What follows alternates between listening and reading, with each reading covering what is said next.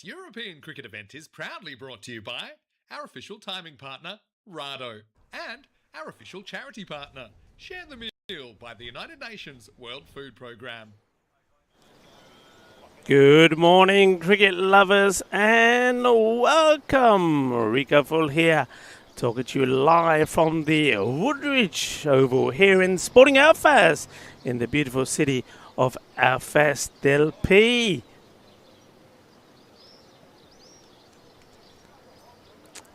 Welcome everyone, great to have you with me, and looking forward to the very first match where Sporting Alfaz, the home side, will be taking on Shooters CC.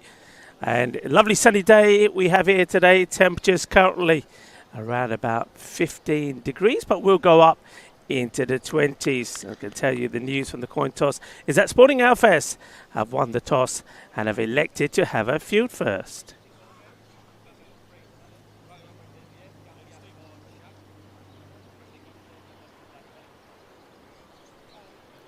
So welcome wherever you're joining from. Nice to have so many people that are joining in. Hello to the likes of Rob Thompson and Terry Richmond. Looks like we're ready to start out there. It's going to be Christian Munoz, which is a bit of a change here. Christian, we all know Christian very well, but not as a bowler. But he's been asked by the captain, Jake Sutherland, to bowl the first over. So Christian is going to bowl the first.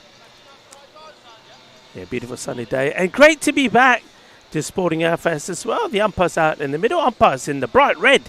It's Roger Charlton from the UK, and this is the third tournament that he's doing. And we also got Lars here from Denmark. And the tournament, look, there's some specific local tournament regs that we need to also talk about. And I'll do that throughout the day, and starting with this match. Just some little minor twerks that we need to get used to. But more on that in a moment as the umpires are getting ready to go. I think just a little issue with one of the stumps there. I can tell you the openers are ready to go. And give you the details of the two openers in a moment. Looks like it's Uday Bakshir is the opening batter. And he's been joined by Awadesh Sharma. Umpires checking with the scorers, so we're ready to go. We're ready to go on a nice sunny day here at Sporting Alfaz. Alfaz DP, the sunshine off the Costa Blanca. And here's the first delivery of this, the Woodson Cup.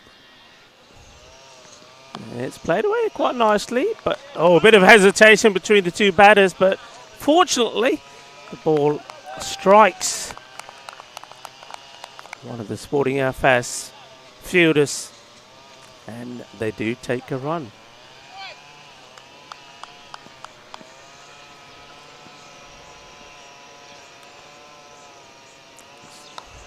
Slightly shorter delivery there from Christian. Well played by the batter, just plays that down on the leg side. Well, one thing, of course, viewers who have followed some of the cricket here before will know that this is quite a lively, bouncy track. So there's some life in this, and if you do bang the ball in, you'll get good reward as a bowler. Some more issues here from behind the stumps. I think there might be an issue with the bails, and so you can see the wicketkeeper giving it all kinds of signals. That's Tyrone Magnon who's behind there. Not sure what Tyrone is signalling, but it's almost like something is required behind there. Hello to Roshan, who joins us in the chat. Mr. Maximo's in there as well as the ECN robot. Hello to Ravi Teja and John Isum as well. John, good morning to you. That's upish, but in the gap. Nicely played. Lovely cut shot. We'll certainly test this outfield first thing in the morning. And not going to chase that. Cuatro Carreras first up. That's our first boundary of the morning. Beautiful cut shot played away for 4. Nice cut. 4 runs. Cuatro Carreras. Yeah, there's that extra bounce. And I think if you can play on the back foot, then as a batter, you also will do well on this bouncy track. Nice shot played away for 4.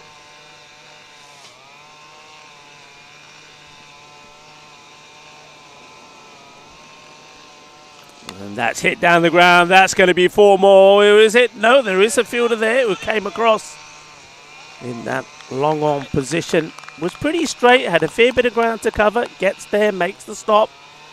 Just a single this time. Was well hit. You have got that long on back. And also mid-wicket, right by the famous Alfaz tree. Well, there's that extra bounce. Just look at this one climb. Real good bounce.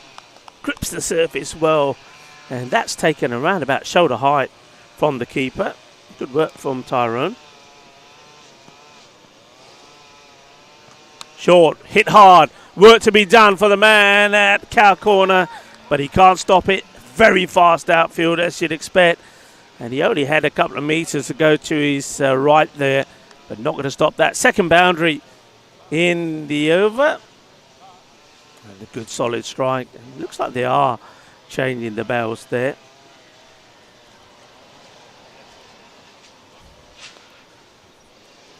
So 2 boundaries. Takes the score handsomely to 11 off that first. So a little bit more about this tournament. So it is Madrid CC and Sporting Alpha's 8th annual T20 tournament. The Woodson Cup. Of course, those will remember that in the early days this was one of 2 events that John Woodward and Madrid CC hosted at La Manga. But the last few years it's been held in conjunction with Sporting Alphas here at the Woodridge Oval. And teams that we'd expect to see, we've got Shooters CC playing this. So all these teams have been part of this tournament before. Shooters CC, Green Sox, will see them later. We'll also see Norbury and Defra All-Stars. So big warm welcome to all the touring teams. That's played firmly, but well fielded by the bowler.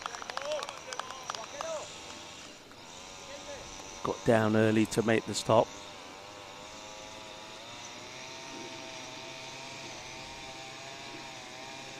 Trying to give himself a little bit of room, perhaps not getting the same amount of bounce, Jarsveld, as Christian was. But a good clean take once again for the keeper. Liking the hands here from Tyrone. That's played uppish in the gap between the sort of fly slip and backward point. It's nicely placed. 4 runs. Goes to the netting facilities there towards the third man area. 4 more runs. Apologies for the groundsman that persists in cutting and mowing the grass somewhere around this beautiful Woodridge Oval. You could probably hear the strimmer going there in the background. Waking up the locals. Mind you, I think the sound of Willow on ball has woken most of them up as well.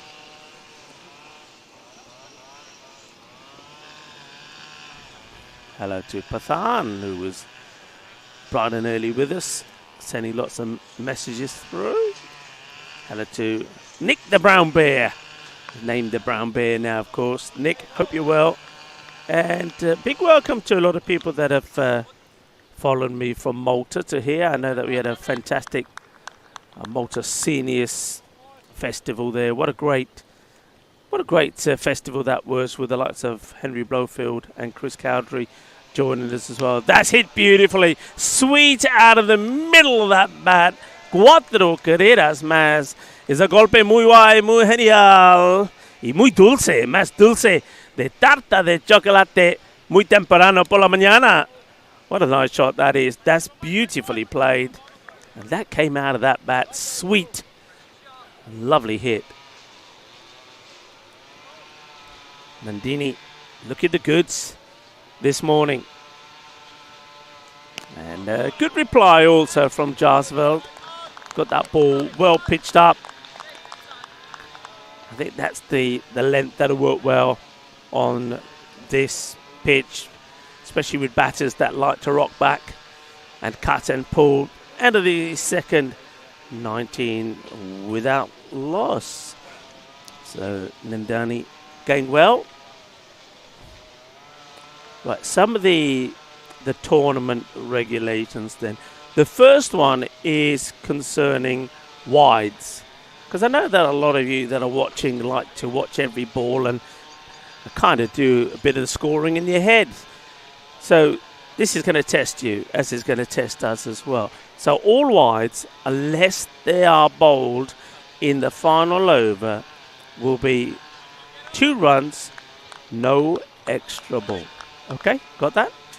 I'll repeat while the batter gets ready. Looks like Christian is not going to bowl his second. He's been rested pretty early by the captain, Jake Sunderland. So all wides, and this applies to both innings, both teams, all wides, unless they're bowled in the last over, the 20th over, will be 2 runs, no extra ball. Up in the air, just gets it over the fielder. Position, timing. Well, maybe we'll call that a Rado shot.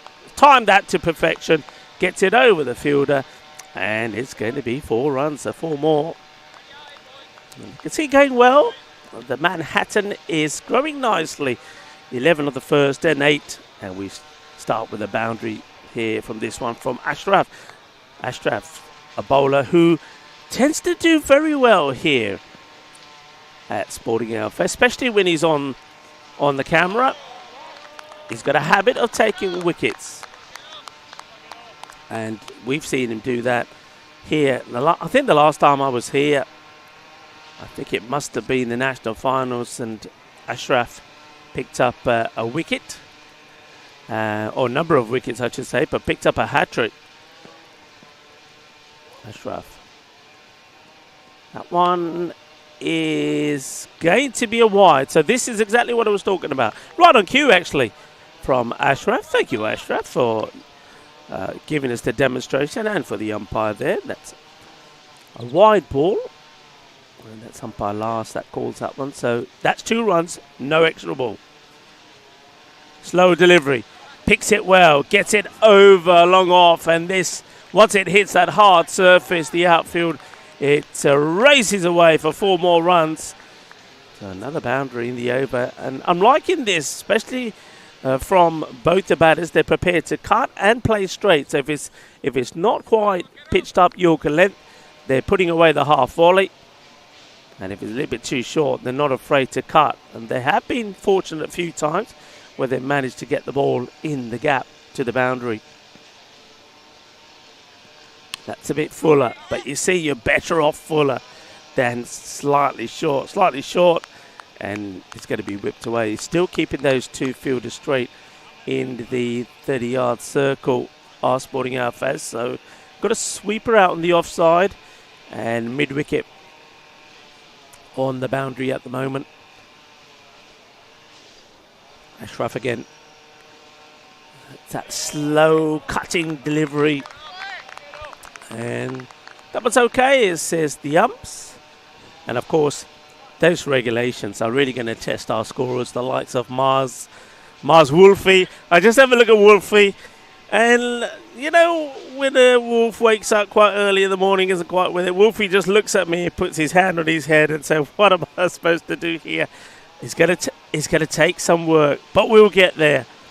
And Marzi, unfortunately, what I can tell you, it only gets worse, because the same applies, folks, to no balls as well. Unless it's a foot fault, any no ball. So, ball too high, a second bouncer in the over, the ball missing the pitch. Any no ball, again, unless in the last over, will also be just 2 runs, no extra ball. In the last over, there will be the extra ball, the free hit, but you still get the 2 runs. Important. Ooh, good bit of pace here, but going to start with a wide is the captain. Now, foot fault, no balls will be bowled again. So with a foot, so if there's a foot fault, no ball here. Now from Jake Sunderland, it will be called a no ball. That's 2 runs straight away and a free hit. So that applies all the way through, only to foot fault, no balls. Now we'll of course repeat these regs as we go along, and by the time we finish, it will all make sense. No, not really. You'll get the hang of it pretty quickly. So just remember that with the wides and no balls, unless it's the last over, they won't be bowled again. You just get 2 runs. If it's a foot fault, no ball, it will be 2 runs plus the free hit. Short, tucks him up, catching chance taken. It's the short and quick delivery right into the body of the batter. Can't deal with it. A little bit too spicy, a little bit too much masala this morning. And the captain gets a breakthrough. That's a good delivery, isn't it? It's right into the body. Doesn't give the batter, Nandini, any chance really to manoeuvre it. Well bowled and a very simple, straightforward catch there taken. And that's the first wicket that will go down with the score on 32. That's the end of Nandini. Played some nice shots though. Hit 3 boundaries, 3 fours in the 10 balls that he faced before. Ball number 11 or ball number 12 sees the end of him. So he's going to go for 14. 14 of 12 deliveries. Good comfortable catch there taken. And it was Jarsveld that took the catch.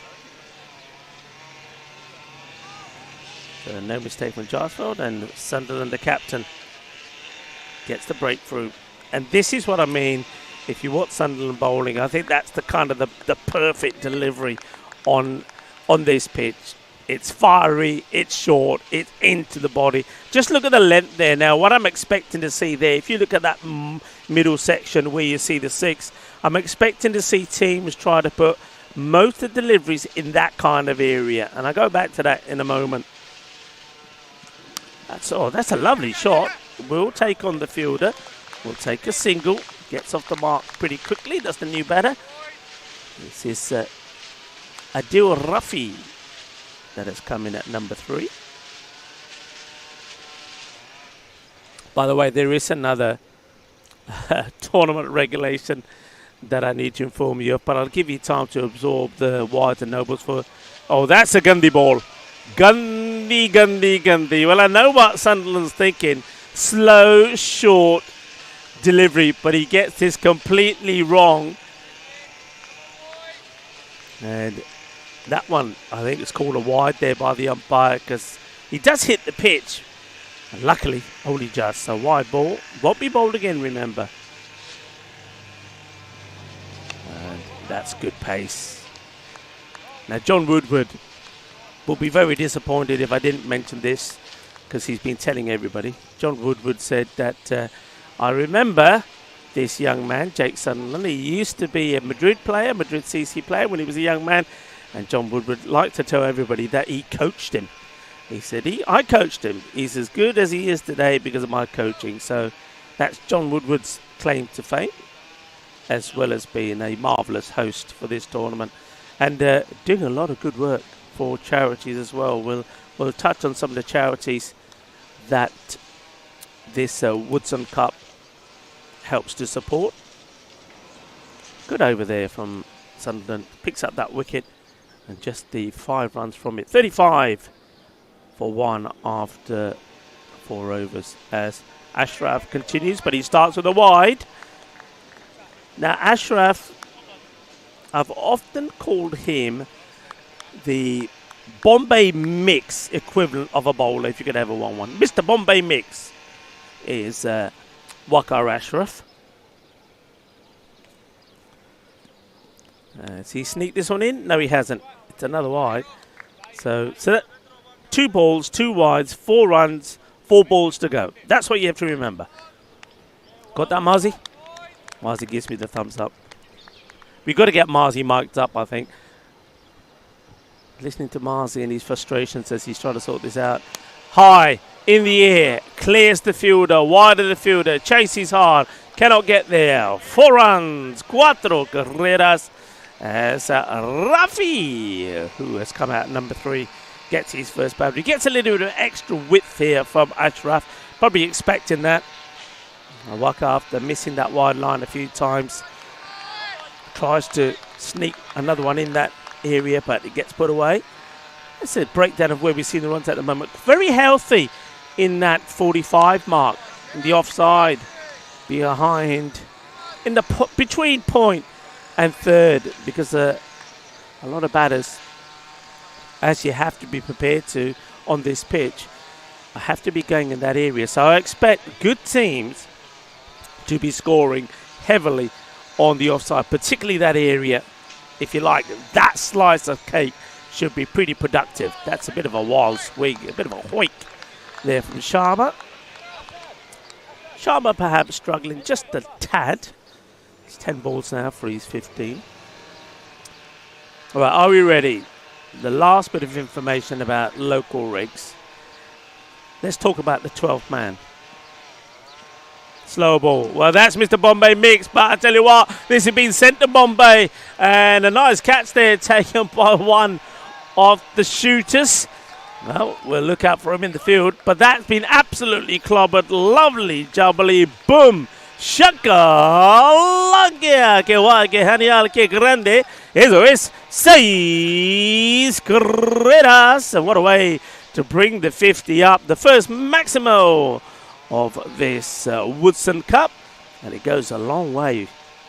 So 50 up on the board.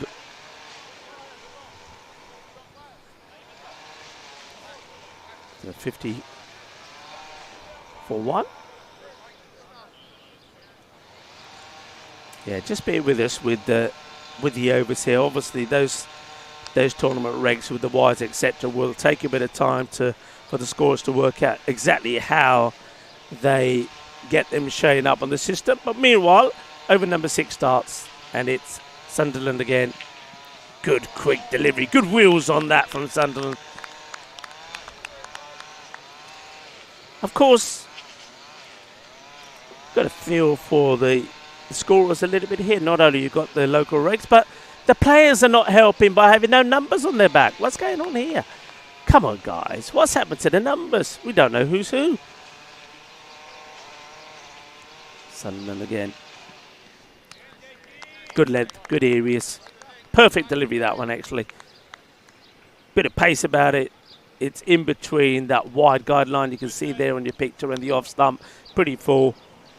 Yeah, looks like Sharma giving some advice to Rafi here. Let's see if he takes heed. Is it me, or do all the shooters have number 1 on their back? I think they do, you know. That's hit well, and he clears the fielder, who chases it hard, and a great bit of work. I think that's David McClements, because he seems to be the only player who does have a number on his back. Looked like that was the number 11 from David McClements, who does very well and makes a good save. Not many will be chased down and stopped on this very quick outfield here at the Sporting Airface Cricket Ground. The batter just quite not ready here. Yeah, let's talk about the 12th man. Now, the 12th man can bowl but not bat. Okay, leave that hang in for a bit. Sunderland comes back in. Slow ball, cleverly bowled, very good bowling. Remember the slow ball he tried in this early over went a little bit wrong, but he got that one perfect. Slow, good length, short of a length, moving away, got ball. Yeah, so basically a 12th man can bowl, but he can't bat. So you could get situations where a team uses the 12th man on the field of play, and he will bowl the 4 overs he's allowed to, but cannot bat.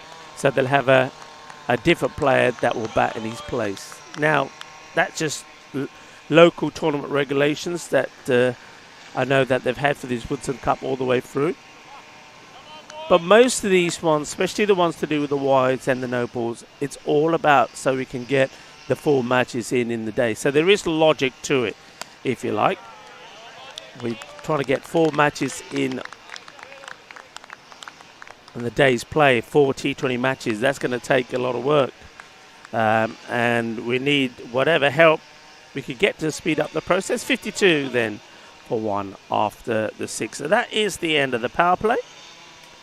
So, for example, give you the match time. Is this match, of course, started at 9:15 local time. Next match, local time, will be 11:30. After that, 2:15. And then the 4th match starts at 5 o'clock. So it's a tight schedule. So that's why the change in regs in terms of the wides and the no balls should help with the time. Power play complete, and straight away you will notice that the long on and long off have been pushed back. Mid wicket is back, square leg back on the boundary, and there is also a sweeper out on the offside. We do still have short third in the catching position. Behind square is inside the circle, and you've almost got the cover fielder, short extra cover in as well. Goes for it and hits that straight and hard, and it's going to be 6 runs. It goes all the way. I think the umpire just will check here with the fielder, but that's definitely gone. Manos arriba, arriba, arriba, Vitro, porque yo creo eso es 6 carreras. The umpire wants the fielder to say, there we go, put them up in the air like you just don't care. Eso es 6 carreras. That's a really nice shot Sharma has there. I mean, he doesn't like to go the aerial route. In other words, he doesn't like to get right under the ball and hit the ball up. He likes to get his wrist involved and hit it hard and straight, flat. Let's see again. This time he's just happy to push the single.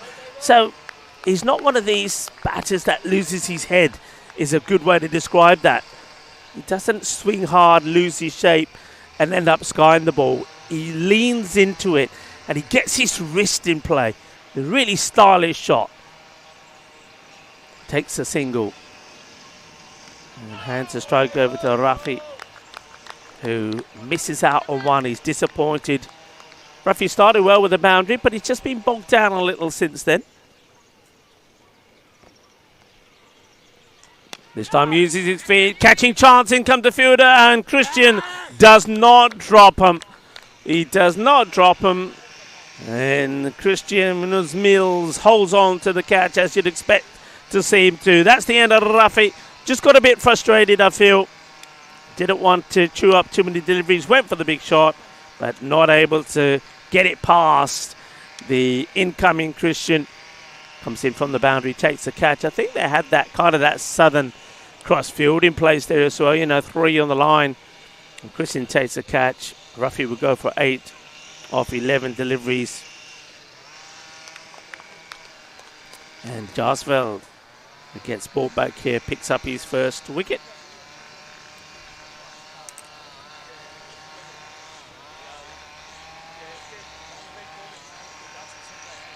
Jarsveld bowling his second over. He bowled over number 2 of this innings. Picks up the wicket. And that Rafi. So Rafi goes.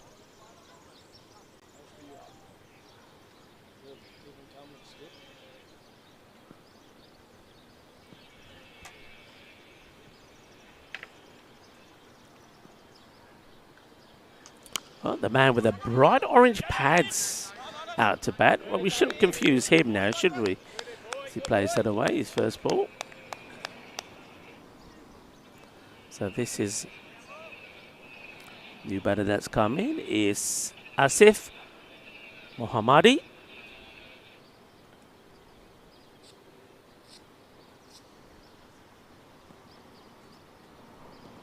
Gets off the mark with a single. So big innings to play here, I feel, now for Sharma. Just happy to push that away and take the single. Probably feel here now that Sharma has got to be thinking of at least batting up to the 15th over. Keep the innings ticking along. Good over that from Jarsveld. Was nice and tidy.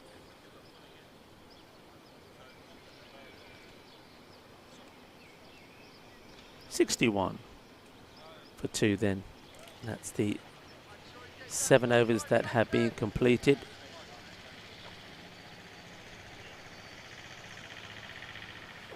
So yeah, Mohammadi, bright orange pads, but still has that number 1 on his back. Shooters, they're all number 1s. They couldn't agree. They couldn't agree. They all wanted to be number 1. They had a fight about it, and they decided, well, okay, we're all going to be number 1. And young man with the ball. Starts with a dot. Well, should have been a dot. And dot becomes actually 2 because first there was a slight fumble there in the field. Allow the batter to take 1 and then overthrows, buzzers. And they take another. So this is Fraser. Tierney come on to bowl, and I saw Fraser here earlier in the or late last year actually. That's hit firmly, coming our way. Chris, watch your ankles. And it just goes wide off where we are. Yes, we are situated cleverly, target range at Cow Corner. So there'll be a few coming in here, I'm sure of it. And there's some very expensive equipment here that needs protected as well. I reckon we need a bodyguard. We are in and going to be in the firing range. There's no doubt about that. 4 runs from Sharma. Pitched up. That needs to be put away, and he's missed out on it. It's well fielded right in front of me. Brilliantly done once again. And they will get, 2, almost 3 as that ricocheted off Fraser's leg and could have gone anywhere. Couple of runs. Yeah, it was a Gundy ball at the full toss. That should be Watt, really. But miscued it. We'll have to settle for a couple. That's hit hard, but caught. Oh! Well, this has gone through the hands of the fielder. That was clobbered. It was smashed. And I thought we were going to see a sensational catch. Well, you can see there's a bit of a dartboard in the background. I don't know how much of that we see on the camera. But, well, this one could have been a bullseye. But then the fielder threw himself forward at it. Can't tell you who it was, unfortunately. But threw himself at it. I thought he was going to take a sharp catch. But it was hit so hard, I think it went through him. Sharma moves into the 40s. Well bowled. Good full Yorker length delivery this occasion. Gets blocked out.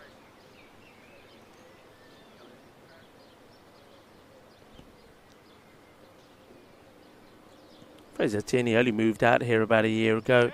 Found the club. Came along. And here he is. Enjoying his time and improving every time that I see him. What a lovely story he is. Always great to see young players.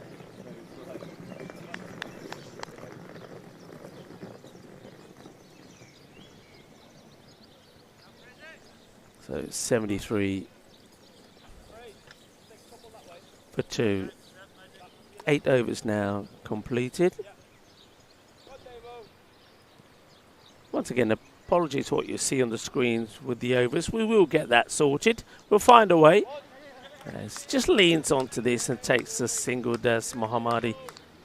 Still got plenty of time to bat, remember. We are playing T20, so those of you that are just tuning in, I know you're used to a lot of the cricket that you see on ECN being T10, but this is a T20 tournament.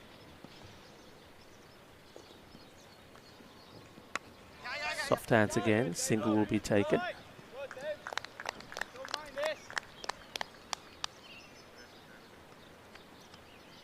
Yeah, T20 tournament involving 5 teams. The home side, Sporting Belfast, Shooters, Green Sox, Defra All Stars, and Norbury are the teams. So one, the local team from Spain, and all the other teams from the UK.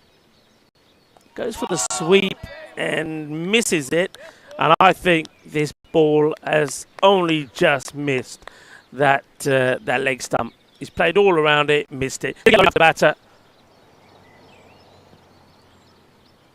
And this time it's in the air. Fielder comes in, holds the catch. Wicket will go. Mohammadi departs, and Jarsfield takes another. That's his second.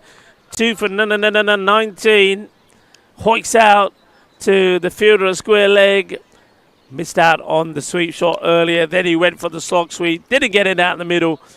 Offers the chance, and it doesn't get put down. Nicely held. No mistakes in the field. And David McClements holds on to the catch.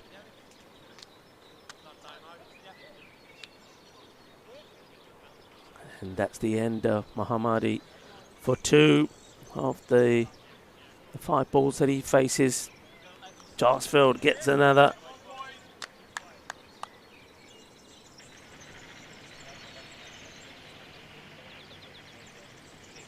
And David holds on to the catch. So as I said, Sharma's becoming pretty key.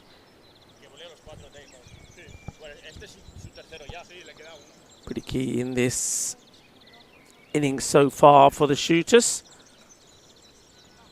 It's good that we've seen that most of those balls being pitched. So you can see at the moment Sporting Alfest, they'd be pretty happy looking at that. It'd be always interesting for me. Oh, that's a little tickle. Oh, he's fallen down. Get up. Under the. I think he's going to be gone. Oh, how unfortunate. How unfortunate. Oh, the poor guy.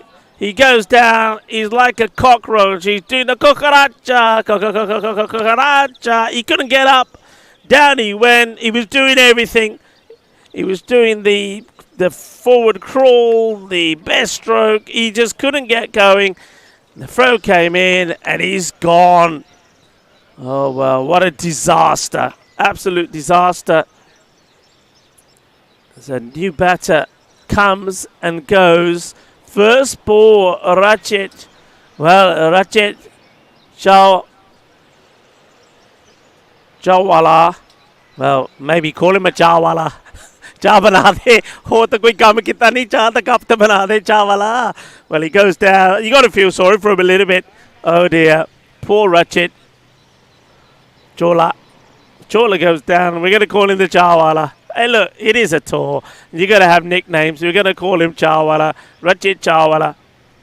Because मैं तो पुंजी डिग पिया उठ नहीं होया मैं की करा मेरे तो chance दे देंगे. Yeah, I was wondering whether Sporting Alfest might do a little bit of the sporting thing here and say, he fell over. But they said it's not our fault that he found reason to be doing the forward crawl or the breaststroke down on the middle of the pitch. So that's the end of Ratchet. He's going to go for a duck. Yeah, he's going to go for one of those. It's the old... And of course, here at Sporting Alfest, we have plenty of ducks. And we'll see them a bit too early for the ducks at the moment. We will, I guarantee you, see the ducks walking across the field of play at some point today. And they're just going to take a little single here. Poor Ratchet. He's come all this way and he gets a golden duck when he ends up run out for 0. There was a run there. He just slipped. He bought the wrong footwear. He'll say it's because he's used to playing in spikes. That's what he'll say because, of course, with this artificial pitch, you can't wear spikes on it. So Ratchet gone. Another over completed as well. Good spell. This is turning out to be from Jasveld. Damien van Jasveld. 2 for 20 of his 3 overs. 76 for 4. Doesn't get it out in the middle. Catching chance. Adios, baby. Because that man there, Christian, does not drop him. That's a big wicket. It's a huge wicket. It's the wicket of Sharma. It's the batter that needed to stay there to the end. I just had the feeling that Sharma was probably holding the key to them getting to a good score here. But with him gone here now, and young Fraser Tierney taking the wicket, caught by Christian Munoz Mills. I think shooters are in a spot of bother here. So Chris holds it. Fraser, the young man, takes the wicket.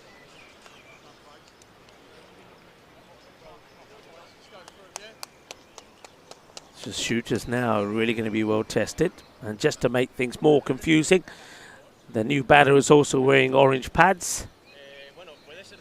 So you basically got 2 new batters out there. Jonty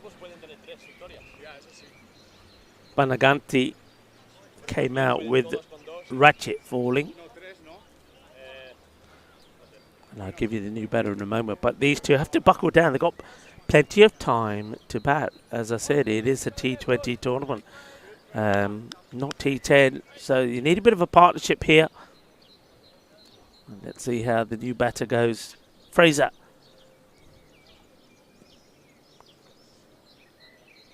With the ball. Ooh, I wonder if there's something on that.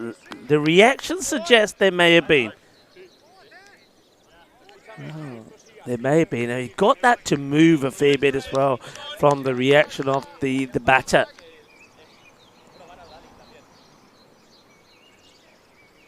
This is Niraj. Oh, that's played around onto the... Oh, misfield. Will they come back? They're taking it on. And they will get a couple. Bit of a misfield there from David McLemmon, who's been very good in the field. Just took his eye off the ball. He was having a look at the batters to see if they were going to take his arm on. Oh, one short has been signalled here by the umpire. So after all that, they'll only get just the one run. One short. David will feel a lot better about things now, especially if this results in a wicket as well. It won't. Work to be done here by Christian. Comes across. And wait. Yeah, oh, nasty one that back to Fraser. Caught him on his hands and pops back up to his upper body, but he seems to be okay, the young man.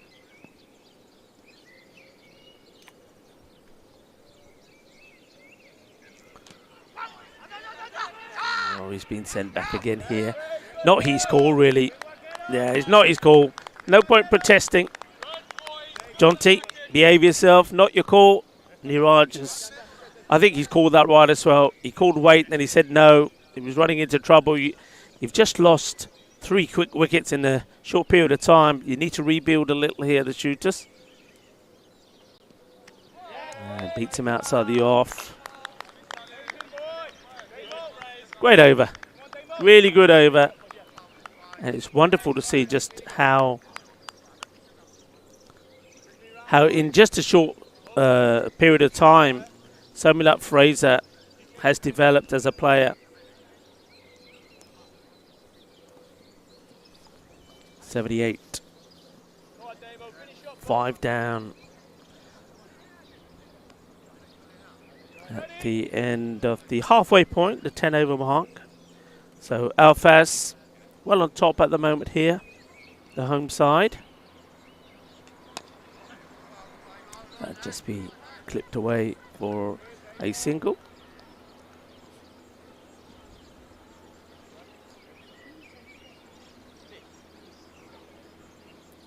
So this is the Woodbridge Oval, named after one of the founder members. That's short. Probably the wrong choice of shot there, actually. That's one that perhaps should have been coming this way. And situated in Albert, the seaside resort of the town of Alfaz del Pi in the province of Alicante in the Costa Blanca in Spain. And it's a beautiful part of the world. Oh, it's a risky one. Oh, it's a wild throw, really. It took a while. He didn't really attack the ball, but I still believe if he was able to get the throw in into the gloves of the keeper, Tyrone, that could have been another wicket. It was a risky one to take.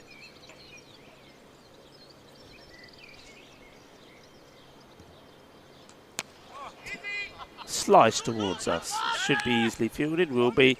It's unlucky with the bounce as the throw came back to Jarsveld, but it'll only be just a single. The club was founded in 1995 in cooperation with the local town hall. And what's unique about Sporting Alfaz is that they're playing on like a golf driving range that's also provided by the town hall. So you've got two sporting entities using the same facility. So in the morning, most mornings, the golfers will be out hitting a few balls. Ooh, that's a good delivery, quicker one. And then the cricket starts.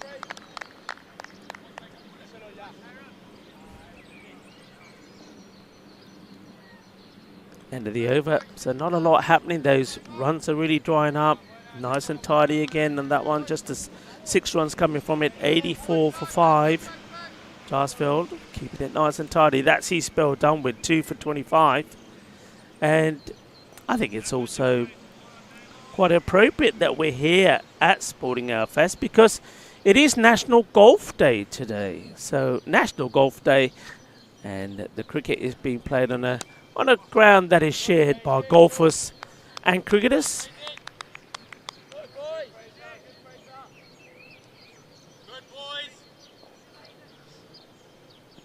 And I know that I'm joined by a very good golfer sat to my right, our very own Chris. I hear he's pretty good. I've never seen him hit a golf ball, though. Maybe while I'm here. That's a catching chance. It's a... Oh, well, no way was he going to drop it. Well, he almost did. That's a very soft dismissal. That's the end of Jonty. Jonty's going to go for 2. And literally, it was catching practice for the fielder who almost fluffed it. Almost fluffed it, but Jonty's going to have to go. And it's another wicket for young Fraser. To Fraser. 2 for 15 now. Yeah, that was a bit of a nothing shot, really, wasn't it? So, next batter coming in is opting not to wear a lid. Now, of course, we often get asked, well, are they not compulsory or mandatory? Well, remember, this isn't one of our tournaments. It's a tournament that has been hosted by Alfas and by Madrid CC, the Woodson Cup. And in their regs, there's no statutory requirement for batters to wear helmets. So batters are allowed if they feel to bat without a lid. I personally, especially on this track, would not want to. But maybe he's thinking there's a spinner that's bowling. But you know my views on it. Most batters that get hit, it's the ball coming off the bat and striking them rather than the ball hitting them directly from the bowler. Just have a look at how those percentages have changed on the offside. Remember, that 21% from point to third was at 38% earlier when boundaries were flowing. Now most of the runs have been straight down the ground, but do bear in mind there's been 2 or 3 wickets down there as well. This one almost gets underneath the bat, just will be a single as a new batter gets off the mark. Yeah, so it's National Golf Day. Some people believe that the word golf is derived from a phrase, gentlemen only, ladies forbidden. Did you know that? Golf? Chris shakes his head. That's just going to be a single. Other possibilities include the Dutch word kolf, a kind of stick or a club, or goof, a Scottish word meaning to strike or cuff. National Golf Day today. So if you are golfers, do enjoy a day. Maybe you've been to the driving range already, or we'll be going a bit later. Well bowled. Ooh, I wonder if that foot just went off the ground there for a second from Rathor. He will survive. That's that extra bounce that you do get on this pitch.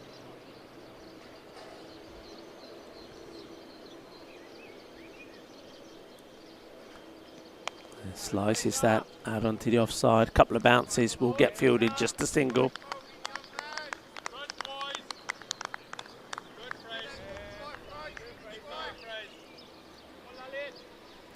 End of the over. Fraser completes his third. 1 to go for him. 2 for 18. Struggles for shooters with the bat continues. 88 for 6. That's 12 overs completed now. Welcome to everybody that's joining us from wherever you're watching in from around the world. And Helix is with us. Hello, Helix. I know John Heason was with us earlier. Hello, Dave and Kroom. Nice to see so many tuning in. I hope you're all sharing the local rules to everybody, because it will be confusing for somebody who's joining us straight away. Nick Brown, the Bear. Hello. Hello, David Swan. Nice to have you with us as well. Doesn't get this out the middle. It's just going to be a single. So no boundaries for a while. Paul Kempin also joining us in the chat. Yeah, few people mentioning why the over showing 12.1, etc. We're just trying to sort the system out a little bit. Hello to Amisha Gupta. And the reason for the slight issues is because of some of the local tournament regulations that are applied to this event. And I said that I need to keep you updated on them, so it's been a while. So wides, unless they're in the last over, will be 2 runs, no extra ball. No balls, unless it's a foot fault, no ball, will be 2 runs, no extra ball. Oh, that was clobbered. I don't know if he got hands to this or not, but that would have been an incredible caught and bowl if Sharma had held that. This is Lalit Sharma. Lalit almost with an elite effort.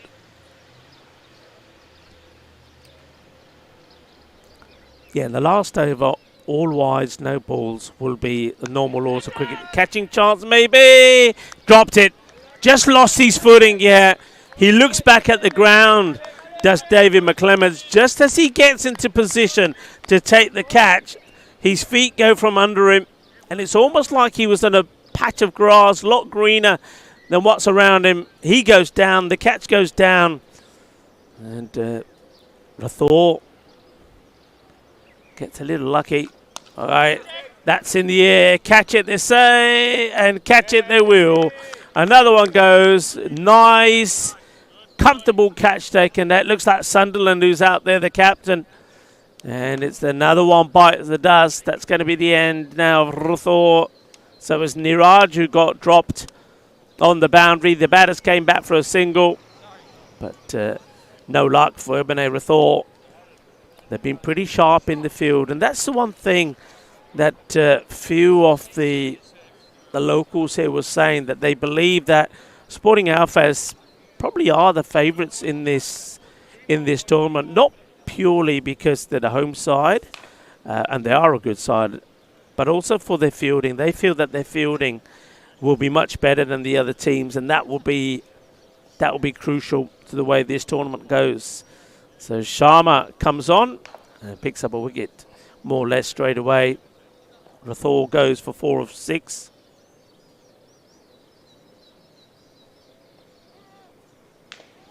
So running out of batters now with 7 down. At this point you wonder if they're going to bat the 20.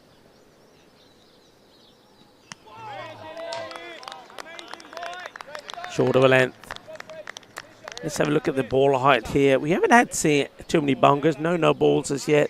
But just look at the 53 there. Look at that area.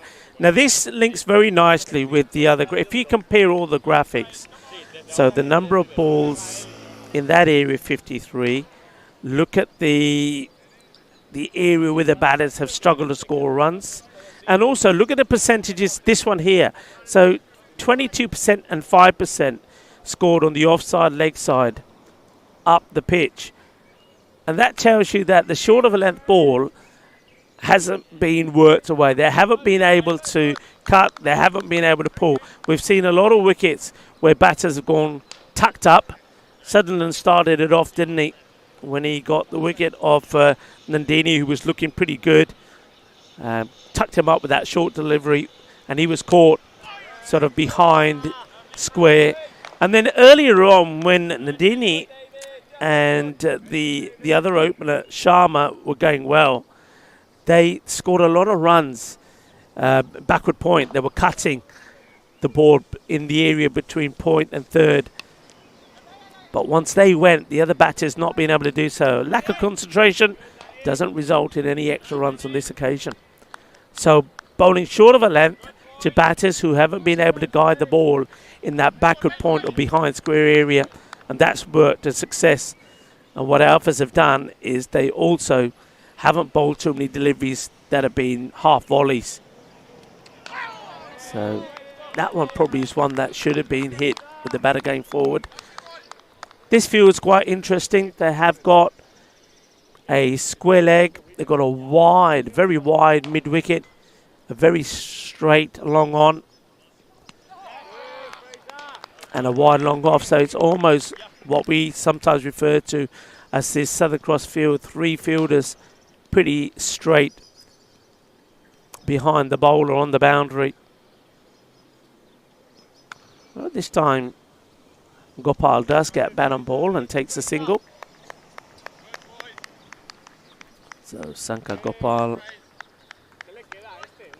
has joined Niraj out there.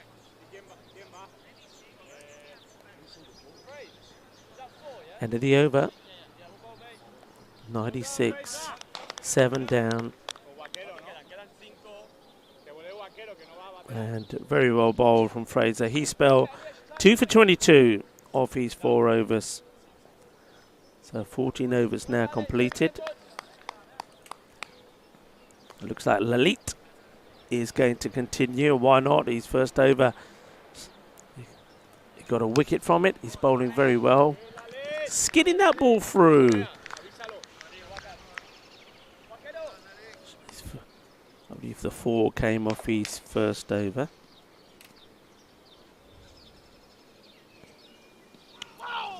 So he doesn't get as much bounce, Sharma, as some of the other bowlers.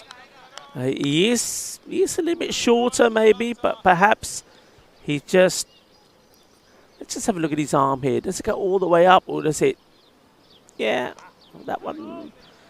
Tough one for the keeper. One of the umpires sees this as a wide, yeah. It was down the leg side, it's a wide ball. So 2 more to go on the board. That would then... Well, extras could be well received here. Oh, what did this get? It might have got a bit of the pad on the way through, I feel. Didn't sound like that. No signal from the umpire, so it must have caught a bit of the bat on the way through. A little bob poke. Yeah, a few people still asking about the wide. Well, that's hit well. There's nobody behind square, and that'll be a boundary. We had to wait a long time for it. When I know we had a huge 6 that brought the 50 up. Well, it's not quite the same, but it is a boundary. And, well, there's the 100 on the boundary. And then there's also 100 that goes on the board. With that 4, 103 for 7. We've waited a long time for a boundary to come up to register one. Maybe it could be a start of things to come. That's another one that's been dragged. This could be another boundary. It will be. Just look how quick the outfield is there. That part of the ground, slight slope. And it's racist all the way to the boundary. So back-to-back boundaries. And not surprisingly, that mid-wicket area. I suppose you'll find that part of the ground is where most of the runs will come, where a lot of batters looking to aim towards this mid-wicket boundary, cow corner as they like to say. But I think the good teams will be scoring runs also on the offside. I mentioned that 45, and this is good. This is the graphic I wanted to see. If you have a look at halfway there, between the halfway line and the batter's crease, 18 to 14, where those numbers are, tells you where a lot of the balls have been pitched. I mean, because it's a bouncy deck, anything in that area, anything in those 2 columns, if you like, above the bottom, above halfway, anything in there is good. And I think that's where, on this bouncy track, that's where teams will contain batting sides. And I think that's what you're looking for. The Manhattan tells the story, doesn't it? After the first 6 overs weren't bad. They did bring the 50 up. The 50 came up in the 6th. They lost a wicket though, didn't they, in over number 4. But after that, once they lost the second wicket, wickets fell quickly. Another dot ball as Gopal looks to play that shot out on the offside, cutting again but missing. Yeah, very interesting this pitch to see where that ball is pitching and how the batters deal with it.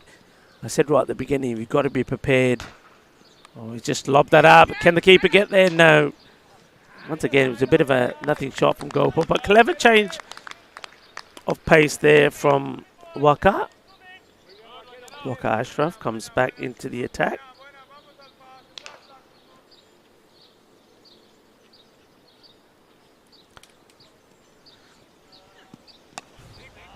Well bowled, good full length delivery, and that one would have been right up there where you see the 2-3-3. I think you'll probably see one of those 3s turned into a 4 now. It was full, it was pitched up.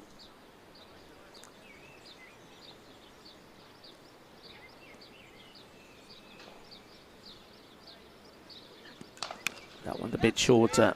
That's coming out and playing that on the front foot, Niraj. Niraj got himself set here. I wonder if we can see a good flurry from him in the final overs. And that is the end of that one from Ashraf. His 3 overs gone for 30. So there's that graphic again. Very interesting. So you got the halfway mark and then you got the batter's crease. If you ignore the first row from the batter's crease, 2, 3, 3, 3, yeah, that's probably where you're looking at the Yorker length deliveries. But the next two columns, the next two rows, I keep calling them columns, next two rows, that's key. Keep the ball in that area. It means that the batters are going to struggle. The batters have to be playing off the back foot. And that's one thing and one area that we've seen that the batters haven't been able to score runs in this innings from the shooters. More overthrows there. Batters will double up. Sharma continuing.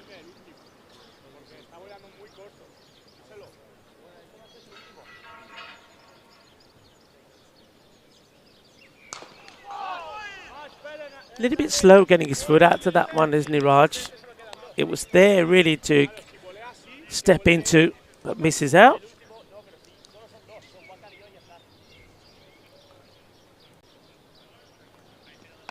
Up in the air, catching chance if somebody can get there, and they couldn't. The two fielders there just had to check that they weren't going to collide with each other. I think one is young Fraser. Had a quick look at each other, and I think that slight hesitation caused because of safety really meant that that one was unable to go to hand. Just going to be another single here. A little bit of tiki-taka from the batting side.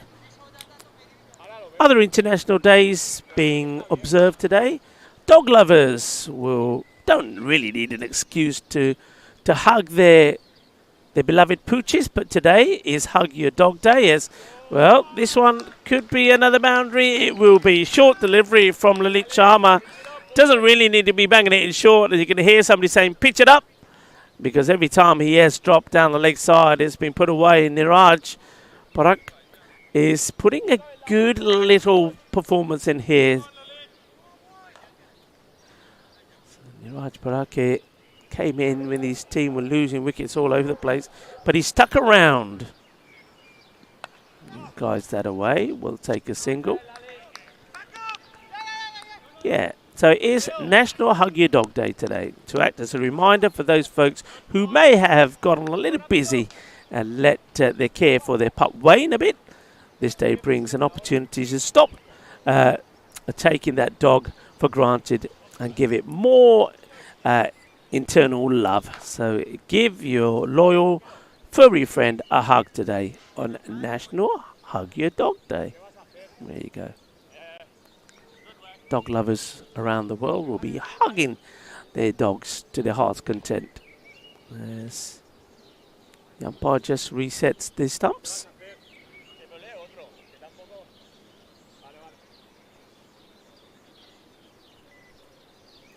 Also back on this day, 1912, the RMS Titanic embarked on its maiden voyage, which ended in tragedy several days later when the luxury liner struck an iceberg and sank. That was back on this day in 1912. So all sorts of things being observed today.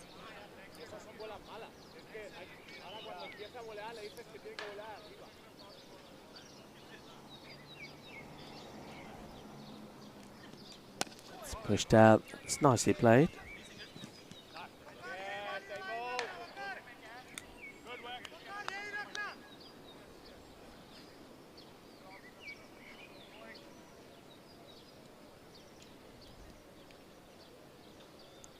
Ashraf, that's that slower pitched up deliveries, met nicely by Gopal, who on this occasion scores runs down the pitch as well.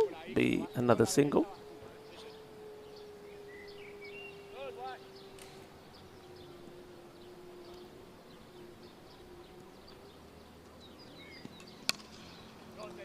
I like this from these two batters. They obviously taken into consideration the number of wickets that have gone down, and there's been a flurry of them, so they've decided that it's better rather than just throw their wickets away to try and stay there, push the ball around, keep that scoreboard ticking, and they've done that pretty well. Gopal and Barake doing a good job.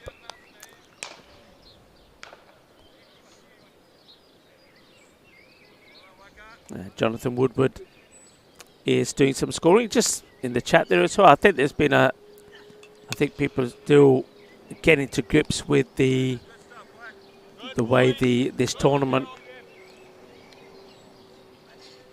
is kind of arranged when it comes to the things like the wides and no balls.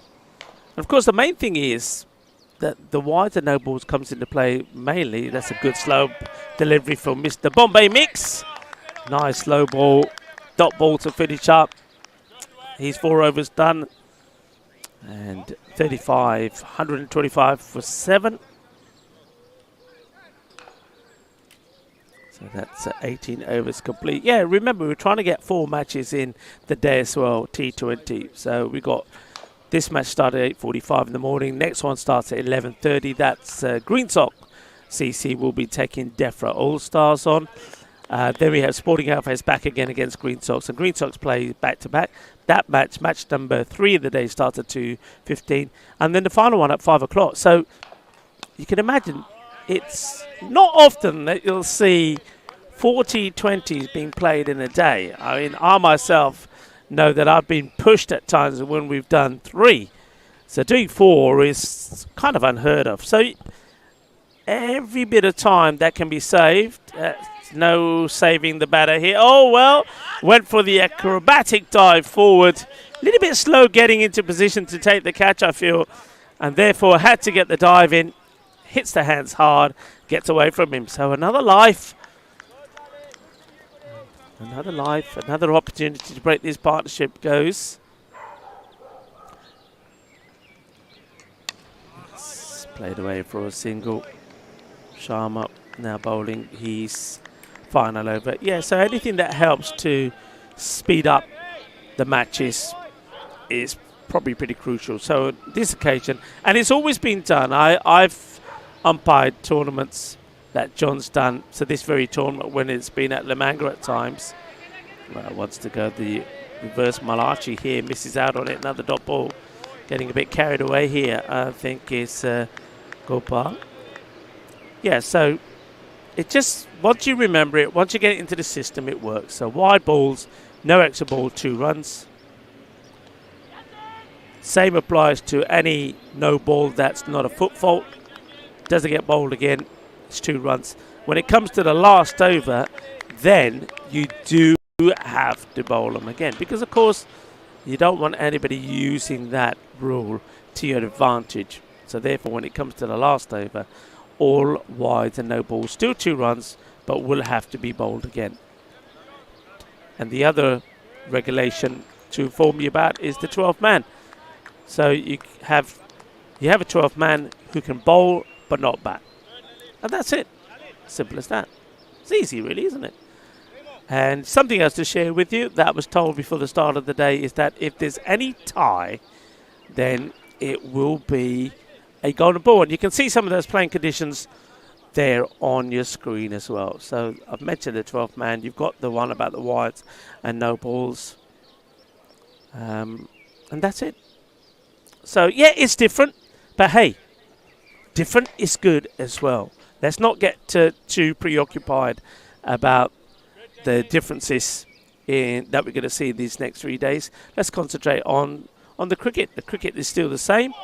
See ball, hit ball, or sometimes miss, as in this case from Niraj on 30. So we are now into the last over. Sunderland is bowling it. So in this over, any wides, any no balls will have to be bowled again. But you still get those 2 runs. That's going to be sneaked away. I like that also here. You can see that captain was doing the bowling here, Jake Sunderland. He's thinking about his field placements. That third has been pushed back now because of the pace that Sunderland will be bowling at. Used slow bowlers very well, has Jake Sunderland. He saw that they were effective and he kept the likes of Jarsfeld, Fraser, Ashraf and even Sharma going. Now that one is, well, they could come back but decide not to. And bye signal there by the umpire. that slower ball, which Sutherland does use fairly effectively. There are times that he's got it a little wrong, but most of the time it's worked well because he disguises it pretty cleverly. This one I think has wrapped the pads and leg by signalled by the umpire.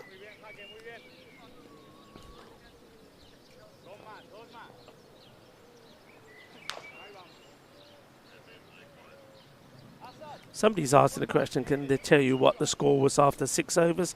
I believe after 6 overs the score was 52. 52, and there was 1 wicket down.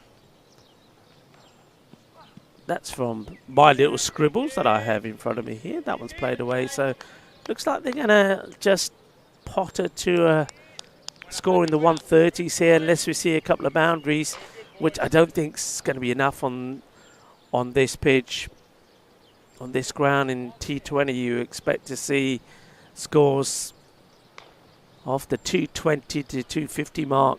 It is a high scoring facility.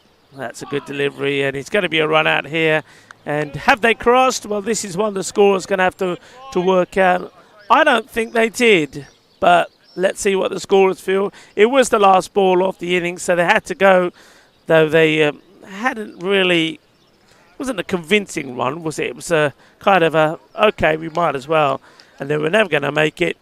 Tyrone takes it cleanly, whips the bells off. And that's going to be the end of the innings. There's going to be 8 wickets that fall with the score 134. So Sporting Alfas very much in control, the home side. And the 2 batters make their way off, but Alfas will be the happier side. And just have a quick look at some of those graphics there again. Sporting Alfas, I think, keeping that ball in that, let's call that, maybe we should have a little colour in that area. I'd like to call that the sort of golden zone, you know, where you're getting that heavy length delivery in, making it difficult, especially on this pitch. Now that will vary depending where you travel to.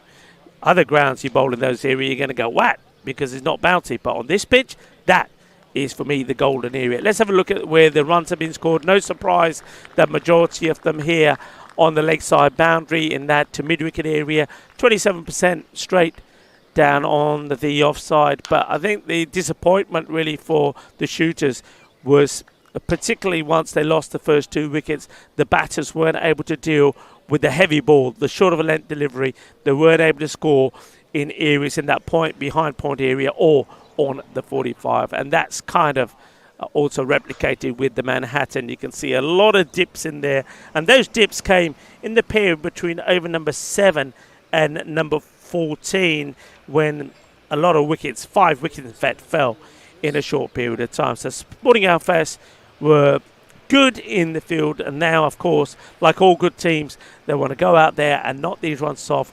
Not just knock the runs off, but I think an opportunity here for them to knock the runs off pretty quickly. If they can do it under 15 overs, they'll be very happy, not just with the win, but of course it will help them hugely if things come down to the net run rate as well. I'm Rico Fool. You're watching the European Cricket Network. We are in sunny Spain here at the Alfés del Pi area of the Costa Blanca. This is the Woodson Cup. And this is the Sporting Alfás cricket ground, and it's great to have you with us. The reply from Sporting Alfás coming up in around 10 minutes time. Hasta pronto, mi familia.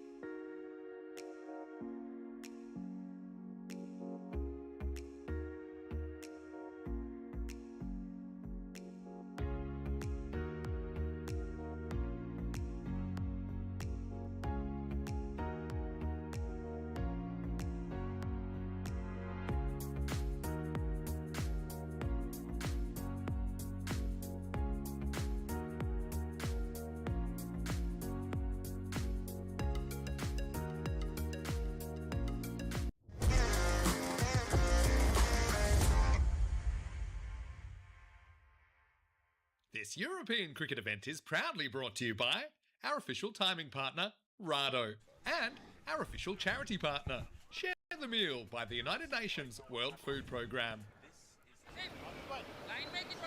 Hello cricket lovers and welcome back as you join us for the reply from Sporting Alphaz. So they need 135 for victory. I'm Rico Full and you join me with the roster of the gang here, Chris and Marzi and also Alistair, bringing you all the action from this beautiful Sporting Alphaz cricket ground. And let's see how the reply goes here. Shooters will be disappointed that after a fairly good start in the first 6 overs in the power play, that they lost wickets frequently, and that meant they weren't able to put a big score on the board. So let's see how they fare here with the ball. Of course, they have been here before. All the teams that we'll see during this Woodson Cup have played in this tournament before. Oh, that's a bit of a wild delivery. I think it's just below the waist, but it's a full bunger, and it's caught the batter kind of on the inside of the leg. I think the thigh pads protected him there. That's a wild one from Mohammadi. Goes back to his mark. Let's see how he goes here. Asif. Oh, that's played down the ground. Well attacked. And they won't get a run here. That's actually very good fielding. He charged at that. You would have thought there was a run there. And I think if the non-striker had reacted to the call, that's Danny, then they would have easily done it. But Danny stayed in his crease. Hafiz wanted the run. And in the end, it could have resulted in a disastrous run out. Oh, it's a wild swing here. I think there's a bit of frustration from Shakil.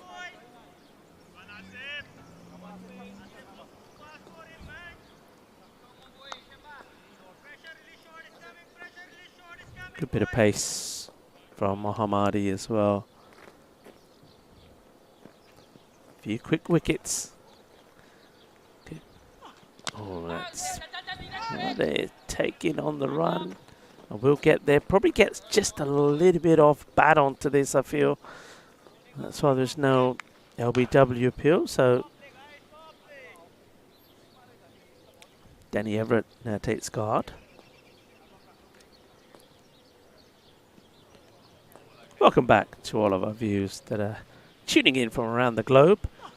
Well, that's a quick delivery. Good carry through to the keeper, who's standing a fair way back as well, is Rajit Jawala. That's his name. It's stuck.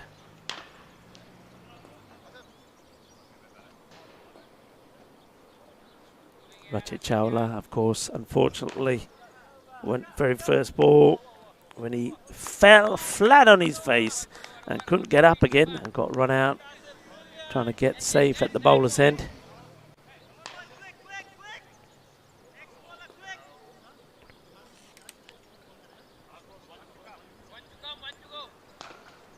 Just checking with the scorers how did it go. I believe there's one more to come. The umpire's just checking with the scorers. Jola. Bowling with a bit of pace. Everett facing. And he chooses to leave this one as well. That's the end of the first over. One coming from it. One without loss. Nicely bowled there from Mohammadi.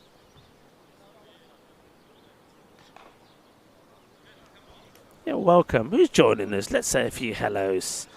Hello to, well, John Woodward. He's just explaining about the wides and the no balls, and touching on what I've already said. It's all about saving time so we can get the 4 matches in the day. Hello to Nick the Brown Bear, who's saying it's great to have this tournament. I think there's always going to be some changes.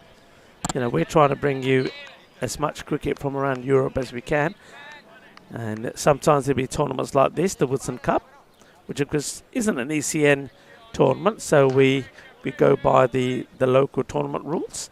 And these are the the rules that I know John Woodward has had for this Woodson Cup in the previous years. This is the 8th annual 2020 tournament, the Woodson Cup. And I know that a lot of funds and money raised for good causes as well. I'll talk more about those a bit later.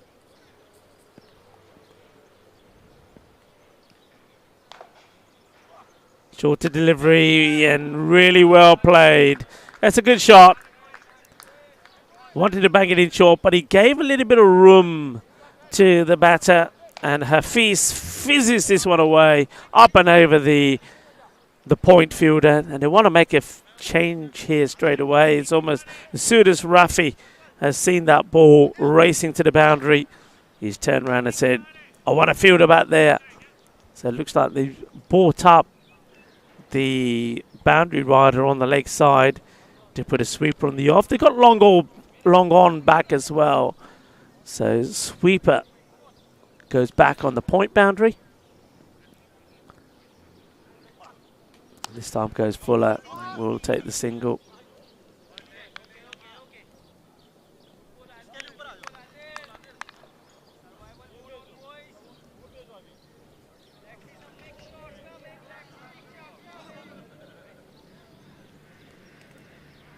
Keep the field as it is. They don't make a change to Danny Everett.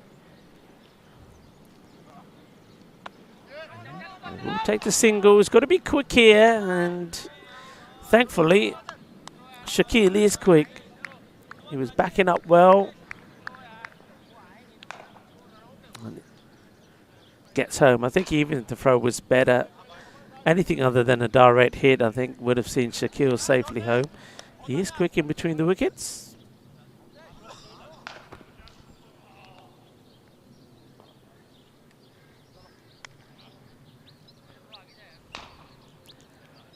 Hello to Ian. Ian, how are you, my friend? Ian saying that Alpha should win this inside 15. I'm with you there, Ian. I think that's what they will be looking to do. Good teams will want to set themselves a target, and to do that within a certain amount of overs, and I think 15 is about right, and that certainly will help them with net run rate. This is going to scoop over that point fielder. The chase is on, and they're not going to get there. It's going to be 4 runs, so a little bit of good fortune, a little bit of suerte this time for the batter, and that comes right at the end of the over. The cuatro carreras. Hafiz gets 4 more. And a better over, that one for Sporting Alpha. That's 10 coming from it. 11 without loss after 2. Talked about some of the days that we are celebrating today. I mentioned it is a good one for dog lovers. It's a day to remind them to give their dogs a hug. A National Hug Your Dog Day. It's also a good day for golfers. National Golf Day also being celebrated today. And something very practical celebrated today as well. And I know that these things are little lifesavers for a lot of people, because it is International Safety Pin Day. Where would we be without the trusted safety pin? Strong and sharp, yet designed to keep its point tucked safely away.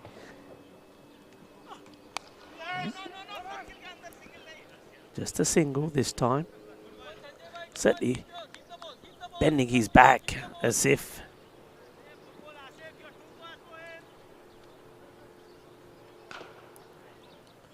the safety pin is one of those everyday objects that quietly saves the day. Rescuing slipping straps, holds a hem in place.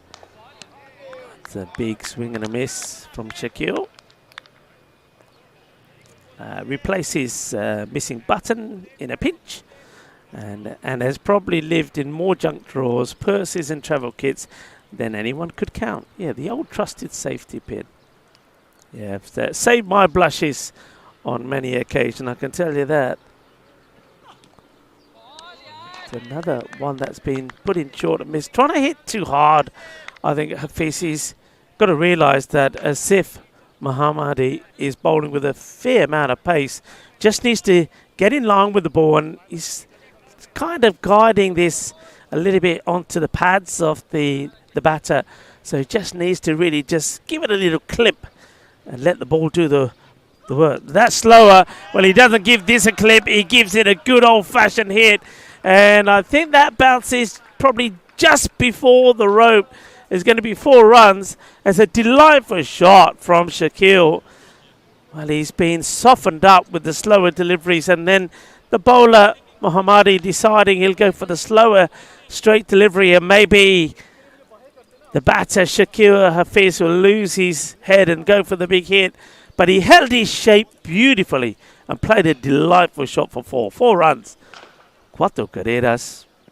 I think it's back to full pace from Asif, and it's the shorter one into the body.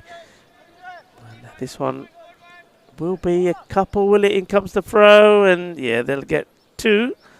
Nothing for the overthrows. End of the over. Sporting FS going along nicely. 18 now with that loss after 3 overs.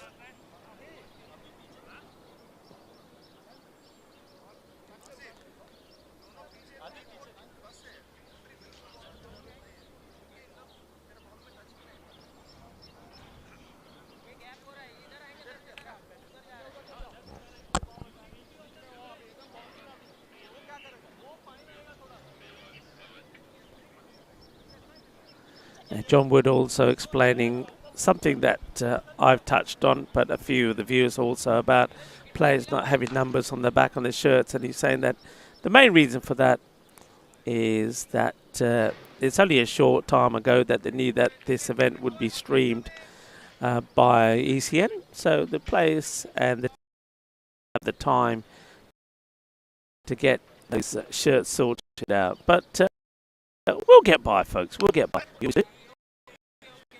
Lining up us with their walkie-talkies.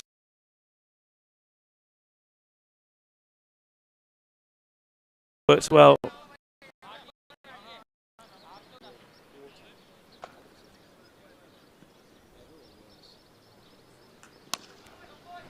Should just be a single as it's played to the fielder, that long on boundary.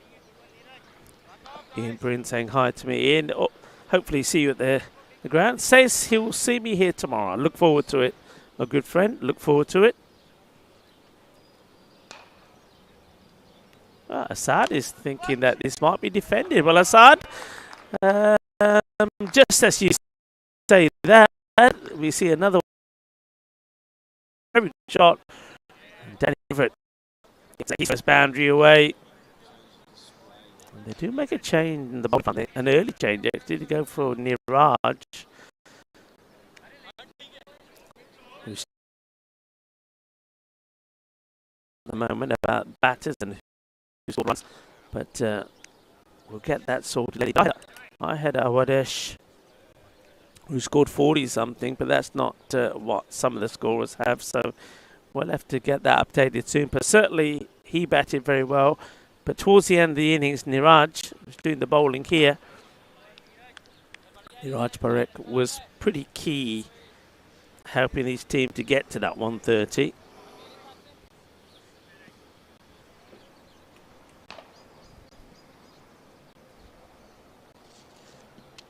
Well, that's well bowled again. Gets a good stride in, does Danny Everett. He doesn't take any chances. He's looking to cover all the angles.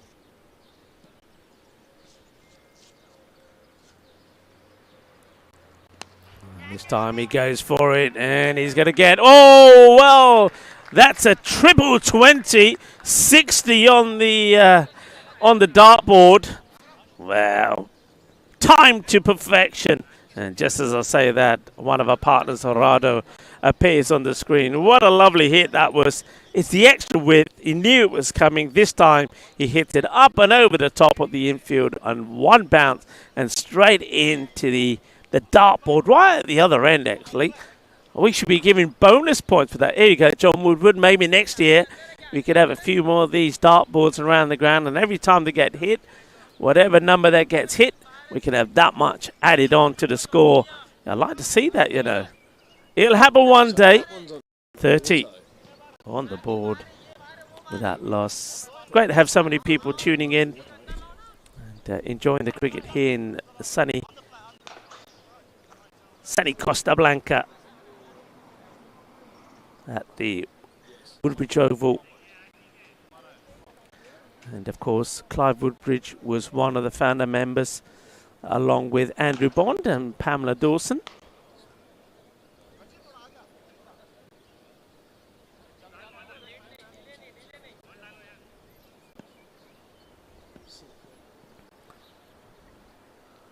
Oh, full toss and gets the treatment. One bounce, 4 runs. He can't bowl that. Making a few changes in the bowling department. And it didn't quite well with Niraj coming on. And that's a real loosener. It's a full toss. Probably one thing that also the shooters weren't always able to do. They didn't get too many bad balls, but when they did, they weren't able to put them away. And that one, is it a bump though? Is it a bump? They're celebrating, the battery's walking. I didn't see the umpire for me didn't look sure. And well, the bowler's absolutely sure. He's celebrating. I love this. The umpire says, "Can I see the number on the back of your shirt?" Well, I can tell you the number, umpire, number 1. But you can't put 11 men down as caught and bowled. Well, we will know who the bowler is there. It was one of those when it was hit. I mean, the batter Shakil has gone. He knows that he's hit it straight up. Sometimes the batters don't know, you know. I don't think the umpire there was 100% sure, to be honest. I think Roger was having a bit of a look. That's Roger Charlton. But the batter, Shakil, says, yeah, I think I've hit that straight back at the bowler, who's taken a good catch in the end, actually. So well done. Now that's caught and bowled.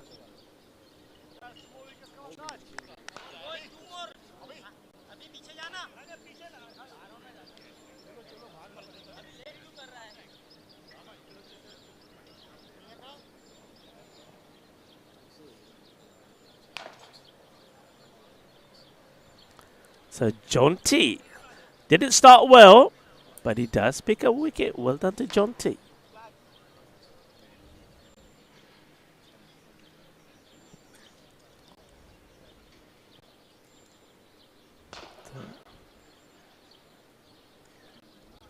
So John T Panaganti,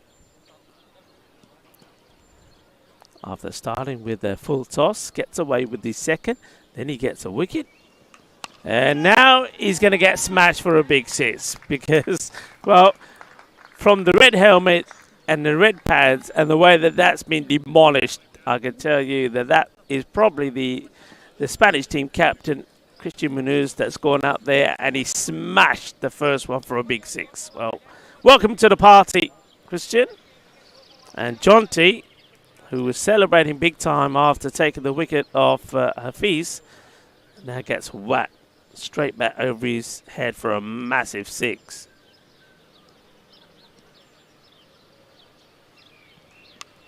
And that's whipped away for more. 6 and 4. Hungry for more. And not a good delivery. Straight down the leg side this time, John T. That's another boundary. So spotting Alfas. They're going well, despite the loss of Shakil. But Shakil, he played his part, hit a few boundaries. 4 fours on his way to the 21. Slightly slow delivery, but better directed. And this time, this drops the bat on ball and takes a single.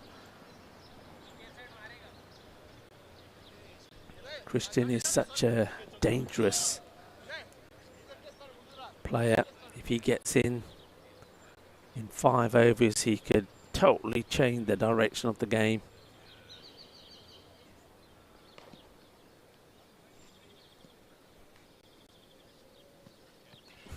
Danny goes for it. Nobody bat there. And that one also will go all the way. Bolle, bolle, bolle. Kinna sona. Shaka lagya. Well, John T. all going a little bit haywire. जुतियां पैरियां bowler ਨੂੰ जुतियां पैरियां एक wicket ले ली but good चंगी पैरी है. That one will have to be retrieved. And remember that when the ball is hit hard and flies over the leg side boundary, there's every chance it could go into the pond. Yep, we are at Sporting Alfest and there is a pond here. Well, there's our very own Wiki, our Robo Duck. I think Wiki will feel at home here at Sporting Alfest. He really would. And we have the Ducks. They're very quiet at the moment today, I must say. But we'll start hearing them, and you'll start hearing them pretty soon, I'm sure. That over went for 19. Takes the score to 49 for 1 at the end of 5.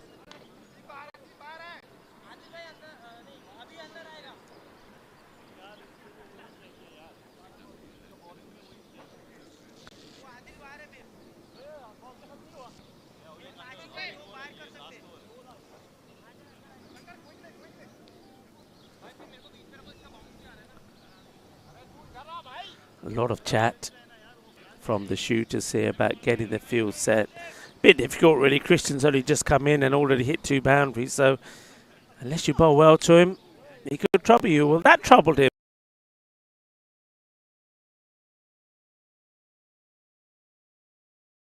It's a quick delivery. And see what last moment he loses that.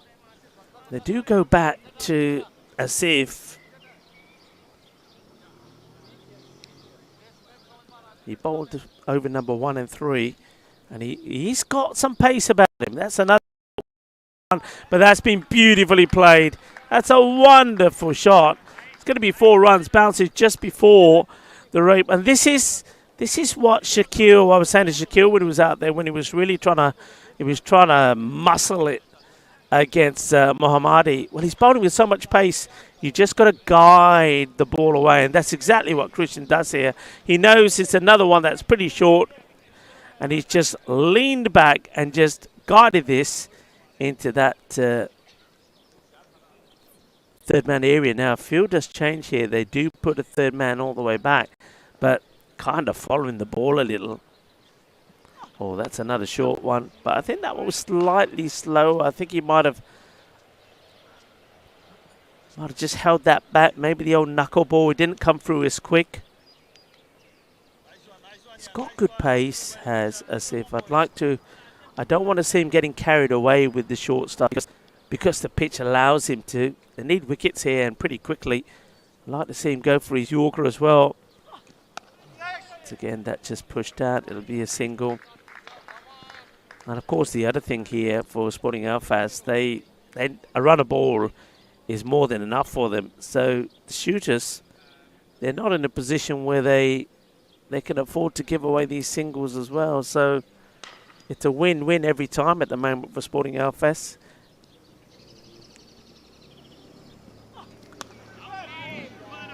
It's a better delivery, Christian.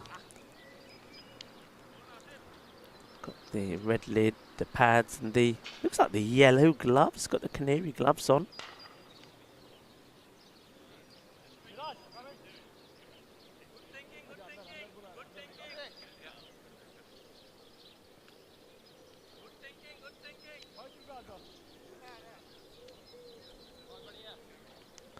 Hello, Matthew Plummer. Say buenos dias. He said, hope you're having better weather than you had last week. Of course, in the air now. This is going to go to hand. It should. And it will. And it's been taken. So that's the end of Christian. So bringing Asif Mohammadi back does work. It's again that shorter delivery. Christian is just examining the top edge of his bat as he's coming off. It seemed to have rushed him in the shot. It's the way Christian plays, though, doesn't he? He's aggressive. And on this occasion, that one just tucks him up a little. Big celebrations from the shooters. They've still got a lot of work to do, but they're celebrating every little moment they have in style. Christian Munoz-Mills will go for 16.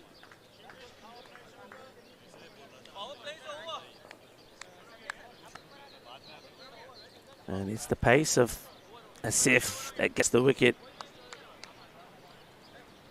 Though on that occasion, maybe he was in two minds. Maybe he thought he would try and rock back and guide the ball, caught in two minds, and then in the end, he didn't really have the time to execute the shot he had in mind. He was a little bit slow on it. The ball catches him high up on the bat, and a good catch, safely taken. Well held by, I think that was Nadini.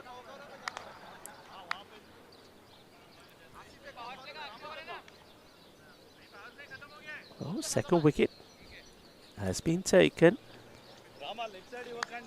Alfas in full control though still, you'd have to say, with the 6 overs completed, 55 for 2, leading less than run a ball. That's played away nicely by Danny. Doesn't seem to be in any sort of rush or bother, does he, Danny Everett? Yeah, the weather much better than what we had at the end of Malta there. Unfortunately, finals day ruined with the heavy rain. Heavy rain at the beginning of the day and the night before meant the pitch was just unplayable. It was the ground, unfortunately, there in Malta. The Marsa International Cricket Ground was flooded. But still, it didn't dampen the festival and the celebrations that would follow. It was a great event. It really was. Well done to Frankie. Frankie Spiteri, the organiser, and everybody else who was involved. And it was great to meet and see so many good characters. And of course, it was all about supporting the game. That's going to probably race away from the fielder. We'll get there. It just slows up a little, gets a foot on it. They'll come back for a couple. Yeah, once again, a lot of money was raised for some good causes there in Malta. So a very good festival. It was a pleasure to be involved with that Cricket Legends Malta Senior Cricket Festival.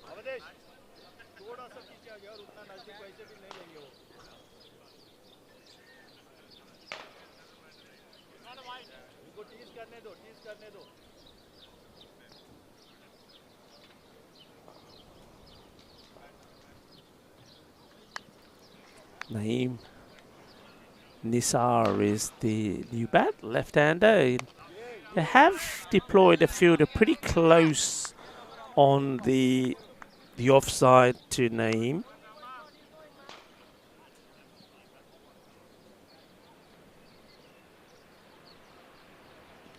Now, this could be out, you know. This could be out. It is out, yeah. I felt I heard a bit of bat on that. He's tried to play the sweep shot, and he's got a bit of bat. I think it's one of those which has got bat, could have come, bat, pad, looped in the air, catch is taken. And that's going to be the end of Nisar. So the shooters, are they getting themselves back in this match? Nisar goes for 2. An easy catch there taken by Rachit. And Rayo gets another breakthrough for the side. So this is Murali.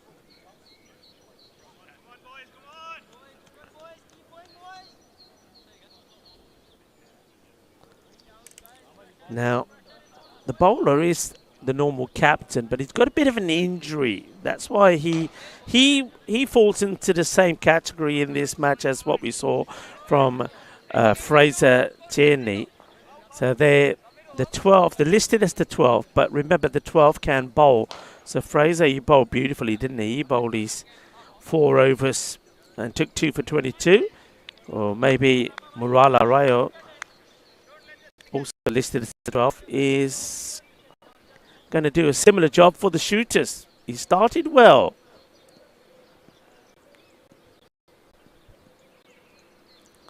David McClements, well, this one gets past that short mid-wicket.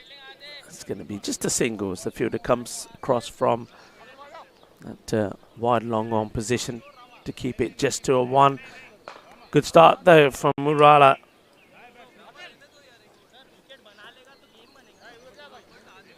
I wonder if you just take a gamble here and go back to Asif and say, look, get us another wicket if you can. I know that means bowling him out, but while he's bowling well and taking wickets, you go with that. 59 for 3. So that rate still less than run a ball. Quick check where these runs are being scored. So pretty healthy at the moment. Similarly to what we saw at this stage from the shooters. They were scoring runs all parts of the ground. Let's see if Sporting Alphas can maintain that. Danny certainly does look to be a player who will score on the offside. Let's see how David McClements goes about with the bat. Oh, he allows that one to go by. You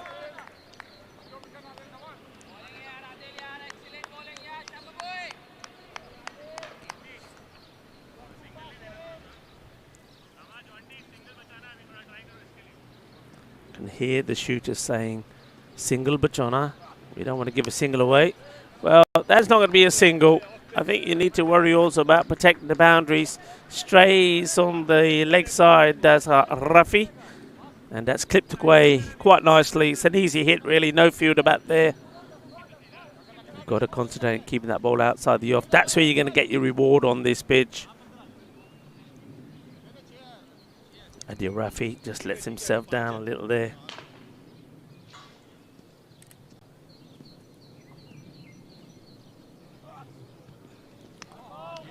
It's going to be called a wide.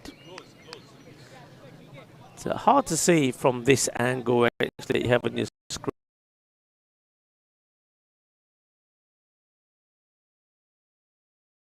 I tell you, from where I'm sitting, that does miss that line, and it's a good call from the umpire. So that's runs, but no extra ball.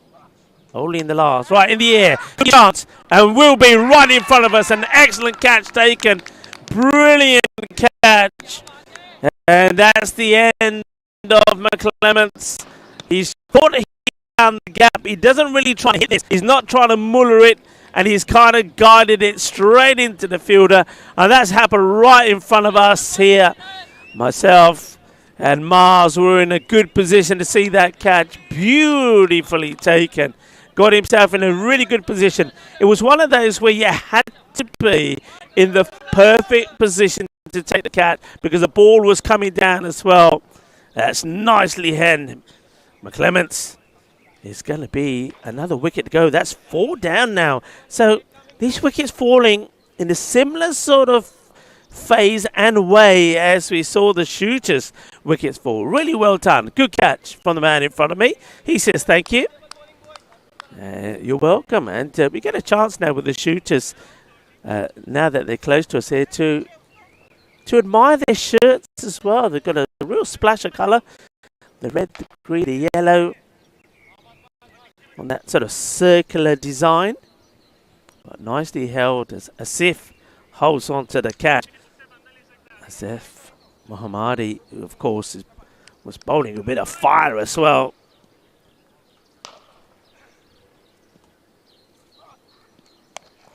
Short one, played of the bat foot. Big shadow, yes, from the new batter.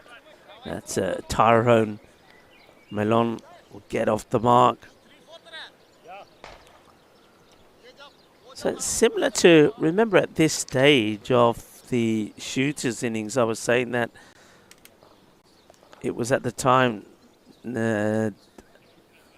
Awadesh who's batting. The slower ball, just take a single. Yeah, when he was out there, Awadesh Sharma was saying, well, Sharma's got to look to bat all the way through and help the team to beat score. Sharma would, in the end, then get out, on my count, on 40s, but I think the scorers have to agree on the batting scores. But I think he made about 40. And when he went, I could see that 180 probably wasn't going to be in the cards anymore, and that's exactly what happened. And I think here, probably Danny Everett is pretty key. He's on 20 or 40, looking pretty solid. And when wickets have fallen around him, I mean, what, they've lost a wicket in every one of the last 3 overs. So he's going to be pretty key here. He's still looking pretty comfortable. Yeah, so you've lost a wicket in over 5, 6, 7 and 8.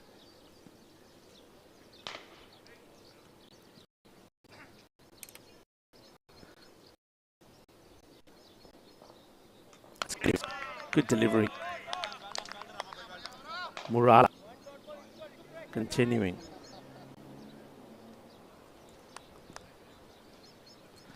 Yeah, so they've lost 4 wickets for 18 runs. Now that's pretty close. I wonder if it just catches a bit of the bat, because Murala starts to appeal, then stops. 1 or 2 of the other shooters are still screaming the appeal. Not out. I think it just catches the bat. That's probably what saves. Well, again, watching that carefully on the bat.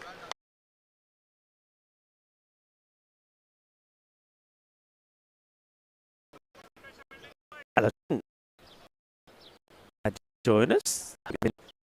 Good week. It's of course Friday as well, so happy Peacock Friday to everybody. Throws himself at this, the fielder. Happy Peacock Friday. I hope you're getting set for a good weekend.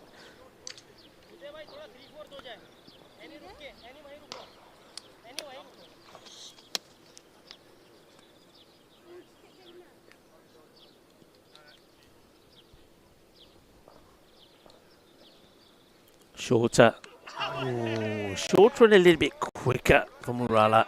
Gets it through and only just misses the edge of the bat from Tyrone. It's another over gets completed. So 68 for 4.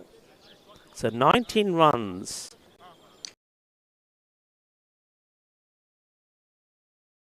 Lost 4 wickets. So good little period of play here. This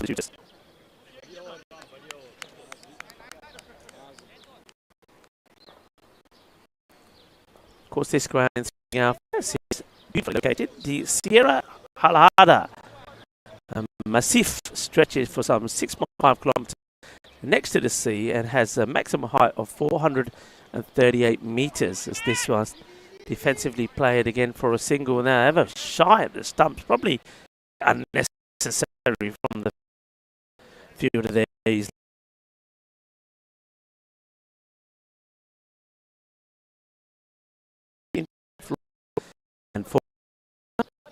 and it is a very high diversity in this area, and this area has been made a new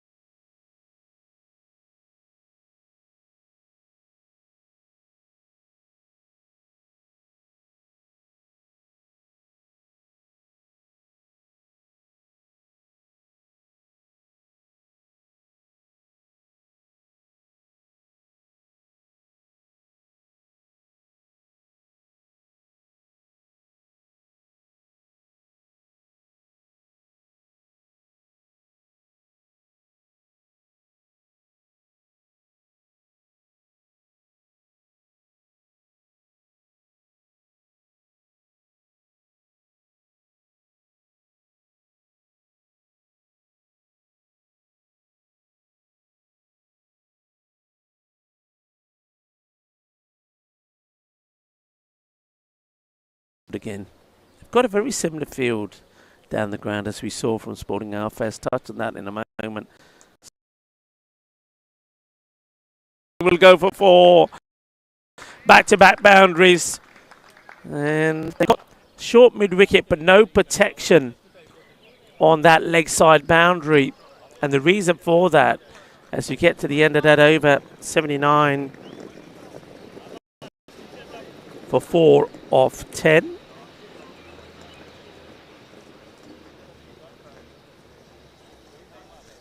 So the reason for that is that the field that they've got set at the moment, they've got 3 men that are straight. It's kind of what we saw from Sporting Alfas. They've got the mid-on, mid-off, and a very wide mid-wicket. And they might make that change in a moment in the field. And the reason why they don't have anybody back on, or haven't had any back on the leg side boundaries, because they always had 2 sweepers out on the offside. Now, I think that's changed here. I'll give you the field after this delivery. Start of the 11th. And asking the question, the umpire says not out. I think he's saying that this is made impact just outside the line. Interesting where Murali delivered this ball from. I think he bowled it from way back of the line. Murali, oh, gets that one on the knee, I think.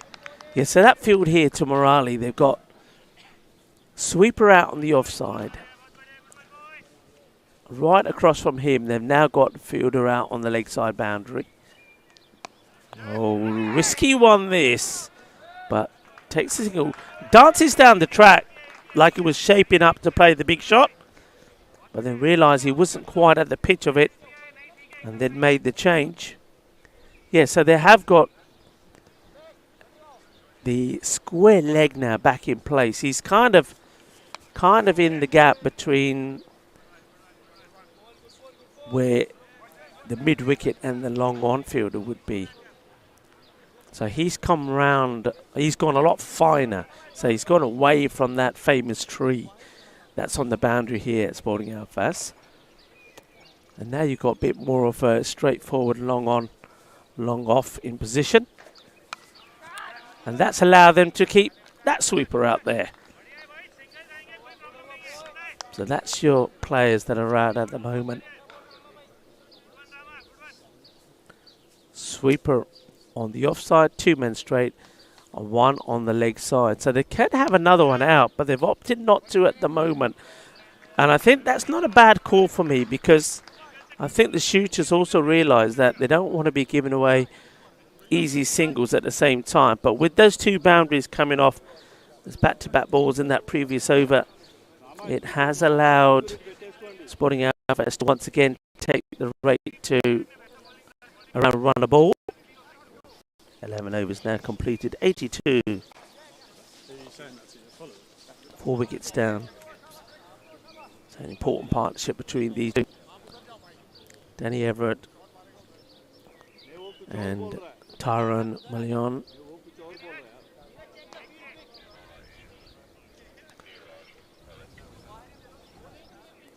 So we are going to see a change here. Looks like Niraj is coming back. His last over was expensive. They're going to give him another chance here, Niraj. I think his first over probably went for a 12.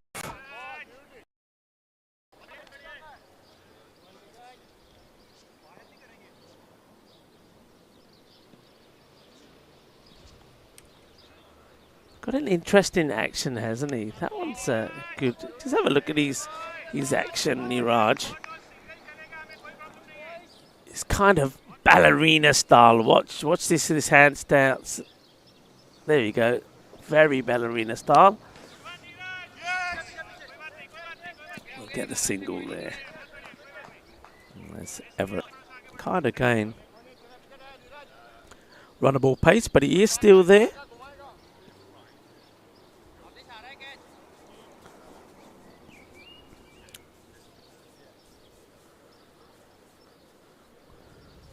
Flatter, hit hard, and he's taken the catch, you know. That's a good catch. I was about to say he's come in too much, and it looked like he was out of position, but somehow, and quite extraordinary really, he's held on to a really good catch. This ball was going over his head because he seemed to have encroached inside more than he needed to be. He wasn't quite on the rope. And as the ball's going over his head, he's managed to get fingertips to it, flick it up. Then on the way down, he's got a bit fortunate as well. A little bit of suerte because the ball has fallen into his hands as he's going down. Holds on to a catch. It's another wicket. And the partnership that they wanted to break has been broken. Tyrone, who plays some nice shots for his 11. Now has to make way. Yeah, 2 boundaries he hit. So that's the end now, Tyrone. It's another wicket. Got to believe here, the shooters. Very good catch there. That was an extraordinary catch. He was in complete wrong position. He'd come in off the line. He left it himself in an awkward spot, but he managed to get fixed onto it, push it upwards, and hold on to the catch. So Niraj. Go. Rama, you go. Captain's faith in him pays off. Picks up a wicket. Brings another batter out to the middle. 5 down now. The similarities between the 2 innings are quite extraordinary. I'll give you an idea as that one bat just dropped on it, no run. That catch, by the way, was taken by Sharma, Awadesh Sharma. What a catch it was. Brilliant catch. Niraj, well, just having a little look there at Everett, but Everett was well inside his crease, and I think Everett has a few choice words to say to the bowler. Says, you continue doing your ballet. Don't worry about where my feet are. It's just going to be a single, and we'll also end of the over, and it's a good over this time from Niraj. Over is called. Just a 2 runs from it, and the wicket of Tyrone. 84 for 1. So 12 overs. At this point, the shooters had lost 7 wickets and were 96. So you can see that it's not a big difference, is there? There's not a big difference. So in terms of runs, the shooters were doing better. But what did happen towards the end of the innings is the boundaries. The boundaries sort of drifted away. That's in the air. Should be another one. It will be another one. Can you believe it? Asad Raza is going to give his wicket away. And Sporting Alfaz now 6 down. They're having a major wobble here. Wobble. And it's only Danny Everett that's keeping a cool head out there. Not a good shot there from Raza.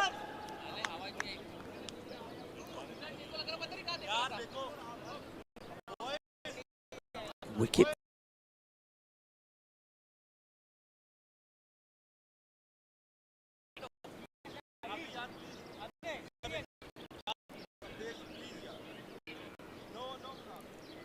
Samurala Rayo.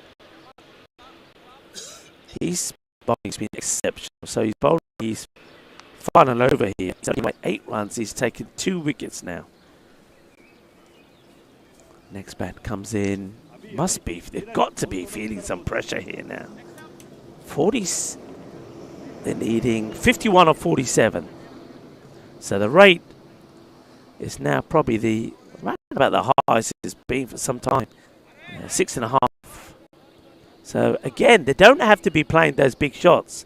If it's not on, you don't play it. You got to follow the lead of Danny Everett in that department.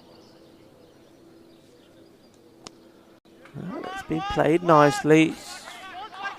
Will be just a single. You can see that Everett was not even contemplating coming back to take another.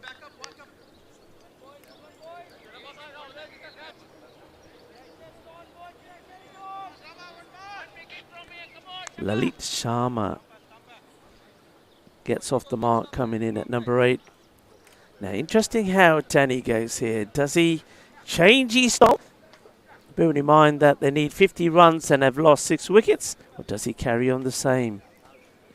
Well, looks like he's happy to carry on the same. Uses his feet well. Kind of walks into the ball, doesn't he? Well, I don't know why Robo Derek was out there. He just wanted to let everybody know that he is around. We've only had the one duck today, but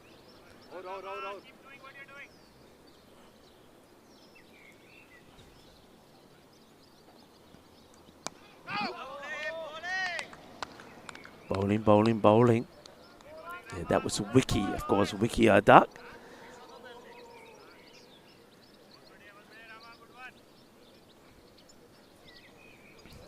Hello to Christopher Ward, also joining in the action. Say good morning to me and everybody else. Good morning, Wardy. Hope you're well. Great to have you with us. And looks like we're going to have a very exciting start to this Woodson Cup. With, well, that's hit firmly. And, oh, great bit of fielding. Well, there was a little bit of the old Tortuga there.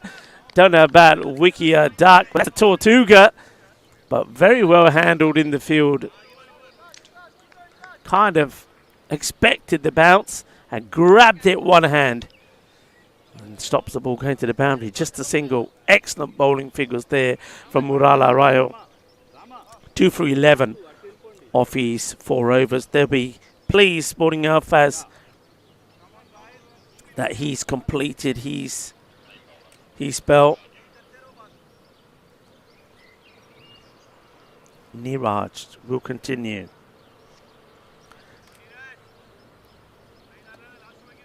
Lalit Sharma takes guard.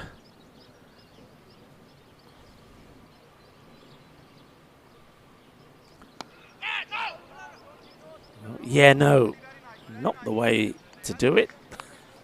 But Daddy Everett knew exactly what his partner Sharma meant there. It's another dot ball. That rate has climbed up to 7 now. Dot balls starting to creep in. Next match, by the way, folks, scheduled now, where Green Sox will play Defra All Stars. And again, no run. I wonder what's going through the mind here of Danny Everett at the other end. It was an easy formality at one point. Just keep taking the singles and you go and win the match. To a point where singles are not going to win them the match. They're going to be looking for at least, well, unless they're doubling up a few times in and over, in addition to taking the runner ball, then the odd boundary now and again will come in very handy.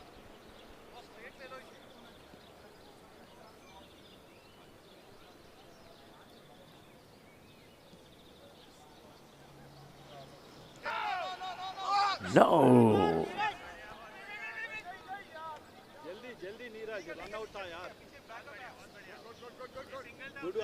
John Heesum saying he heard one of the commentators say Robo Derek. That would be me, John. It's only me on the mic here. Well, Robo Derek became Wiki, is the way I like to think of it, maybe. I think there's always a bit of Derek in Wiki. I know Dave will always say, as he's saying, he'll never give up on Derek. I think if you look at Wiki, Dave, there he is there on your screen. If you look at Wiki hard enough, there's a little bit of Derek there. I think he's got Derek's eyes. Or the beak. Of course, big shout out to our host federation, Cricket Espana.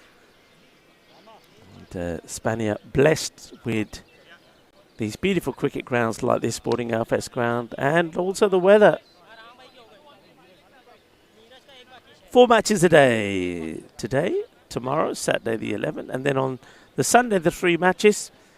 Basically everybody plays each other once, and the top 2 will play in the final, which is scheduled for 4 o'clock on a Sunday. Some iffy weather I've seen on the forecast for Sunday. Won't go into too much detail about that, but the only reason I mentioned that is net run rate could be very important, and that's why I think Sporting Alphas here are kind of letting themselves down a little. Oh, that was a good delivery, and it is pretty important that Lalit Sharma got his bat down to that. Rathore now with the ball. This is Abhinay.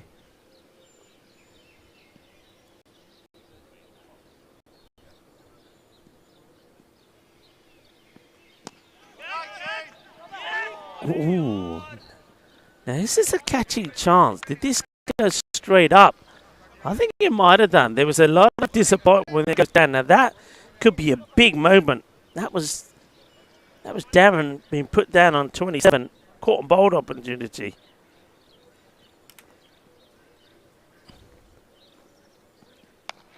And the next ball is played out on the offside, where it took them a while, didn't it, to get this field right. But they seem to have done so now. At one point, remember, they had 3 men straight down the ground. At another point, they had nobody on the leg side boundary. Now they've only got the 4 back. They can have 5. You've got a sweeper on the off, extra cover. You've got a man who's kind of in between square leg, mid-wicket. So they've left the, what would you say, the orthodox mid-wicket unprotected, and they've opted for a long on and long off.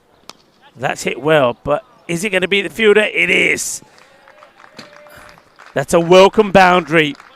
Quick hand speed from Lalit Sharma gets the 4. Now, I wonder if that will prompt them to move 1 more out. Now, they can. They can have 5 out. They've only had 4. They could put the extra cover back. I think shooters up until now, from about that 6th over, they've, I think, got the field pretty right. Because at that point, remember, Sporting Alphas could have won it by just taking 5 and over. So they had to keep the extra 1 inside. That one's going to be just a dot. They had to keep the extra field inside to create the pressure. Now that I feel they've done that and they've taken this rate to around about the 8 and over, I think they should push the 1 more back. Because now Sporting Alphas are looking for the boundary. So over... Is it over has been called? I think over has been called here. I'm not sure why. Darren was having a bit of conversation about something. So over has been called. 96. 96 for 6.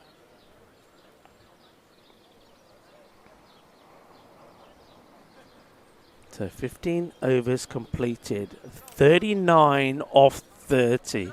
The rate is at 7.8. Are we going to have a real finish here? See, this guy, I think he asked the umpires for some water. What? I can go you all and say hello. See if I can get me on the camera. Camera's been playing up a little bit today, but I'd like to say me hellos to you, to everybody. Well, there you are. Hello. And I'm told I can't move around too much, otherwise you'll start to see me turning into the Terminator. So I'm going to try and stand really still and just welcome you all to the production here. I've got Chris with me in the tent. I've got Ozzy to my left. We've also got Alistair, who's doing the roaming camera. Lovely to have you all with us. Lovely to have you here at the beautiful ground, the Sporting Alphas ground, the Woodbridge Oval at Alphas TP on the Costa Blanca. As we return now, chance maybe, no, it's short, and they will take to a better throw, and there could have been a run out. Well, Everett probably has decided he's going to have to take the odd chance or two. That was luck. It could have gone anywhere. Remember, in the previous over, I think he was dropped in the caught and ball opportunity as well. He was in 27 at the time. Niraj is the bowler. Looks like there are a few people that are obstructing the side screen, and Danny Everett just asking whoever it is over there to move.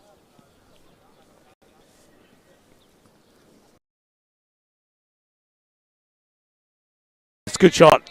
That's going to be 4 runs. That's a really good shot. Now, I noticed the over before, a few of the fielders were signalling to the captain, Sanjay Chaudhary, we should put back the extra cover because that's where the boundary was hit by Sharma and there was no movement. And they are finally pushing that fielder back. Remember, they've up from about the 6th over, they've only had 4 back. So they could push and move out of 5th. They've done that now, and I think they've done that a little bit lately. Well bowled. Bowler sees Everett started to come down the track, so just bowls this one a little bit shorter.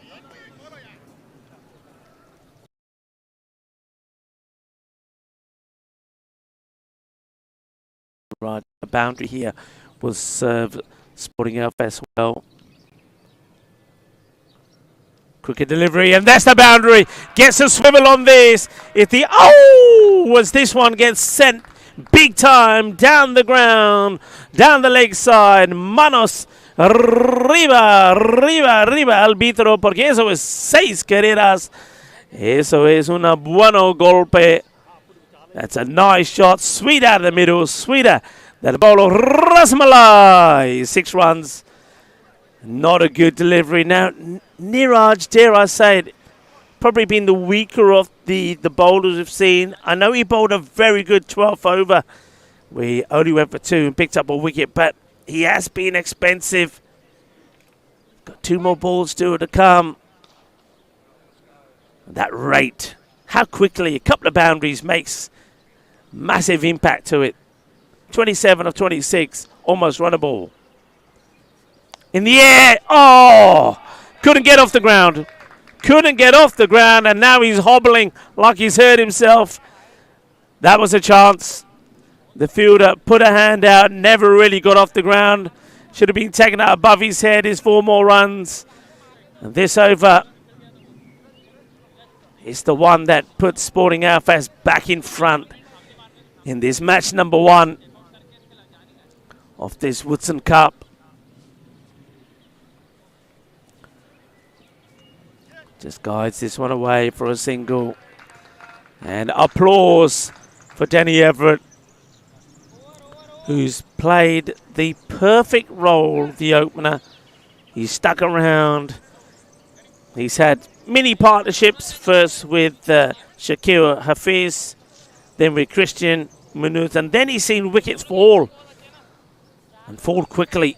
6 wickets at one point. 4 wickets fell over a period of 5 overs for just 19 runs. But he stuck to his task well. And he's got his team, Sporting Alfaz, the local side, the home side, in a very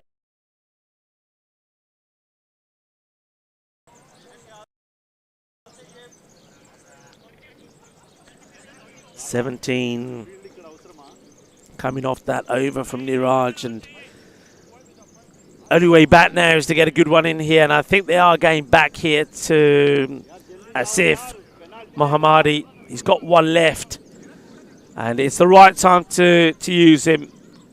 It's now or never really for shooters. In he comes.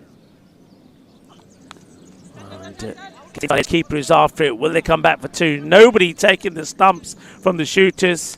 Eventually, somebody realises it needs to get there. Probably was an opportunity to take 2.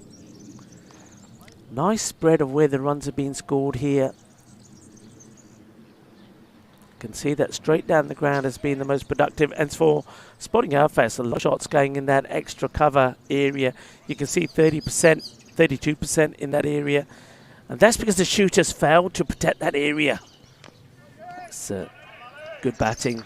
Get into position early and just guide the ball away for a single. Lit Sharma putting in a very important partnership together with Everett. Everett has moved to 46 of 37. Just a reminder, the next match starts 11:30. We'll welcome Green Sox taking on the Defra All Stars.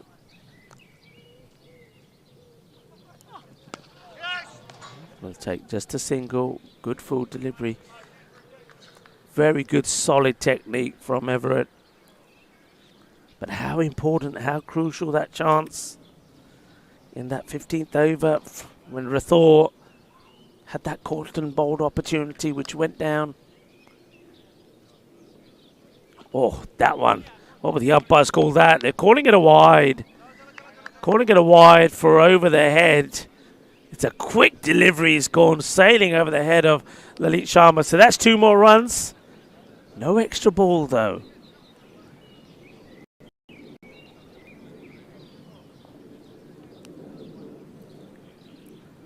Got to be looking to knock the stumps over here as Asif. Shot. Well, that's going to go probably all the way here. Well, the umpire's saying 4 runs. So that's obviously just bounced before. Cracking hit.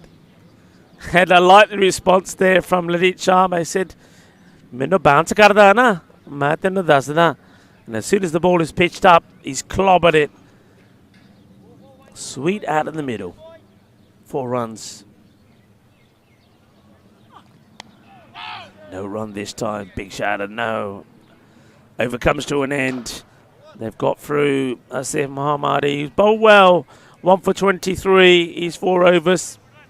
Sporting Alfas. 122 for 6. Just 13 of the 18 balls to come. It's not quite the way they would have wanted to do this, but a win is a win, I suppose, especially when you've had that wobble in the middle. And if it wasn't for Danny Everett, who knows where they could have been. But I like the fight there from the shooters.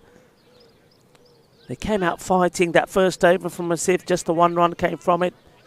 Then Sporting Outfits got back into it, didn't they?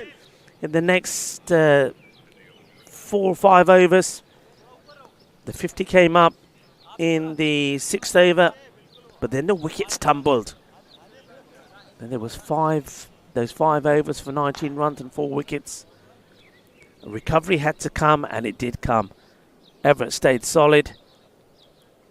And Lalit Sharma now playing a good part. Played away just a single, gets the hand onto it. I suppose singles a result if you can get Everett off strike and get a couple of good deliveries into Sharma. Not that Sharma himself has looked weak. He's come out there and played some nice shots himself, hasn't he? He's hit 2 boundaries off the 13 he scored. Slow, up in the air, and he gets plenty off it. 4 more. So Sporting Outfas looking to wrap things up, and maybe they could do it in this over as well. That was too short, really, from Adil Rafi.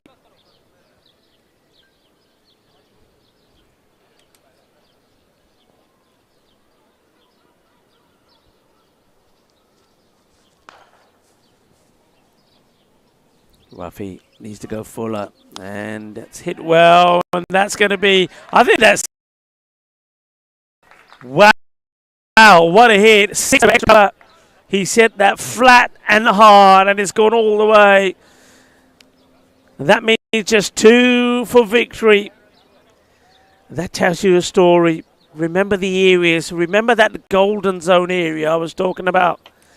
Not enough deliveries in that golden zone area. And in fact, too many down the wrong end of the deck. And well, he wants to finish it off with the old helicopter. They'll get 1, and it'll only be 1. That means the scores are tied. Any score will do it. The old helicopter shot there from Lalit Sharma. If he would have passed, he stopped it. Should have been 2. That should have been the match.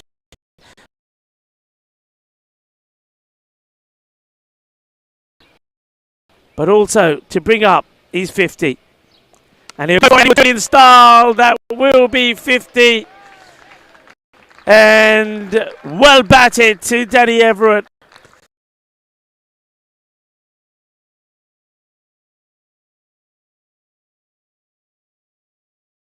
Healthily in the end with 2 overs to go, 12 balls to go. And Danny Everett finishes 54 of 40. Out, bats through the innings, and well, I think there's that no prizes for guessing who the match will be for this one. It's Daniel. A very important innings, solid. He was as solid as a rock, wasn't he? And had to be with wickets falling all around it. Shooters, well done to them. I think before the start of this innings, most people thought that the home side would bring up the victory inside the 15 overs, but they had to work for it. And we saw some very good bowling figures there. So Murala, he bowled absolutely brilliantly, didn't he? He gave them hope. His 4 overs only gained just for the 14, and he picked up 2 wickets along the way there. And then also 4 very good overs there from the pace of Mohammed Asif Mohammadi. His 4 overs just gained for just the 23. He picked up the 1 wicket. But I think Niraj, he was a little bit expensive there towards the end.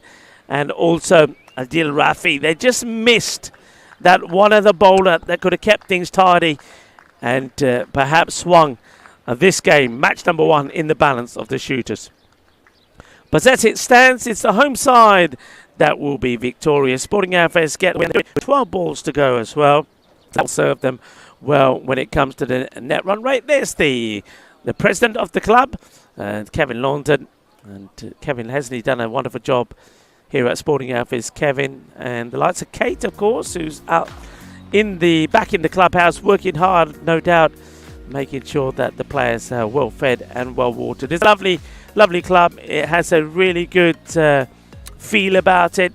Sporting Affairs, I mean, they're a club that they've always said is not just about the playing cricket or competition. It's the emphasis that it has on the social side of things, the community and the recreational aspects of cricket, and Sporting Affairs does that beautifully well. So time for us to take a short break. Remember, we'll be back out there in the middle in about 15 minutes time when we get ready for the second match, which will be starting at 11:30 local time here. Green Sox CC taking on Defra All Star CC.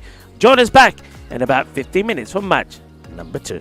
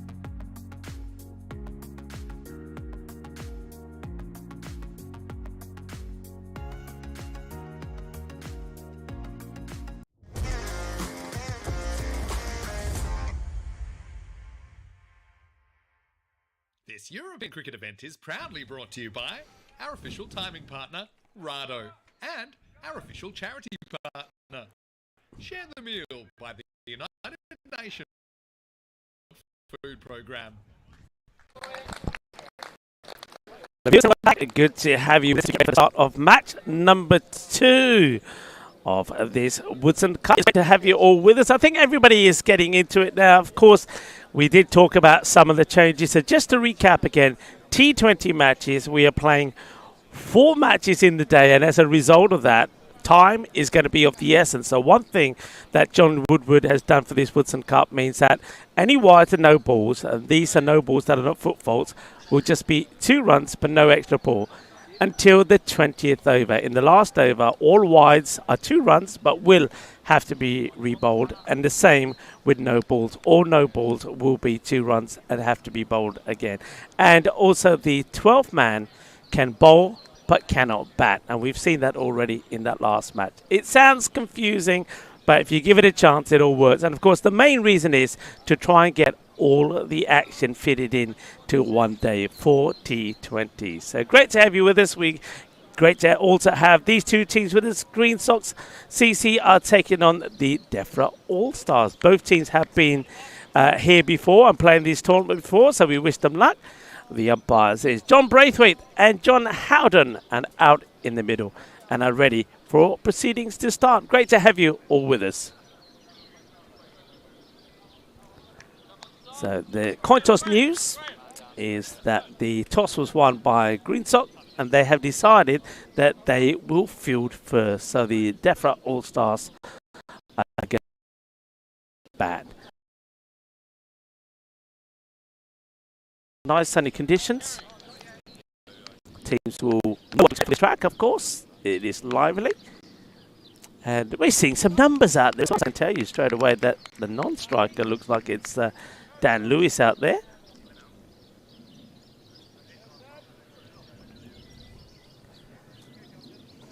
Just having a look around at the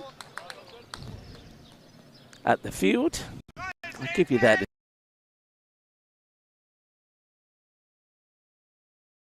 Old and defensive and good over, yes.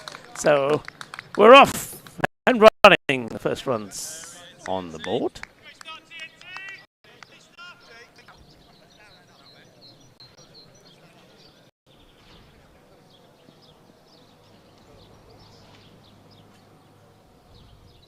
Taylor. That's a good delivery. We'll take Robinson behind stumps. So this is Thomas Newman Taylor, listed as the 12. So this is an example of how the team seems to be playing. Ooh, I think that one might have taken a bit of the bat on the way through it. It was a sharp one for the keeper. It came up and caught.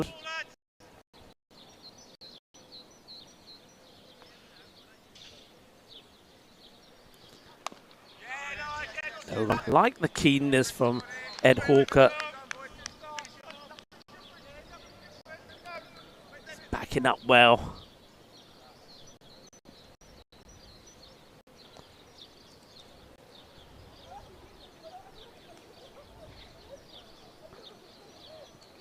Well, not where he wanted this to go at all, but he's going to get a bit lucky. It's going to go spin viciously wide off the point fielder. It'll just be 1 run, gets that in between point and third.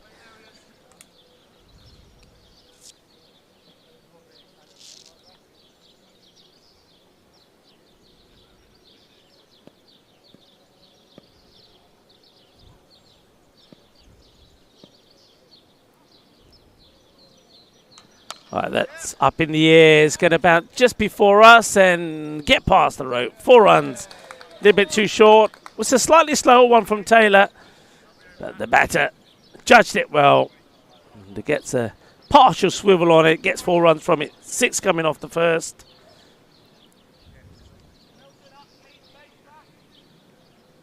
So 6 without loss. Ed Hawker is the founder of this team, the DEFRA team, and I can tell you what it all stands for as well. I was given the information. Department for Environmental, Food and Rural Affairs, and it's all about grow a greener community. And Ed Hawke is the founder of the team, along with Dan Lewis. So you've got the two founders of the team out there in the middle doing the batting. You've got two brothers in the side as well, Tom Williams and Andy Williams. And the captain, Robert Cobbold's story about him, he started his cricket in Madrid, and it's because of his links with Madrid that he got DEFRA All-Stars involved in playing here. It's in the air and it's dropped. Well, unlucky shout, some of the players, but I think the Green Sox know that that should have been the first wicket. The major let off. Dan Lewis gets dropped on one. And it was a pretty straightforward catch at point. I think Cherry is the bowler. Probably saying to the fielder, you should have caught that like a cherry. It was the same fielder in action this time, and that's the fielding. They'll take another sharp single. James with the ball.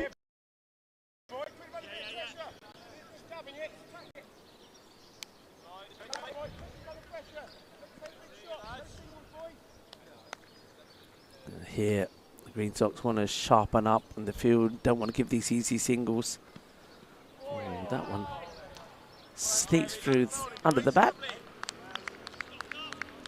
Welcome back to everybody. I know Dave is back. Dave, I hope you managed to have your scrambled egg. And of course your coffees to go with it. Hello Helix. And Jacob's been with us as well. Hi Jacob, hope you're well.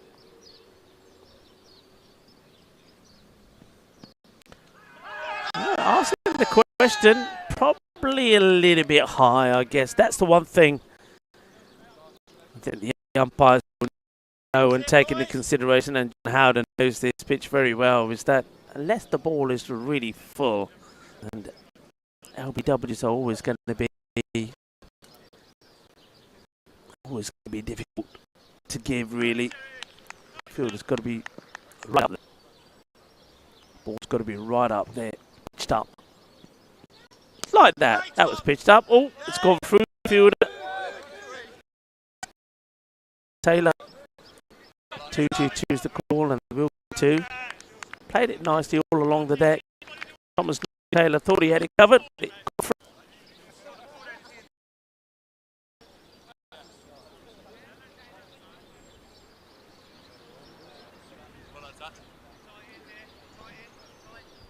The ball to go in the second over here from James Cherry. That's up in the air. He's going to get that over. Taylor would chase. Won't have the legs to go to the boundary, but the batters will double up. A little bit of up and down as they get 2 of the last. Over is called. 13.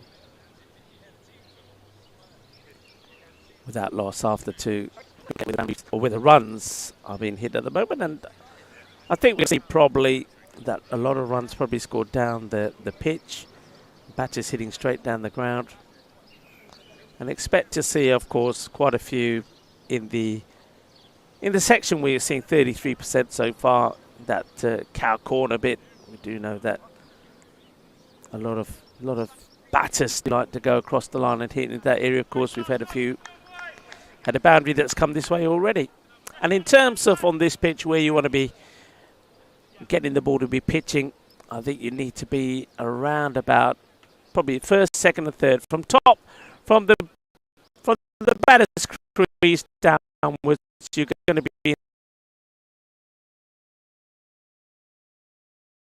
be bowling that heavy. So keep an eye on that. I think that will determine a lot. If you're putting too many in the first one batter's crease, I think you'll just down the ground. Runs being scored down the ground a lot higher. Whereas if bowlers keep it in what the golden zone for this Sporting Alphas pitch, I think the batters are going to have to try and into the point and behind square areas. So it'll be interesting to see. I can see the president or the chairman. I don't know which is true about Kevin. Is he the chairman? I think he might be the chairman of the club. Maybe he's both. He's taking a little walk around.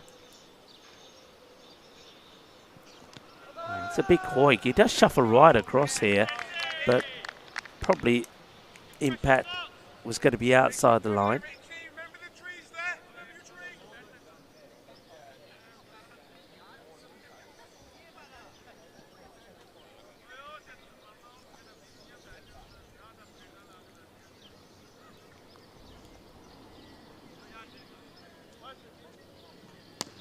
That's played nicely.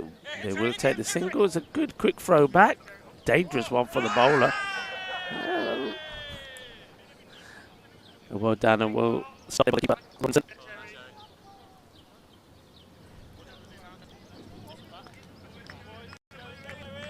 It's beautiful looking and watching the cricket from where we are. You can see that Sierra Helada in the background. It's a lovely setting. It really is.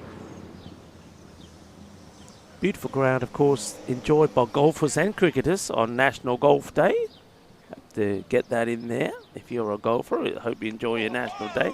Good work from the keeper. Whips the bails off, but the batter was always in the crease. And now helps to retrieve the bails for John Howden. Umpires wearing contrasting colours. You don't normally see that. I know that Braithwaite, who's standing at the bowler's end with his trilby, I'm pretty sure, in fact, I'll put all the money I have on me that he's wearing a Yorkshire shirt and John Howden is wearing a dashing purple number, which I think is what the umpires were wearing when we were in Granada a couple of weeks back.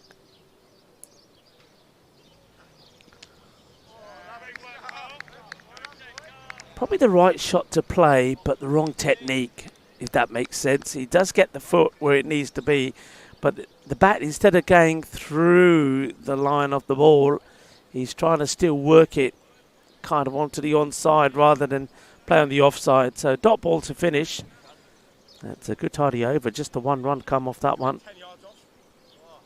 14 without loss.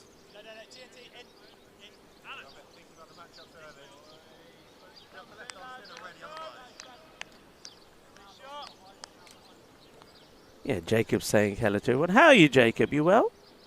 And how did everybody's Easter's go? No, Easter's a funny one, isn't it? I know that a lot of people have celebrated their Easters, but then I suppose the Orthodox Easter is today, right? Today and this weekend, so there's still Easter celebrations happening. Good running there between the wickets, a couple of runs. So if you are celebrating or did celebrate last weekend or celebrating this weekend, enjoy your Easter celebrations. Don't eat too many chocolate eggs, will you? How about Mars? How many chocolate eggs did you eat, Mars? Oh, Mars hasn't got enough fingers to count.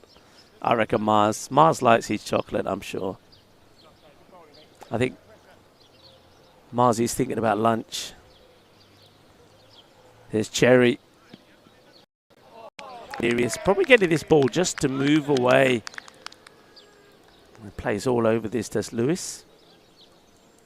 Yeah, greetings from Chris, Mars and Alistair.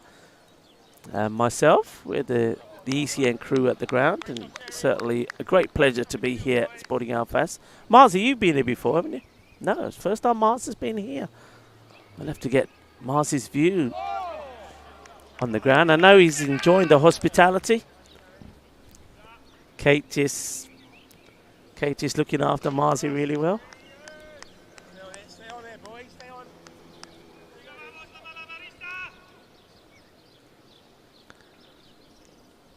Poor Marzi was being looked after yesterday by the Spanish around us as well. Gone! Jagadiputte! Stumps knocked over. Lewis never really looked comfortable. And his stumps are scattered. Timber Good bit of bowling. And, well, I tell you what, the bowler, his name is Cherry, and knows how to use the cherry pretty well.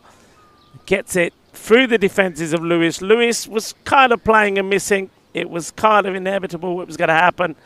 And down go the stumps. That's the end of Lewis. He'll go for 5.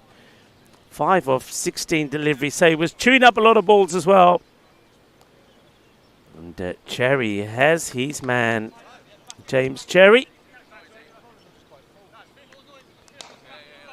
Yeah, Spanish always like to look after people. Now, those of you who don't know Marzi, they'll tell you that Marzi has the most amazing eyes. And Marzi was trying to get some smokes yesterday, and the lady refused. She said, Marzi would tell you the story. She said, somebody who looks as good as you got those eyes, I'm not going to, I do not want to be responsible for damaging that body in any way, and refused to sell him smokes. And too right to her. I hope you've taken her advice.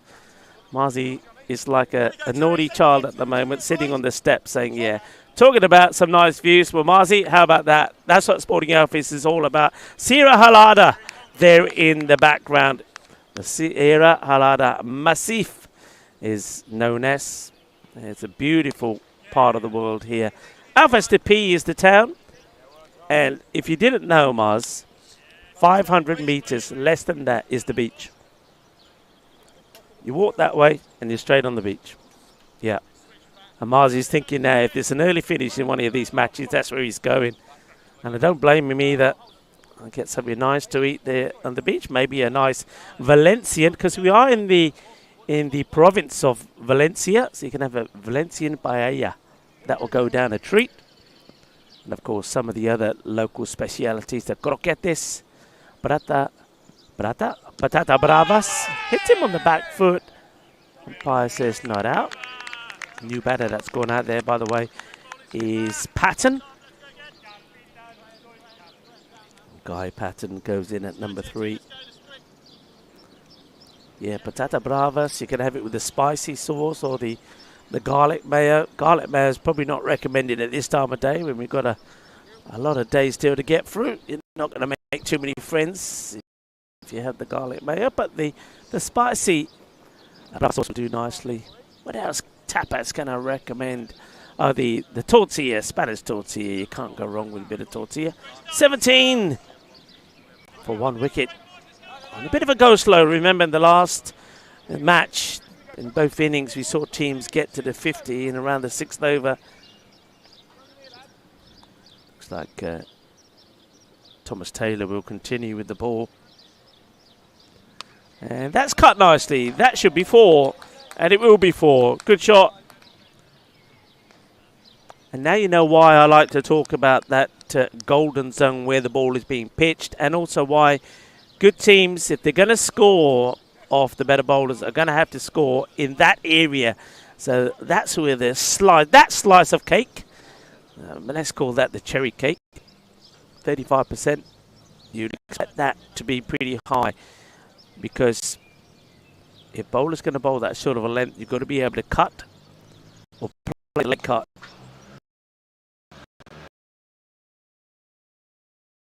Drops the bat on this. We'll take definitely the 1. They think about the 2. They want the 2, and they'll get the 2. If you're not able to pick that up, clearly straight away. 2 more runs here. Button makes a nice start.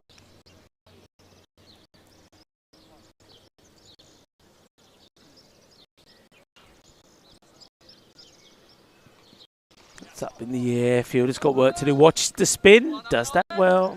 Gets down. Bit of a long barrier. Gets the throw in. Lovely look at the ground here. So we've got a bit of a kind of a residential area that goes around the ground. You saw one of those buildings there. I've actually been here and seen the ball being hit and end up in that balcony. And you can... It's a ball.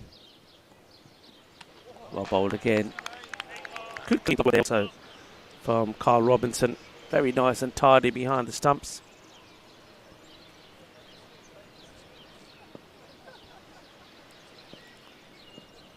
Going back to Robert Cobbold.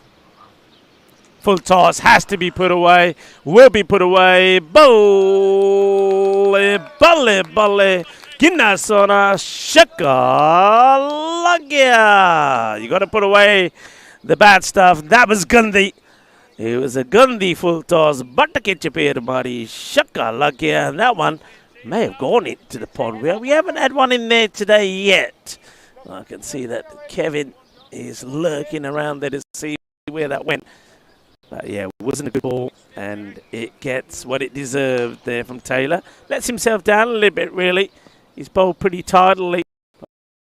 Towards the end of his third over, he bowls a dirty full toss, and now he sprays one down the leg side. And this is called a wide. Now, okay, how do you score this then? Is this 6? How do you score this? So here's a wide, which would normally be 1, plus it's gone all the way to the boundary. So that's got to be 6, Mars, right? Mars is saying it's 6. It's a maximo! And it's gone all the way along the deck. Oh, well, that's what we're talking about here. So that's 6 runs. No extra ball, of course. I don't think I've ever seen that. If you look at our graphics, if you look at the ball by ball, it says 6 wides. Well, that's a first. A maximo for wides. So, yeah, Thomas Newman-Taylor doesn't do himself too much justice at the end of that over, because he gave 12 runs away in 2 balls. That's accelerated the score slightly. Kind of doubled the score, 36 then for 1 after 5 overs.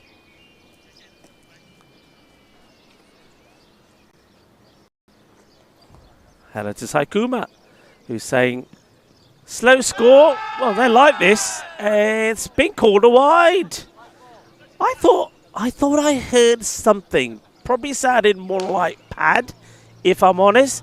But wide is the signal. So that's going to be 2 wides. James Cherry, not too impressed with that. Cherry and the keeper, Robinson, were asking for the caught behind. And, John Howden says that's a wide ball.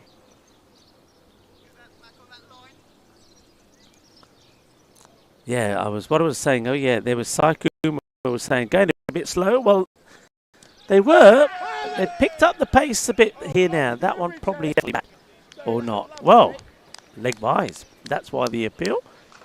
Not out, says John Howden.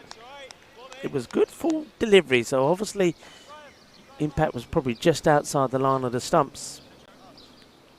Yeah, nice to have so many people with us as well. Matthew Plummer is in there as well. And Johnny Heatham. John, it was great to have you at Malta.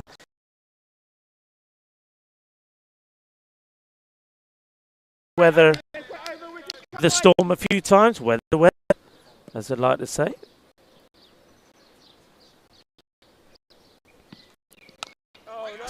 Solid defense time from Hawker.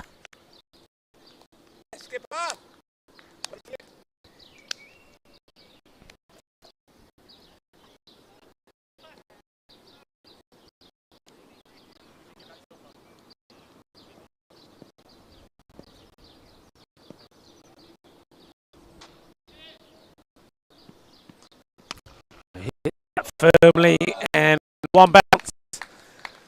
And into this 4. I haven't got anybody back on the left side boundary. I think this is with the captain,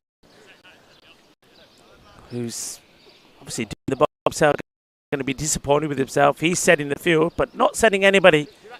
Not setting anybody on that leg side. Ball heights at the moment. You can see that we're the ones where the number 14 is there. The ones that you'd be saying are pretty hittable, and that's probably another one that was in that zone actually, and he missed out at the Evans said.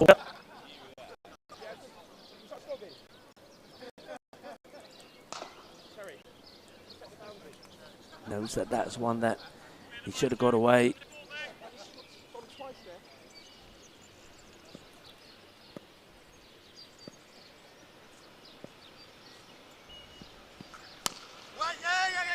Oh dear, that's a misfield. That's going to cost him 4 runs as well.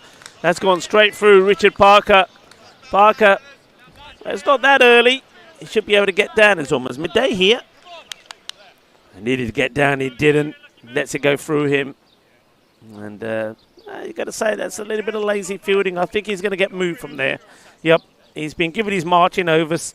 That happened right at the end of the over as well. So, yeah, James Sherry, the captain. So you don't do that, my bowling. 47 for 1.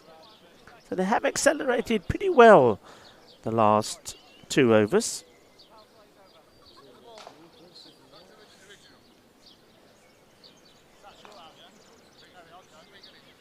Over before went for 19 and that one 11. So that will show up pretty well on the Manhattan when you have a look at it.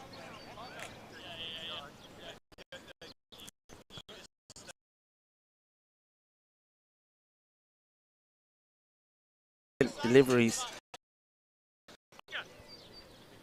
But having said that, apart from the last 2 overs, the All Stars haven't really been able to make some of the length that's been bowled to them. But they're starting to now as Ed Hawker started to get his eye in. And Guy Patton, hopefully, is going to be able to stick around and give him some good support as well.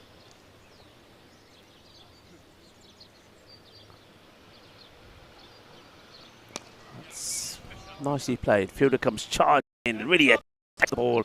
Does Alexandra Satterfield. No 2 on my watch, he says.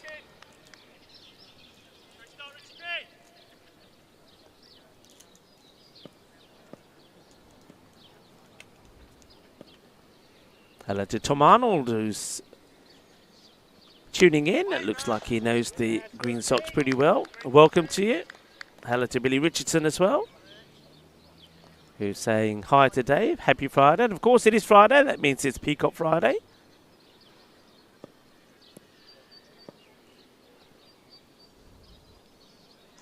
That's hit high. There is a fielder out there and he's going to overrun it. Could see that happening. Alexandra Satterfield came charging in earlier, remember, when he did some good ground fielding. But this time he's coming too much. He's overrun it. And then the ball's gone over his head. He tries desperately to get a hand to it, but couldn't. It's an error in judgment from the fielder, which is allowed another boundary. So Hawker, riding his luck a little, gets 4 when really he could have been on his way back. And now he gets maybe a bit of bat on this as well. Let's see what the umpire's signal says. Giving us buys. So that one just took off the surface. It's a good bit of acceleration here from the All-Stars.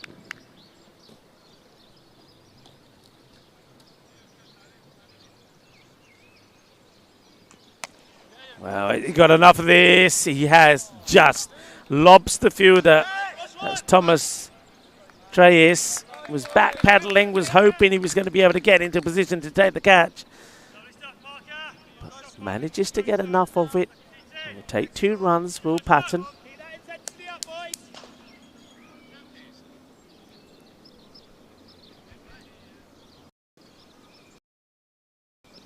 And now he'll be gone, and he will be. So that's the end of Patton. Was living a bit dangerously. He managed to lob one fielder, but couldn't lob the other. Catch is taken up point. It was a good catching height as well. Around about shoulder height. Couple of steps to the right. Holds on to it. Patton will go for 11. 11 of 8 deliveries. And Parker has a wicket to his name thanks to that catch.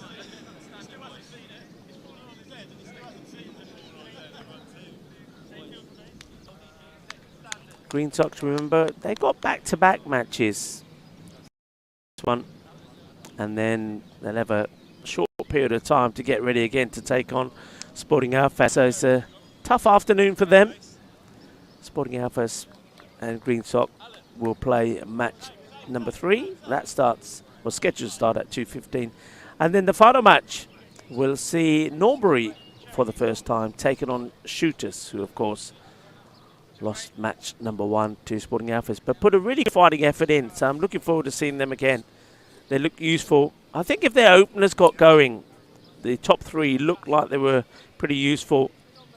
And having been out there and had a hit, I think they'll be better next time we see them.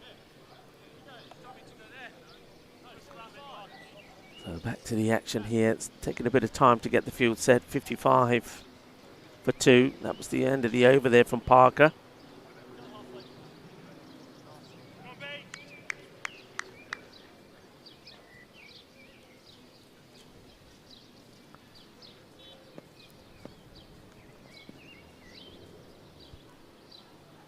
Tossed up. Gets a bit of bat on this. There's Hawker. He's got to go on big now. He's got to basically look to do what we saw in that last match from the player of the match, really. Darren Everett, bat all the way through. He's made a start now. He's got his eye in. It'd be the wrong time for him to lose a wicket. He's got to be the set batter that stays there. Oh, well, he's going to get lucky here. Could have gone anywhere. Try to give himself some room. He's relying on the fact that if he gets back against the slower bowlers, that the bounce is, that's the way to deal with the bounce. Get back, all the way back on your stumps and look to hit on the 5. Just like that, he could have gone anywhere.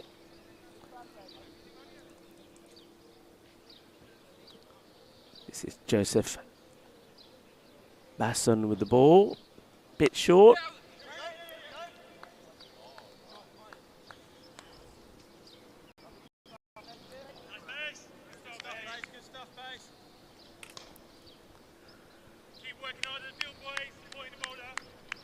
Two men back down the ground, square leg and a sweeper out.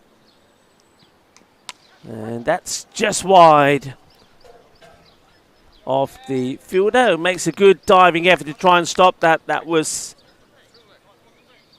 once again, Thomas Treyes. He went down quickly, but it was always away from him. And once he gets past it, 4 runs. It's a bit of work for Parker, who's on the leg side boundary. So again, you can have one more out here. They're opting to have just the 4 at the moment.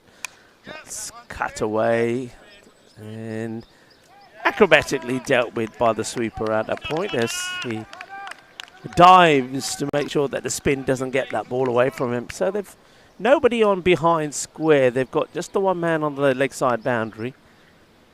2 men straight, as I said, and a sweeper. Take another single, nicely done. And remember, we have at Cow Corner, we've got the famous Southwest tree, which is inside the fielder player, only by about a metre. But of course, that means that anything that hits the tree, even if it's a ball that's sailing for 6 and just catches a branch or a leaf, it will be 4 runs. So that's the local ground rules concerning the tree here at Sporting Alfas.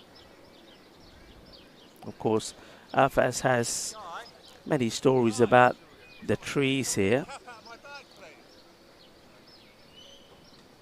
And the name and independence. The name Alfas comes from the Arabic word for fertile land.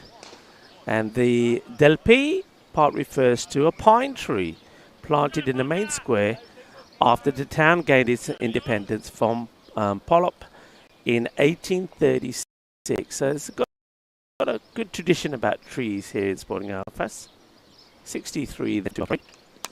That's hit pretty well, and it ain't coming back. That's 4 runs. They just made a change to the field. I just talked to you about the fielders, and they just moved for some reason the long off fielder off the boundary and brought him in to mid-on, or mid-off, beg your pardon.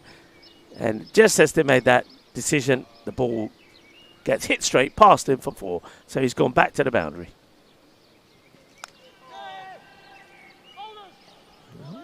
I'll run and take another single. A little bit of bat on this.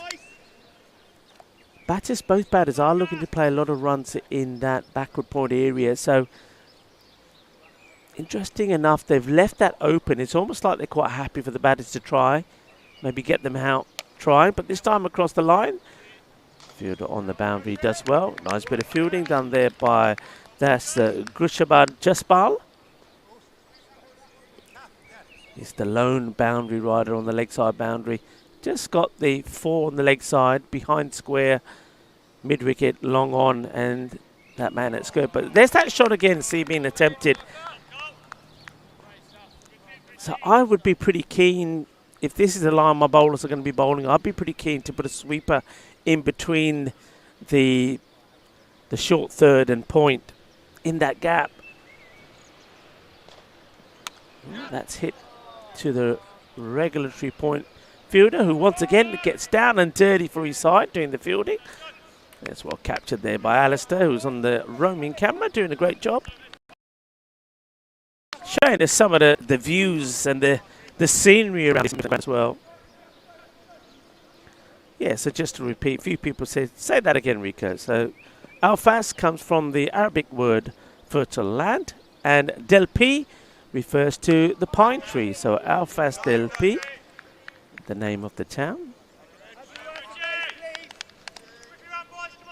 And that ancient tree, as we come to the end of the over, 70 for 2 after 9. So Parker, 2 overs now for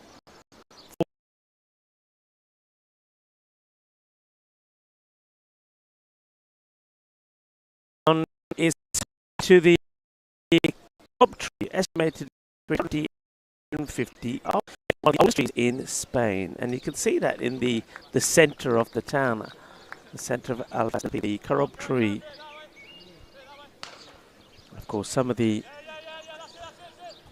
attractions here is mountain walking, cycling, bicycle rides are very popular, strolls along trails, a lot of points of interest, and there's a lot really that Alfas has to offer here. And as I said, the beach is literally just a couple of 100 metres away. That's short, horrible, never really got into a good position. And that's what I was talking about before. You've got to get into a good position against the slower bowlers. You can't play off the front foot. You're going to get yourself out. You're going to loop it up in the air.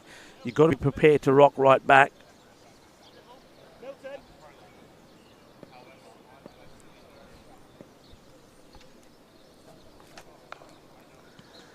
It's played behind square. Work to be done. And well done. Smothers it. Then that's Richard Parker who's on the boundary there. Just replaced Grishab Jaspal, who's gone on the 45. In fact, 2 fielders on the leg side boundary now. They're expecting Bassan to be taken on here by the batters. They've got square leg and mid-wicket back. Square leg, mid-wicket, long on, long off, and a sweeper. So they have put the 5 players back now. There's Wiki on your screens. I wonder if we're going to see Wiki. I know that we had a little preview of Wiki. Oh, this could be dodgy. Oh, they're in out. Check it all about. That's out. That's got to be gone. Yeah, it was a calamity of errors. Hanji, chalo ji, chaliye, na chaliye, ki kariye. And in the end, that's what they've done here. That's going to be out. Oh, boy. That was not good. It was not good at all. And in the end, I think here, it's probably Williams. Well, let's see. He's not a happy chap. Oh, he's not a happy chap. I'd stay away from him if I were him. I suppose what he's done there is, at least he's not Ed Hawker that gets out, because you wouldn't want him to be run out. He's the set batter, but Williams not going to be a happy chap, Andy. And it was just, you could see it happening. There was no definite call. There was no understanding between the 2 batters. And as a result of that, Williams is going to go. It was an easy decision for umpire John Braithwaite to give. So the 3rd wicket goes, 73 on the board. Williams run out for 10.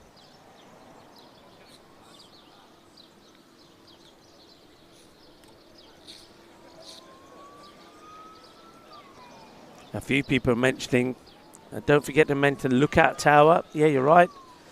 Lookout Tower and the functioning Albert Lighthouse are some of the attractions that visitors can enjoy if you're here.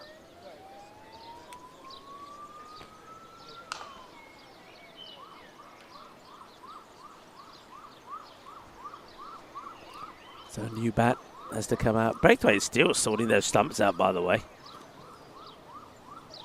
Well, he's done now. He walks back to his mark. Just confirms with his opposite number. 2 balls to come. Oh, look at the bounce on that. Wow. I mean, that is just bounce around shoulder high of the batter.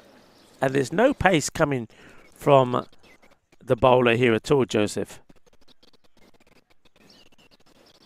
Oh, that's a stumping chance. That's an opportunity.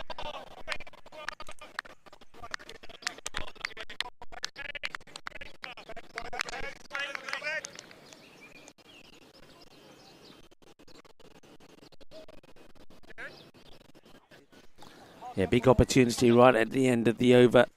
So 10 overs completed, 73 for 3. So it's kind of been a start, stop, start kind of innings. It started slowish. Then they had those couple of big overs in there, didn't they? The 19 and the 11 to get them going. And then with those wickets going there, things have slowed down. But they've still got Ed Hawker out there. He's joined now by new batter Goss.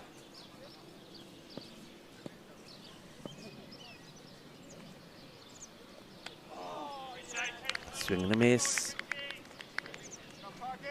So this is Tom Goss, who's out at number 3, and he's out there because of that run out. Parker continuing with the ball.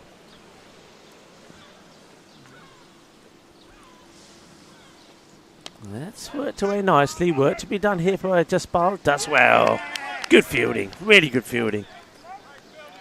Puts a big long barrier down as he slides and makes the stop. Only the 2.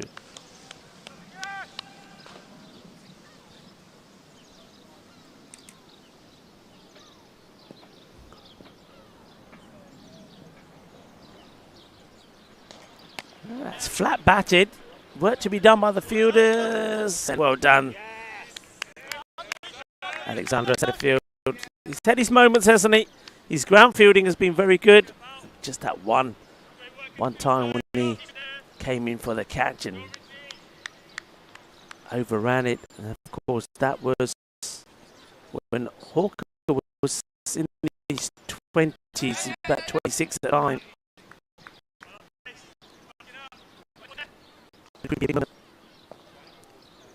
The way the match goes.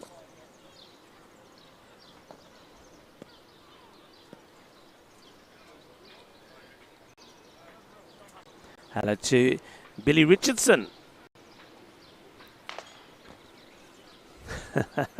He's got some rumours that the batter who just come in was pretty late getting in this morning. And yeah, that could be the case. Yeah, it doesn't look like he's quite awake. Mind you, I think we're looking at Ed Hawker there as well. He's got an excuse. He's been out there running and hustling. Plays this away. More work to be done there for Alexander. Pick up the game for the 2. He's in trouble. Oh, all he had to do was catch it. All he had to do, Parker, was catch it and rip the bells off. Alexander Satterfield did everything right. Again, his ground fielding's been immaculate. Picks it up, gets the throw in right over the stumps. Parker couldn't complete the job.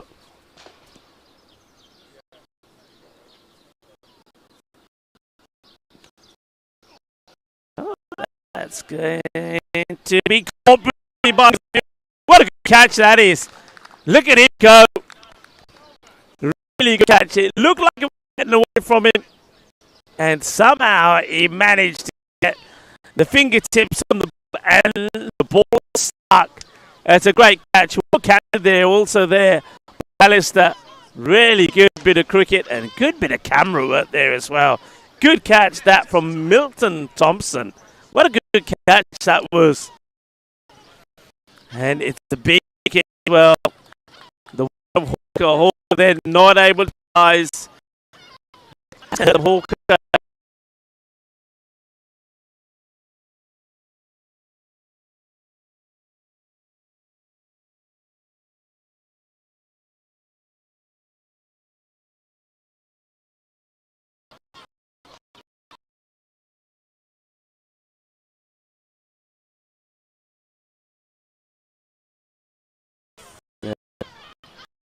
Watch out, balls in.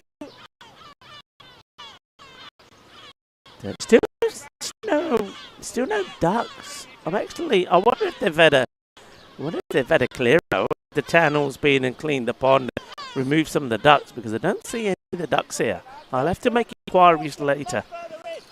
That is too early for the ducks. Remember, technically 2 in the morning here in Spain until 2 in the afternoon.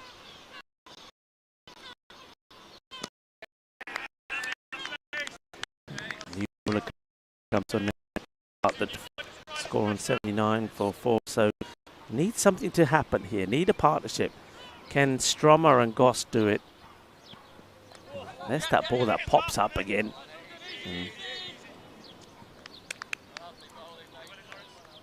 Tom Goss manages to kind of work it away. Is that Joe Stromer?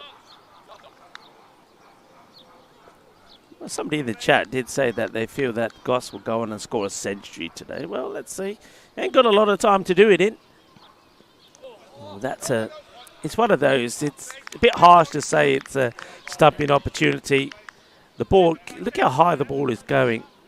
I think the keepers do well on this occasion. That's Carl Robinson. Does well just to get gloves onto that. Yeah, Tom Arnold was saying Goss century incoming. Well, Joe Stromer at the moment. What could also be incoming is Wiki. I wonder if we're ready to have our first Wiki moment of this tournament. Still not off the mark, and it's in the air, but safe. Might even get 4 runs for this. It's a big chase on, but it's pretty quick outfield. Well, I think he's done all right here. He flicks his back, stops the ball going over the rope. He might go over. That's really well chased. Never gave it up. Well,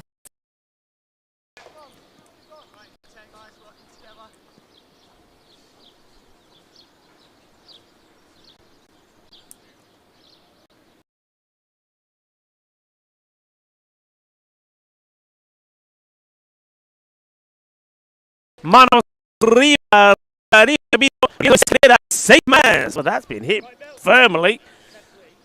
And, well, we see 3, followed by Maximo. Good finish to the over. 89. 4 down. 12 overs completed. They needed that. Good finish to the over.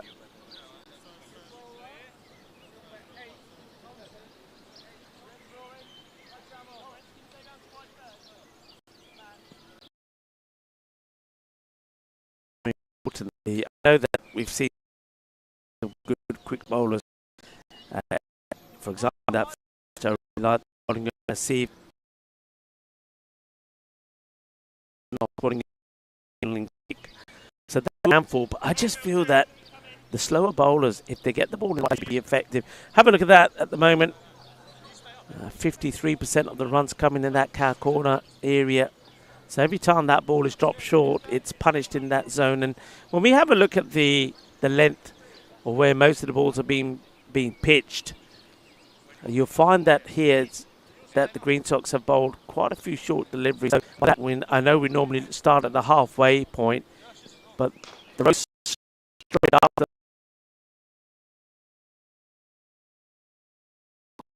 I mean, that would be, but it's been kind of worked away by the batter. Not necessarily one for the over, it'd just be a single. So we're seeing change of the bowler here to the start of the team.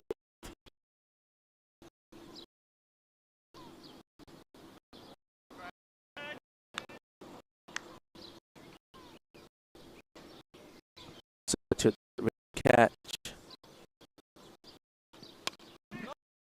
for this time.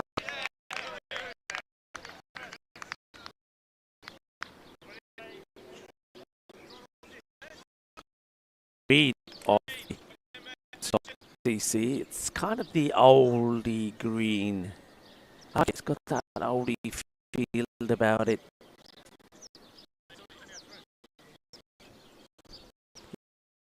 It's very easy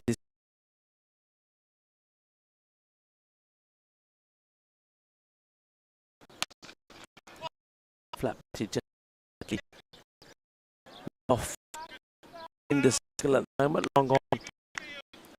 He's back.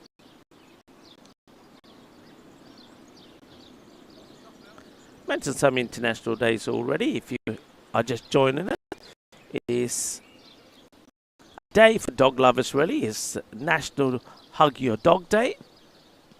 I know we all love, all of us that have dogs as pets. I know I have two at home. Love them to death. But every so often we take them for granted.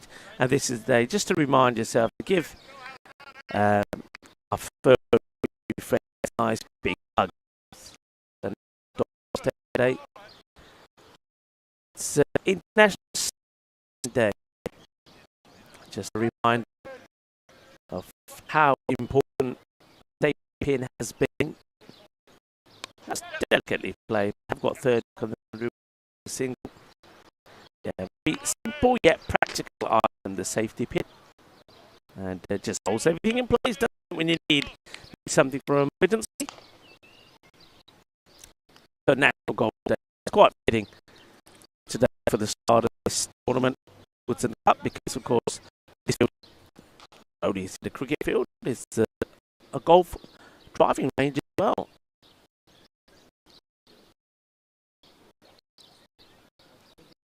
Just to work that way. I don't know if he gets anything on this. In fact, giving us a wide. So runs to go on the score. No extra, remember, because it's not the last over. And they also cross, so that's three runs. Remember, we've seen 6 as well.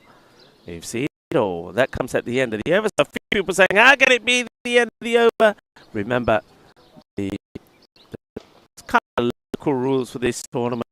Because we're trying to get the 4 matches in, we're trying to save a bit of time. And the way to do that is that we're just giving, unless it's the last over. In the last over, the normal laws of cricket apply. But foot fault, no, will be 2 runs extra. If it's a foot fault, it's still 2 runs and it will be a 3. And in the last over, again, because it's the 20th over, the wides will be bowled again, no balls bowled again, the free hit applied, but you still get 2 runs. 13 overs complete. 5, 4. Continue with the spin. And just chip over past the bullet. Should come back for a couple here, really. So, like the action here from leg spinner.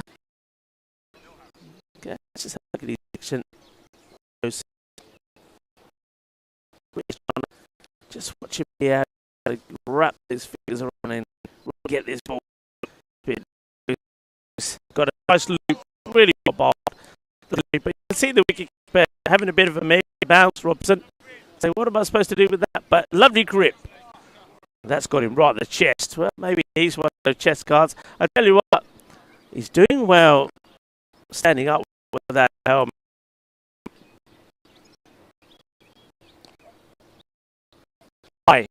Yeah, catch.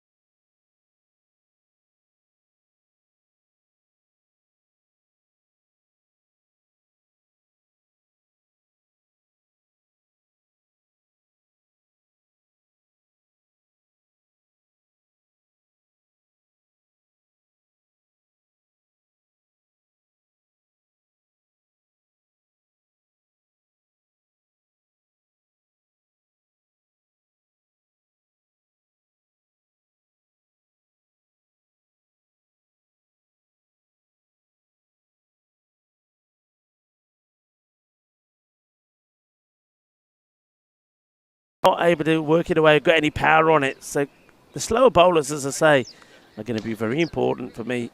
That's the end of the over. And, the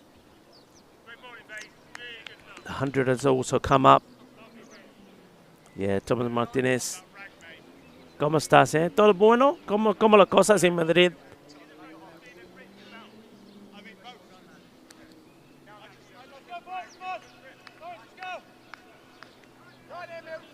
And everybody's saying their good afternoon. So somebody's been a naughty boy. Somebody was timed out for 15 seconds. Be careful what you say, people. Be careful what you say. Hey, let's have a look at this. So you can see very different from the Green Sox, but not being punished. Remember that middle row, 9-7-3-2. That's where the shorter stuff is, which you would normally expect to be punished. That's also telling you why there have been so many runs being scored in the mid-wicket area. That was, percentage-wise, the highest number of runs have been scored in that area. That's because the ball's just been a little bit too short.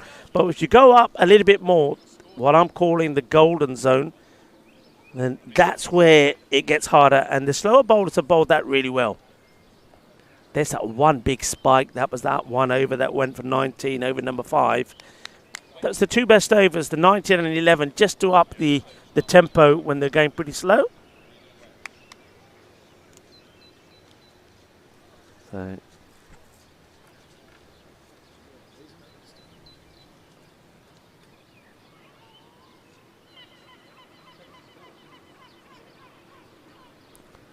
it looks like the batters just changed some gloves or something. Looks like they're still the same two batters. Yeah, Goss is still there. And Joe Strummer. And, well, we might be waiting for something. Not sure what we're waiting for here. I can see that the umpires are on their walkie-talkies. Gives me a chance to say hello to everybody again. Now, I've been told I can't move around too much, otherwise I'm going to be like the Terminator. I'll be back. I told you, everybody, I'll be back. I told you that we'll be back as well. And we are back. And it's great also to be back here at the Sporting Outfest Cricket Ground. It's a beautiful place to be.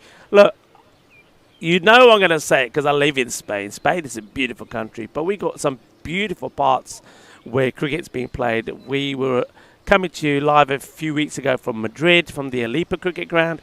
And then straight after that, we were in Granada. What a ground that was. The first time I was there. And we had the view of the mountains and the snow. Great ground there. Richard doing a wonderful job there. And now we're back in Spain, this time Sporting Outfest. And this facility is superb as well. I just love the fact that we're surrounded by mountains. So much to do in this area. So if you're thinking of a place to come for a holiday, you couldn't pick a better place. The Outfest P, we've got walking here. There's mountain biking. You've got the beach, which is just 500 meters from where we are. And also, if you fancy a trip down to Benidorm, it's like a 30-minute drive. So it's a wonderful place to be. And I thoroughly recommend it. And if you're thinking of coming to see and watch a bit of cricket, maybe even play a bit of cricket, Sporting Outfest is the place to come. It's a beautiful place, a beautiful part of the world. It looks like we are ready and set to go. And there's those percentages. I told you, 49% in that cow corner area. That's where a lot of the runs have been scored. And you can see that the batters have struggled with the ball when it's short of a length.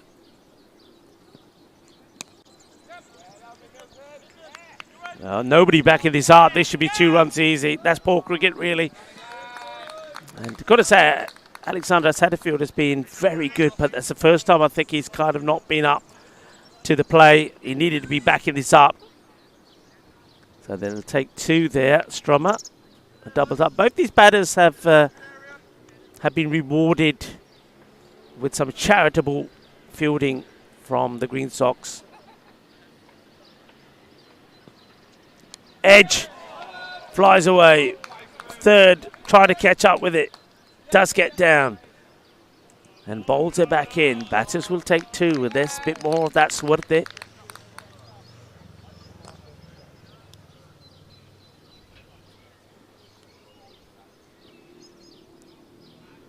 Good pace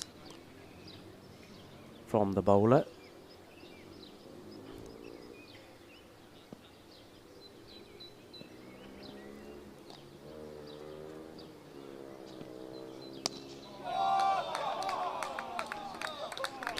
Shot.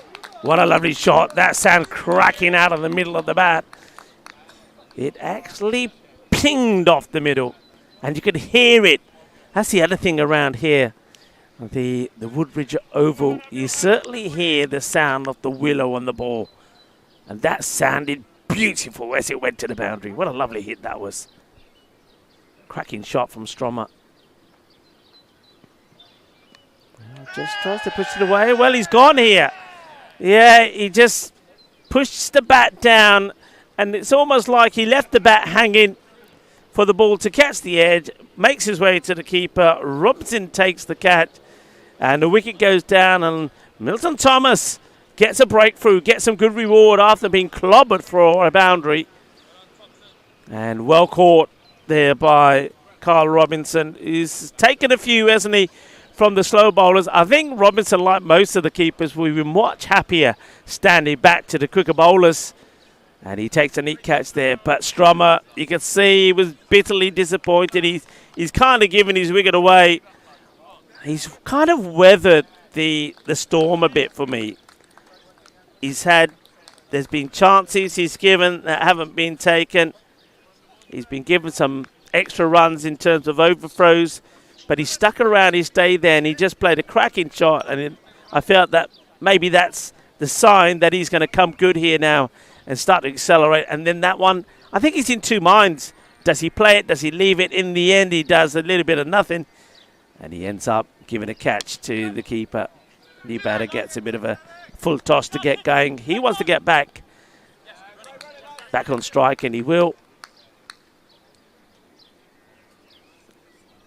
So yeah, Stromer just giving his wicket away. He'd be very, very annoyed with that.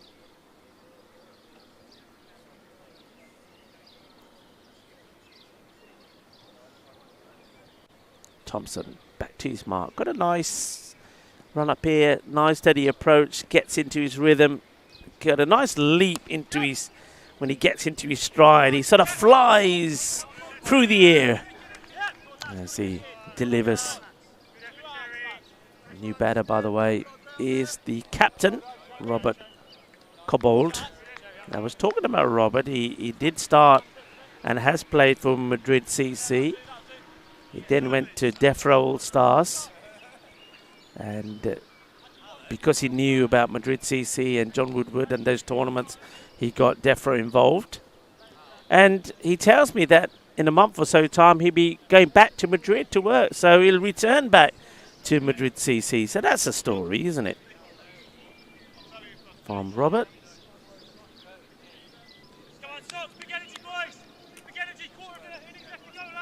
So 15 overs now completed. 112 for 5. And Thompson picking up a wicket. I think he's deserved that as well. He's bowled well. He's been lively. He's been good out there in the field as well. Looks like we're going to see change in the bowling here, maybe. Yeah, we are. Alan Nicholas to bowl over number 16. Checks his field. I'll give you a count of that field in a moment. As he starts with pretty full, and wow. So go straight back to him. Had a quick look there at the non-striker, Goss. Goss, I think, just managed to get back in time. Could have been run out there. Short. Played it too early, really. Wants to. Got a good arm, though.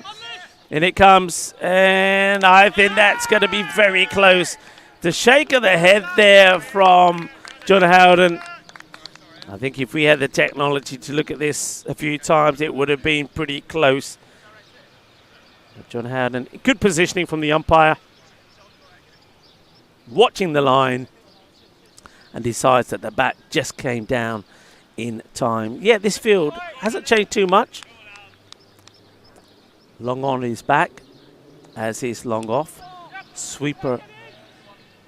2 sweepers actually out on that offside now. They've got cover and point. And that means only one on the leg side, which is at mid-wicket. Tossed up, firmly hit. He's got work to do there, the fielder. Oh, brilliantly done. Oh, look at the way he slides across there. Once again, brilliantly captured there by Alistair. Oh, you can see the dartboard in the background. Well, Alistair is on target with his camera work this morning. Great fielding. That's the way to do it. No foot fielding from these guys. Running fast, hard, gets a slide in, gets the body behind it. Right shot to play, but doesn't execute it. You have got 2 men inside the circle there, either side of the umpire on the square leg. So if you're going to play that shot, you take a bit of a risk, but you've got to try and elevate it over them.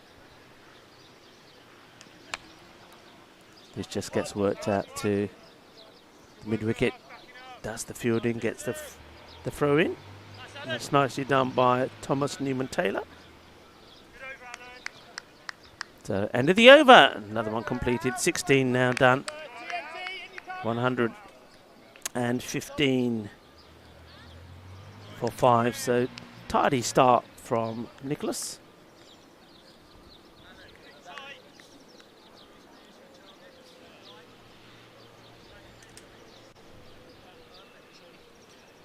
Welcome again to all the viewers, and so many of you as well. I'm great that you've all joined in. I'm glad that the words got out. Hello to Terry Richmond. And, so Parves is in there as well. Parves, Jacob, nice to have you. Thomas Martinez also joined us. And all the moderators keeping an eye on things as well. It's lovely to have you all here, watching the cricket, enjoying the cricket,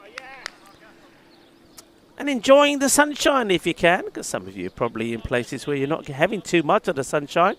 Well, hopefully by watching the cricket makes you feel warm inside as well. Speaking of, the temperatures will be highs about 25 today, and we are getting closer now to the warmest part of the day. Well, just a pause for a moment. I think the scorers just confirming and checking the scores. Very important, of course, to have it all correct. Quick look at the Manhattan there. You can see only 2 really big overs. And that's what I was talking about, the length of the delivery. So 51 in an area where I would say it's a good area to be. I would say that's the short of the length. That ties in nicely with the golden zone I'm talking about. And that's a nice shot of the famous tree, which is inside the boundary rope. You can't quite see the rope. But just inside the rope, and the fielder who's standing on there is Milton Thomas. And how are you, Milton? First time here? First time here, you said. Third time. Third time here, says Milton Thomas. Obviously enjoys it, likes coming back. We just got a slight delay here. I always like to try and have a little chat with some of the people that are around. So maybe I'll ask Milton. It's his third time here. Milton, come a bit closer. Nothing's happening at the moment. Come a bit closer. Maybe you can lean over, because otherwise I get in trouble. You can lean over. What's the best part about coming back to this part of Spain? It's just the weather, probably. Like it's guaranteed sun pretty much for pre-season tour. So it's a great way to start our season. This is our first game of the season. In fact, this is the first time I've touched a cricket ball today. Well, how about that? It's a great start to the season. First time he's touched the cricket ball. It looks like we've still got some delays here. So tell us a little bit about your club back at home. I'm going to take these off my head so you can speak into the mic properly. Yeah, so we're the Green Sox. It was a club set up by some government workers in the UK and England, mainly the Department for Transport. And yeah, it was a club for relapsed cricketers. So a club that players that haven't played for a while. And yeah. Thank you very much. You better get back out there. Watch the wires. He made it in time. I won't get in trouble. We made it back in time. You saw that Alistair was trying to catch us in the mischief there. But that was nice, wasn't it? Nice little catch up there with Milton Thompson, telling us a little bit about the club. A lovely story as well. That's what I like about cricketers. Wherever we go, cricketers that we meet, clubs that we meet, there's always a story. And those stories, most of the time, all resolve around community. And that's why I'm a firm believer that cricket is not just a game, it's not just a sport. It's about bringing people and communities together. Up in the air, no fielder there. The man I was just talking to, well, he had to run out of the commentary tent earlier. Now he had to run to try and get to that one, but he's not able to. It's another boundary. So good shot there from Tom Goss, who's just starting to put a score together. There he is. That's the man I was talking to earlier, Milton. It was really nice talking to Milton. Maybe we can catch up with Milton again. That's if I don't get into trouble. That's a good looking shot. He's hit that well. But unfortunately, it's gone straight to the fielder all along the deck.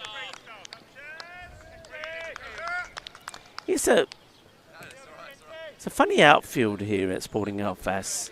Cut very nice and short, so the ball does move across it quickly. But it isn't perfectly smooth. It's a bit bumpy in places, so you always got to be careful. High in the air, Alexandra. Oh, he's gone through his fingers for 4. Well, the second opportunity that Alexandra Setterfield has had to take a catch. On one occasion, he overran it. On this time, he's come in. He's got himself in the position to take the catch, fingers pointing upwards, but it's hit his hands hard. It's got away from him, and it's gone to the boundary for 4. So opportunities are coming and going. 17 overs now completed. 128 for 5. Not easy, especially when you've got a lot of ground to cover. You had to come across and come round in front of the Sporting Belfast clubhouse. Gets there, but weren't able to hold on to it. Alan Nicholas, or Nichols actually, not Nicholas.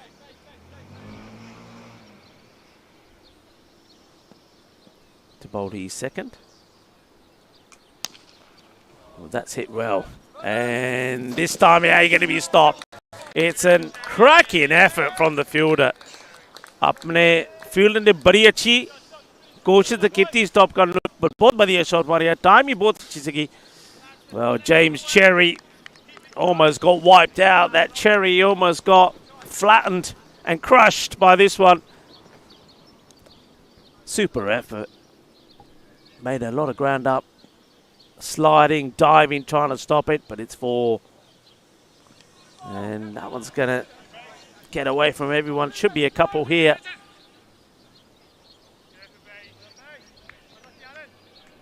Well, a few people were saying that Tom Goss, quick century. He's not going to get a century, but he's certainly made an impact. And he'll be telling everybody, see, that's the way to do it. Have an adventurous night out. And then be nice and fresh for the cricket in the morning. Well, that's what he's going to say, and he's sticking to it. And he's not doing bad at the moment either, 30 of 20. Getting some good support out there from Robert. These two trying to make things happen. So is Nichols. You can see where he's trying to go, and he's kind of been enticed into playing this shot because they've left square leg open. Remember, they've got those 2 short fielders on the leg side, either side of the umpire. So batters are trying to go over them. So he is trying to take a chance and go across the line here. But he's missed out. Let's see how Richard goes. Well, he wants to go down the ground, and he gets this pretty straight, but not able to stop. Alexander Setterfield, well, he may not be able to be at his best when it comes to the catching, but he's been very good in covering the ground and stopping any ground balls going to the boundary. It's another few runs saved there by Setterfield. Oh, that's that hoik across the the line again. They will get a couple as the fielder. Oh, he's falling all over the place trying to stop. This is Jaspal. Jaspal ne. Oh yaar, thoda ja pani pa liya kar. Down he goes, Jaspal. Swere sham nu piya kar.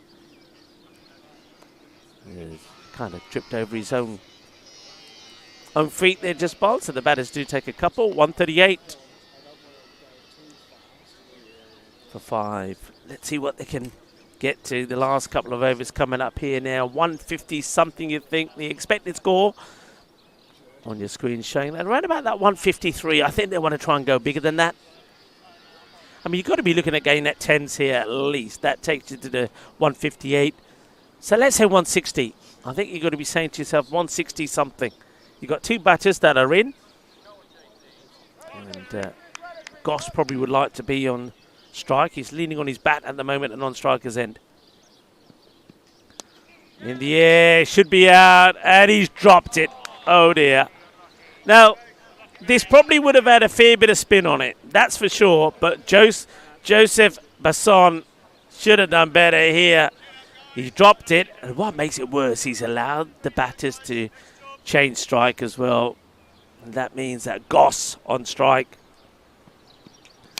And that's in the air. It's wide of the fielders there. Will be just a couple.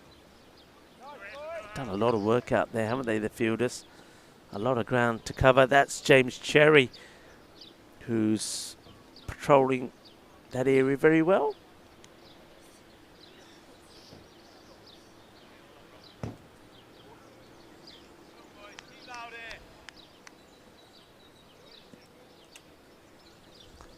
Cherry. Hit well, but straight to the fielder. Just trying to get that in the gap. But that field's worked well, wasn't it, on the offside? I know that they've left the square leg part of the boundary a little bit unprotected, especially on the boundary, but it's worked a treat on the offside.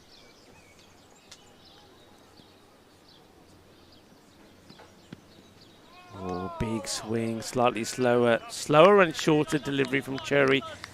And Richard Cobbold has played all around that. You can't and don't be wanting dot balls at this stage. Frustration probably for the likes of Goss, who's at the other end. Hello to Chris Smith, who's saying hi to everybody. Hello to you, Chris. Lovely to have you with us. And also hello to Ray Tipping, who I don't believe I've said hello to yet today. Ray, nice to have you. In the air, watch the bounce on this. Well watched, well judged. They will come back for a 2. Got to hustle hard. Really will be looking for a boundary here. Get a boundary here. Maybe a big boundary. Get to that 150 and then go into the last over, trying to get close to that 160 score. And, well, he's going to play all around it and have his stumps knocked over. Richard Cobbold. Timber! Jugga the Punty style. And Cherry on the money again. Well, that's the cherry on the cake from Cherry. To 144 for 6. 2 for 25 off his 4 overs. That's well bowled, actually. Bowled very nicely to James. Keep the ball full and straight. And he varied his pace nicely.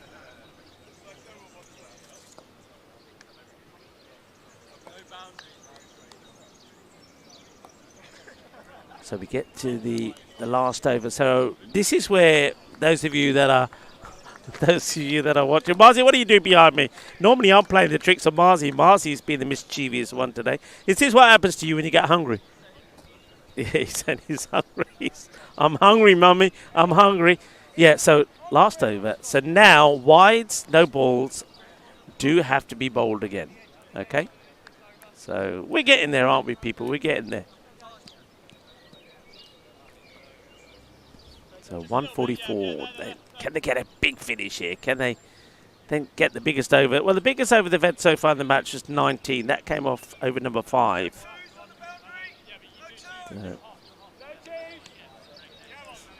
Nichols is going to finish off.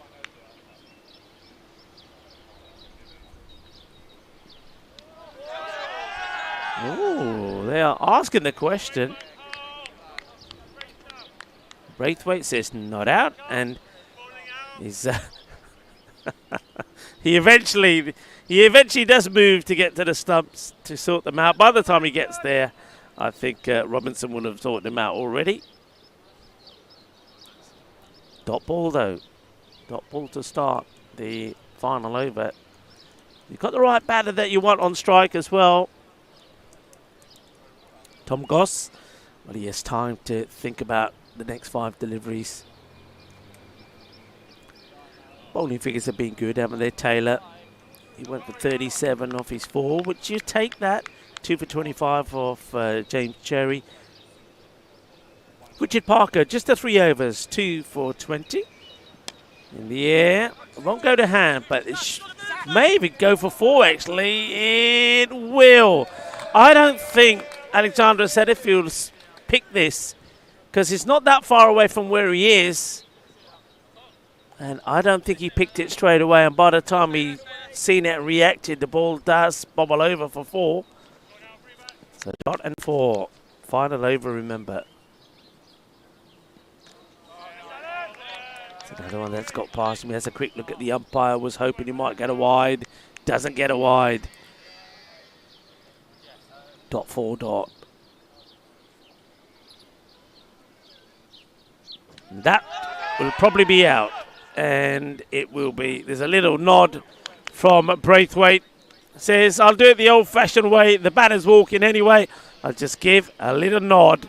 And that will be the end of Tom Goss, 37 of 31. I think he made up his mind. He had to go for it. Very good work.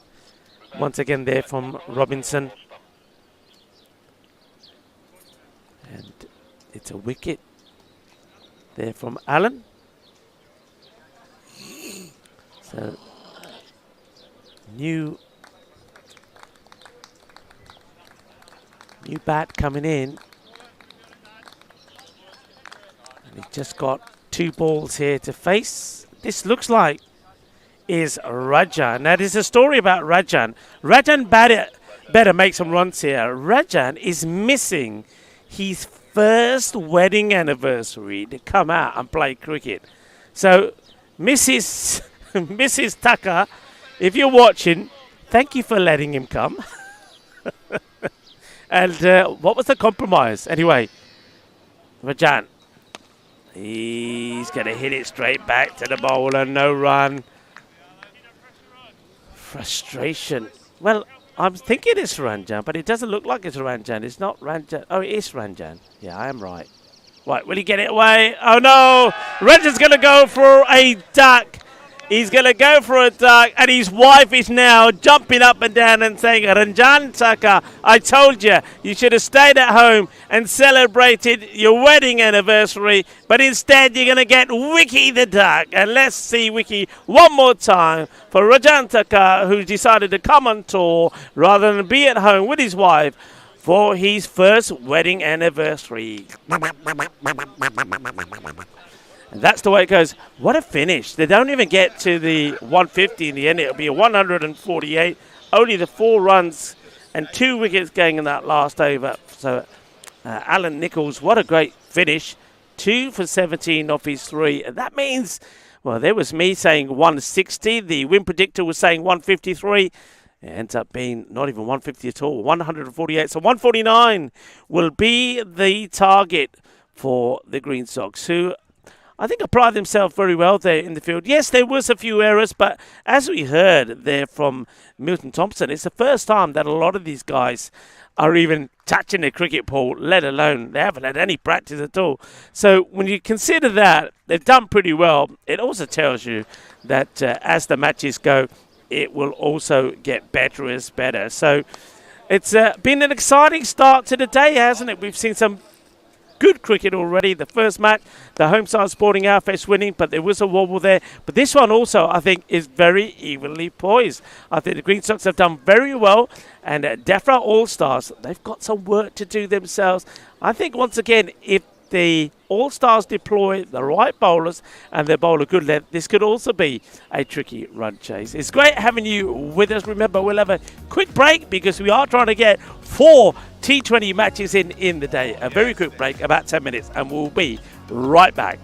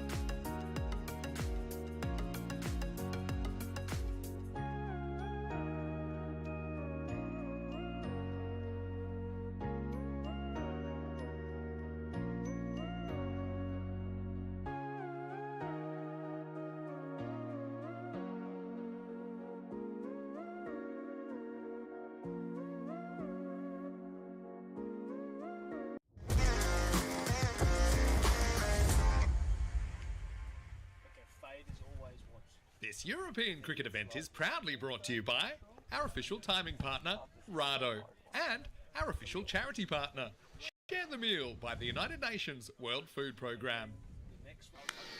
Hello viewers and welcome back, and getting ready for what promised to be a very exciting run chase. Well, we had a close encounter in the first match, which was won by Sporting Outfits in the end, but not before they had a bit of a wobble themselves. So in this one as well, you would expect, knowing the type of scores that you're likely to see on this ground, that the Green Sox have done their job well to contain the DEFRA All-Stars to below 150.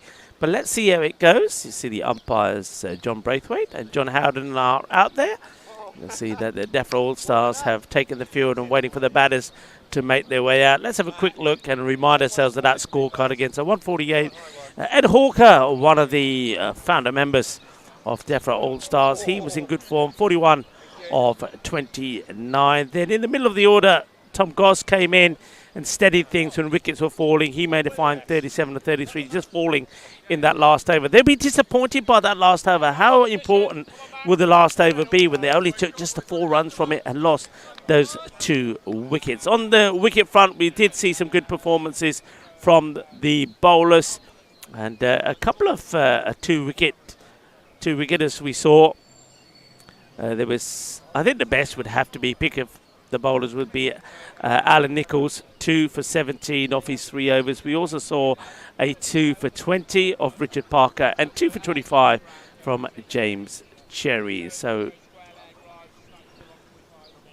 good performance, I think, from Green Sox. They'll be happy with the way they performed. A couple of blips, of course, in the field, but bear in mind, as we have heard and did hear from the likes of Milton Thomas, it's the first time that a lot of these guys are even touching a cricket ball since the end of last season. So you'd expect there to be a few errors. Anyway, we're ready to go. It's the first. And Tom Williams will start with a pretty short delivery. Liking the field, nice and tight either side of the bat. Got a short covering, short mid-wicket there as well. It's like Ed Hawker. He's in a catching position. Everybody walking in. Have got a sweeper out on the offside, and also long on is on the boundary. Short catcher stays in place on the offside, but not on the leg side anymore. That's another short delivery that's been banged in there by the bowler. Looks like he's just trying to loosen himself up a little bit. Tom Williams, one of the Williams brothers.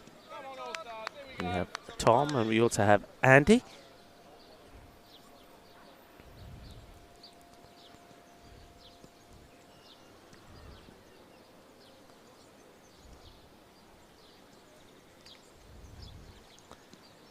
It's cut away, and that's well fielded. Really good fielding. Gets a dive in. If he gets past you there, it's probably going to run down to the boundary for 4 runs. So had to get down. Gets dirty for his side. Makes a good stop. Single there to Robinson. Robinson out there with Alexander Satterfield. Satterfield, oh, he's going to get some runs here. Might even get a boundary, actually, as that's racing away. He will, 4 runs. Gets beaten by this short ball again, so it is short. And he's got top edge on this. He's gone over the wicketkeeper and gone all the way down to the boundary. Guy Patton couldn't do too much about that. Seems all good over here, Chris. Are you getting some sort of battery warning?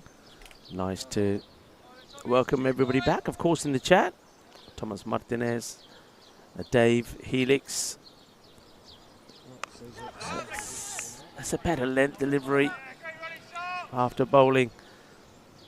First few deliveries far too short. Comes back well with that one.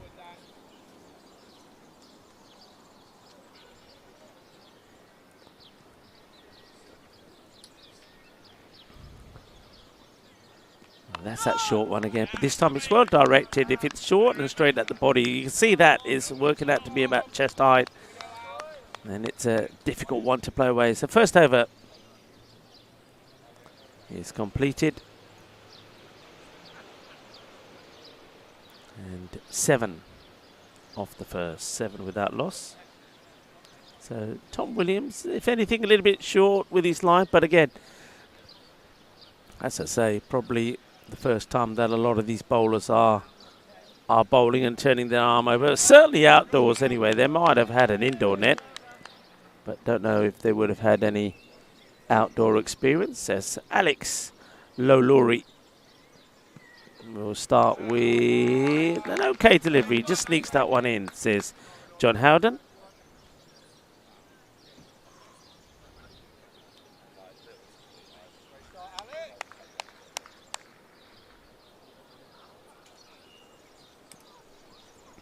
Short cut, chases on, ándale, ándale, iba, pero no puede, no puede, porque eso césped muy rápido. 4 carreras, nicely played. I like the way that he worked on keeping that ball along the deck.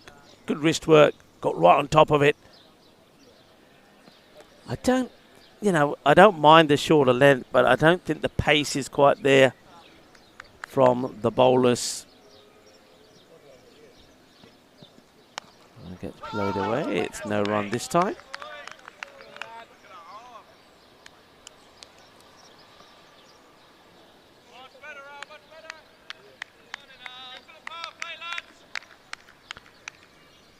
We'll have the right scorecards up for you shortly. Just the system is a bit of a go slow at the moment, but I'll keep you updated. 7 came off that first over from the over and the bowling from Tom Williamson.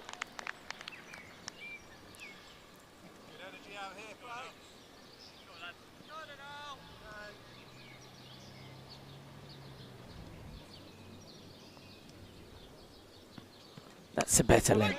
Good delivery. That's better. That was right up there. Nice. Full. That had to be defensively played away.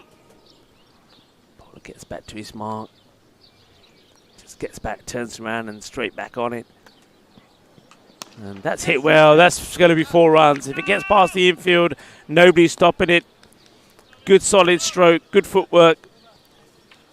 Gets all the weight and the balance into the shot. That's what they talk about. A lovely shot that, by the way, of the scenery around the ground. But it's all about balance and weight distribution. And you can see he leans into that. Everything was right. And the timing off the bat was beautiful as well. Oh, you naughty boy, Chris. You naughty boy. How can you do that? Well, Chris has just turned up. He sat next to me and he's got a pucker burger there. The patty, the cheese, the bacon. Smells good. Smells good. Well, we've got to get our lunch in while we can, folks. And that's timed pretty well as well. This is work to be done with the fielder. Watch the bounce. Does well. And stops the batters taking what? I think there always should have been 2 there. I think they were ball watching. A good bit of fielding. He gets applauded for it as well.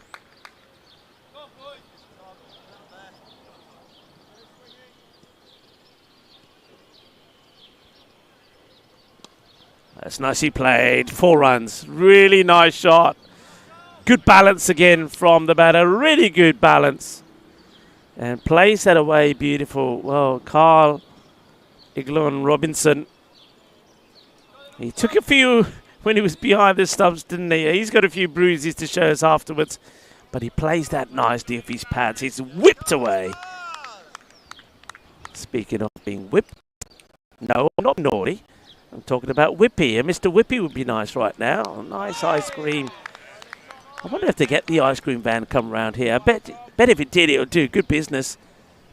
Especially on match days here at this Woodbridge Oval. 99 flake, thank you very much.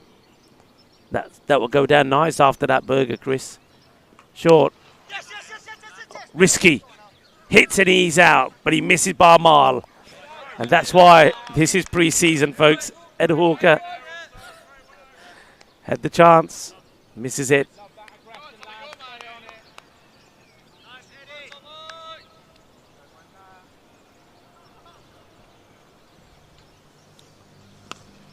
That's played nicely as well. More work to be done with that fielder right there. It does well. Good pick-up, early throw. Saving a few runs out there for sure. That looks like that's Max Cromartie out there.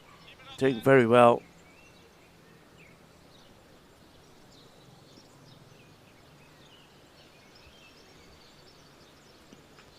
In the air, first chance should be gone. And he's, oh, I cannot believe it. I cannot believe that Guy Patton has put this down. That's probably as easy as they come when it comes to a wicketkeeper taking a catch. No helmet to be worried about. He just puts it down. It's an absolute clanger. Get him out the way pre-season is what I say, but that's a huge opportunity being put down. Massive. Oh boy. How is that going to hurt? End of the third over, 23. 23 with that loss.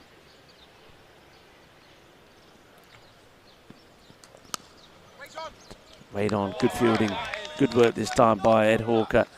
Well, his aim with his throwing arm may not be perfect, but his dive there was to perfection.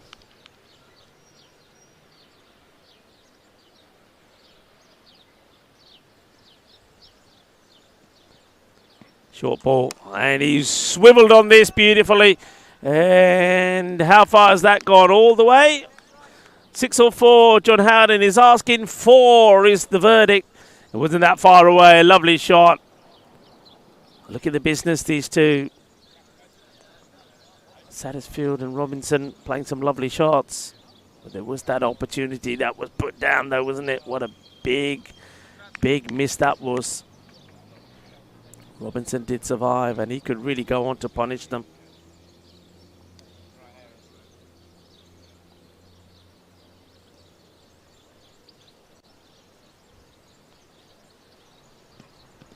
Well, same shot again, and this time it may get the full treatment. It does. This time, John Howden puts him up in the air like he just don't care. Manos, arriba, arriba, arriba, porque eso es 6 carreras. Boom! Shakalagia! Too short, too much down the leg side. And the Green Sox, they've come flying out the box, haven't they? Full toss. It's another gandhi ball. Chapera lagdiyan, chapera. Changiya jutiyan periya bowler. It's another boundary. 3 boundaries on the spin. 4-6, 4. And, well, Laurie just seems to have lost his line. And I could hear probably the captain there, Robert Cobble, saying, I think you better warm up. Sounded like he said Max. And still got 2 balls to get through in the over, but it's gone all wrong in this one. He went for the 9 in the last.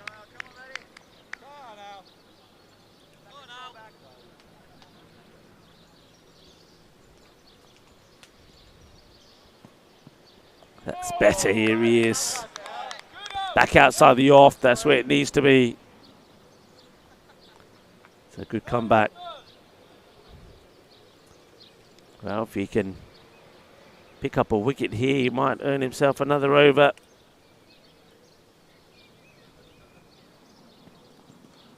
No, he's not going to. It'll just be a single and an expensive over. 15 coming from it, 38 with that loss. It looks like they're going to make a change here. Could be a double change with the 2 bowlers.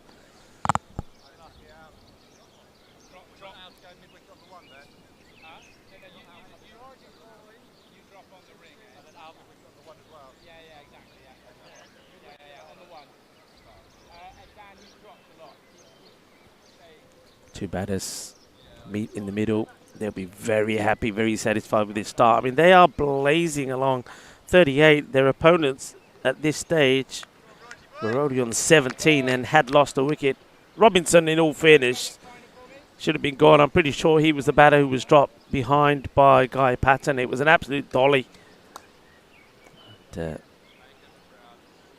making them pay for that mistake so far. It's a good start, good delivery, right in the block hole. This is Rajan.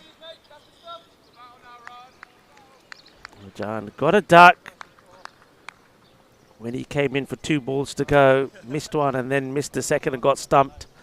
Remember, he's chosen to be out with the lads on tour, then with his wife to celebrate his first wedding anniversary. So he's hoping things will get better for him on the cricket field. Otherwise, he's never going to hear the end of it, is he? Poor chap. So this is when all the men in the world are getting behind him and saying, Rajan, we'll save you. Good start, though, for Rajan. That one was slightly over pitch, but I like the fact that he's trying to ram that Yorker in, then bowl too short. This one is going to go past the leg stick, but no wide called. I'm guessing on profile that probably would have gone on to hit the pads of the batter.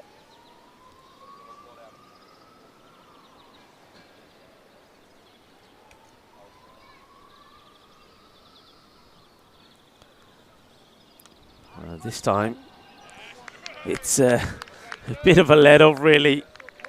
It's not the best of deliveries. Should have been runs, but it ends up being nothing. So no runs off 4 balls so far. Are we going to see? No, I'm not going to say it yet, because if I say it, everyone will blame me. Forget what I was thinking. Anyway, 4 balls, 4 dots. And this one's swiveled away. Fielder's got work to do here, trying to stop the boundary. And, well, great effort once again. And this time is Jack Andrew, the 12th who's on the field. Has a lot of ground to cover. He's run all the way around, gets the dive in. Dive to Changi Mari. But chauka lag gaya. Kafi effort kiti fielder ne. But all in vain. That will be 4 runs. So Rajan, it was going well until that one, but he was spraying it on the legs. He got away with a couple. He's going to go back to outside the off. Let's see if he can finish the over well. And he can. It's better. It's where he needs to be, outside the off. Just a single. 5 off the over. 43. Without loss. So much better after 15 came off the over before. Wonderful to see so many familiar faces joining in the fun and the action here. And it's coming up to that time of day. I know that Chris has demolished that burger, by the way. 1 minute it was there, next minute it's gone. Marzi's not eaten anything yet, which is a surprise. I cannot believe that Chris got in there before Mars. Cannot believe that. Marzi said he's strong. Mind you, Marzi did have a coffee. Thanks for bringing the coffees, Marzi. Where's my coffee? Yeah, he's saying he drank it on the way here. That's nice, isn't it? It's supposed to be teamwork here, Chris. I know Chris did and would have bought me a burger if he knew I could eat it. He bought me the barbecue sauce. I've got the chili sauce as well. Come on, get it right.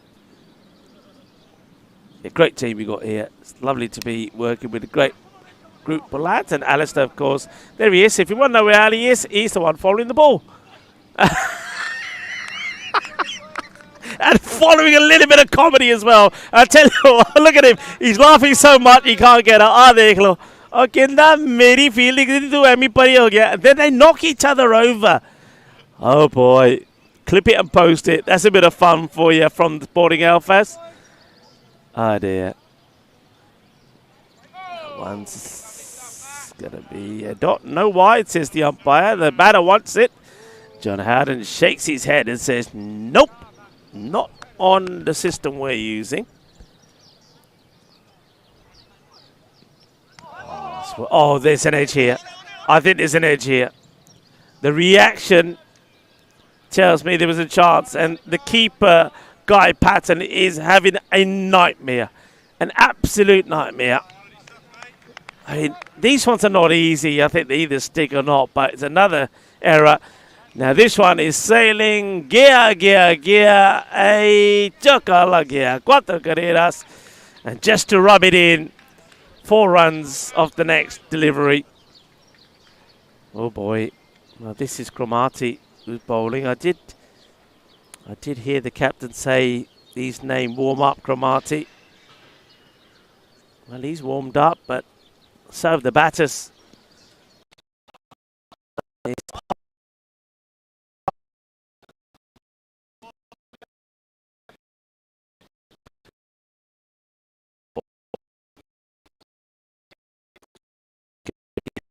If you haven't planned what's to follow your lunch, or if you haven't got a pastry, dessert or pudding, whatever you want to call it, ready for afterwards, 49 it stays.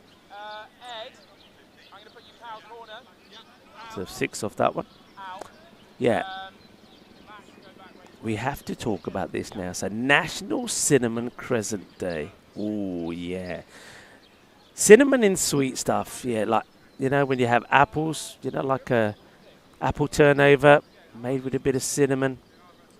I mean, I know I just was in Malta and they've got, I know Marzi knows what I'm talking about. They've got a lovely place there that does these cinnamon rolls. Oh, boy. But, yeah, like most days that are centered around a delicious food, National Cinnamon Crescent Day offers a delight for those who love to bake and for those who love to eat. Well, I think we all here love to eat. I don't think we've got a baker amongst us. Oh, 50 did come up, by the way. Must have missed that. And they're going to take a single. Doesn't need to throw that away. Luckily, the mid-off was alert. Good bit of backing up there from Robert, the captain.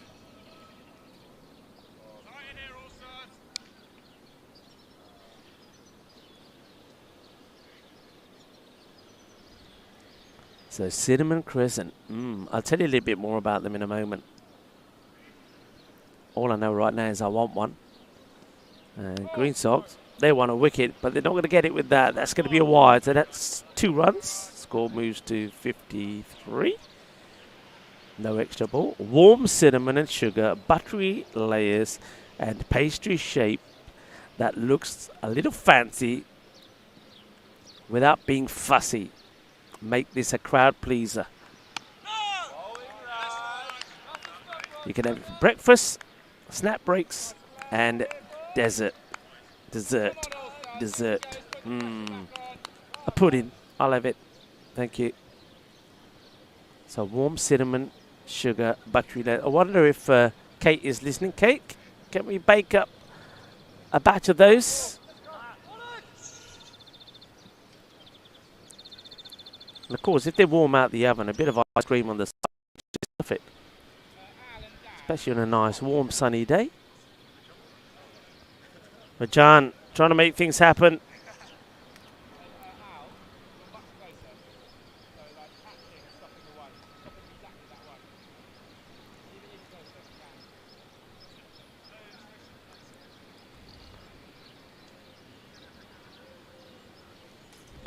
Good delivery.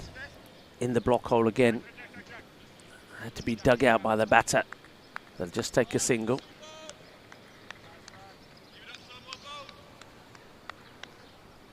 Looking at that graphic there on the right shows what I think we've seen already in this innings. Too many of the bowlers are bowled too short. Lowry was too short and he got punished for it. And that graphic once again just shows the height of the ball. If you're bowling short, it's going to be that hittable height. You need to, if you're going to make it awkward, if you're going to be bowling short and make it difficult for the batters to get the ball away, then you need to be going a 1 row up, where you've got the solitary 3 at the moment. You've got to get in the ball around there. It makes it harder to play. Where they are at the moment, it's easy hits, and that's why that's been reflected in the score. Rajan, though, he's working hard. He's trying to make it hard work for the opposition. 55 without loss. That's 7 overs completed. That's Alistair shows us a little bit more of what's around this ground. Epic scenery from the mountains around here in Sporting Alfas. For those of you that are wondering, that's a Sierra Harala Massif, which stretches for some 6.5 kilometers next to the sea and has a maximum height of 438 meters. So offers magnificent views to trekkers, bikers, and you can see some of the interesting flora and fauna around as well. And of course that side we have the mountains, and sort of behind where we are, if you went another 500 meters, you've got the lovely sandy beaches here on the Costa Blanca. Some of the best beaches in the world, for sure. Cromartie. That's a great shot. Slog sweep for 6. Arriva. Kinna sona. And he holds the pose as well. कहना मैं शक्कर तो मार देना आ देख लो बढ़िया पर कहना मैं पोज भी करूँगा और कैमरे वाले को मेरी 2-3 फोटो खींच लो small please click click click that was glorious lovely shot Robinson remember I believe it was him who was dropped behind on that dolly and he's certainly making them pay. Right now, Guy Patton, he's looking like a keeper who hasn't put the gloves on for long. He did stop that one though. It took a little bit of everything. Chest, arm, body. Works this away. It's the fielder out there, gets down, makes the stop. Nicely done by Jack Andrew.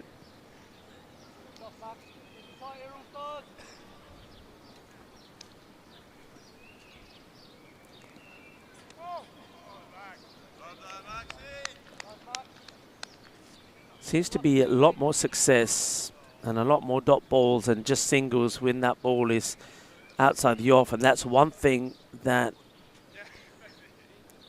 Defra All-Stars just haven't been able to do at the moment. They're bowled sometimes too short and too straight. They haven't made the batters play outside the off. But that's another one that's kind of angled into the pads and just neatly turned away on the onside for another single.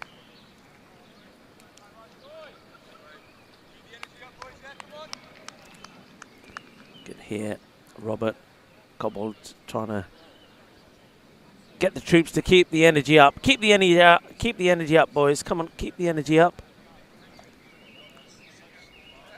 You just feel the way this is poised at the moment. If the Green Sox get, let's say in the next 6 overs, if they don't lose a wicket and they get a couple of decent sized overs in there, then they're going to take that rate down to about 5 and over. At the moment, it's just over 7.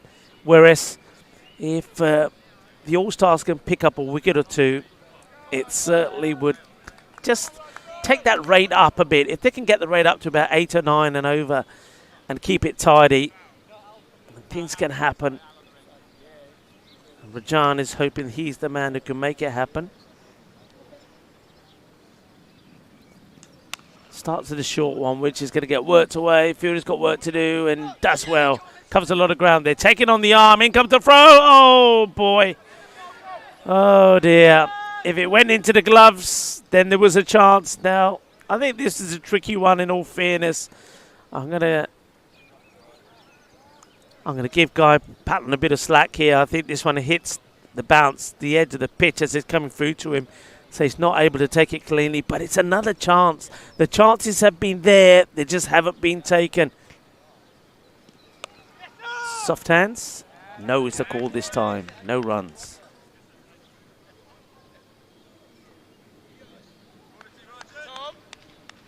Tom, get ready to come on next over, all right? You probably heard that.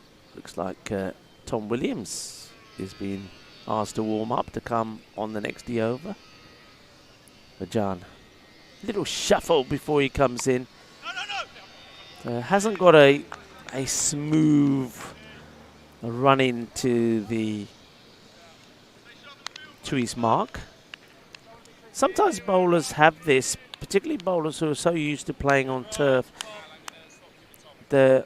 When they're running from the grass onto the artificial, it kind of plays in their mind a bit. You can see here he really has a lot of shuffles before he gets going.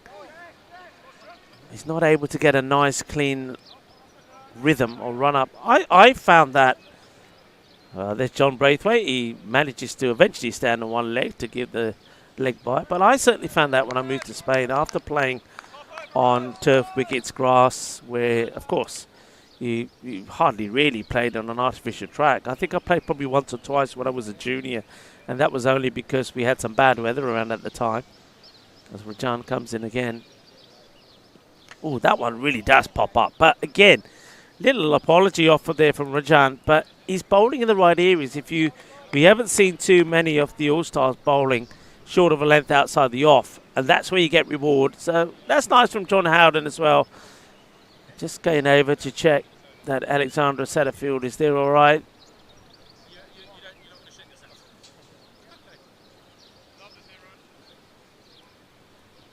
John, good over this from good spell actually. He's only gone for 12. And well, that one is going to really test the fielders. I think it'll be a couple. It will be as Jack Andrew does the fielding. 2 more runs. So again, that's he's bowled 18 deliveries so far and only gone for 14. So he's certainly putting a big shift in here, and he's the one who's keeping that score to around about that 7 and 7.5 and over so far. 70. 9 overs complete. So good tidy stuff from Rajan.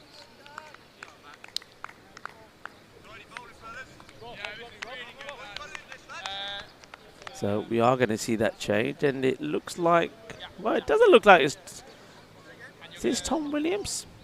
And no, that's not Tom Williams. That looks like Max is going to continue, so he was told to maybe warm up for the next over. Maybe they're going to give Rajan a break and not bowl him out, though I think you should. I think you need to try and get a breakthrough here and get a wicket. Look who we've had join us in the chat. Lily Panda is here. Lily, how are you? It's been a while. And everyone like myself is saying hello to Lily Panda. Oh, that was a pie. Call of 2 from the batters. Should get there and will.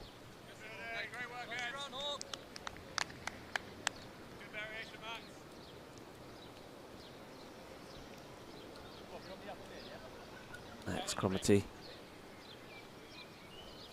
James Stewart also in the chat. Oh, that's better delivery. Good variations. You probably heard some of the fielders saying that to Max as well. Cromarty, can they get this breakthrough?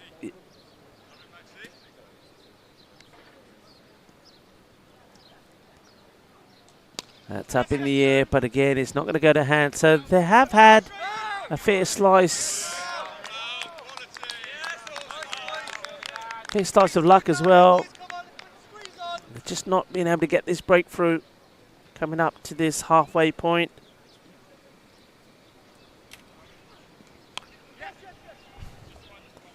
This gets worked away around the corner. Yup is the call. And nice applause to a 50 and a well-deserved 50 to Alexandra Satterfield. Remember, Satterfield in the field didn't have the best of times. I think his ground fielding was excellent, but he had a bit of trouble with a couple of catches. But he certainly made amends with his batting. 50 of 37. Very well batted. बहुत अच्छी batting की थी Alexander Satterfield ने. And looks like at the end of that over, he's going to take the opportunity to get some drinks in. And that gives me an opportunity to just to welcome you all, wherever you're tuning in from. I know a lot of people are tuning in. Hello to Lily Panda. Lily, I haven't heard from you for a while. I hope you're well. I know that Dave is in there. Just as I'm looking at the chat, Thomas Martinez as well. We want to start. There's Thomas. James Stewart has also joined us, as well as Helix. Lovely to have so many of you. James Stewart in there as well. I hope you're enjoying the coverage of this T20 tournament, the Woodson Cup, here at the beautiful Sporting Alfest Cricket Ground in Alfelsdorp. And we're into match number 2. Got 4 matches today, so we haven't even got to the halfway point yet. And in this one, it looks like the Green Sox are well in control. They're at the halfway point.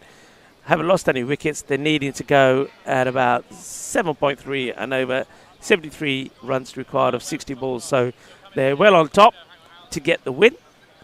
But interesting to see how they play this, whether they try to accelerate with the wickets they've got in hand, with the batter that's set, something like Alexander who's got his 50, and well done and well batted to him. It'd be interesting to see this as an opportunity to try and finish this match off, say in about the 16th over, and work on that net run rate, because I do feel that the net run rate could be pretty important in this tournament. Let's go back to the action.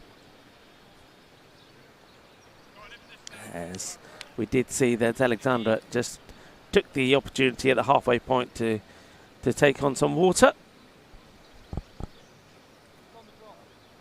Rajan, he is going to continue, so maybe that was a bluff call from the captain when he was asking Tom to warm up. Flicked away, would just be a single. Rajan, I can see what he's trying to do. He is trying to get that Yorker in, but I just feel that when he's trying to get the Yorker in, he's losing his shape, and the ball is sliding into the pads. I think he's far better when he's outside the off, and he's causes problems there. He's getting the ball really to jump up as well. So that's onto the pad. He was coming a long way forward.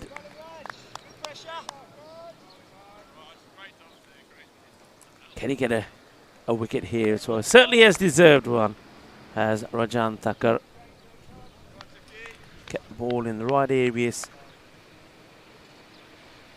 but no luck as such yet with a wicket to his name. Oh, great delivery. That's what I'm talking about. That's the ball. That's the areas he should be in. I know he's hungry to knock the timber over, but keep the ball there. And that's the perfect delivery.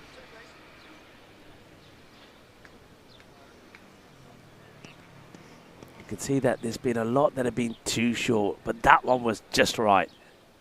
The pace that he's bowling at, just right. A little bit of movement away as well. And then he goes full. Now that could be close. It's very full. Catches him on the pad. And the big shake of the head from Braithwaite saying not out. That very strong, heavy Yorkshire accent.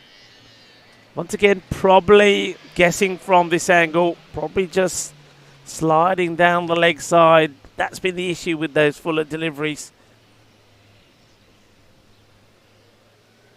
And that's what I'm talking about. You see, that will clearly be a wide. So you can see why the LBW's gone against him. When he does go fuller, he also tends to go down the leg side. So 2 more to come on to go on the board.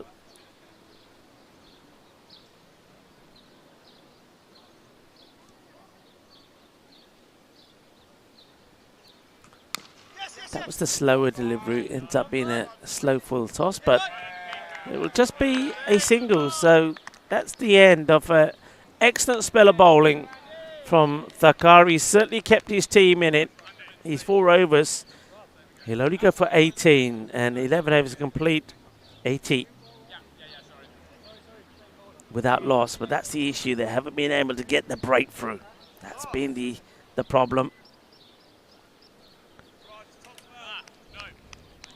On the good side, though, is that the rate required is slowly but surely climbing upwards. 69 required of 54 deliveries.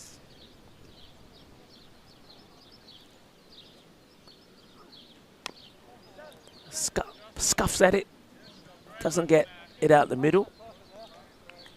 Goes for the sweep. Gets a single.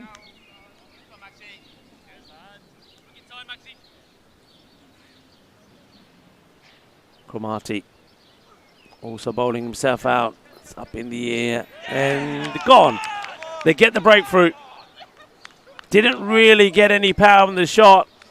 And delight as finally there will be a wicket, and it will be a wicket of Alexander Satterfield, who, having got to his 50, but we didn't find him get too much of the strike.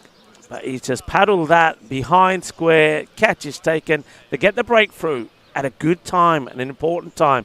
So they removed the set batter. Satterfield goes for 51. 51 of 39.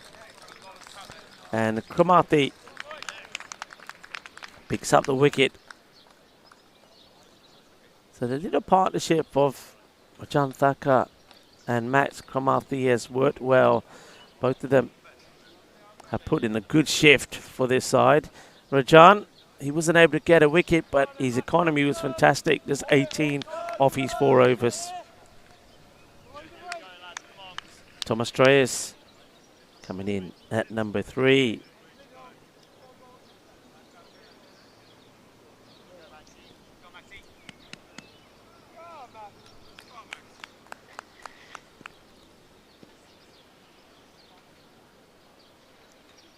That's chipped upwards. No is the call.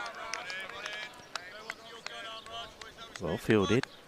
Has fielded well here as Rajan. It's been his area. He's made a lot of good stops there. He's made a big contribution in the field. Short, and he's got that over the short backward point. And the fielding's being done there on the boundary. Saves the boundary. Batters will come back for 2.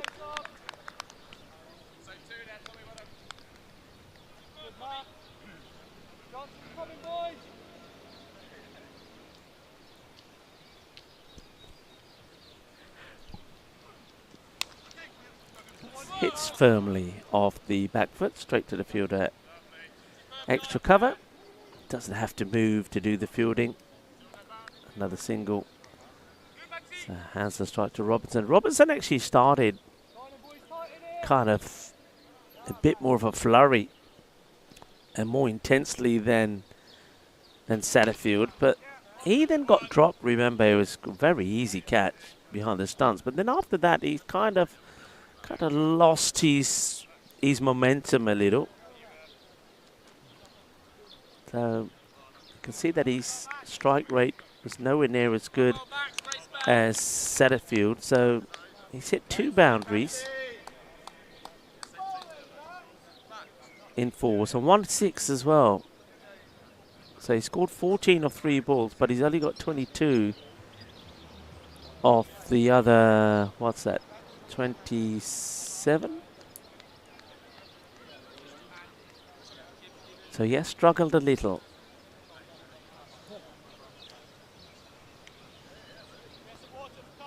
It looks like a bit of a, is it a helmet change here or a bit of an issue perhaps? Yeah, I think this, yeah, it doesn't look good. It looks like the batter who just actually went out there.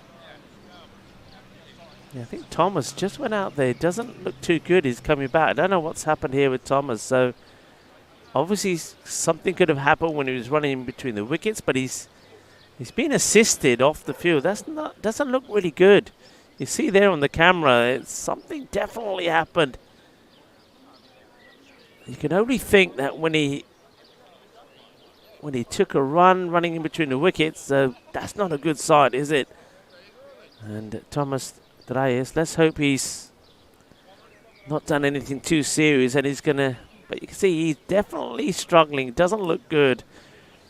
It means there's an opportunity for another batter to go out. This looks like it's Lawrence de Glossop who's going to come in here at 4. Yeah, let's hope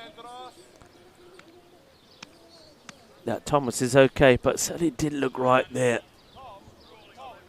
He needed to be helped off.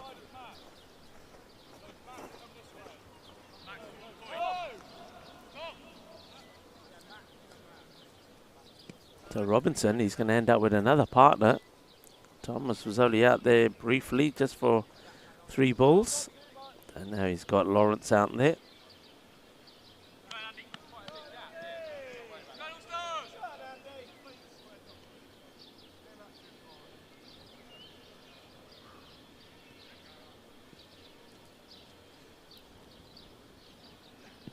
Ooh.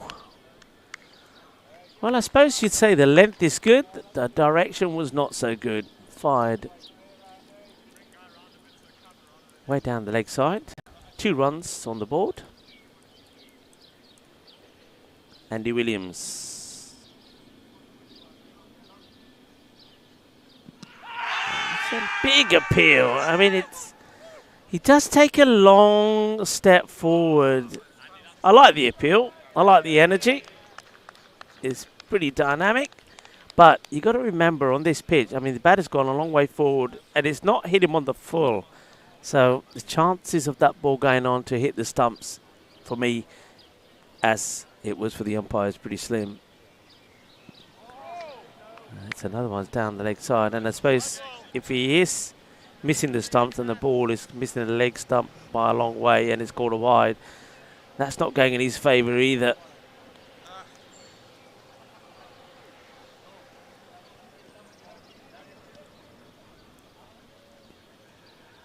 Andy Williams, soft hands to get this one away.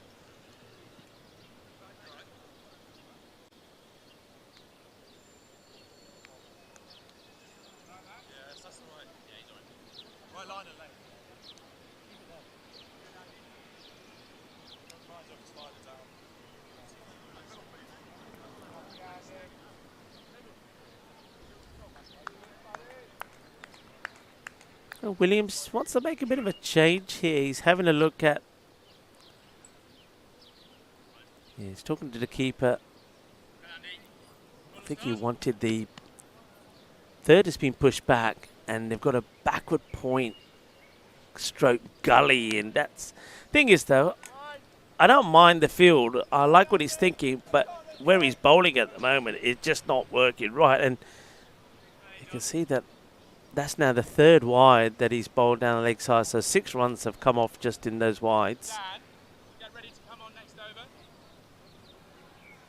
He's got the field set for the offside, but he's bowling on the leg side.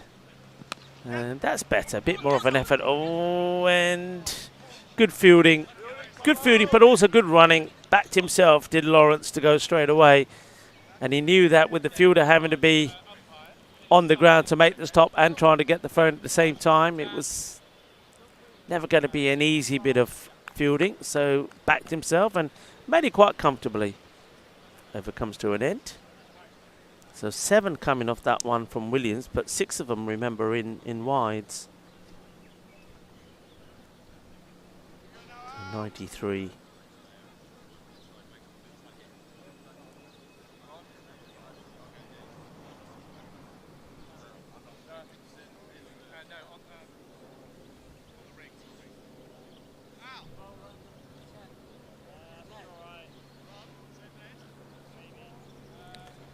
Making a change in the field. One thing that the All-Stars haven't done, and I think the captain will know this as well, is they apart from Rajan, who's bowled very well as well. What's that man doing there? Well, he's getting things ready for Santa for later on in the year. You've got to keep those chimneys pretty clean.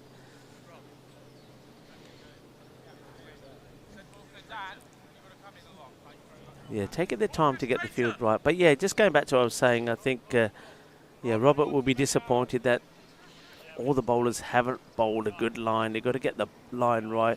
Looks like they're bringing back Alex Lalaurie. Now remember, the last over he bowled wasn't a good one. It was a very expensive one, actually. And he's going to start with a Gundy ball. That's a wide. Bit of a gamble bringing him back, actually. He went for 15, that's right. His first over went for 9, his second went for 15. And then he was taken off. He was hit for 3 boundaries on the spin.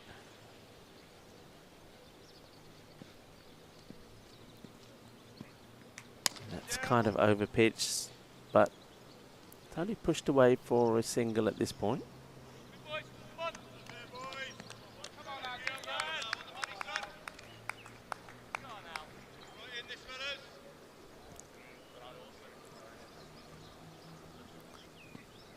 Oh, good delivery. That's better.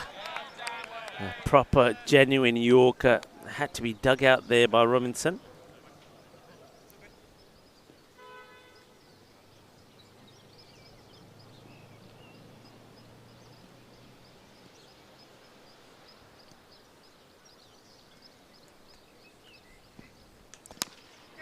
Played well. Putting the pressure on the fielder. Yes, yes, yes. Keeping the mid-off inside the circle. He's obviously keeping him in there to put the pressure on the batter and also for a catching opportunity. Oh, that's pretty high. it's going to get worked away. It's going to go for 4, 4 carreras, but it's not a good delivery. It's a full toss on the legs. He's got away with the height of it, I think, from the umpires. I didn't see a signal from either the umpire, but if that was called, it wouldn't have surprised me, to be honest. It wasn't a good delivery. Just hasn't been able to get the consistency going, the bowler. 100 has now come up for Green Sock. That one goes through. Probably could and perhaps should have been a run there, but Robinson, I don't think he saw that it went past the keeper until it was too late, and he decided that it was too risky to take a single. That's the over called, 101 after 14. 2 wickets down, so Thomas Reyes, don't know what the issue is with him. We'll find out, I'm sure, but he's down as retired out at the moment as opposed to retired hurt. And that's why you've got the wickets down on 2.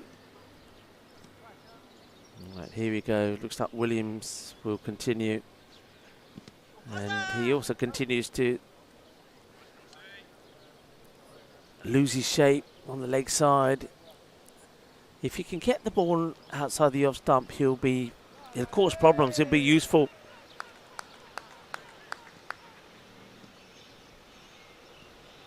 Because he's bowling at decent length. That's played away nicely, and this one could be coming into us here. Just gonna sneak outside. We haven't had one that's come in yet. That's the closest so far. Or has it come? Actually, it did come in. It came in and it stayed there by the post. That's the risk you take with this field. So they've got a square leg right back on the boundary. Mid-wicket is up. And a big gap then between that square leg. It's the other side of the umpire, behind the umpire. And long on, nobody else on the boundary. This time, no run. Williams short again, but this time gets away with it. Quick look at where the runs have been, and that also tells you a story about where a lot of the balls have been bowled, and looking at the length as well. So very few runs have been scored on that. Oh, that's a horrendous throw, but fortunately for the fielder, it was backed up there by Alex Lalaurie. So you can see there the consistency. That looks a bit like a bingo card, doesn't it? And tells you that the consistency of the line and length just hasn't been where it needs to be. Soft hands, single taken there. And therefore, the scoring of runs has been, I'd say, pretty easy. But at the same time, when you look at the required rate, the rate has also gone up. So though they haven't bowled at their best, it's probably also fair to say that the Green Sox haven't always necessarily punished them. And as a result of that, they're staying very much in this match, the All-Stars. So 15 gone now. So 107.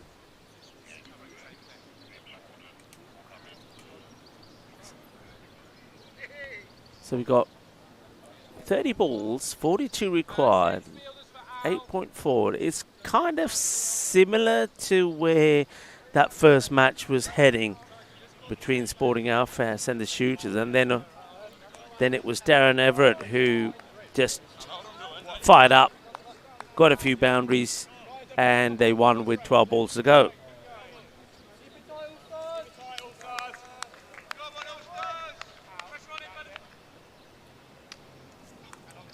So a couple of boundaries could kill off the All-Stars here, but a couple of wickets could put All-Stars on top. And reaching for it. Dot ball to start. No footwork there at all from Glossop.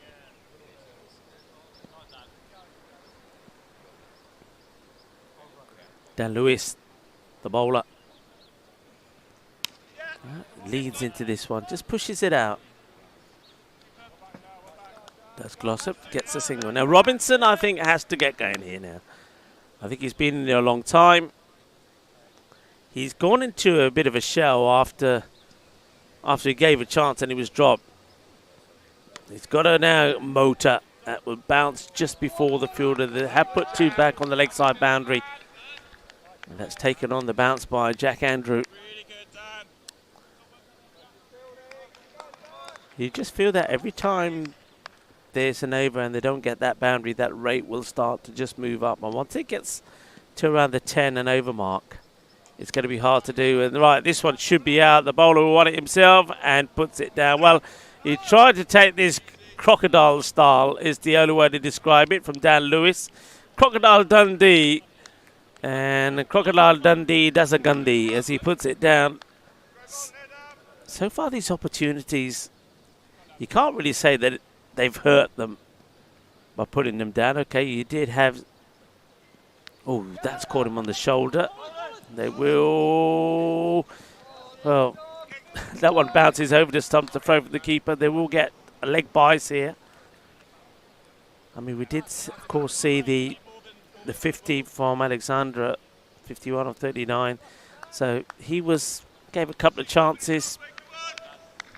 But then he got out at an important point where he should have been really looking to carry on from there. And wicket. That will be Glossop. Well done to Lewis. Dan Lewis doesn't really get any power in the shot. Offers a chance. It's well taken. It's another corner bowled. And Dan Lewis gets a breakthrough. And just like that, you know, the Green Sox, who you feel have been in front of this match all the way through, maybe they're going to start to have a bit of a wobble here now as well. As another wicket does go. So Glossop goes for 9. And I think that was the end of the over as well. It's 16 gone. And that's what happens when the score's on the Nelson, everybody. The wicket falls on the Nelson.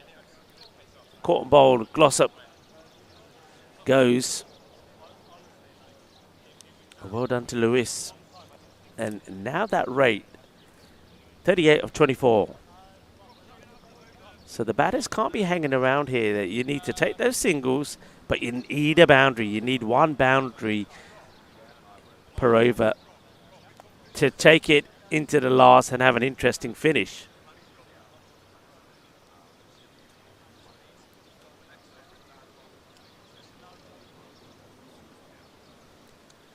So new bat joins Robinson. Robertson, he's got to be feeling now, he's at 38 balls for 30, he's got to be feeling that to justify this innings, you've got to win the match. There's no other way.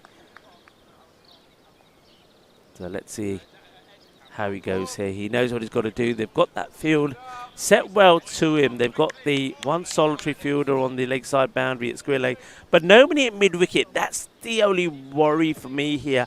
Knowing how Robinson likes to bat. Now, they are making a change here now. They are. The captain himself, Robert, is going to go to that mid-wicket area. I think that's a good move. I think you do need to have that extra body out on the leg side to Robinson. And he's gone. That's massive. That is huge. Tom Williams gets the wicket. The huge wicket as well. Robinson will go on 30. And just like that, another wicket falls on the Nelson. 2 wickets on the Nelson. 111 for 2 becomes 111 for 4. And that for me now definitely has the Green Sox in trouble. So 2 new batters effectively out there now. Alan Nichols has been joined now by Jonathan Hanna.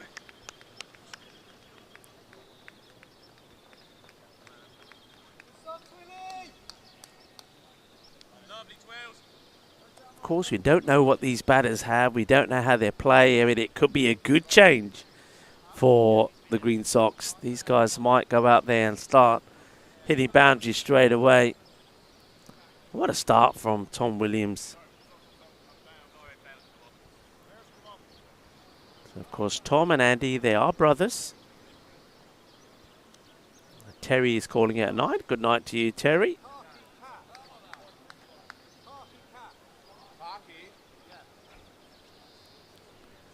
There's no coming back here from the Green Sox, is what Mohammed Didar is saying. Let's see.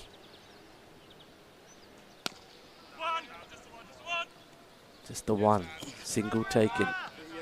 Scoreboard has to keep ticking. Don't forget how important could the way the innings finished be. Remember how we thought the score was going to be 150 something, and then Cherry and Alan Nichols, who's in there now, bowled 2 great overs. Alan Nichols bowled the last over, only gave 4 runs away and took 2 wickets. I mean, that could all come into play here. Full toss. Now, what do the umpires call here? First of all, that's going to go all the way. 6 runs. Manos arriba, eso es 6 carreras. That looked high. And the batters are having a chat with the umpire here and asking, it looked high, you know. It looked high. It hasn't been called as a no ball. Because remember, if that was called a no ball, that would be 8. It wouldn't be an extra ball to come. It would be 6 and 8. That would have been 8 runs, but no ball not called is just 6. Ooh, that could be a bit of a let-off. It was a tight call. 6 runs. Nichols smashes his first ball for 6.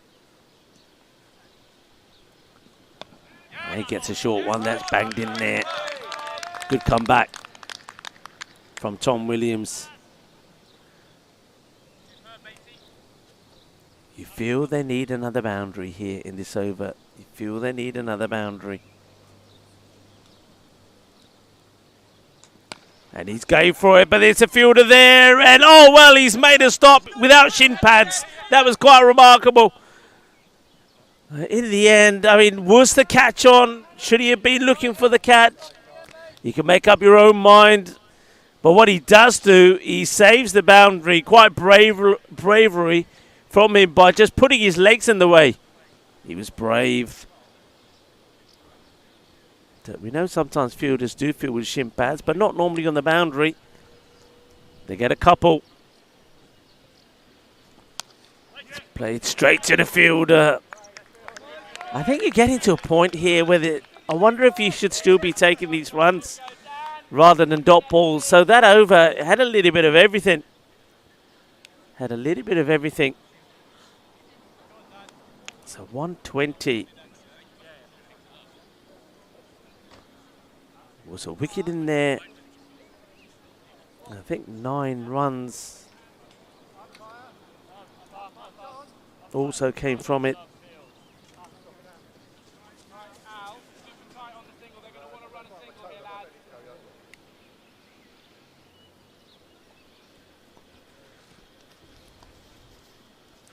(29 of 18). We're going to have a bumper finish here.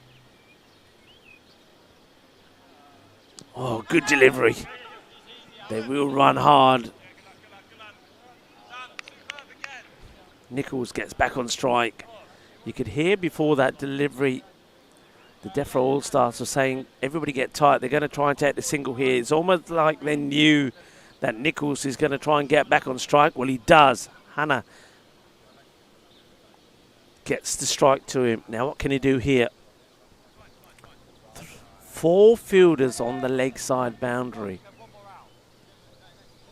But they've got nobody on the offside. They've got square leg, mid-wicket, kind of 2 mid-wickets and a long on. And that's clever batting. That really is. With the field set the way it is, he's saying, all right, if you're going to stack up the leg side, I'll go out to the off. There should and would normally be 3 there, but it's Nichols is saying, no, I want the strike. I don't want to be off strike. I could take 3. There is 3 there, but I want the strike.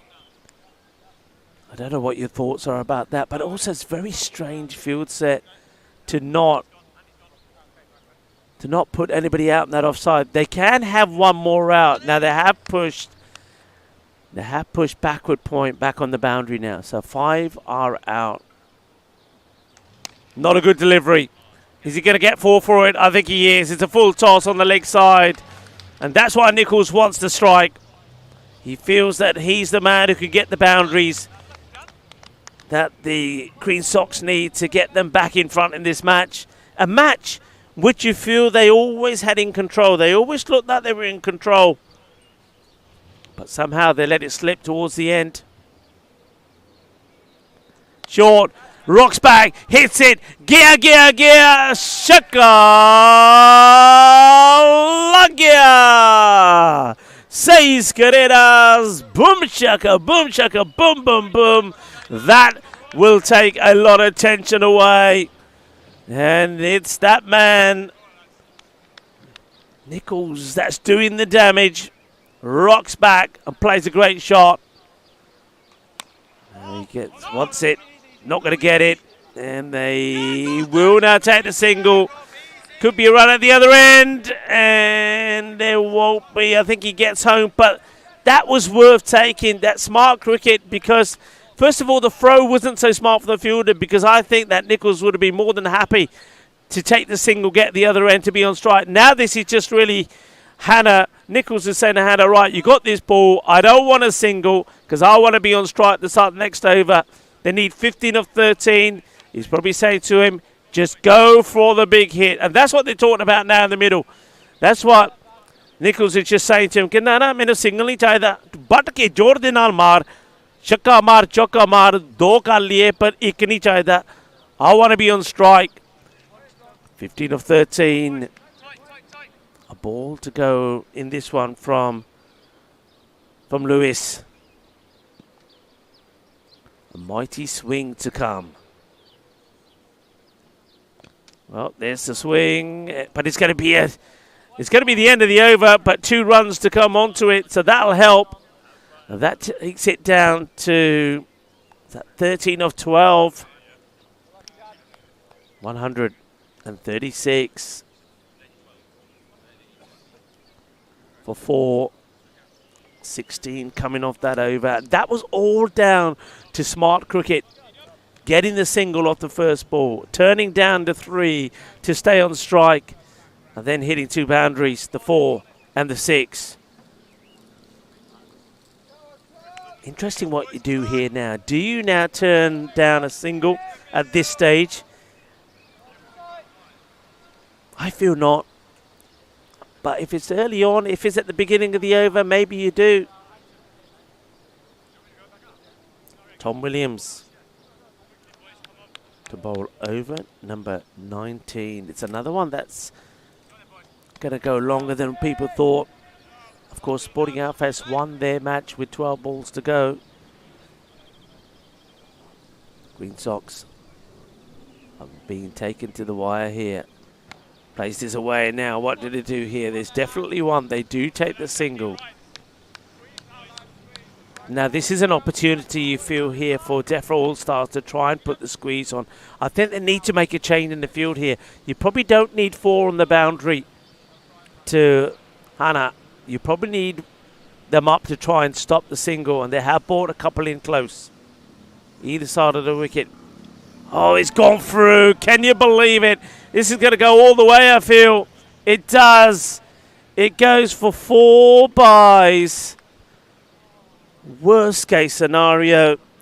And Guy Patton, just when you thought his day was starting to get better, it's gone through him. 4 byes. And is that the icing on the cake now? 8 required of 10.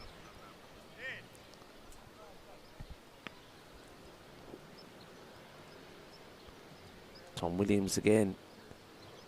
It's played out. I'll take the single. Singles from here will do it. You don't really need to go for the big shots here. I wonder what the plan will be in the field. Will they go back to having 4 on the leg side? Would they also have 1 or 2 in a bit closer just to try and save those singles and pick up that wicket?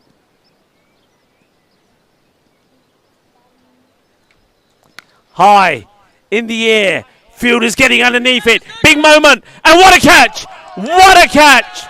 Absolutely sensational. He wanted it. As soon as it went up in the air, he said, that is mine. The ground that he covered to get there was quite amazing. That catch could be a match winner. It really could. It's the end of Alan Nichols. He goes for 22. But what a catch to get rid of him. They still need 7 of 8 deliveries. Massive moment. Great catch. Catches can win you matches. And if ever a catch deserved to win a match, it was that one there from Max Cromartie. What a catch. Well, is Cromartie going to give them reason to party a bit later? Because that catch could be huge. It really could. Nichols goes for 22. And it's not easy when a new batter comes in. This is where you just don't want to give any extras away. You just don't want to. You just have to be tidy all the way through. Oh, talk about pressure here. Talk about pressure. Oh, Jonathan. He's the batter. Is at the other end. New batter goes on strike.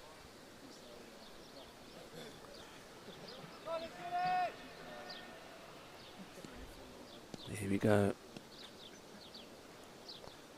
Oh, dot ball. Straight through Grishabad's Jaspal.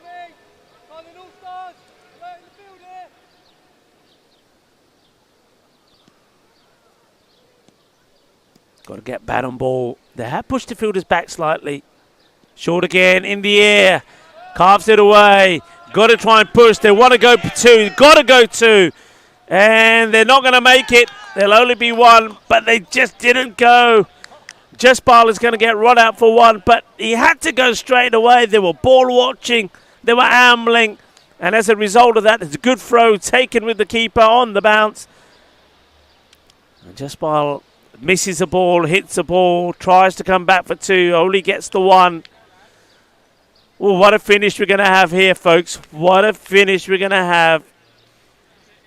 It is the end of the over. I make that now 143 for 6.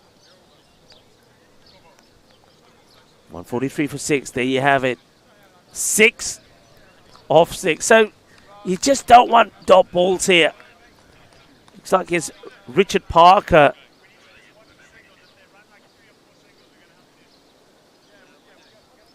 Richard Parker comes out at number 8 to join Jonathan Hanna, who is going to be on strike. He's had 4 balls for 3 so far. Bat on ball. Bat on ball. Well, remember, if the scores are tied, we go to a golden ball. There's no super over.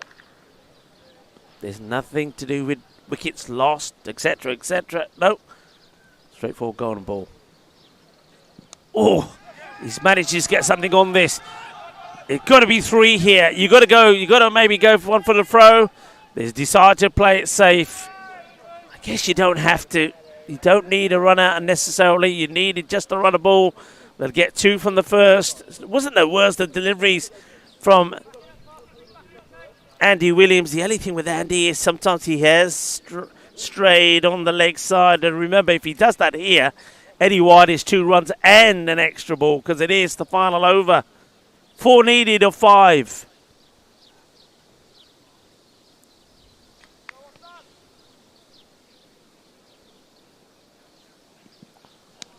Dot ball. Next match, just a reminder, was scheduled to start around about now, 2:15. So we will be starting that one just a little bit later.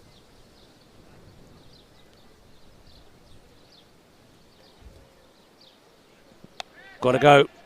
Plays it well enough. Will only be a single. Oh, we are going to have a finish here, folks. 3 of 3. And Parker going to have to face his first delivery here under pressure. Under pressure indeed. So next match now pushed back to 2:30 start. But remember, we could have a golden ball here yet. 3 of 3. And this is what I was saying before, how important those last few overs were from the likes of James Cherry and Alan Nichols. Only gave a few runs away.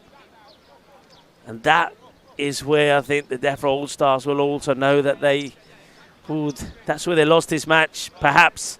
It ain't over yet. It's anyone's to win. Field being changed, players moving around. They're bringing up long on. Probably because he's a left-hander, but he's still not up. Oh, what's that going to be? It's going to be a dot. Dot ball. Nobody straight on the boundary. Both long on and long off have been brought in. They're now pushing back. The third on the 45. Fine leg is back. 45 is back to the left-hander. Got to get bat on ball. 3 off 2. Swing.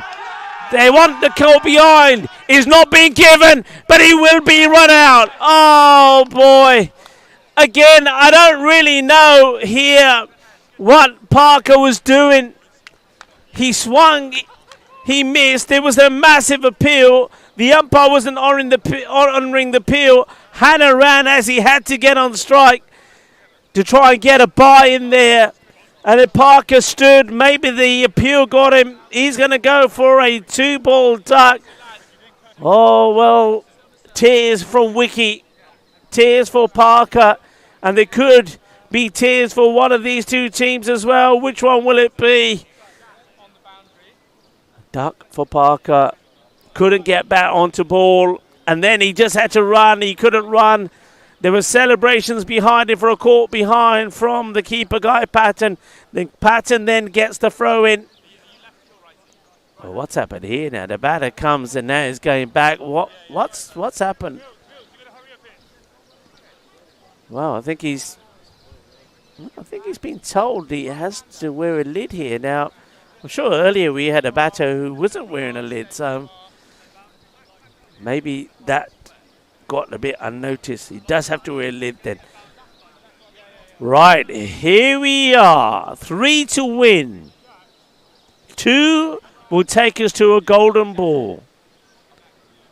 But of course, if it's crunched to the boundary, that would be the end of it as well. What a match.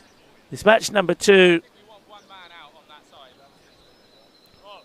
And look who's come out. It looks like it is Milton Thompson, the man that we grabbed from under the tree earlier and had a chat with. He's bowled well. He fielded well. Now he's got 1 ball or 1 legal delivery to try and get away. Can Andy Williams get it straight? Can he stop it going down the leg side? Because if he does, the scores will be tied. Well, what's going on here now? It's a bit strange that they gave him a lid anyway, and he's actually on the non-striker's end as it is, so he didn't even have to. He may not even face a ball. So he's not going to be on strike. He's putting the lid on. There's all sorts of conversation going on here. Jonathan Hanna's just got to focus on one thing, and that's make contact and get the ball away. They've got to run hard here. Yeah, it's quite amazing that the non-striker's been made to put a lid on. But anyway, time to get your running boots on. Got to get bat on ball and run hard.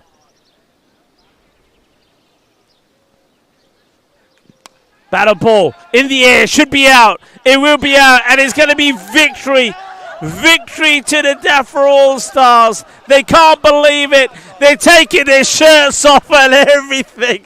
Oh boy, this is what it means to them. What a victory. And I don't think anybody expected that. Green Sox certainly didn't. They looked to be in control for the most of this match. Remember, they had a perfect opening partnership. Robson started well. Alexander was going well. And then once Alexander went, they just couldn't keep the scoreboard ticking. The rate went from 6.2, shot up to around about 9. But then we saw Nichols come out there, and he hit the ball well, didn't he? He got them back in front, scoring 22 of 10. And you know what? I said it at the time. Catches do win you matches. And that catch that was taken by Max Cromartie on the boundary was quite sensational. It was breathtaking. And that was the catch to remove Alan Nichols when he was on 22 of just 10 deliveries. And when they took that catch, they just looked in control. What a win. What a finish. It went all the way down to the wire. Congratulations to the DEFRA All-Stars. They get the victory as the Green Sox, they finish a couple of runs short. Wow, what a match. So it's time for us to take a very, very quick break here. As remember, we got 2 more matches to still bring you. We're only at the halfway point. Next up, well, the Green Sox, they haven't got too much time really to kind of drown their sorrows, because they're right back in action. And they're taking on Sporting Alphas, who are probably the tournament favourites. So it's not going to be easy for them. But well done to the All-Stars. They've pulled up a win from nowhere. So we won't see the All-Stars now today. We'll see Sporting Alphas taking on Green Sox. That's the next match. We'll be starting at 1:30. And then hopefully the next match is scheduled for 5 o'clock. But we'll have to see how this one goes. So going to take a short break. Rico Full here with the rest of the gang. John is back while the counter is on the display. We'll be back in 7.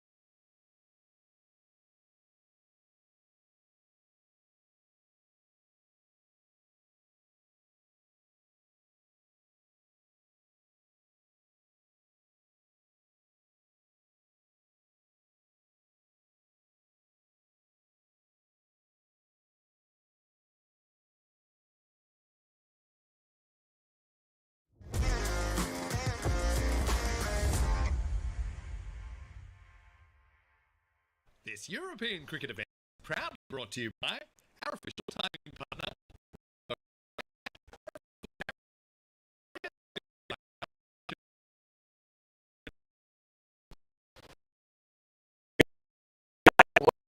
Finish we just had in that last match, and of course because it went all the way down to the wire, we're slightly behind our schedule here. Next match, or this match between Sporting Alphas and Green Sox, was scheduled to start at 2:15, so about 50 minutes later. And you can see that the umpires are getting ready to go out into the middle.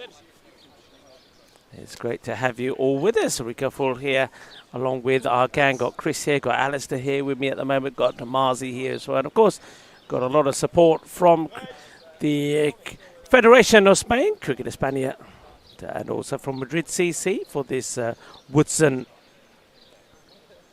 Cup. Of course, it is a tournament that Madrid CC, I think, started a few years back, and now they do this in partnership with Sporting Alphas here at the Sporting Alphas grounds at the Woodson Cup. This is the 8th edition of the tournament, a tournament which also raises plenty of funds for charity as well, and we'll talk about that throughout the day as we get ready for this one. So this match, so it looks like Sporting Alphas have won the toss, and they are going to have a bat first, and why not? It's a beautiful sunny day, and I think they'll like the opportunity to bat for this time. Remember, they completed the run chase of 135 that they needed in their first match with 12 balls to go. There's opportunity for them to go out there and put some runs on the board. Danny Everett was unbeaten in that run chase, scored a fine half century. And it looks like he's got Shaquille Hafiz to go out there with him. Shaquille made a good start as well and got them off to an absolute flyer. So the umpires are making their way out into the middle. And let's join them for the start of this one. So we've got Roger and Lars, who are our umpires. They did match number 1 and observed and watched the last match, and what a great match that was as well. It went all the way down to the wire, and of course the players very happy in the clubhouse afterwards. It's fair to say, actually, I'm not going to say that the Green Sox themselves were moping. They know they just played a part in a very good match. You can see just the tops off their heads there as they try to G each other up going into this match. Very important one for them now. It's never easy just finishing a match and having to go straight out there into the middle. But that's what they're having to do here. So Sporting Alphas, as I said, the home side will be the big favourites. Looks like very much the same team as played this morning. I don't see any changes there.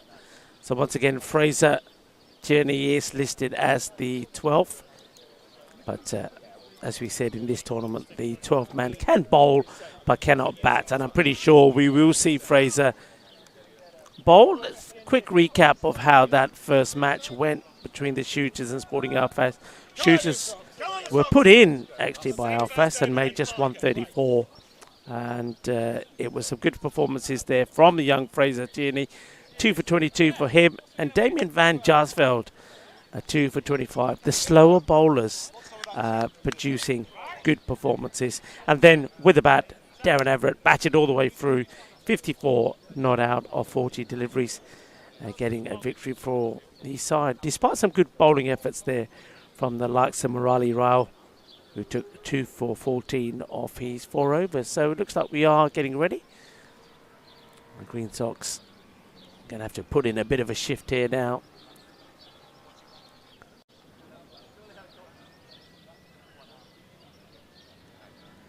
And of course, remember for them, they were in the field in the last match as well. So it's kind of back-to-back in the field as well. So they're going to be feeling it. I don't think they've been having these sort of temperatures in the UK. So from the cold, sort of, I would say, at a guess, temperatures around 12 to 15 degrees to temperatures in the 20s. About 24 right now. Let's have a quick check on what the current temperatures around here are. So looking this up, so at the moment in Alphas to P, it's 25. So the Green Sox have had to field once end up on the losing side and have to field again. Sporting Alfaz looking to add to the troubles. Wicket full here, welcoming everyone back as Shaquille gets a short one that he plays straight to the fielder. And it's a bit of a wild throw from Jaspal, but he does make the stop.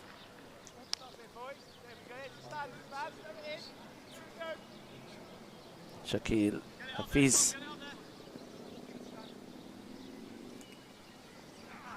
Oh, that's a good seed. That's a very good delivery. As that one pops up. Thomas Neiman-Taylor.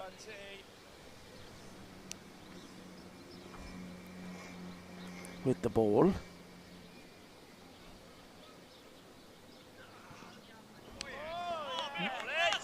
I like the way Taylor bowls. He literally goes to his mark, runs, bowls, and as he bowls, he's followed through his circular. He kind of does a complete circle and ends up back to his mark. Just watch him here. So as he comes in, he bowls, and watch him. It just goes back round. Back to where he started from. Good stuff so far. After a short one, which Shaquille hit straight to Jaspal. No runs there. The others have been outside the off and dots. And that one's been worked away nicely. This is probably going to go all the way to the boundary. It's a clever shot from Shaquille. Watches the ball all the way, does Hafiz, and just helps it along the way. And the leg side, that's going to be four runs. Very quick outfield here at Sporting Alfaz.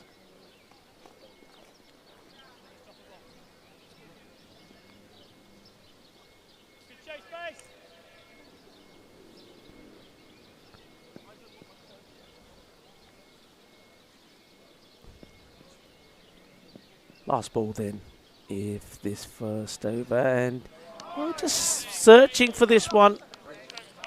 Just trying to guide it in the gap. Gets the ball safely in the gloves of the keeper. And Alan Nichols, he's got to be feeling that loss more than anyone when he went out there. His team were behind. They were around needing 9.2 and over. He took them to leading less than running the ball when he was caught brilliantly, wasn't he? Great catch to remove him, and once he departed, Max took the catch, remember? Then they just fell behind. Still needed 6 at the last. They got 2 practically of the very first ball. So needed 4 or 5 and weren't able to do it. What a good win that was from the All-Stars. And it's hardly surprising that they celebrated the way that they did. It's in the air and wide of Milton Thompson. It's going to be another boundary. Nice shot there from Everett. He's in good form, isn't he, Danny? It's great to watch him bat. He's great coming forward.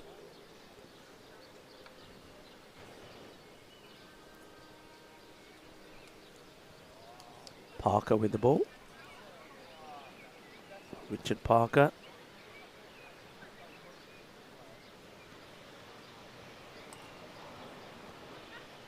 That's nicely bowled. Good length. They'll take the single. The left arm. Probably left arm round.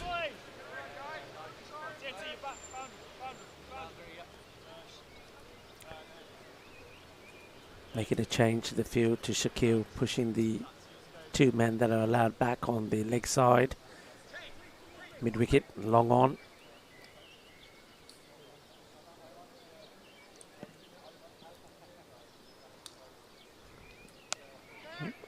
Bat on ball.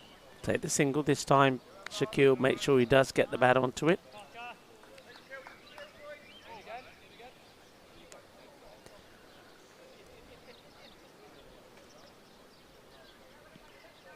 Somebody's giving me an update on the weather, saying it's been about 20s in the UK. Thanks for that.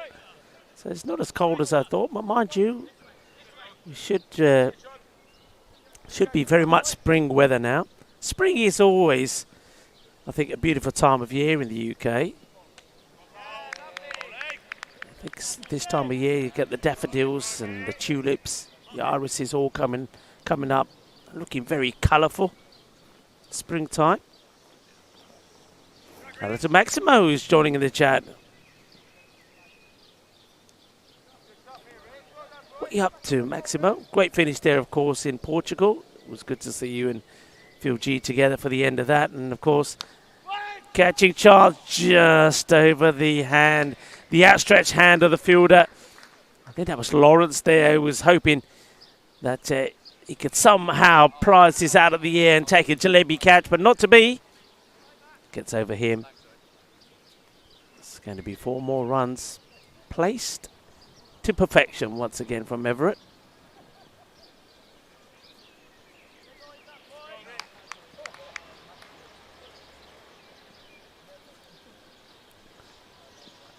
That's played away, and it's only going to be a single. And of course, Mike the plumber. And yeah, Maximo saying Mike is very knowledgeable about the game. Yeah, Mike is. And Mike's a good sport as well. It was great to meet Mike and some of the other gang in Malta. But good to have you with us, Mike. And very good with the old questions as well was Mike. He always more or less had the answer. Sometimes he did cheat though when we caught you, Mike. We caught you checking out the answers on Google. Hello to Brendan. And he's saying that Everett loves to leave. Well, maybe, but it's serving him well in this format so far.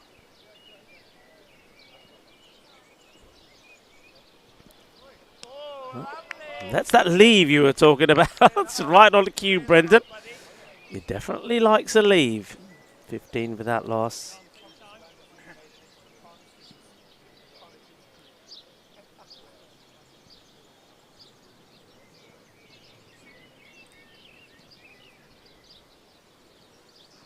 Okay, doesn't get that out the middle, but he's going to get a bit of fortune there. Goes very fine on the 45.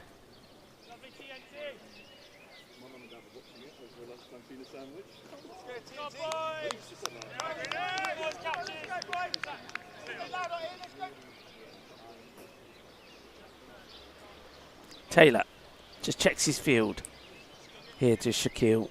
They have got a sweeper out in the off. And they made a slight change actually. They had 2 men back on the leg side boundary to him in the previous over. He's hit that hard. It's good pick up. He gets sent back.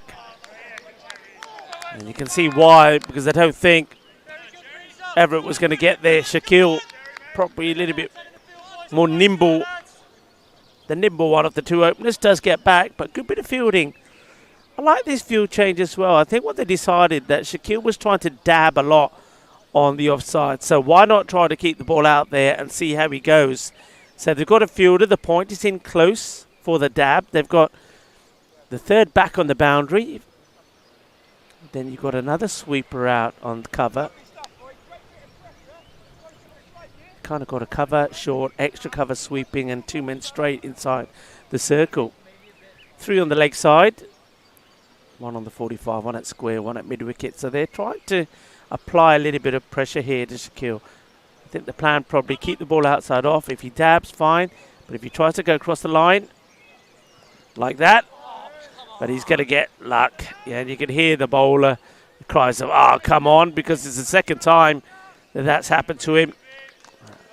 Darren Everett played a shot similar to that, and now Shaquille does as well.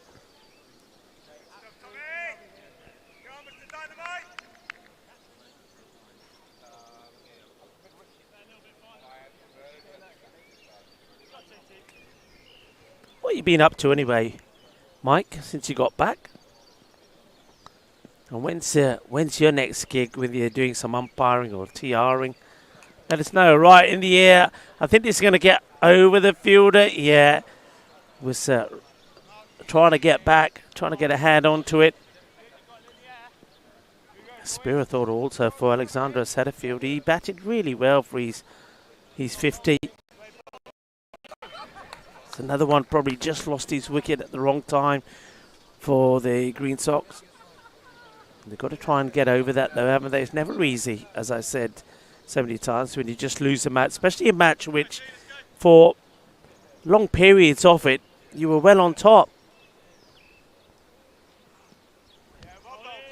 And the dot ball to finish. It's another leave there. There you go, Brendan. Another leave from Everett. And it's 19 without loss after 3 overs.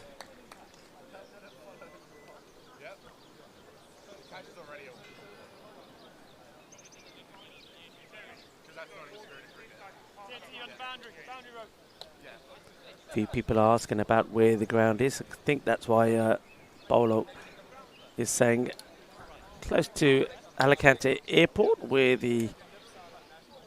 some of the cast of Benidorm were filmed. Yeah, Benidorm Airport from here.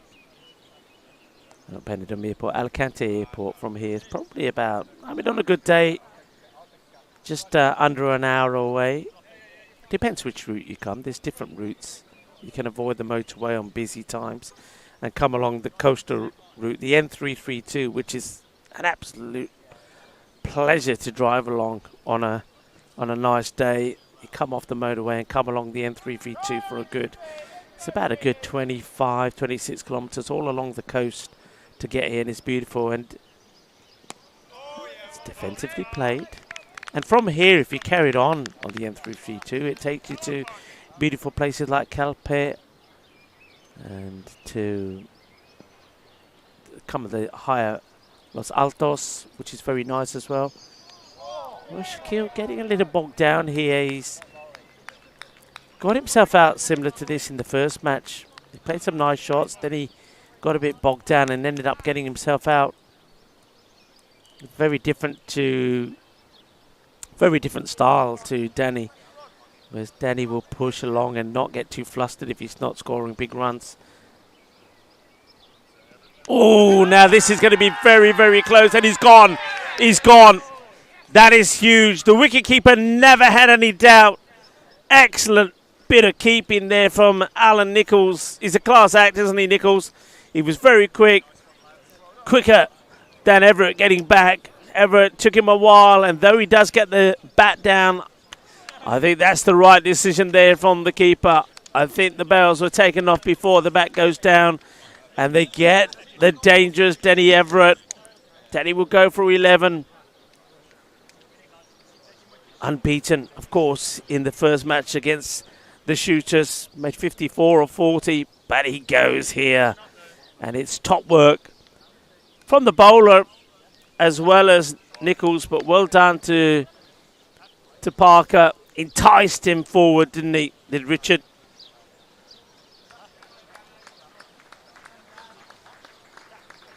Did they get the breakthrough? 20 for 1.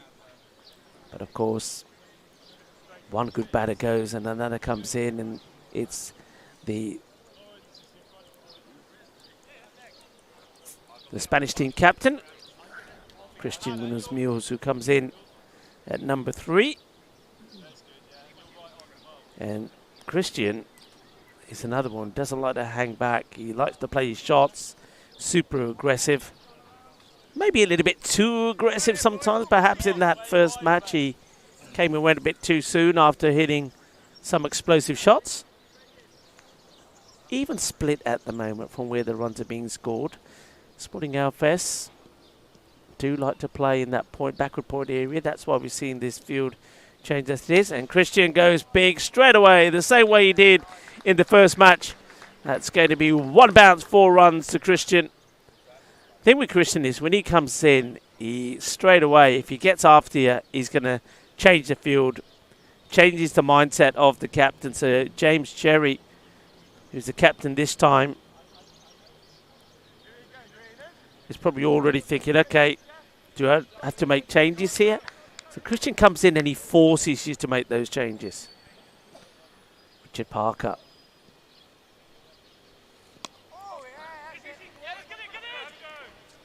I'll take the single. Shaquille kind of came and hesitated, and you can see Christian just looking at him saying, come on, call, I didn't hear you.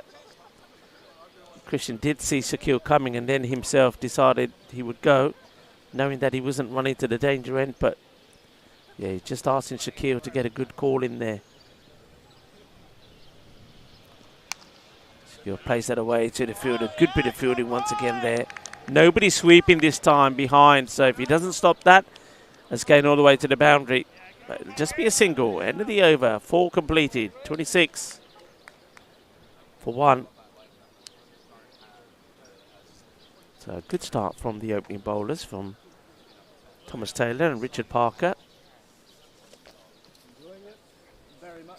Looks like they might be making a change here now. Probably saving the comeback a little bit later. Looks like that's going to be the captain, James Cherry, who's going to bowl over number 5. How many sort of games a year do you reckon you film? Cherry took 2 for 25 in that match that they just played against the All-Stars. And how do you sort of fund yourself? You can probably hear there on your microphones that looks like one of the All-Stars is having a chat there with Alistair. He's asking him questions about, do you play here all year round? How often do you play? And Ali's probably saying, well, yeah. I mean, here at Sporting Alphas, they could play all year round. They choose not to. I think that by the end of November, once the national finals are done, they take a bit of time off and start again sometime, I think, in February. That's played nicely. Watch the bounce. Well, watch. Just going to be a single, Christian. Says 1 will do to Shaquille. And they tend to play all, you know, not just the weekends, week in, week out. A lot of touring sides come through, play the weekends, league fixtures at the weekend as well as touring fixtures. Firmly hit. Sounds nice, that bat, doesn't it? Good sound of the willow. Just a single.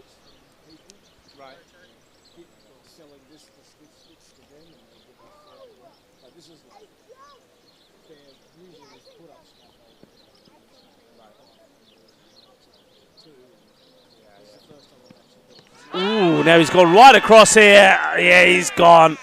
It was an ugly looking shot from Shaquille.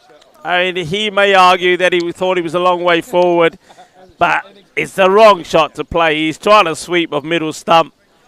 And I think when he looks back at that, he won't be too disappointed that the umpire has put the finger up. So, no doubt there from umpire Roger. Roger says, you got to go. He did go right across, right in front of his stumps. And Cherry picks up another. And that's the end of Shaquille.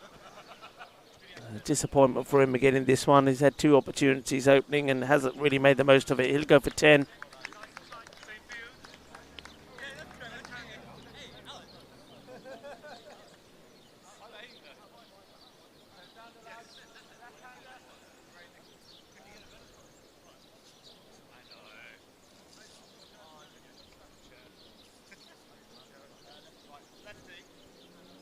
So second wicket falls to the score on 28.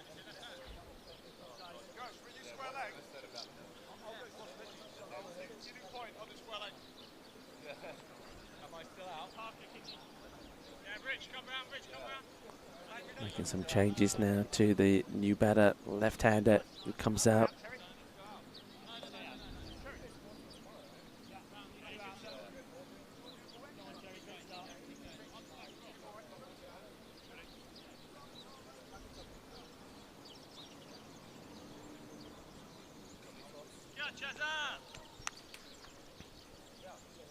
James Cherry in again to the left-hander. Plays that nicely, trying to get it in the gap. This might just slow up the hill as it comes off the fielder to take it a second on, and we'll get there. Good running. Milton Thompson partially stops it.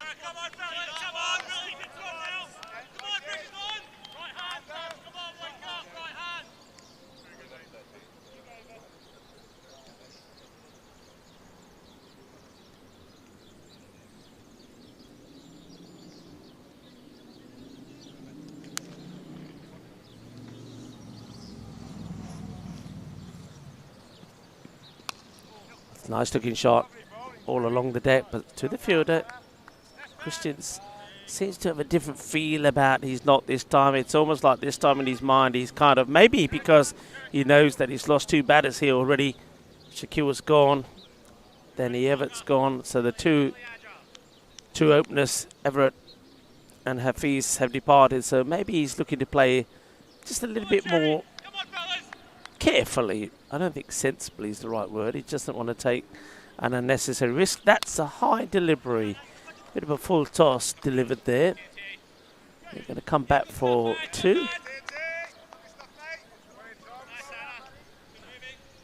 And Naheem Nisar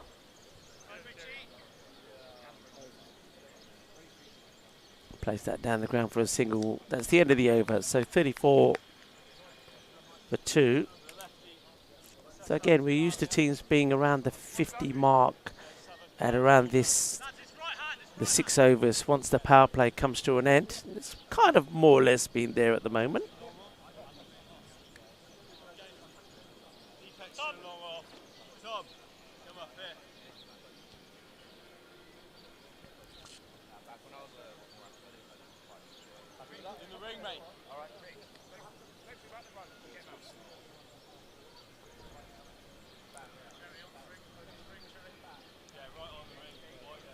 I think Christian is just checking, is that a player on the boundary?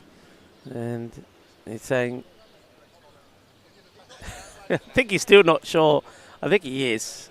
And he's just checking, saying, it's a player, is he a spectator? I think he's not a player. Well,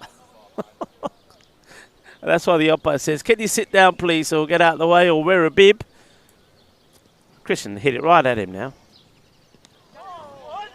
Just paddles that to the leg side, so just takes a single. Yeah, that can be a bit confusing, especially, I mean, he's one of the teammates on the Green Sox, but he's standing like he looks like he's on the field of play, so unless you're wearing a bib, you should really sit down or not be in that position. But that's why he gets asked to move.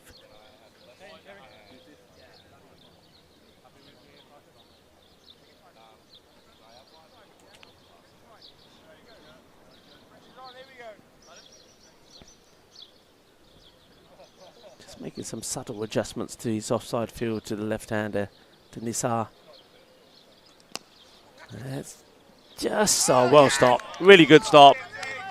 Saves 3 runs here, no doubt about it. Full stretch was Thomas Newman-Taylor. And he's going to get a high 5 there from Alexander Satterfield, who realises that was a very good stop. Diving to his right like a goalkeeper, gets a palm onto it. Keeps it to just a single. It's carved away, but they have got a sweeper out on the offside boundary. It's a single on this occasion.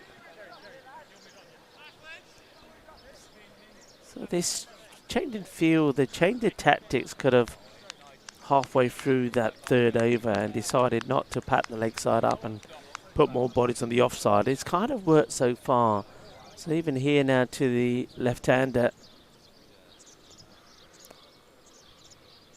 3 fielders. Right, here we go. So it could work a treat again if this catch is taken, and it will be. So fair play to the Green Sox. His brave fielding. I liken it from their captain, James Cherry. So he's basically said, I want the fielders in on the offside in catching positions. And if they're going to score runs there, they're going to have to go through you or over you. And this is another case where Naeem Nisar not able to do that. He skies it up in the air. It's a straightforward catch taken by Satterfield. And Nisar, disappointment for another batter. The left-hander goes for 6.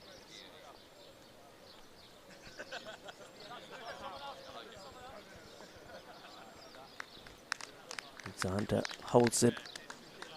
Holds on to the catch. Parker picks up his 2nd wicket. 2 for 20 now for him.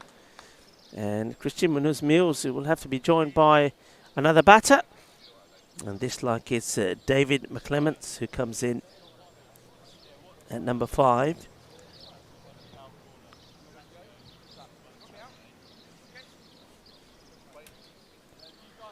Takes guard. So a slight adjustment to the field here. They push back the mid-wicket on the boundary. Sweeper still in place on the boundary in the offside. So remember, after this, you can have more back if you want. But I think, oh, that's a good delivery, that little bit of extra bounce. I think that having to keep only 2 outside has worked well.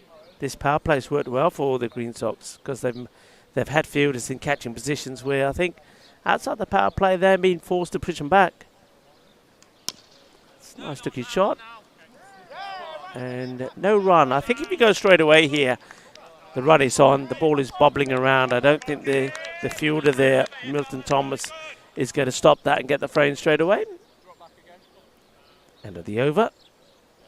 And another good one for Green Sox.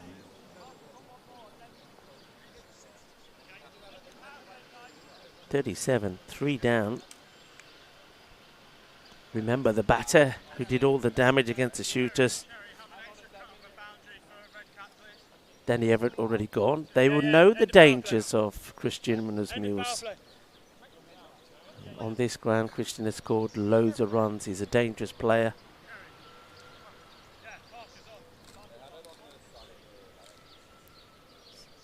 So, James Cherry, the captain.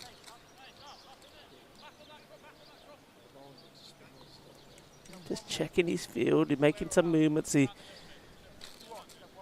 moving them all around a little bit. He wants to leave the... So he's moved the fielder that was on quite fine on the 45. He's moved him much wider. Almost like got 2 square legs, behind square and in front of square. Mid-wicket goes back. And that's exactly where they moved him from. And you could either say that bad luck, or I would say it's very clever batting from Christian Munoz-Mills. He basically says, well, okay, if you want to make that change, I'm going to hit this very fine for 4 runs. I wonder if James Cherry makes the change. So Cherry is doing the bowling himself, the captain. And I think he probably will now stick to that 45 a lot finer. I don't think you really need the 2 so close together, but he's bringing them back though. And well, there it is again. He's toying with the field, is Christian, and he's going to get another boundary. So maybe now Cherry is going to reset this field. I think that's what you heard from some of the fielders. Unlucky Cherry. Time to reset. And they do. Looks like they are leaving. Leaving the final leg back now. I don't know if he needs to be back on the boundary. I think you can still have him in the circle, but he doesn't necessarily. It was just the angle that he was at didn't quite work for me. And, just pushed away. Wants to here. And he definitely gave for it. In comes the throw. And Christian is quick.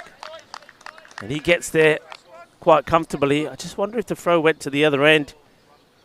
If McClements would have made it so comfortably. But good running from Christian. He's a superb athlete.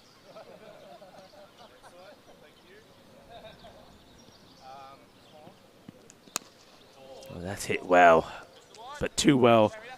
And straight to the fielder. It's a good shot for one, isn't it, that one? But he's timing the ball beautifully.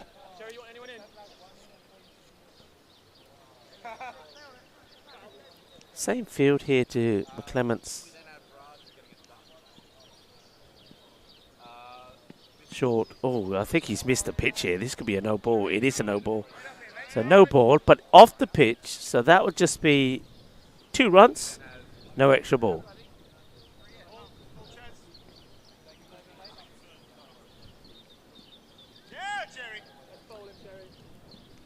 Hello to Waza. Good afternoon, sir. Hope you're well. Excellent that you could join us and the rest of the gang. And, well, that's what he meant to do. That's what the captain says, James Cherry. That's what I meant to do first time round. I didn't get it right, but he follows it up with a dot. The 50 did come up with those 2 no balls going on to the score. 50 for 3 after 7.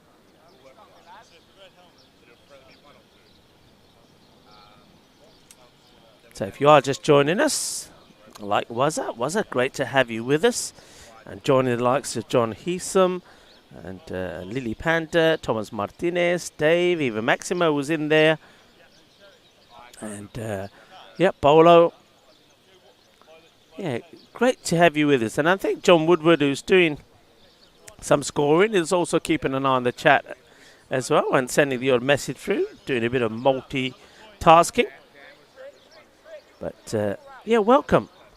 Welcome to Sporting RFS, the Woodbridge Oval, named after one of the founder members. Beautiful ground. And this is the 8th annual 2020 tournament. The Woodson Cup is what you're watching here. So it has some of its own local rules. Some of them you may have already have seen. Well, this one is easy. It's short and is banged for 6. Shaba Shaba, Kinna Sona, Shaka Lagia. Well, it didn't quite go up there, Alistair, but it probably went through them. And that one is probably gone into the road, though. So new balls, please. And another one gets thrown out there pretty quickly. Somebody's going to have to find that one. Yeah, the Woodson Cup. And we'll see Sporting Outfest, the local side. They're taking on Green Sock at the moment. We've also seen today's shooters. We've also seen the Defra All-Stars. Yet to see Norbury, but we will see them in the final match of the day. 40-20 matches. Norbury will take on shooters who went down to Sporting Outfest this morning. So Sporting Outfest are going to make it 2 wins out of 2. And Green Sock, well, they're trying to prevent it being 2 losses out of 2. Good looking shot, good footwork. That is going to be 4 runs. Yeah, well timed, lovely shot. Doesn't try and hit this too hard. That's what I like about this shot. He picks his spot nicely, strokes that ball beautifully for 4. Really good shot. Lovely stroke. David McClements. Want to make a bit of a change here. You can hear that Alan McNichols. Yeah, they're bringing one across from the leg side. So one comes over, which means another sweeper can go back on that offside. And this is where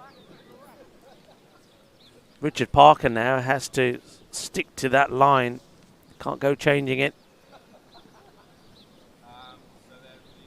And it's a little nurdle on this. And how many runs have you seen going in that part of the ground? This could be another boundary, you know. It will be 4 more. Well, I asked the question. You can see there on the graphic. So that 24% is going to go up a bit now. 29% of the run. So you can see that they played that sweep shot very well.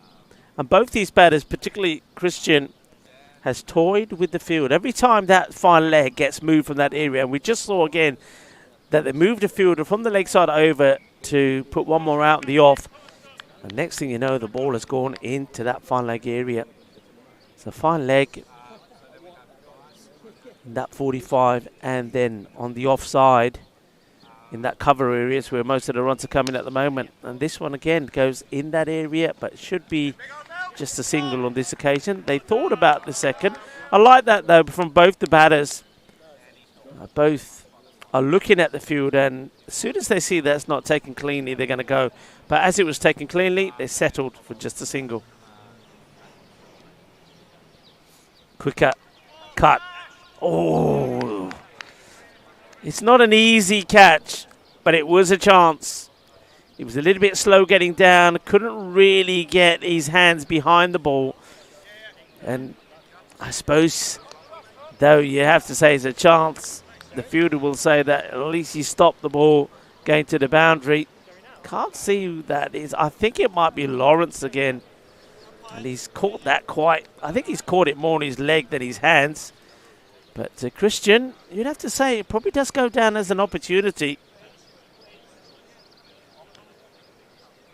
Good players don't give you too many chances. When they do, you've got to take them. Parker certainly thought it was, and he would have loved to finish his spell with a 3rd wicket, but he doesn't. 2 for 37 is what he'll finish with. 8 overs complete, 67 for 3.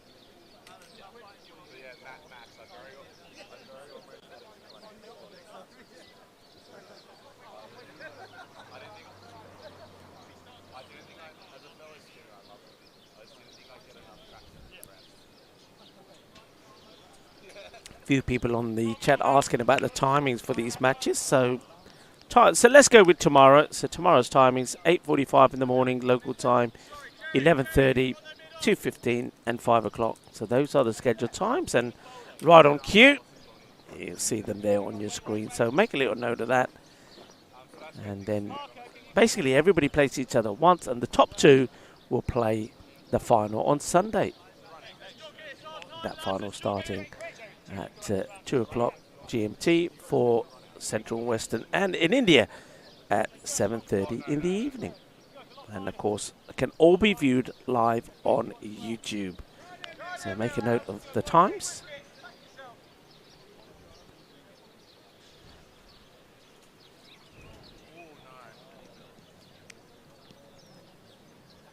Christian gets a short one, hits it hard and flat, and he's going to beat the fielder. Hits that ball so hard. I mean, they have got a short cover there. That's Carl Robinson. You've got to be a brave man to get your hands to that. When Christian hits it, he hits it hard and it stays hit. So Christian now moves into the 30s. This is Milton Thompson coming back into the attack. First time we see him in this match. Oh, that's found the edge, and that's going to make his way to the boundary. 4 more. And Christian, even when he's not hitting them cleanly, is finding the boundary ropes now here pretty easily.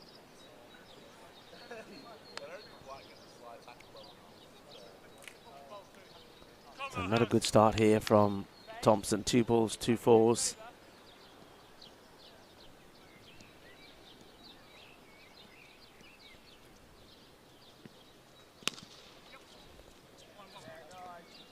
Busy man out there.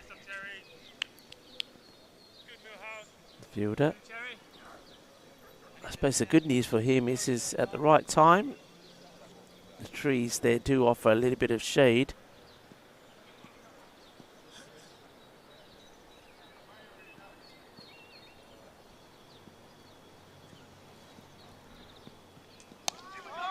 Solid defensive shot this time. Little shuffle from David as that ball comes through. Gets on his front foot early, doesn't he? And then decides that he'll just block that. Fielded by Robinson, who's pretty close there on the offside. Robinson and Square Leg are the 2 fielders that are trying to prevent any easy singles from being taken either side of the wicket. That's another good delivery. A little bit of movement away this time. Good comeback from Thompson after the first 2 balls went to the boundary for 4.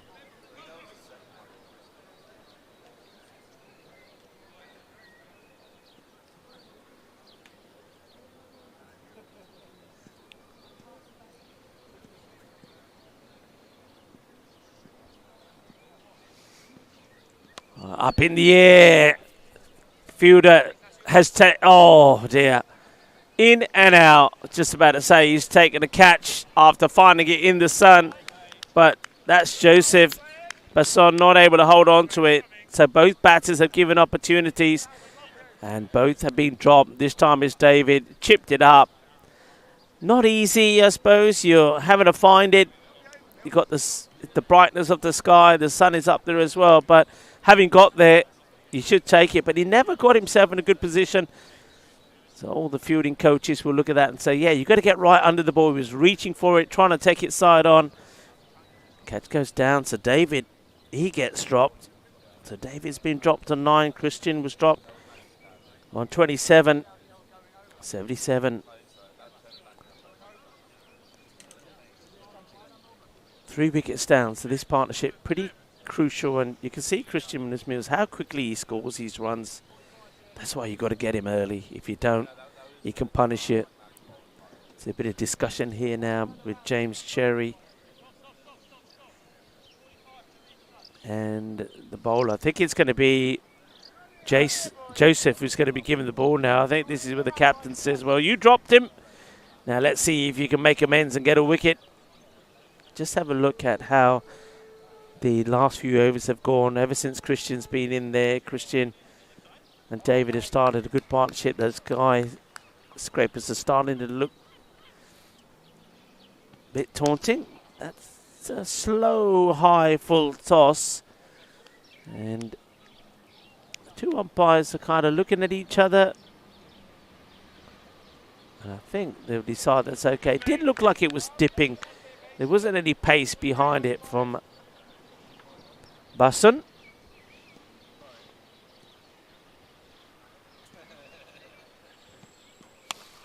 Firmly hit. This time to the fielder.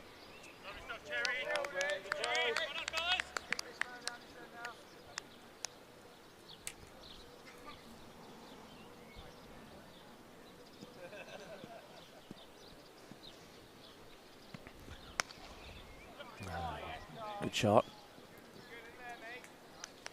But when they're keeping the ball in this area, especially to kind of the orthodox type of batters like David McClements, the fielders are doing their job. But then Christian comes along and he still finds a way to get through or over the fielders.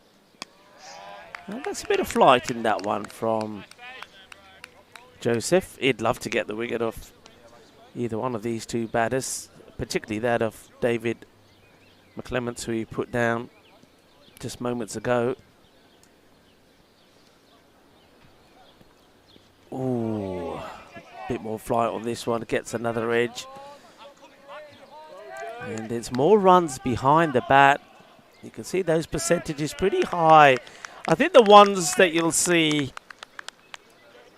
behind square, I think those are a lot of shots that have been played intelligently by the Sporting RFS batters. The ones in the third man area, more luck than anything else. That's, again, played hard. Oh, he's unlucky. That takes an unlucky bounce. Fielder getting behind it, the ball hits the deck and deviates away from him. It's going to be 4 runs. He's flat batting this. It is in the air, but at the moment, Christian is able to find the gap and gets another boundary. End of the over. It's 86 for 3 after 10.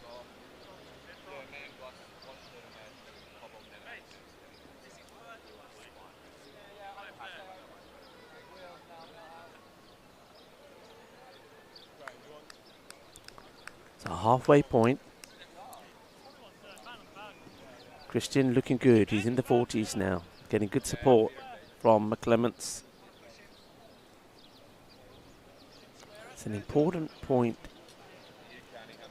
of this match now for Green Sock to try and get a breakthrough, get a wicket. They'd love that of Christian to break this partnership. Bit of a full toss. It's played well. Fielded, semi-stop. Batters will come back for 2. He's over-pitched that one again. It's not the first time that we've seen Thompson over-pitching.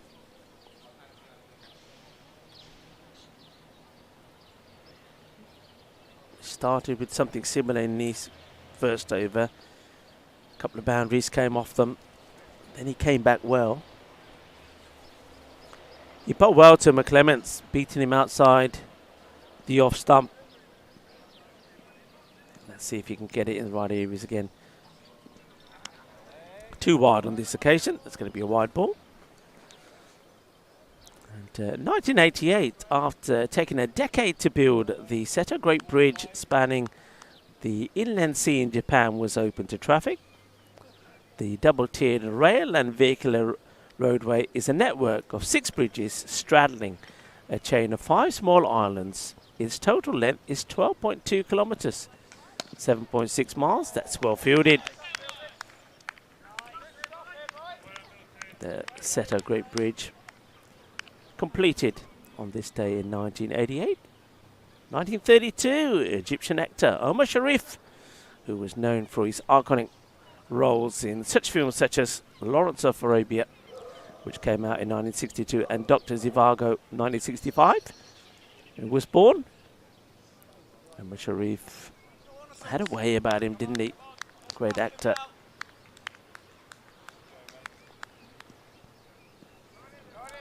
And I mentioned earlier, for those who may have missed it, on this day in 1912 is when the Titanic was doomed. That's right. It embarked on its maiden voyage, which ended in tragedy several days later when the luxury liner struck an iceberg and sank. Yep, on this day back in 1912. Some of the facts back on this day. And of course today we celebrate hugging our dogs. The National Hug Your Dog Day. I wouldn't recommend you just go and hug anybody's dog, but certainly hug your own. That's that area that McClements has had a few issues with. He's been beaten out there a few times by Thompson now. We also celebrate the simple and practical item on International Safety Pin Day. Strong and sharp, yet designed to keep its point tucked away and hold everything and anything up. Save many embarrassing moments, I think. Once again. Oh, look at this one. Crazy. It's spun away. Thinking about 2, but we'll just get a 1. And end of the over. Not the worst of results, because it takes Christian back off strike. 91. 3. 11 overs now completed. Quick look at this graphic here. Shows you kind of the length that's been bowled. And I always say that you want to see the higher numbers. So after the batting crease line, you want to see the higher numbers in the 2 rows after that. And I think that's where you're seeing the bowlers are bowling good length. But there's those percentages I want to talk about. So 49% of the runs on the offside there in that extra cover area, and 23% in that behind square. And that's exactly where this one is going to go. So they really have punished anything that's been on the leg side. So another nice sweep shot. And those percentages, ching, ching, ching, go up a little bit more. Lovely shot, good sweep shot. And that's going to be really frustrating, because someone like Thompson just bowled really well outside the off stump to David. Just kept the ball there. And David McClements just struggling when the ball in that area. And then the next bowler comes on, Jason, and offers him a loose delivery on the leg side. It just releases a lot of the pressure that was just applied there. So Basson just lets his side down a little bit there.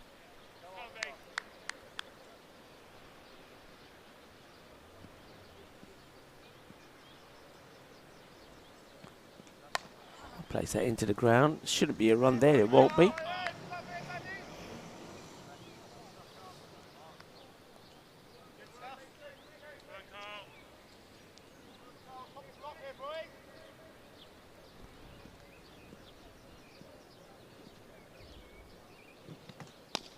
That's nicely watched and played. Lovely, correct shot. Is the way you would describe that from David McClements. Right out of the textbook. Christian, he's got his own style.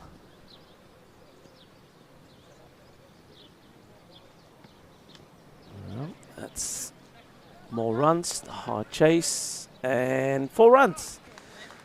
And guess where, in that area that we were just talking about, have a look at the percentages there where the ball's pitching. So I would say, you saw the numbers just changing there, 22 in that area where, especially if it's down the leg side, it's sweepable. And the sweep has been played very effectively as the 100 comes up for Sporting LFS. So yeah, if you go from the halfway stage, the 3 rows above that, one with the solitary 4 and the 2 others, that's what you want to avoid. That's too short. That's what's allowing the batters to play a lot of these shots on that leg side behind square. Whereas where you've got the 1763, that's where you want to be. I think after the batting crease, those 2 rows, that's where you've got to get the ball in those areas. And then that's where you're getting, where that number is 41, in that sort of height. Ideally, if you can get them a bit higher than that, that's up in the air, and it's going to go all the way, smashed with power. And that's the 50 to Christian Munoz Mills. Muy bien, chico. Eso es el capitán de España, Cristian. Este hombre tiene mucha fuerza. Y jugando mucho, jugando mucho. Pero es como cada año es mejor, So 50 to Christian, well batted, 52. And that was an amazing shot. It was short, but the power to smash it for 6 out of the offside was awesome. And now he flat bats this 4-4. They just can't bowl it too short to him. Like I say, you've got somebody like David who's going run a ball 20, batting very correctly. And then you've got somebody like Christian who's a different animal, is a different beast, is Christian. And of course, when you see Christian playing that T10 format, you know just how destructive he can be. And if he applies that in this longer format, then they're going to score runs very quickly. 110 for 3 after 12. And if they don't get a few wickets here, Green Sox are going to be chasing a lot of runs. I see a change to their side. You've got Vibbs, Warden, who comes in, and I think that's probably because of the injury that we did see in the last match.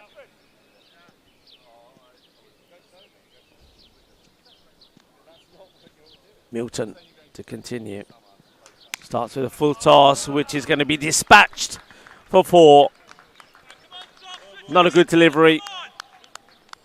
It's easy pickings. It doesn't start the over well, Milton. If you have a look at all of his previous overs, the first ball or 2 balls have gone for a boundary. Always starts with a loosener, then he comes back well.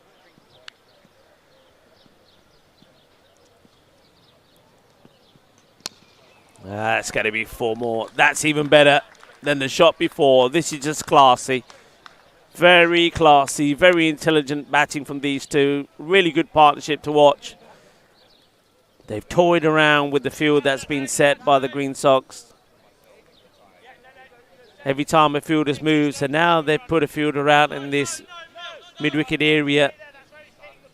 It leaves a gap somewhere else, and you can see that they will be keen to find it. Oh, that's another one that's pretty high. The umpires have a look at each other and say that's okay, and very good running. Look at that, sensational. The communication very good. Yes, I'm coming, says McClements to Christian, and Christian honours it. And it's all about understanding. It's all about partnerships out there. And these two, what a great partnership that is coming together here. I wonder how many that is. I think the scorers may be able to tell us, but it's a very healthy partnership. I think they came together when the score was around 30-something, so it's coming up to about the 100 partnership. Just defensive punch down the ground for a single. Yeah, that 3rd wicket fell in the 6th over when Richard Parker got a wicket, and it was 37 for 3. So this 100 partnership is very close to being achieved here.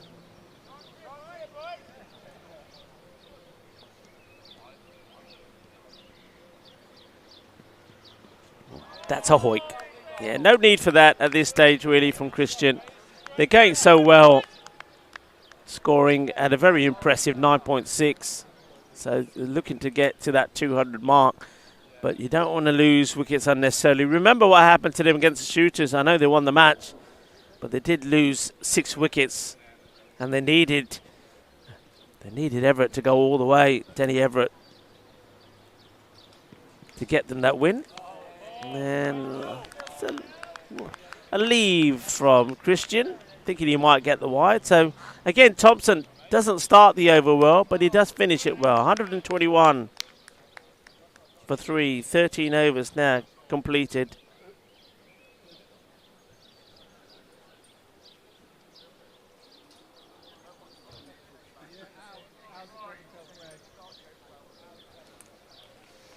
Great to see so many people that are tuning in and watching from around the world. And remember, as we always say, I think all of the the moderators have already told you to do so. If you haven't done so already, make sure that you have liked and subscribed, and tell your friends and tell your family. We'll be here in Sporting Outfits for the next 2 days as well. Do spend your weekend with us. We'd love you to. We'd love you to join us and get involved in the chat on YouTube.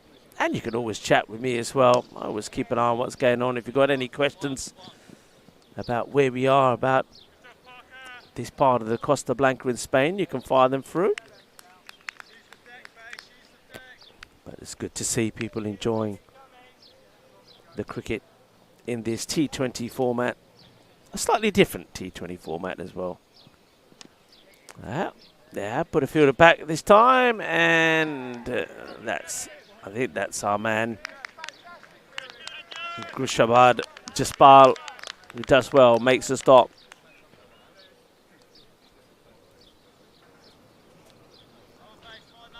Seeing that tells us there has been a few full tosses, but amazingly, none have been called as a no ball, so they've been just right. As that one's timed again beautifully by Christian. Doesn't try and hit the ball too hard.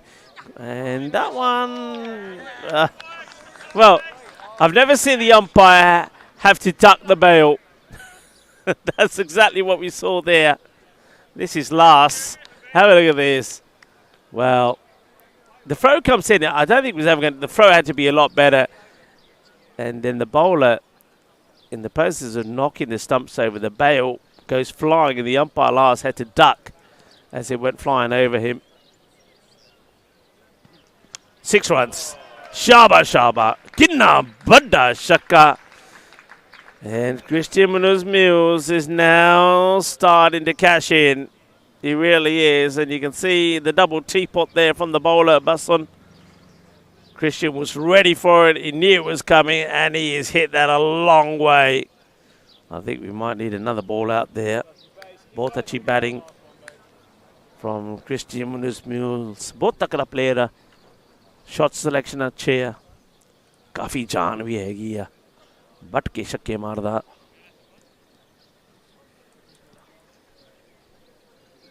Jason. Short. Smashed. Gone. Bounce. 4. It was Alexandra Satterfield who gave it his best shot. He puts a dive in to try and take the catch, but if you ask me, this ball has gone past him before he's completed the dive. Hammered out of the middle. And you got to start talking about the century, haven't you? Though a lot of people will be saying, Rico, you know what you've done now. Commentator's curse. But he's just hitting the ball so well. And as long as he doesn't lose his head, it's definitely on. He's got plenty of time. And if they keep bowling like that to him, it's going to happen sooner or later. That one could be in the... Yep, it is. I've just seen that go right in the pond. So that's the first one that I've seen go in the pond. New balls, please, because that one's gone for a swim. And Christian has moved to 76 of 30 deliveries. 142 for 3. And that over goes for 21.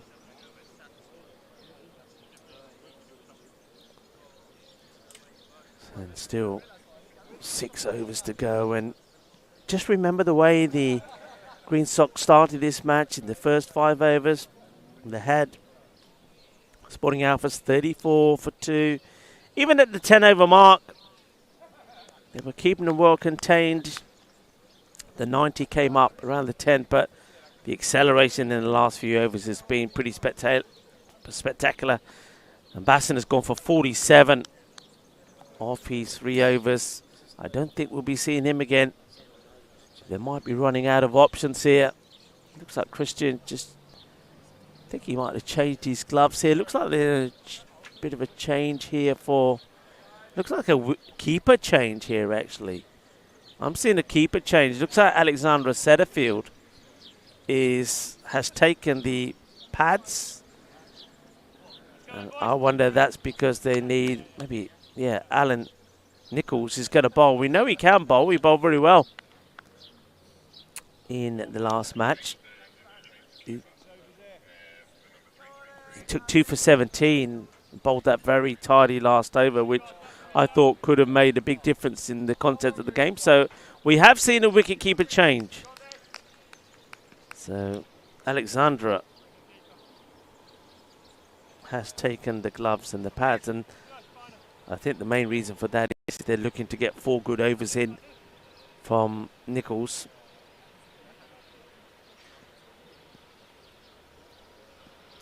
Milton Thompson to continue, and well, this time his first ball doesn't go to the boundary, so that's a better start from him in this over.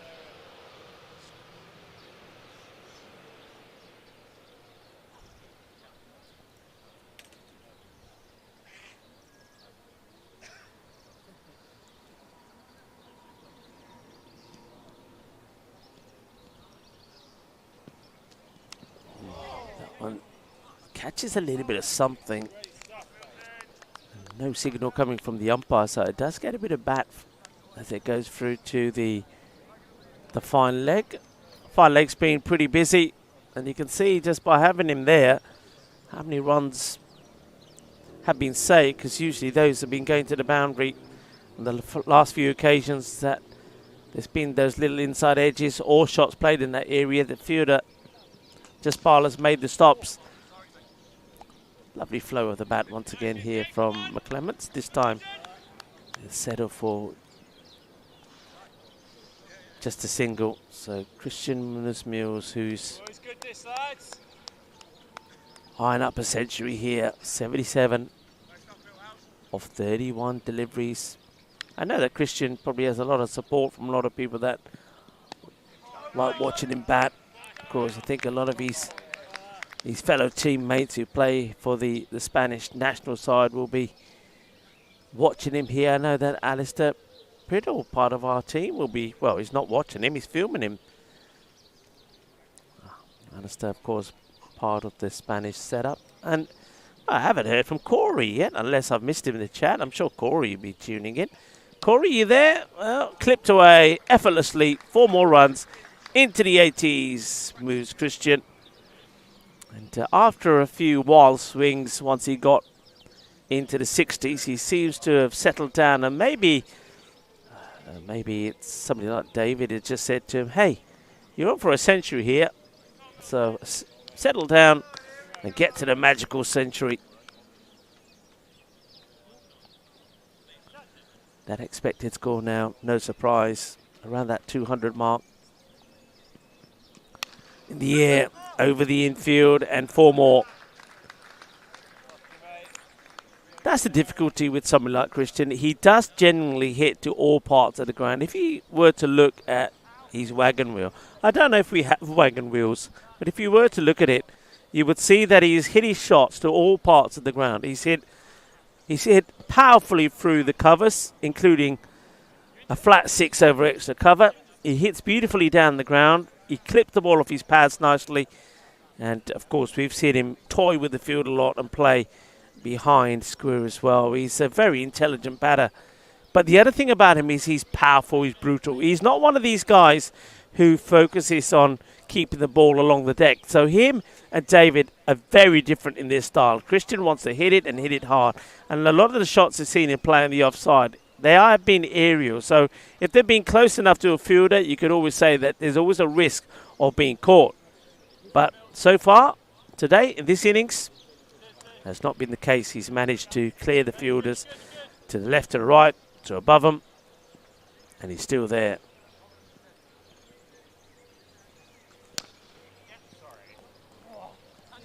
Nicely played. Wants the 2. No is the call this time from Christian. 85 of 34. And it is Nichols who started behind the stumps. Alan Nichols.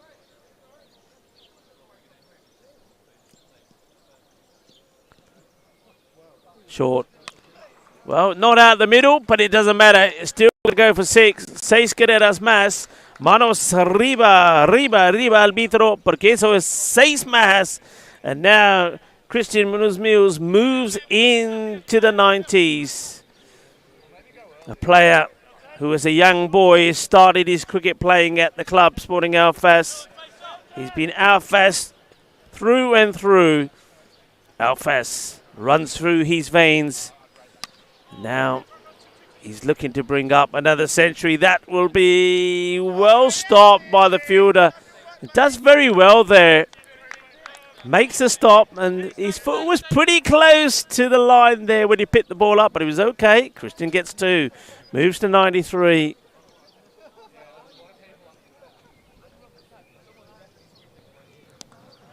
Just guides this away for, oh well, it should have been a single. Fielder was watching Christian like the rest of the world rather than watching the ball, and allows Christian to get a couple.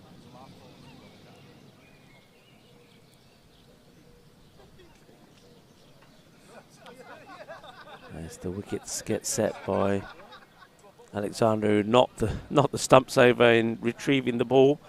Christian gets time to reflect. One big hit could bring it up. Christian Munoz-Mills is a question a lot of batters get asked. If you have a chance to bring up your 100, do you do it taking singles or do you go for the big shot? Well, it looks like Christian is busy helping the stumps be set first so the bells go on properly. And Christian Munoz-Mills is the sort of guy, if he can do it with a 6, he will.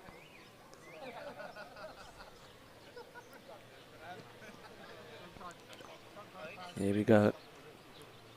Oh, he just gently plays it away. A little dab, takes the single, moves to 96. So any boundary for Christian brings up a century. It was that one chance, wasn't there? It wasn't an easy one when he was put down at point on 27. And that will be the end of that over. The Nichols 13 come from it, 166 for 3.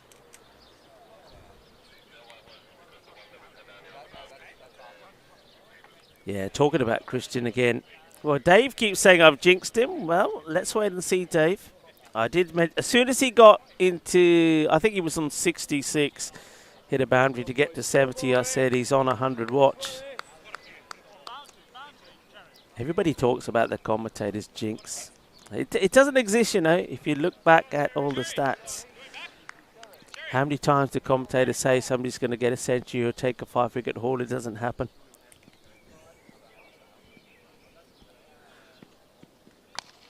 Amazi is saying you don't say it well. Oh dear, that's going to be 4 runs. It's a difficult one over there. Fielder does everything he can, gets down, tries to stop it, gets the body behind it. But the bounce pops up, a little bit of the old Tortuga as he gets him on the way before. So Mazi, I can't say that when you're batting. I can't say you're going to get 100. But why? Talk to me. Why would that matter? He just says it's a jinx. Okay. McClements. Good shot. I love the way he's played this shot. Very stylish about him. Very stylish.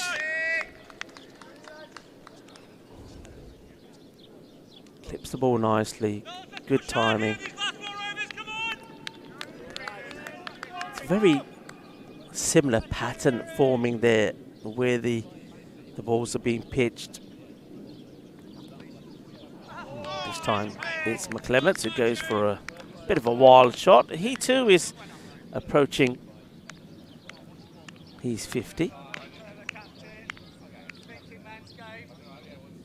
But this partnership now, I know, has definitely gone past the 100 mark. I think that probably would have come up when the score was around the... It's going to be a wide ball here. 2 more to go on the board. James Cherry.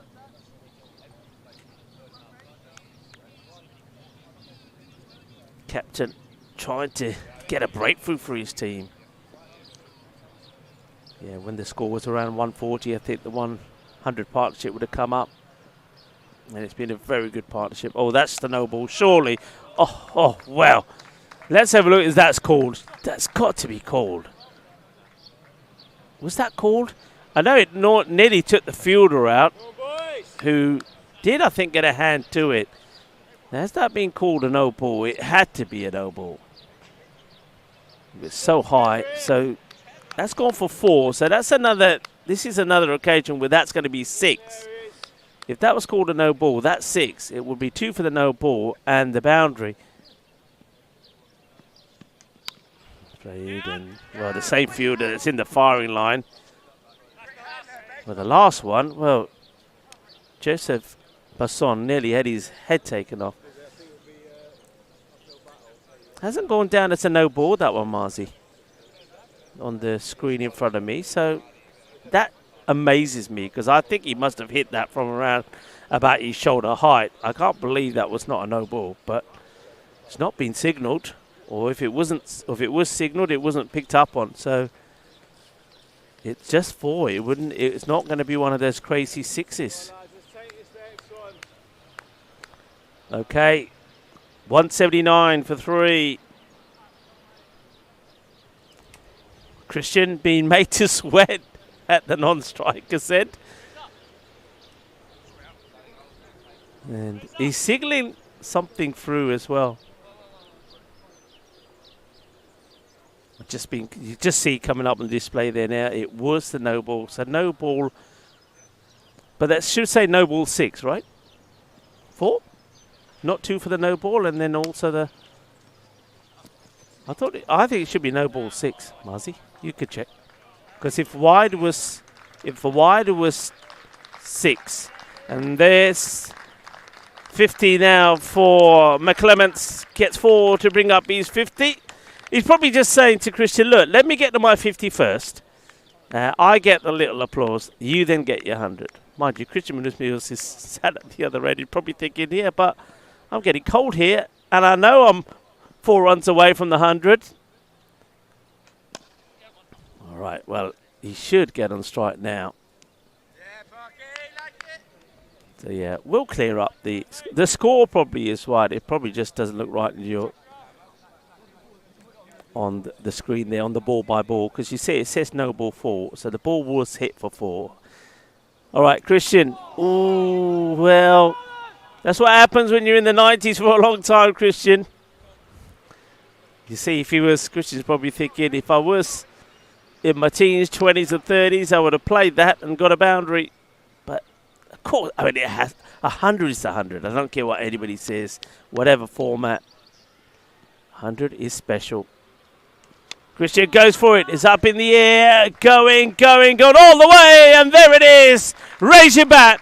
Christian Munoz-Mills, 100. And it's quite fitting that the 100, the sign is behind it. Well, we didn't put that there particularly for Christian, but it does work pretty well, doesn't it? 102 of 40 balls not out. Christian Munoz-Mills. Well, as I said, Sporting Outfest, it runs through his veins. It's in his blood. He's been a player at this club since a young kid. And what a magical moment that is for him. And the Spanish team captain showing that he's still got what it takes. It's been a marvellous knock. 102 of 40, 192 of 3. And now I think he'll go for it, and he's going to be dropped. And that's going to be 4 runs. Cuatro más. He's hit this hard. He's hit the hands of the fielder. And he's popped up behind him and just bounced before the boundary rope. That's going to be 4 more. And that's Thompson. It was smashed right at Milton Thompson. Hits his hands hard. I tell you what, I wouldn't want to be catching anything that Christian Munoz-Mills is bombarding my way. He hits it, and he hits it with some real force. 4 more to Christian. Just look at the score. So the 200 could come up in this over. And with still 2 overs to go, the 220 plus definitely looks on here.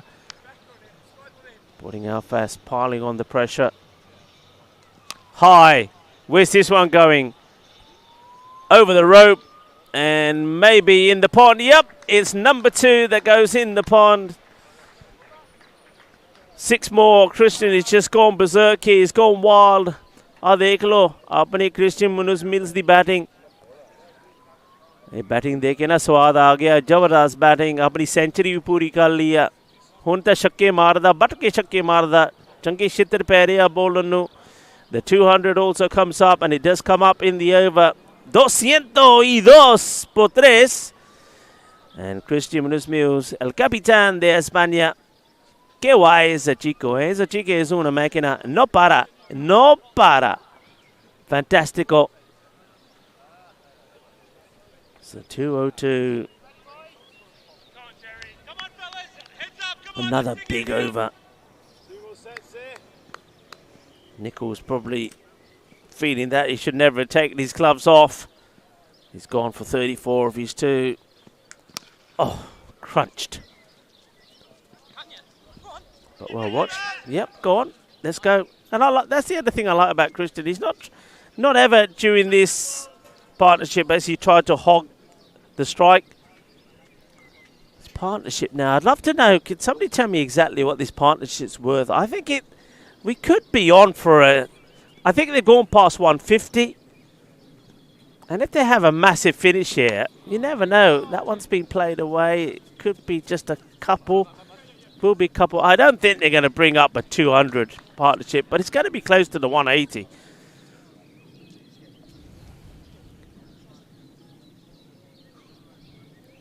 And, Dave asking me, will Christian be playing next week too? I'm pretty sure he will be, yes.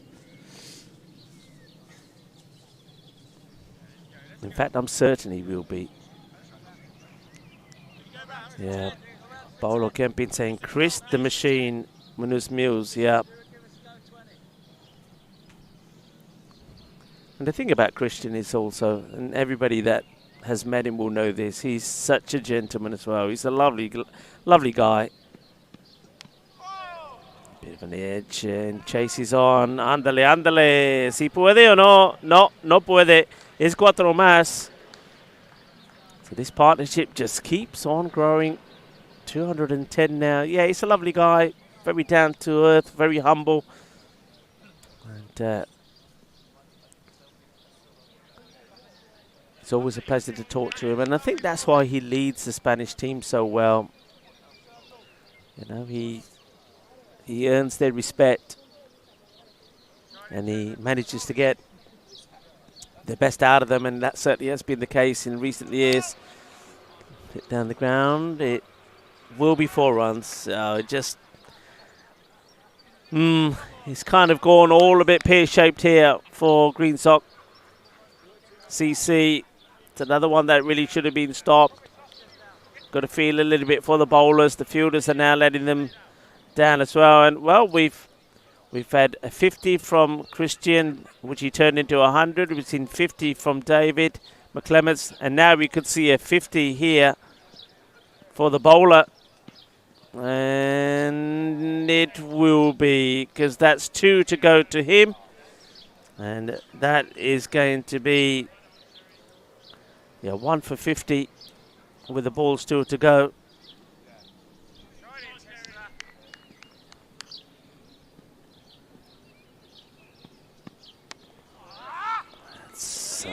Good with miscue.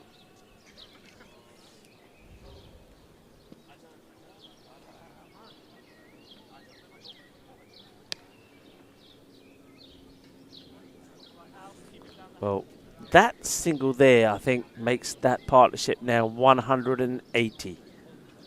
So 180, the partnership.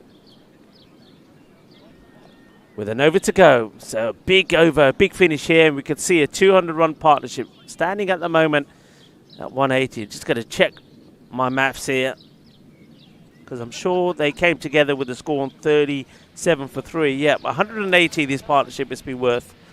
And it's been a pleasure to watch, hasn't it? Because it's not been one of those partnerships where the batters have just gone out there, swung wild.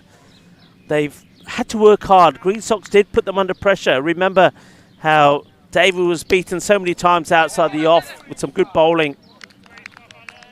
But he buckled down, had to change the way he played. We saw the same from Christian.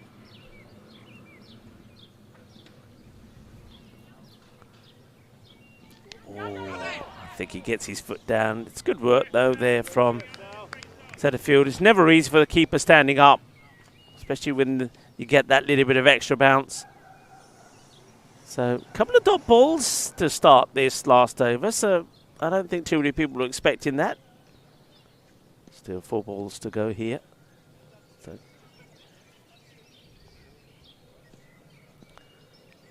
Nichols. Firmly played, this time just a single. So 3 balls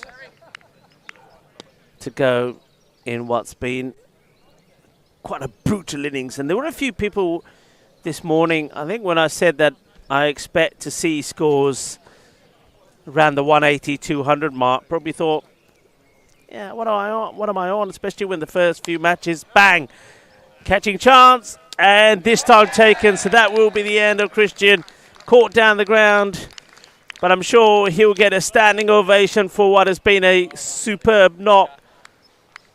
Alan Nichols gets his wicket in the end after being replaced behind the stumps by Setterfield. But there's Christian. What a knock it's been, 112 of 42.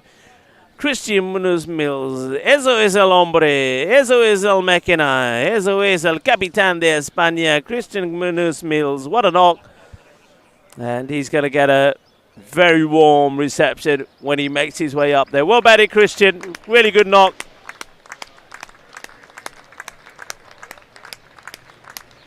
Marvellous moment.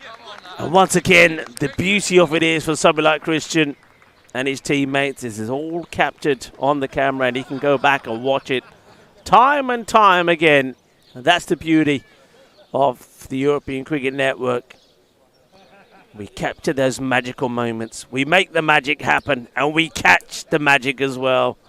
And Christian, I'm sure we'll go back and watch that over and over again. Oh, well, that's the start of the half. It's going to be 4 runs. Next batter comes in and blasts the next ball for 4. Well, what more do you expect? That's Tyrone that's come out. He's had his pads on for a long time, I'm pretty sure, has Tyrone. I wonder if it's the longest time he's had his pads on, but he's gone out and he's taken the frustration out of the ball straight away. Oh, tries to go again. Going to drop just short of the fielders. They're going to come back for a couple at least. And I feel that after all the yes, no and shouting, that will be the end of the innings, and it will be. It will finish on 224 for 4. A knock. That was all about one man, really. That was the class, the style, and the power of Christian. Went out there when the score was 37 for 3. And then him and David McClements put on a fine partnership, a really good partnership. Worth 180 plus. And just have a look at that scorecard there. So Christian comes in 112 of 43. 12 fours and 7 huge sixes. And of course he was supported there really well by David McClements, who knocked out 66 of 47 deliveries and 8 fours to him as well. A very stylish batter. Looking forward to seeing him there again. So very well done. Great little knock there. Time for us to take a very quick break. Remember, we're trying to catch up a little bit of time before the last match. And Sporting Alfas have put themselves in a very strong position to make it 2 wins out of 2. And Green Sock, they're staring at 2 defeats out of 2 as well. Remember, that last match against the Defra All-Stars, we thought they had it in the bag. But they threw that one away, and now they've got some serious chasing to do if they're to try and get a win against Sporting Alfas in this one. 200 and, well, I've got 24 up there, but I've got 26 over here. Somebody will tell me what the exact score is, but I get the feeling, well, it's going to be 225 or 27 for victory. We'll confirm that with you when we return. Hasta pronto, mi familia. See ya in 10 minutes.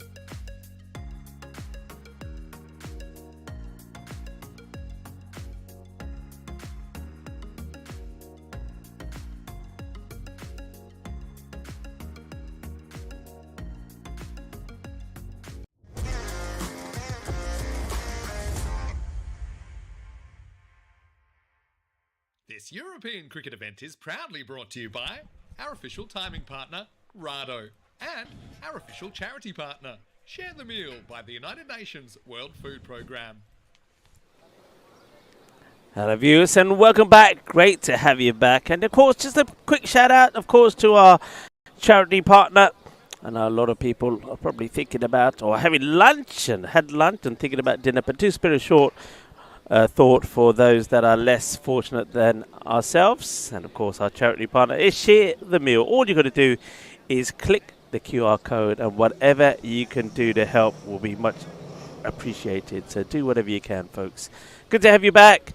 And we've seen a bit of a run feast in this match. Sporting out fast, didn't they? And it was 226. There was another no ball in that 19th over, which is where those 2 runs behind were. You can see it there actually just on your screen. So no ball 4 would have actually been no ball 6. So that's the 2 runs. So it was 226 for 4. Christian Mills, great knock from him.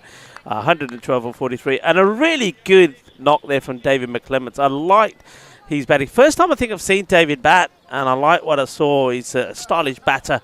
And I could see him at the top of the order. You know, he came in, I think, about number 5, didn't he? He, for me, is a top order batter. The way he played, I mean, and I like the way he weathered the storm.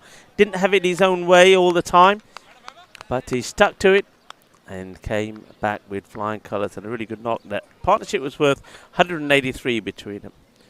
Lalit Sharma to start with the ball. And it's going to be interesting how the Green Sock Cricket Club go about this. I'm not going to say this is an impossible, because it's not. It's T20, and if you think about it, if you score 10 and over, you get to 200. So it's not impossible, but they too will need one batter to really click and get going, I feel. Well, the short stuff like that will certainly help. That's going to be sent, and it's going to be 4 runs. Just bounces before. I keep saying the rope. I should correct myself here, shouldn't I? I don't know. I should say line, because it's not a rope. It is actually painted white line, which is also then assisted by flags which are scattered around on the line. So I should call boundary line, really. I'm just so used to calling it a rope, boundary line. But somebody will say, Rico, you keep saying rope. There is no rope. So I suppose I should be thorough. That's a really nice shot. Beautiful cut shot. Gets in a very good position and plays that nicely. It's a good start. Alexander Satterfield rocks back. Gets that one away as well. Welcome back to everybody as well, tuning in from around the world. And what a lovely treat you had there, seeing the century. And can I just say to everybody, Dave, to Marzi, commentators curse what? I told you, there is no such thing. And I should actually be saying that was a commentator's kiss, because I called it and it was there. This one is going to be another chase. Won't go to the boundary this time. This the slide and stop, and there comes the throw. That's Ashraf, I think, doing the chasing there. So, hey, you know what you need an over. And these two started well so far. Not the best line that's been bowled here by Sharma. He's a little bit too short. And I think Jake Sunderland, just having a chat with him, I don't think you don't really want to set the field to bowling, which is not quite right. He's a little bit too short. He's got to go fuller. That's better. Almost gets a wicket straight away. The 2 batters now will complete a single. 1 went, 1 stayed. 1 was ball watching, not listening to the call. As it happened, the ball skidded away from the fielder, so they are able to complete the run.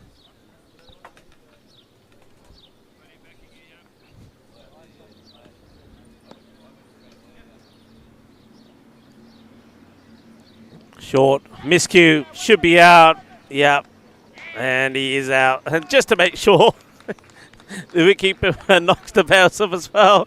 Well, I suppose you never know. He's thinking, well, if it gets called a no ball or something, he was running, he could be run out. So taking no chances was Tyrone. And that's going to be the first wicket that's going to go. And it's Vibs Vardhan who didn't play a part in the first match that the Green Sox went down on, but he's going to be the first to go for just one.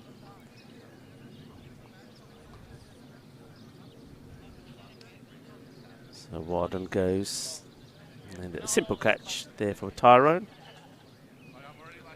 And Sharma, after an expensive start, will finish with a wicket at the end of that first over. It's going to be 12 for 1. So yes, everybody, there's no commentator's curse.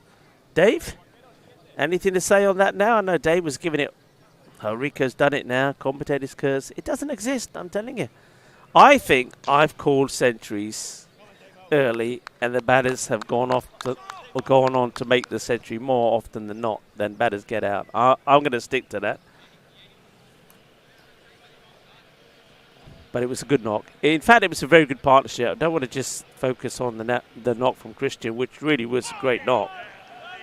And a century. Well, it's a comedy of errors at the moment from Sporting Alfest in the field. I guess when you got big runs on the board, you score 226, you can afford to make a few blips in the field. So a couple of times they've ran round in circles. I think this time it was Shaquille.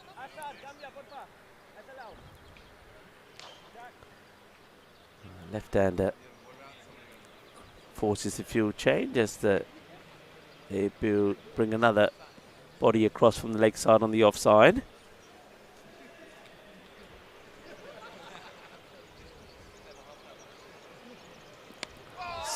Well, just a defensive touch and go, and they will make it. Once again, Satterfield said we're going, and Parker responded.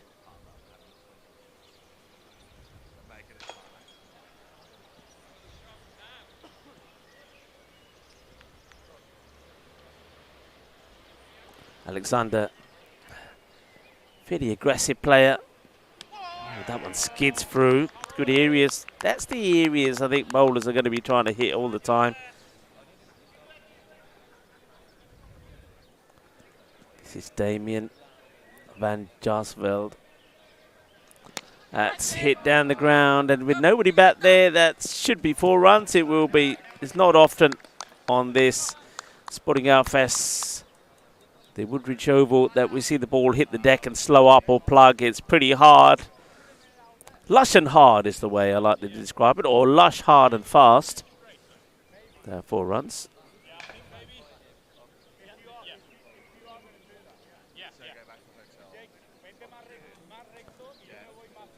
I think Jaarsveld just, he was having a talk about his field, and he says he wants 2 straight, so he does get 2 straight here now. Ooh. Big swing. Alexander swings and misses. Damien's another guy. I've always seen him. Every time I've been here and he's been playing, he always picks up wickets. Played nicely along the deck. Christian, he's not taking any time off, is he, from being in the field of play after scoring the century. Remember, they have got Fraser Tierney as listed as the 12th, but I'm pretty sure he'll be on to have a bowl at some point.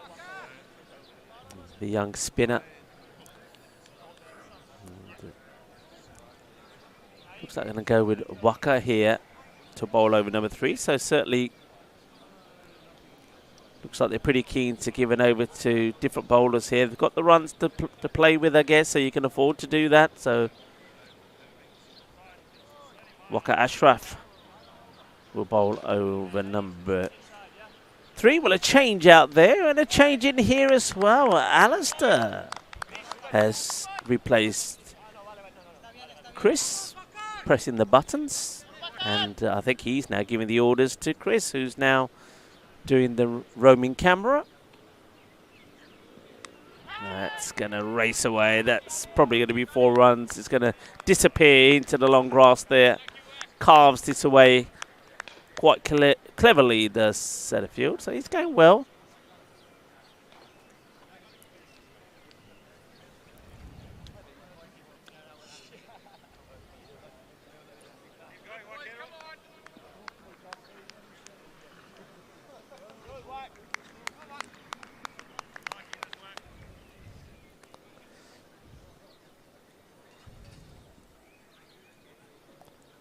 Slow delivery from Mr. Bombay Mix.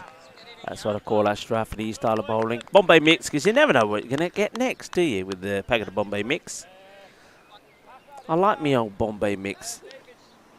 But not some of the hard stuff. Some of that stuff can break your teeth. So I don't like the sort of hydrated sweet corn. That stuff is tough. But the nuts in there, yeah.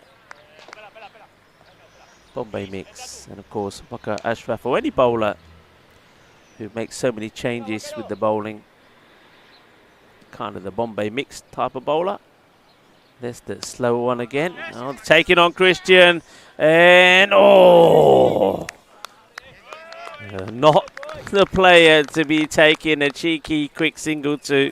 He was brought up anyway, specifically for that. They still took him on. And on this occasion, Christian misses the target. I suppose he's allowed to. He's only just scored 100. He's probably still recovering from that, perhaps.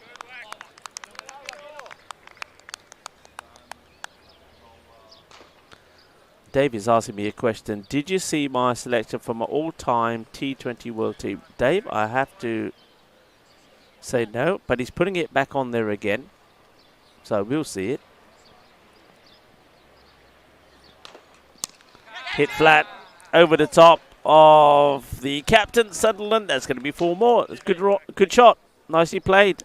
I'm liking this from Alexander Satterfield. There's no point hanging around. You might as well play your shots and try and get as close as you can. The worst thing that could happen to Green Sock here is that they lose by a lot of runs. Because one thing, okay, you can lose 2 matches, but you don't want to lose badly, because then even if you get back into the tournament, that run rate could really affect you big time. At the moment, it's in, out, shake it all about. So what's Dave come up with here?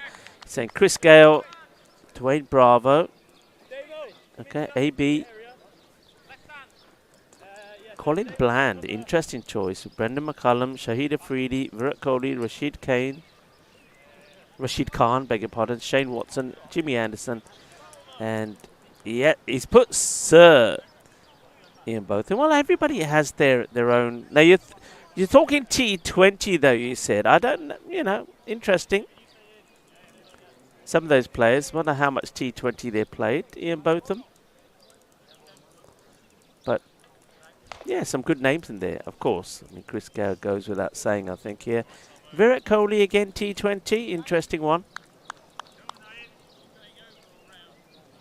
What do you think? What do the other people think in the chat? Colin Bland out, Zayn Ali in.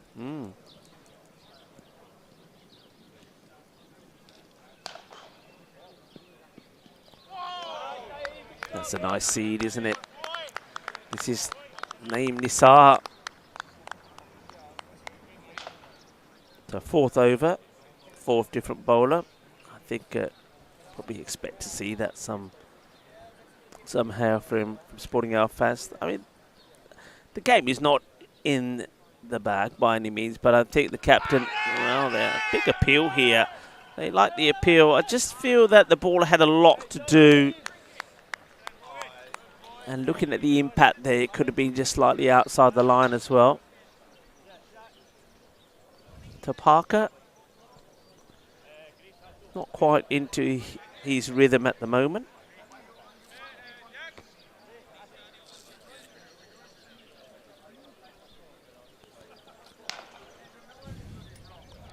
Speaking of some of those players, and big-time, all-time players, it's going to be a wide ball, called there by the umpire.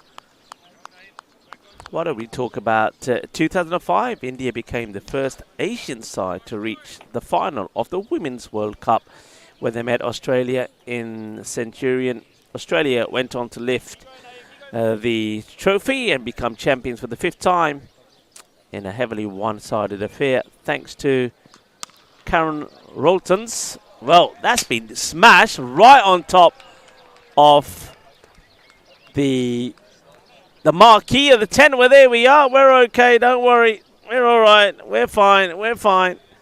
And It's one of those when the ball's smashed and you know it's coming your way because all the eyes are looking at you. And that smashes the top. Well, I was talking about the Karen Rowland's rampant 107 not out when Australia won by 98 runs. That was back in 2005. But India got to the final, and of course, since then, the competition has got more challenging for the Australian women, as we now know.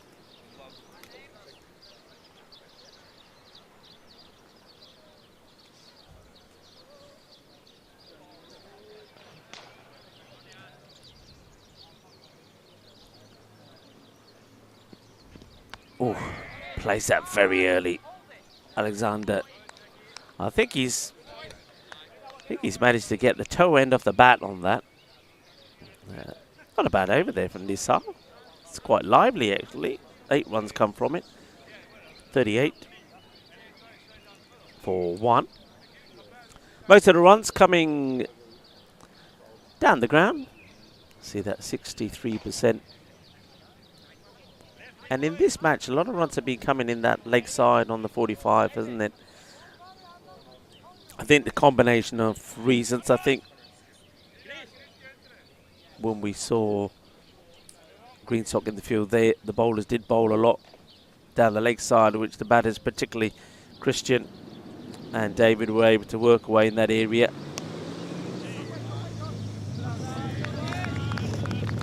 Parker having a bit of a struggle. Richard.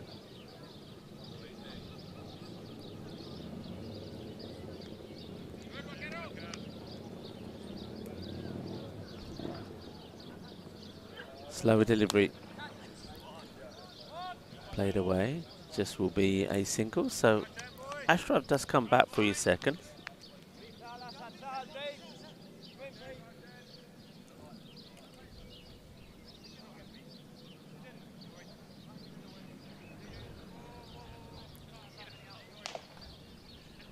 Just give you a quick look of the field and how Sporting Alphas have placed them. It's a bit complicated actually at the moment because you can see a lot of people in the nets as well, also wearing the blue. So I've got to be careful. I'm not calling some of those non-players as well. Taking on the arm, big strong throw, but we'll get there. Good running. Christian patrolling his spot on the boundary. Great catcher of the ball. Christian Munoz in front of the home crowd, if you like. He's that long on. And then there's a sweeper out and the point boundary. And, he won't quite catch up with this one. You can see he's just coming in towards that ball. But it's Shaquille that gets there first. So that's what they've got set here for the power play. And that field then changes from the left-hander. It's basically the same, but the other way around. So Christian comes in. Captain Jake Sunderland goes back. And straight to the fielder. So that timing of Parker, Richard Parker, not quite there at the moment. You can see he's kind of struggling a little. Hasn't really been able to find the middle of his bat just yet. Ashraf, I feel another one of those cunning, slower deliveries here. Well, he goes pace instead, fires it down the leg side. It will be called a wide by the umpire. Big shout out to the umpires. Been doing a wonderful job. Of course, the selection of umpires in the last match, we saw John Howden out there with Johnny Braithwaite. And here we've got Roger and Lars out there.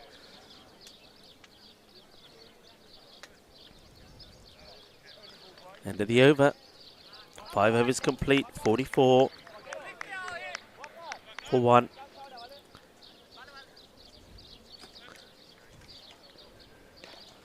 And just to give you an idea that at this moment in time, that Sporting Alphas at the end of 5 overs were 34 for 2. So they were actually 10 runs behind and had lost a wicket more. So the acceleration that came with that partnership of 183 between David McClements and Christian Munoz-Mills was quite sensational. Kind of puts it in context as well. At the halfway point, the score, I think, was around the 90. So they really did go wild in the last 10 overs.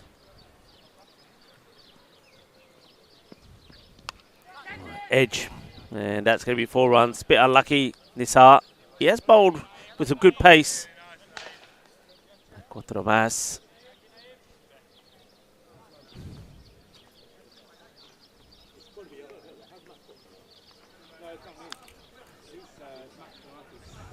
Alexander doing his best to try and keep that scoreboard ticking, but he's not getting much support at the other end at the moment from Richard Parker. He's 3 of 7.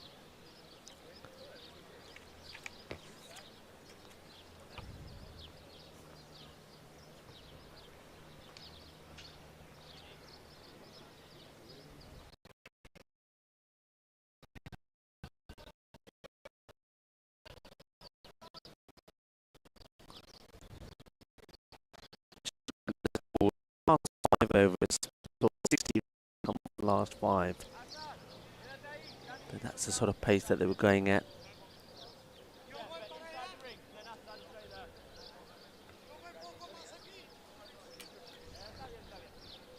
Just trying to get this field sorted. Looks like they're moving a few fielders around in catching positions there on the offside. Set well bowled, nice and full. Just be a single, and Christian comes sliding in to make the stop.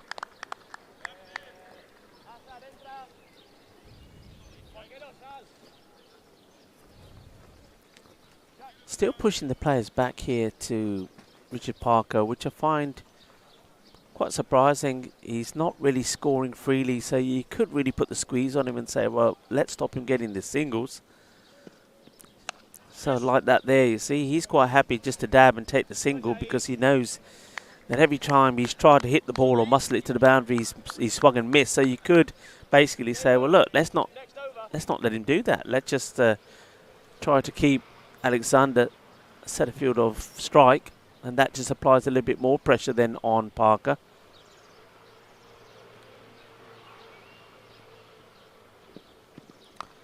Oh, that's uppercut beautifully. What a nice shot that is. Gets into a good position, uppercuts it away. That's not a fielder, that's some of the guys that are in the net, so that is 4 runs. Good shot that.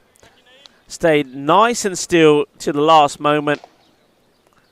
And sees that ball is wide, sees he's got the room to get into position and plays a beautiful uppercut. 4 runs. 50 has come up in this over. So currently, the way they're going, if you go for light, they are ahead.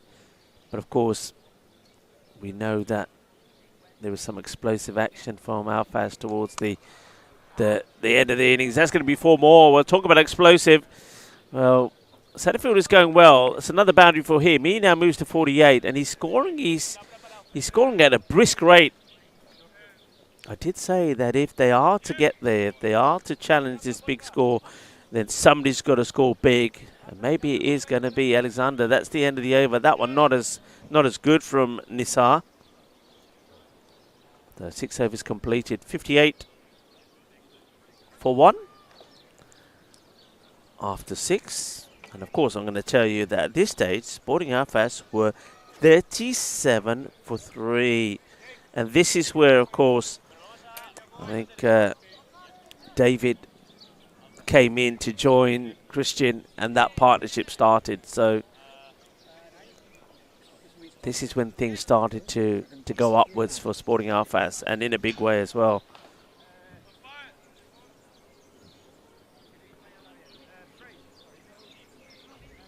Looks like Damien is coming back. Damien bowled just the 1 over number 2.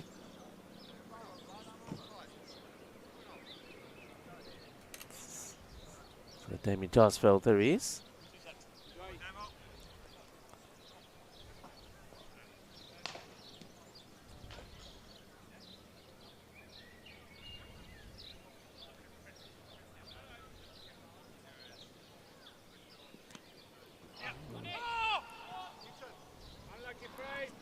Let's get a little bit back on this. I think there's kind of Yeah, no signal from the umpire. There's kind of half a chance. If that did stick in the glove there of Tyrone, that would have been out. Okay, this is where Sporting Alphas, this is the wicket that they'll want to breathe a little bit easier. Satterfield plays that nicely, gets under that beautifully. That's so well timed. And it's going to be 4 runs. What a beautiful shot, and what a way to bring up your 50. We've seen some really good cricket here today. We just saw, of course, that brilliant partnership in this first innings of this match from Sporting Alphas, 183 between David McClement and Christian Mills. Mills went on to put 100 on the board, a century for him, 66 not out from McClements. But that shot was as good as any.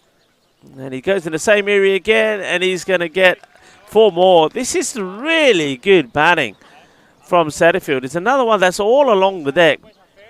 And, well, it's almost like Jake Sunderland here is now thinking about putting another player out there to protect that boundary. Jarsfeld is bowling it outside the off, but you can see yeah, they are moving another one across, so looks like young Fraser goes across from the leg side.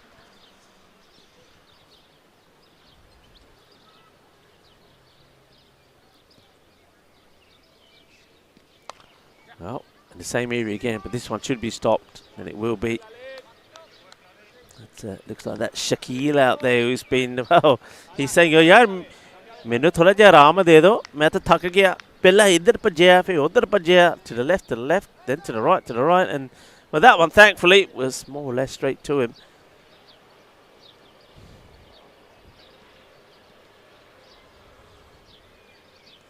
Parker slices up in the air, doesn't really get too much power in it. He's still struggling to find his touch. And moves to 6 of 10 deliveries now, that is, for him. So at the moment, it's all a kind of a one-man show. Alexander Satterfield is keeping them in this match. That's a lovely shot. Que guay, que genial, que grande. Shaba, kinna, sona. Balle. That is a beauty. Well, he's certainly shown he's got all the shots after some glorious shots through the offside all along the deck. He then smashes this big down the leg side into the pond. 6 runs. And after 7 overs, 75. And that's an expensive over. Damien van Jarsveld, he doesn't normally get treated like that. 75 for 1.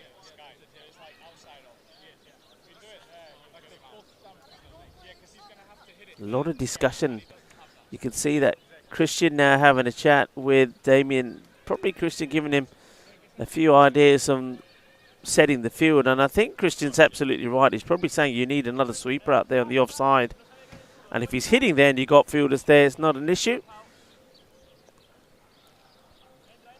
Now it's time to inject a little bit of genuine pace into the proceedings. Jake Sunderland.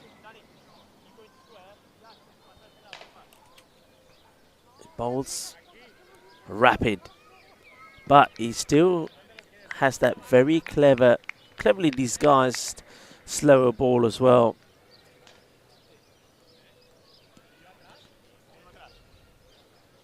So 17 of that over.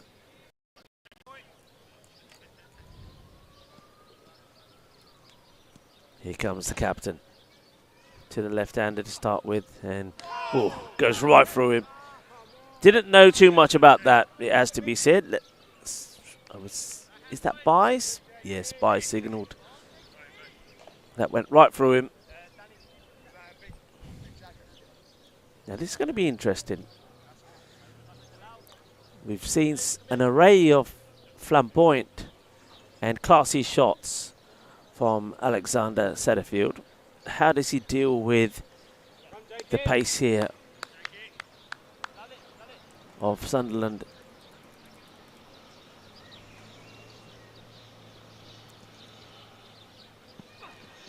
Starts with a good Yorker, well bowled, good areas. Sunderland, interesting to watch him. He's not one of those quick bowlers who it's all in the action. He's not steaming in. It's actually quite a casual run up. But it's all in the final approach. So if you watch him, he's not really steaming in. It's very steady. But it's just all there, isn't it? He gets that one through. Richard Parker. I guess he's still there.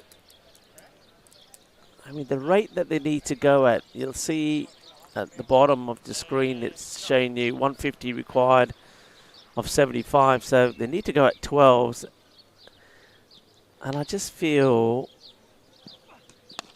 that one is dug out. They want to, but I don't think it was ever going to be on, to be honest.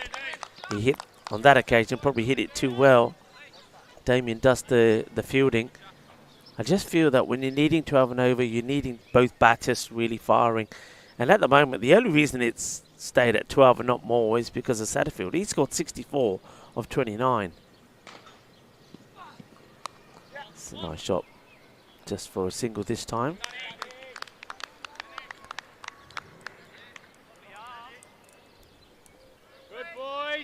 So Jake Sunderland coming on here just to get a couple of good overs in here and take that rate even higher.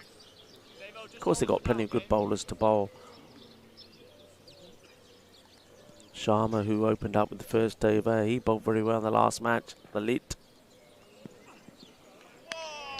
That one will be a wide. And Sunderland doesn't like it.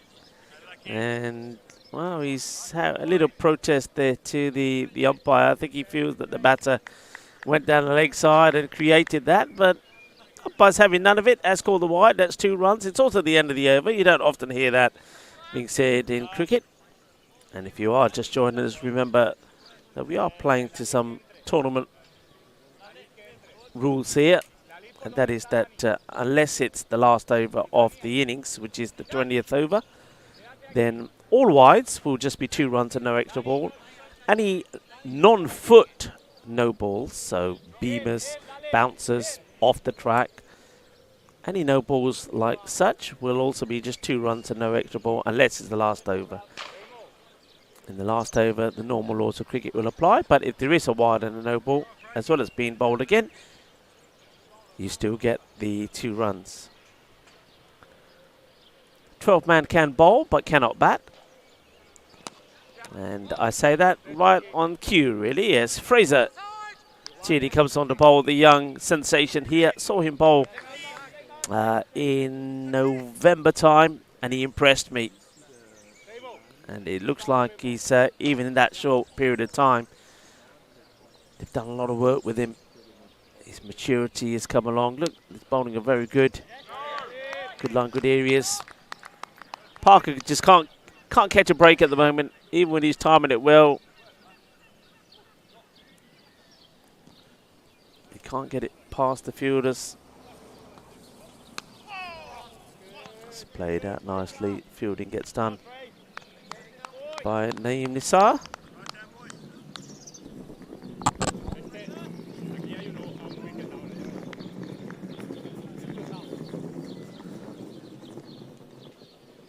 A few people saying that Parker perhaps maybe should think about retiring.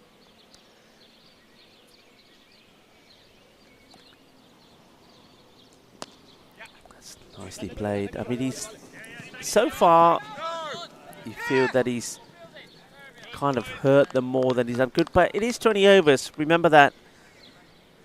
You know, he's at the moment going same sort of rate that we saw more or less David McClements go at the beginning of his innings.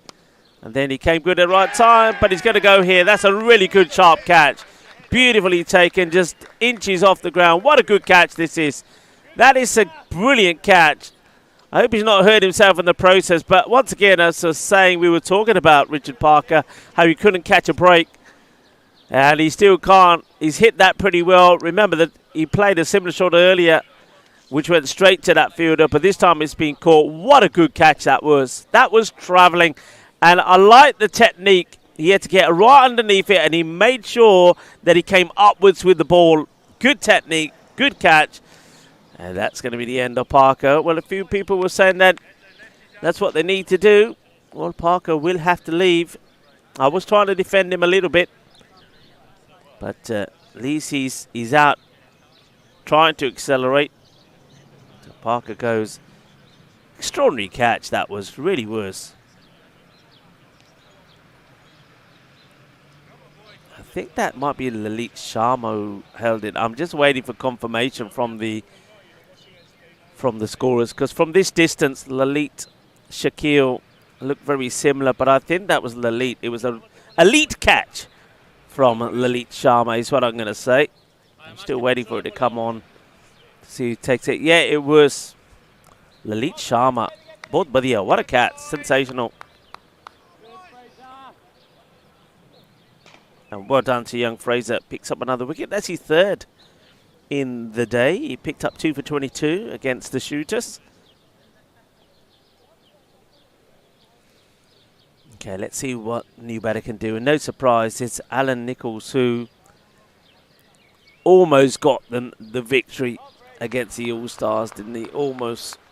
He came out, hit quick runs, but then got out to a superb catch. And I still maintain that that catch that was taken was I think the game-changing moment in that match number 2. It was an outstanding catch from Max Komati. And when he went, then there was no coming back. Made 22 of 10 deliveries, so he was on his way of winning the match for his team. He took the rate from about 9.5 to under 6 runs required per over. And in fact, even when he left, they were odds on to win. They only needed 6 of the last. They needed 4 or 5 deliveries, and they didn't win it. There's some changes being made here with the score 85 for 2. So just 4 runs off that over.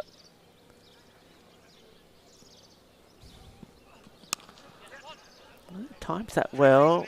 Work to be. Oh, he's dived over it. Dived over it, punches the ground, Lalit Sharma. Well, after taking a great catch and doing some elite work, this time it's a little bit of a... as that one scored right through him. I'm not sure if he loses his footing there at the wrong time, but he goes down and the ball goes under him. It's 4 more. It's the first boundary for Nichols. Quick delivery again from Sunderland. Played out to the offside.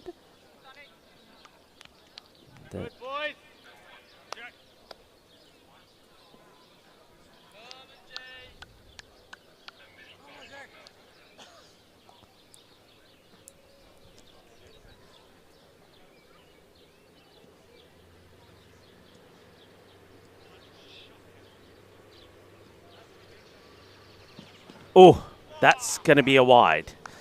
Banged in. And we know it's a bouncy track. Just get the feeling here, folks, we might have to see a slight adjustment with the scoring. I'm pretty sure that it was Alexander that hit that boundary for 4.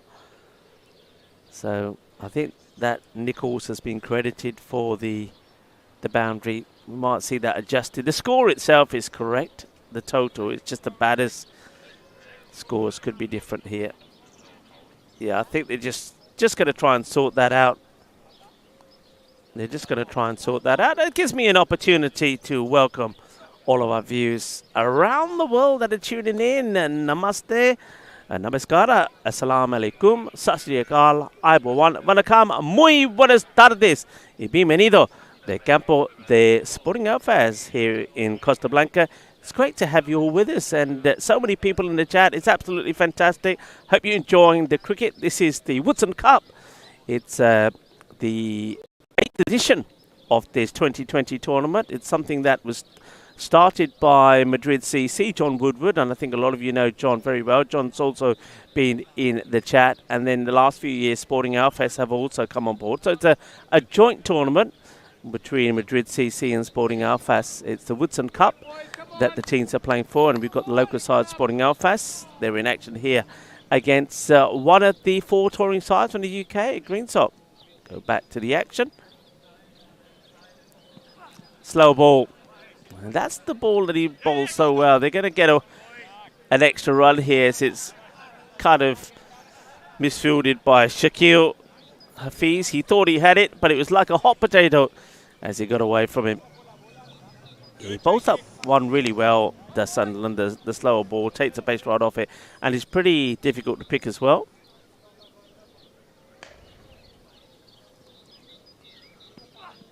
And this one is edged away, and it's going to be 4 runs. Cuatro más. Well, sometimes you gotta ride your luck a little bit as well. And that's going to be 4. It's at the end. Is that the end of the over? Just checking. Think there might be still one to come. Well, no fast bowler likes to be edged for 4. Jake Sunderland won't like it. Remember, he's already bowled one short ball that went over the head and it was called a wide. I've noticed that's only showing us 1 wide at the moment. I'm sure that will get adjusted. That should be 2 runs on there. I think Marzi is on that.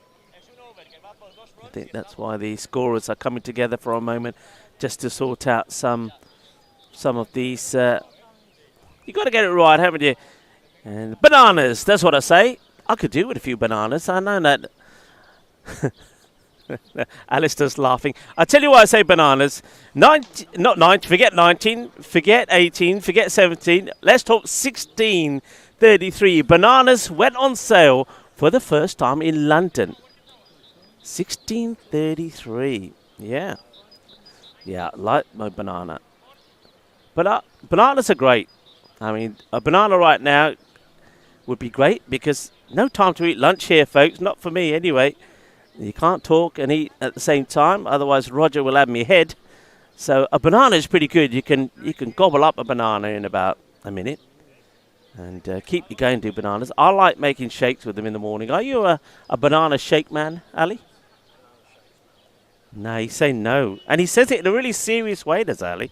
Aren't bananas good in a shake? They can be. Ali's not a banana man. He says he likes bananas, but not in a shake. Yeah, I don't mind them in a shake. You know, my favourite is banana, and some of the drinks. You know, some of the morning drinks you get that they say are good for you. You know, the sort of the yogurty type of drinks with the.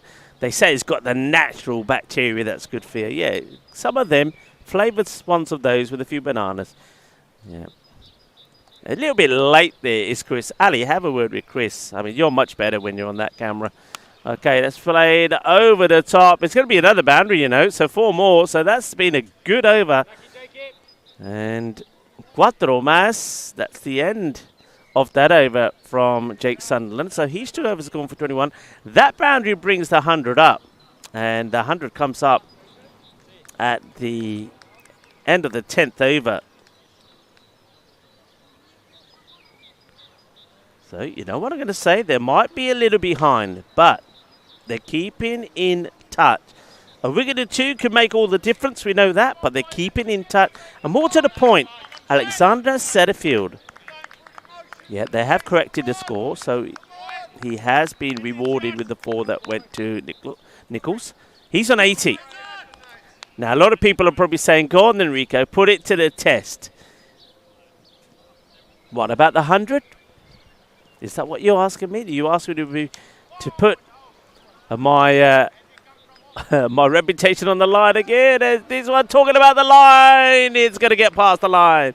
It's going to be 4, and this time it will be Nichols that gets 4.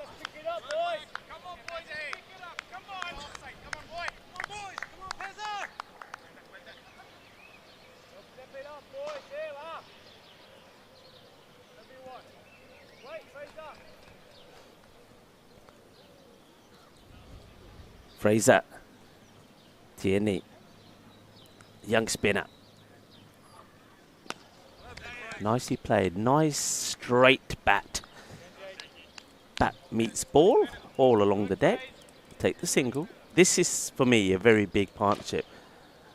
Alexander Setterfield. Do I have the same feeling about him than Christian? I'm going to say no. I don't know why. Sometimes you just have a feeling. Sometimes you just have a feeling. He only needs 20 to bring it up, you know. Hey, I hope he does. It's not often you see a match where in both innings you see a century. I hope he does, and he keeps his game interesting. But let's see.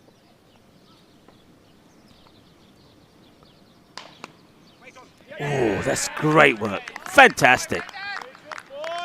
They make them hard out here, don't they? Not like other sportsmen who go down. They'd be rolling around there, wouldn't they? Wanting the medical treatment and the stretcher and everything. Not us cricketers. That might be a wide. It will be. So that's 2 more to go on the board.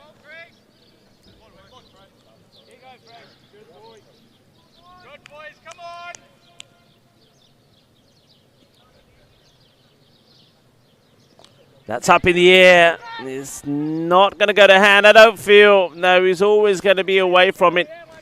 It's going to be 2 runs. Doesn't go to the boundary. Running hard to try and get something on there. End of the over. Another good over there from Fraser. Tidy stuff. 2 overs completed. 1 for 12. 109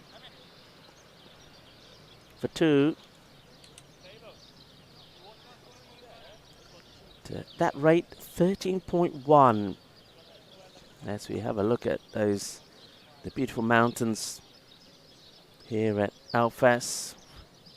And it's a well-known thing, actually. A lot of people don't realize that, surprisingly, Spain is the 2nd most mountainous country in Europe, behind Switzerland.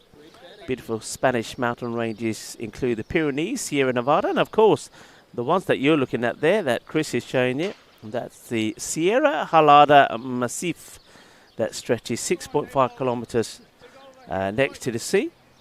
The highest point is about 438 meters. Of course, the other side of those mountains, behind us, is where you have got the sea.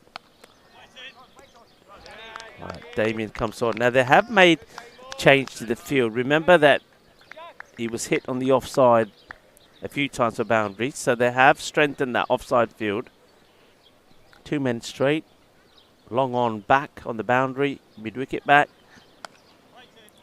And there's that fielder again. So the changes work. That's that Denny Everett making some nice stops.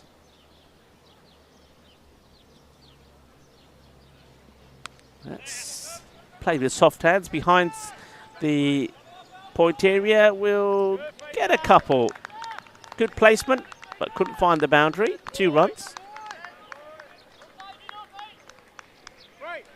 We're at that point now where if you're not seeing at least 2 boundaries in the over, then Sporting Alphas are going to keep extending the runs required. So sooner or later, that one's been sliced from the bat of Nichols. Sooner or later, the batters will have to acknowledge that. And that's why Alexander, his quest to a century is very different to that of Christian. Christian, they were batting first and they were in a good place and a very good partnership there, no pressure. Whereas Alexander has got all the pressure. Just a single take and he's got the pressure off. Not only is part of him thinking, the world is watching, I could bring up a century and I can go back and watch it over and over again. Not just I, but my family, and in years to come, who knows, you know, grandkids. But at the same time, he knows that if he starts to focus on that and gets a little bit cautious on the century, then this match gets away from him. It already kind of is, isn't it? 14.2. Usually, once you get to around about over the 15 required, it becomes a no way back Jose sort of situation. So we'll have to wait and see.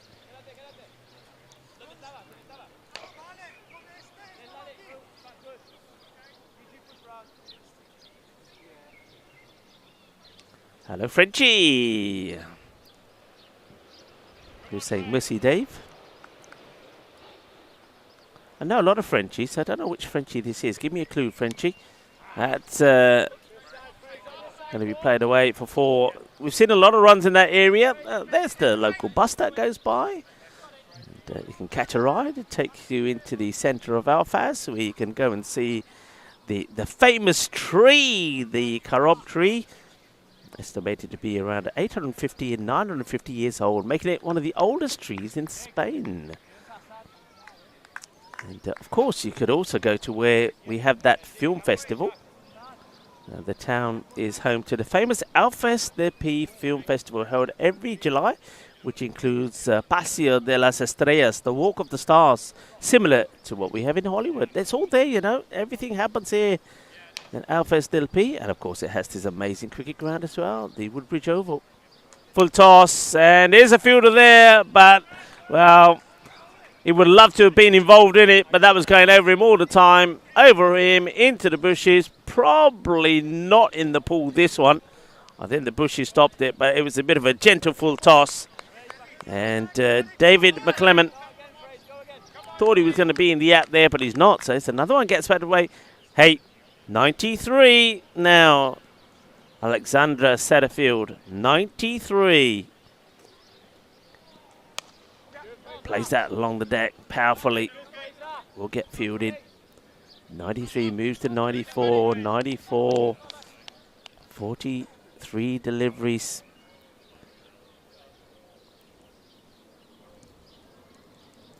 Got Alan Nichols there with him.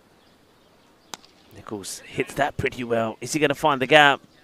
Oh, he does, but it's the gap between the legs of the fielder, I think. So when it gets down, I think that might be the captain himself over there, Jake Sunderland.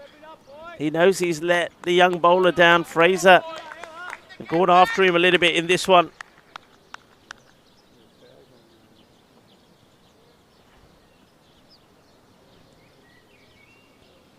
Full toss, smashed, big, 6. Shaka time, Shaba, Shaba, Kinna, Sora, Kewa, Que Hanial, Que Grande. Eso, golpe muy dulce, más dulce de tarta de chocolate. Ole, ole, ole. Well, a few more shots like that, and they'll get themselves back in the match. It's over, not going well. 4-6, 1, 4-6. And that's carefully played along the ground, bobbles away. Sunderland this time doesn't make any mistakes, so that's a big over, isn't it? 22 coming off the over. 135. 2 wickets down. 13 overs complete. I suppose you get to a point here now where Jake Sunderland still would, as the captain, be feeling pretty comfortable, but he'd be a lot happier if you can see the back of somebody like Alexandra Setterfield.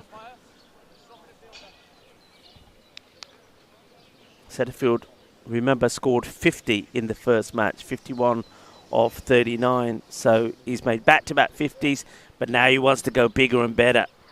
The man with all the threes on his back. He's at the non-striker's end at the moment. Nichols on 20 of 12.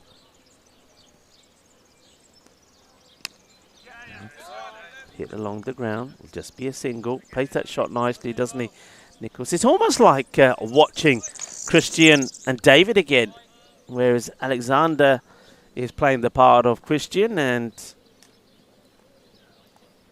Nichols the part of David at the moment. All right. Oh, he's worked that away. Ball races away towards the boundary, and I think they've saved it. It's a good save, just a couple. 94 becomes 96. Any boundary brings up a century. Remember, we saw one in the first innings from Christian Munoz-Mills. Are we going to see a second? It's very rare that you see this. And it's a short delivery, which normally, I'm telling you, normally Alexander would have rocked back and pulled this with all his might. But he's been careful. You can sense it. And you can understand it as well. In the air, in the gap. It's going towards that boundary. Is it going to get there? It's going to be just plucked before it gets there. 2. Moves to 98.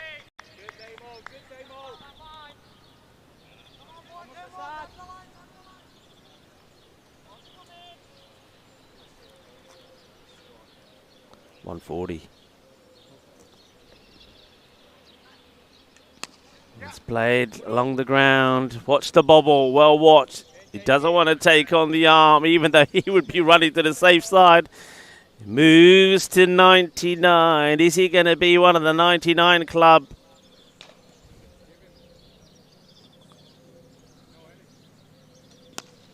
That's a very nice shot. He plays that shot so well. Like I say, watching these two is very similar to the partnership of Sporting Alfez when Christian Munoz-Mills and David McClements put on 183. Mills went on to put 112 before he got out, caught on the boundary, and McClements was 66 not out, so the over comes to an end, 142 for 2.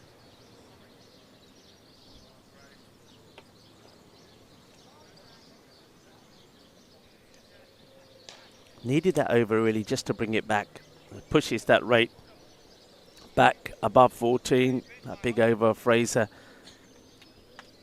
brought it down to around 13. So Fraser, not surprisingly, being rested. And we're going to go now to Waka Ashraf. It's just pushed away. They're taking it on. So there we go. Everybody watching. Are we going to see another century here?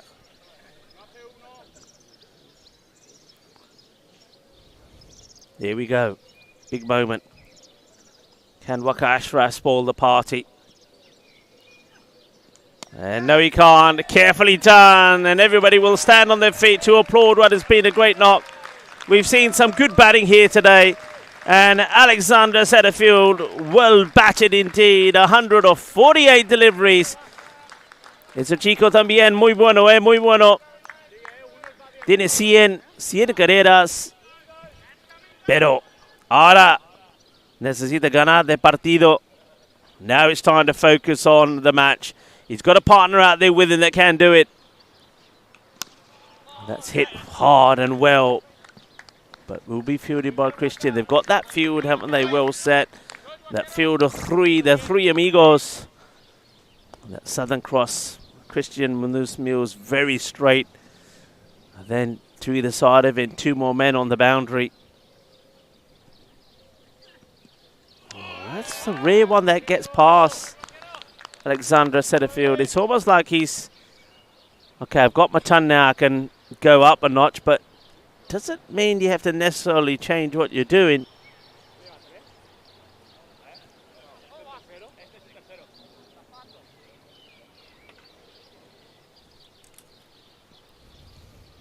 Slow ball. It's up in the air, but it's not going to carry to the field. Just get the single. Ashraf. Remember, Mr. Bombay Mix takes the pace right off that one.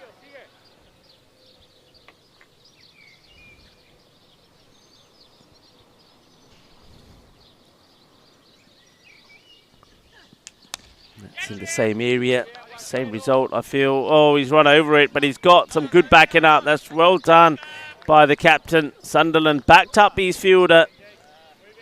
Damien attacked. He misses it. But Sunderland right behind him to back him up.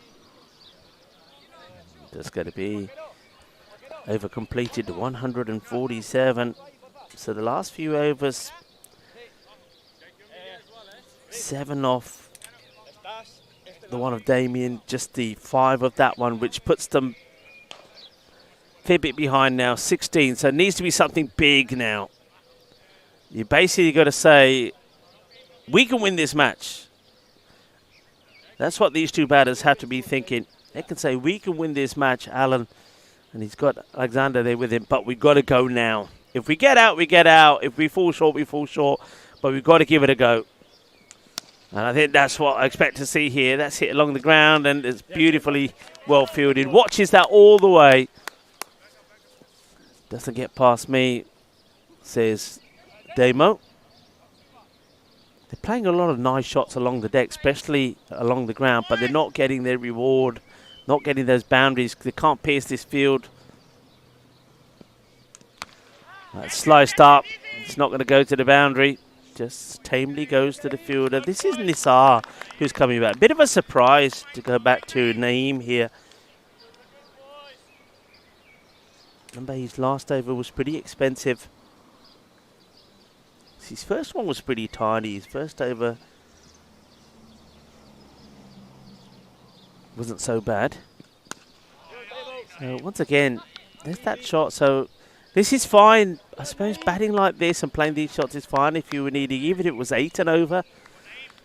Even if it was 10, you look to pick up a boundary along the way. But when you're needing what now has gone up to 17 and over, you've got to try and find a way to get past this boundary. But credit to the bowlers. The bowler could line. You could have a look at where the runs are being scored. That's a little bit fuller. And it's the same result. It'll just be a single this time. So bowling to the field is Nisar. 150 comes up. It's a great effort from Green Sock again. And they're going to consider themselves really unlucky, aren't they? They lost a match against the All-Stars. The Defra All-Stars, a match really they should have won. There's no doubt about it.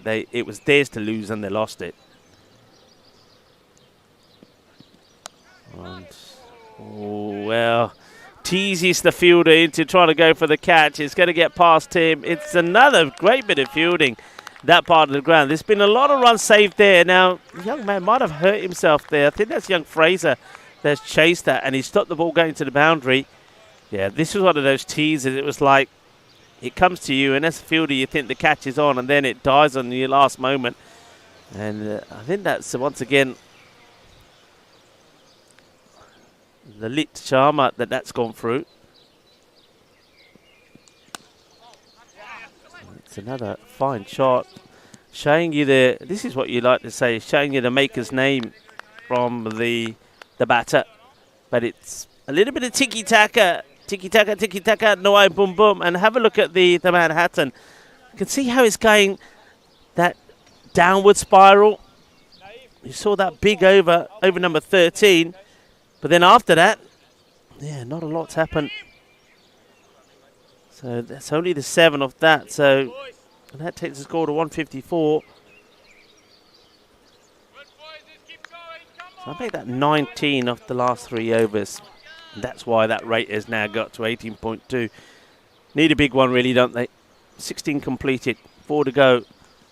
It's played out, but once again towards the fielder, Alfas. Have got the field right. Ashraf comes back on. His last over went for 5. Got to take a bit of a risk. Got to try and do something different. Think outside the box to try and find the boundary. I think it's not just one big over they need. They need a few of them on the row. That one catches the pad. Probably would have been the hardest one to stop if it missed everything. Catches the pad will be leg byes.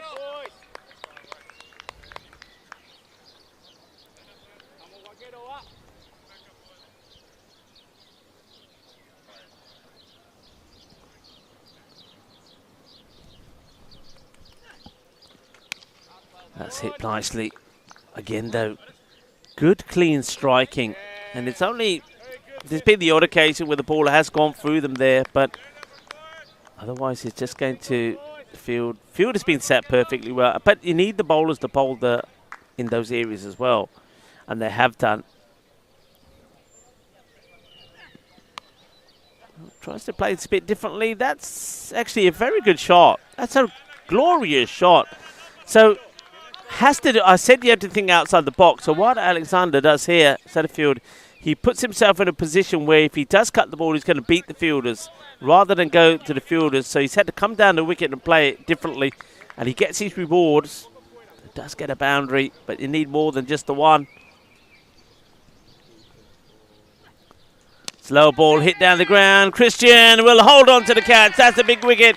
And Mr. Bombay Mix, Waqar Ashraf, has done it again. And that's going to be the end of Alexander. He gets a handshake there from the man who's taken his wicket. And that, of course, is Waqar Ashraf. Mr. Bombay Mix, the slower ball. Had to go for it, Alexander. Good catch taken. And wasn't that a nice moment there? The 2 men that have scored centuries in the match shaking hands. Christian Munuz Mills shakes the hands of Alexander. What a good knock it's been. A century from Setterfield, but you feel a century in vain. And yeah, good warm applause. Both बढ़िया batting की थी Alexander ने अपनी century पूरी कर ली. But of course, he departs the field knowing that his team probably going to go down here with that wicket going. 107 he'll finish on. 107 off 56. Christian takes the catch yet again. That field works a treat. Had to try and find a way to pierce it. Couldn't. Trying to go the aerial route, but Christian is there to take the catch. And this is where you come back to maybe look at the balls that were faced there by the left-hander.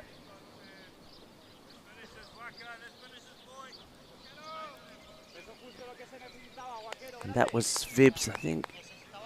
I mean, he was nowhere near run a ball, was he? My screen's just come up here now. So, yeah, Richard Parker, 18 balls and scored 8. This is where they'd love to have some of those deliveries back.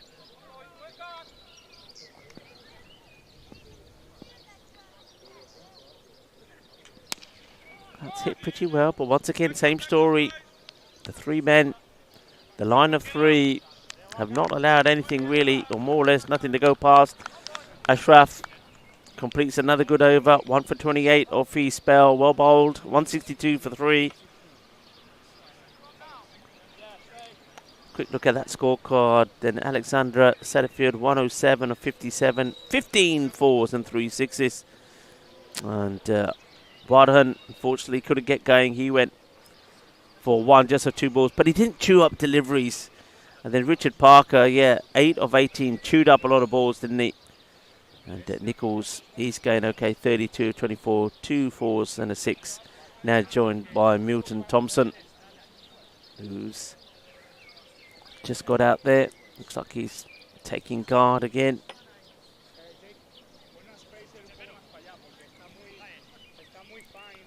.65 of 18. Can it be done? It can. We've seen that on the network. You don't often see it in T20s, but it can be done. But every over has to be magical.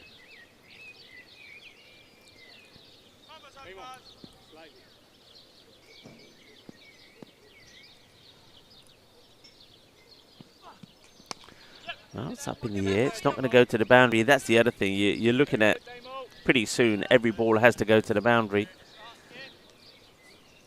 And every time there's a single, every time it doesn't, it's a massive boost for Sporting Alfas. One thing I did say about this match was that Green Sock, if they do go down in it, one thing they wouldn't want to do is go down by a lot. They wouldn't want to lose badly, and I think they've done well in that they're not going to. Take the leg by here. So credit to them. It looked unlikely from the word go, but they've shown good fighting spirit. Considering they came into this match after going down to the Defra All-Stars when they were unable to chase the 149. They fell 2 runs short of 146. That's that slower delivery, well bowled from Jake Sunderland, the captain. Be very happy with the team's performance. Of course, the cricket is not done here yet. Remember, we do have one more match to come.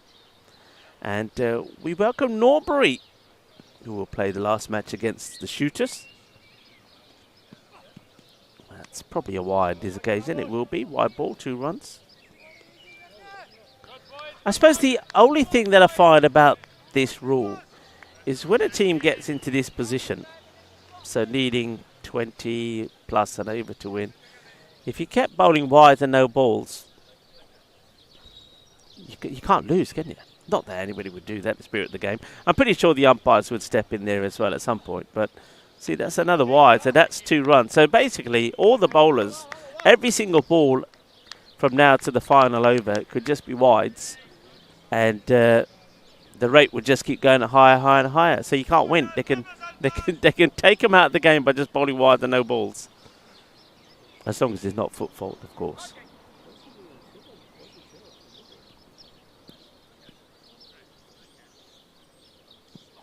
Gone. And full straight, knocks him over. That's going to be the end of Thompson. Thompson's not had the best of matches himself in this one.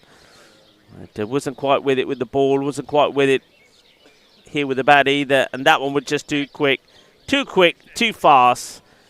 And stumps are knocked over. Chuck at the front there, style. And that's going to be the end of Thompson. He gets done by Gooden. Stumps shattered. It's like a stick of dynamite going off. Dundee Chaki Punjiragate as Thompson departs for 2.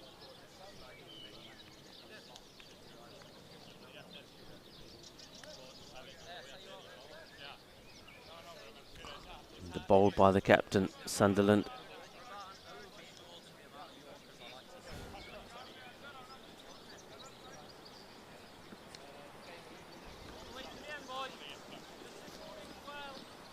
So Alan Nichols to be joined by a new partner, and it looks like it's Robinson. Robinson's coming in a little bit lower for me than I would like to see him. Robinson, he kind of went hot and cold in that last match. I believe he was the opener. I think he was 30 or 44. Made a good start with Alexander. Then he just went off the ball a little bit. It was weird. He was dropped behind. It was a routine catch. But once he was dropped after that, rather than make the most of it, it kind of made him play in a different way. It had the opposite effect. He went into his shell a little. Struck down the ground, bobbled. And the other teams that are watching will be looking at the way Sporting Alphas have set this field and be thinking, right, okay, how do we compensate it? The bowlers are bowling good line. They're making us hit straight.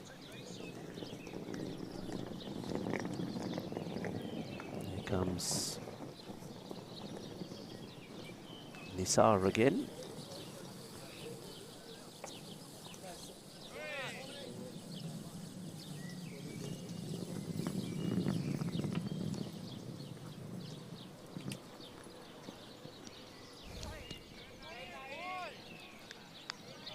A little bit of frustration you can see here from the non-striker Alan Nichols. Wants to be at the end of the action. Is Robinson reaching for that one? But again, there's no way Robinson can get in there and start smashing straight away. This match is done. They're not going to win this match now. It's not going to be possible. It's going to be another dot. So it's about trying to get close now, isn't it? It's now about thinking about the net run rate. They're not going to be bowled out, which is a good thing, but it's trying to get close. If they can get 180-ish, I think that's probably why we're seeing some of that frustration from Nichols. Yeah, it's another one that is played and missed out, and it's going down the leg side, wanting the wides here, but I think you can see he's complaining a little with Robinson too now, the keeper, as if Tyrone's going to take his side. Don't think that's going to happen. But he's kind of leaning towards the offside too much, so the ball probably is starting on impact with the pads. Let's see here. This time he hoiks it up in the air. It's just going to bounce once to Christian, who picks it up one-handedly, and it's just going to be a single. So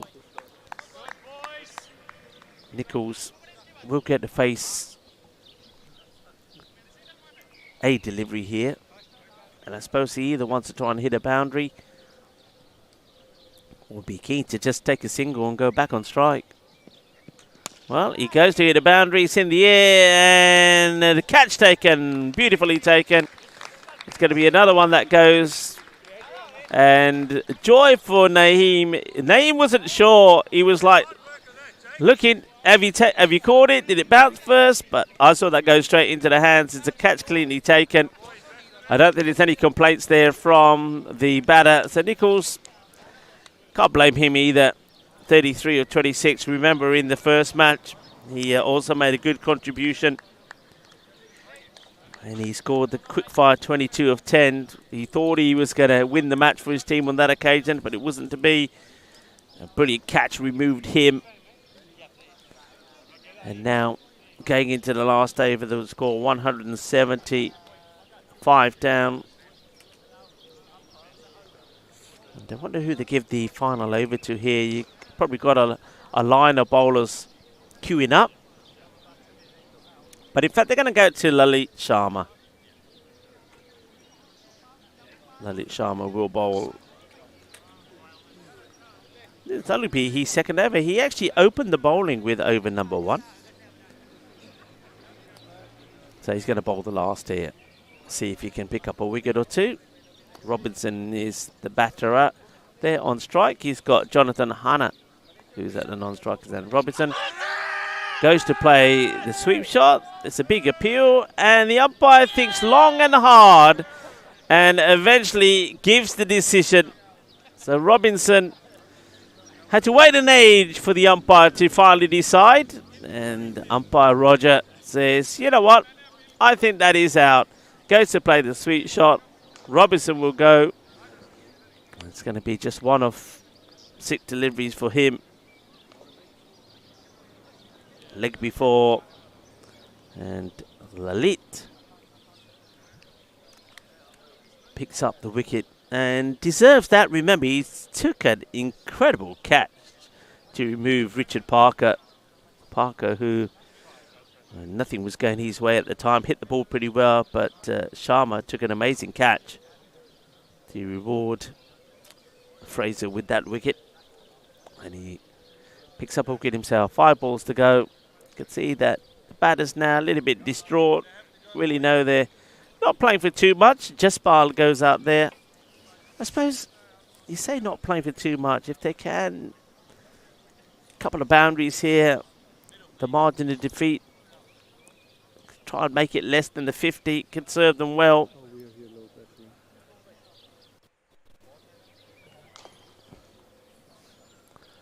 So Grishabad Jaspal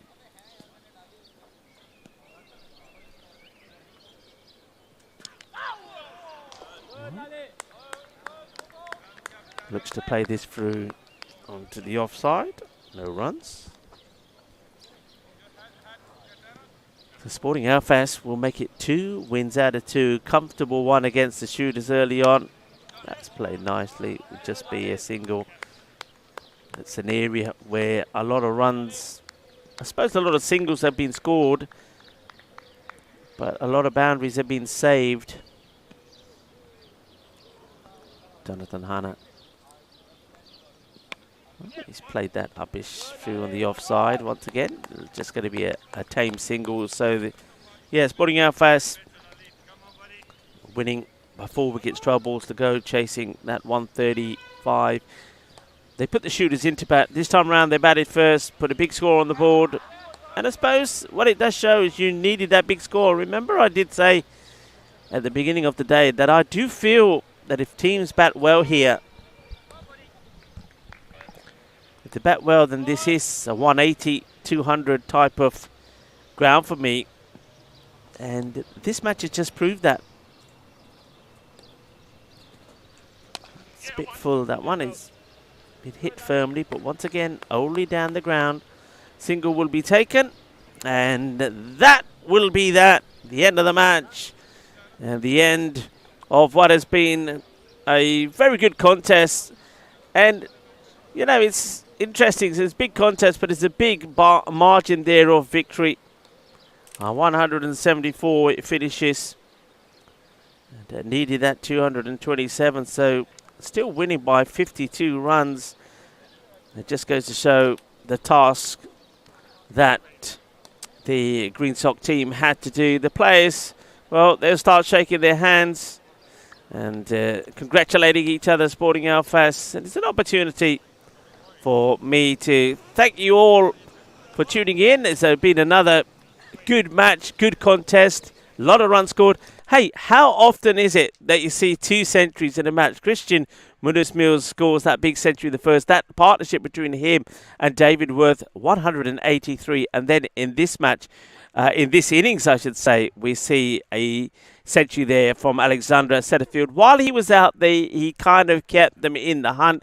even though the amount of runs that were required was around that 17, 18 mark.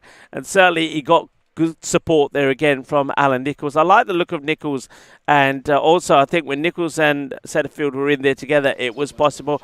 Robson, I think, came in a little bit late this time round, but he wasn't able to make things happen. But has to be said, by the time he got in there, that he needed to go at quite a hefty, almost 30 runs and over, so it was going to make too much difference. But a very exciting game of cricket played at the beautiful Woodbridge Oval here in Sporting Alfest LP. The sun is still shining, and too right, and we need the sun as well to keep shining, because we have one more match to bring you. As I said already, we're going to see now Norbury for the very first time. They're a team that did win back here in 2024, so they know what it's like to be the champions. They're taking on the Shooters. The Shooters, of course, they went down in their first match, so it's an important one for them. If they can get a win here, then they know that they've put themselves in a good position, especially with Green Sock losing both of their matches. So stay tuned. That match scheduled to start now I think we're going to be back on the field in between 10 to 15 minutes time, so it's going to be a quick change around. So I'm going to say bye for now,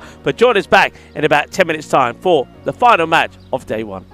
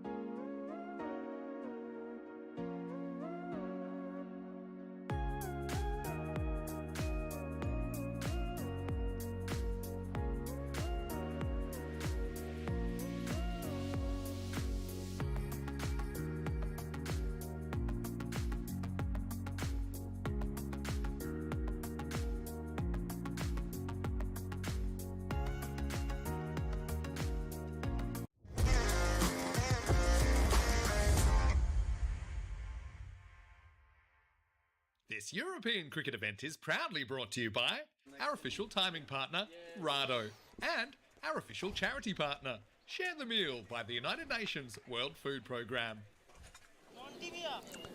Hello viewers and welcome back. And match number 4 is about to start. And we've seen there that the toss has been won by Norbury in their first match. And they've elected to have a bat first. Thank you, of course, to Rado, our official time partner. And Rado, of course, the sponsor of that coin toss for match number 4. So, yeah, match 4, T20 format. Yeah, all these matches coming thick and fast. You can see that. Johnny Braithwaite, the umpire, is out there. It's like he's ready to mark up his run up and have a bowl. He said, you can go to slip. And, yeah, Johnny Braithwaite, I've had the pleasure of playing with Johnny. Very, very good player. And, his knees are giving up on him a little bit, but he still keeps on going. He's still pretty sharp on the dance floor, I can tell you that. You get the music playing. Certainly a little bit of Sweet Caroline, and he's off and running. Here's Braithwaite. And maybe we'll have a bit of Sweet Caroline later in the bar here at Sporting Outpost. But for now, we've got to concentrate on the match. So thank you once again to Rado, the presenters of the coin toss. And just to repeat, Norbury winning the toss and have elected to bat first against Shooters. So Norbury, their captain, Sunil Moore. We'll be hoping that his team can start with a victory. Haven't had a chance myself, understandably, with the quick turnover here to chat to some of the Norbury players. But looks like there's a few brothers in there, a few similar names. You've got a Durav Mali and also a Madhushand Mali. I'll practice those names in a moment. We also got a few more. So we've got Pankaj Moore, and we also have Sunny Moore, who's the captain. So Shooters in the field this time. They probably would prefer that, I feel. And they're going to start with the dot. I think this is a toss that's probably gone well for both captains. Norbury obviously definitely did want to bat first. I think Shooters, after they were shot away for just 134 for 8 of their 20 overs against Sporting Outpost, they'd be happier maybe having a bit of a run chase. That's bat on ball will be the first runs, and it's going to be 4 runs actually. He gets this through the 2 fielders, and this is what we call threading the needle in the gap. Gets 4 runs. This is Asif with the ball, and those of you that were tuning in before will know that I was impressed with Mohammadi. He's got good wheels, as they like to say. He's got some good pace about him. Thing is, though, if you get the bat, the ball pings off it pretty quickly as well. Oh, that's hit hard, but straight to the field on this occasion. Just a single, and they had to run hard as well. So that's Ravi Dahiya. Gets a boundary. And now remember we had a situation where we had a player with no helmet. Now we have another batter with no helmet. So I think the officials here have to make up their mind. Do you have to wear helmets or not? Remember, we had a situation as this one's going to be skied over the top of the fielder at backward point, and they're going to get 2 runs. Yeah, remember we had that comical situation where a batter had to go out for 1 ball. It was at the non-striker's end and was called back to where it lit. So a decision needs to be made. Helmets have to be worn, yes or no? Because you can see here that Sharma is not wearing a lid. And I think you take a bit of an unnecessary risk, because this pitch has got a little bit of bounce to it. That one's at the body from Asif. And Asif is not slow, I assure you. So this is Anish Sharma.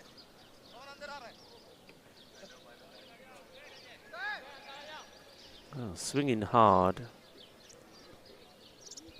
That seems to be the plan here from Norbury. Oh, swings hard again here, gets a bit of bat onto it. It gets past the infield and shouldn't get past the outfielder, and it doesn't. Does well, gets a foot on it. shooters, they haven't got numbers on the back of their shirts. It looks like they do have a number. It all looks like number 1, but that's just the design. They have got their names, but unfortunately, the names are very well camouflaged in the print. So the print is white, and the name is printed in white. So that wasn't the best of design. You can see there from the player, it could just about make out that's Adil. So I do like their shirts, but it's just a shame that, A, they went for names and not numbers. But remember, I have to say in defense of the teams, that up until not very long ago, they never knew that they were going to be streamed on ECN. So they didn't know about the numbers. So that's fair play, but they'll know for next time. So Adil to bowl. 9 come off the first over. 9 without loss. So that is Adil going by his shirt. Let's see if I'm right. Let's see if Adil's name comes up. And if it is, then it should be Adil Rafi.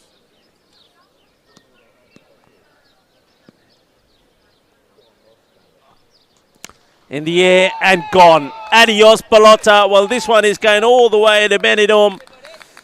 And not coming back. Bye-bye, Pelota. Bye-bye, baby. Big hit from Ravi. It was in the slot. And it is Rafi, the bowler, puts it in the slot. And Ravi goes, boom! Shaka lagia. Thank you very much. You're out of here. Smashed away.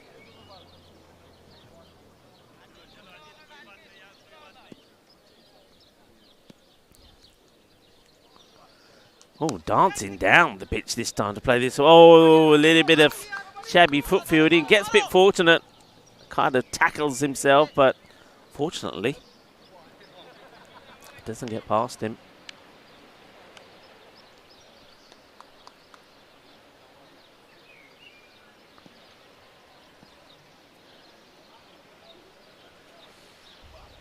Ooh, well, that's why you were a lid. Now, I reckon that's gave him a haircut on the way through. It is buys, and I reckon that's gone zoom, and he's had a little, well, short back and sides. Well, I don't know about the sides, but short from the top.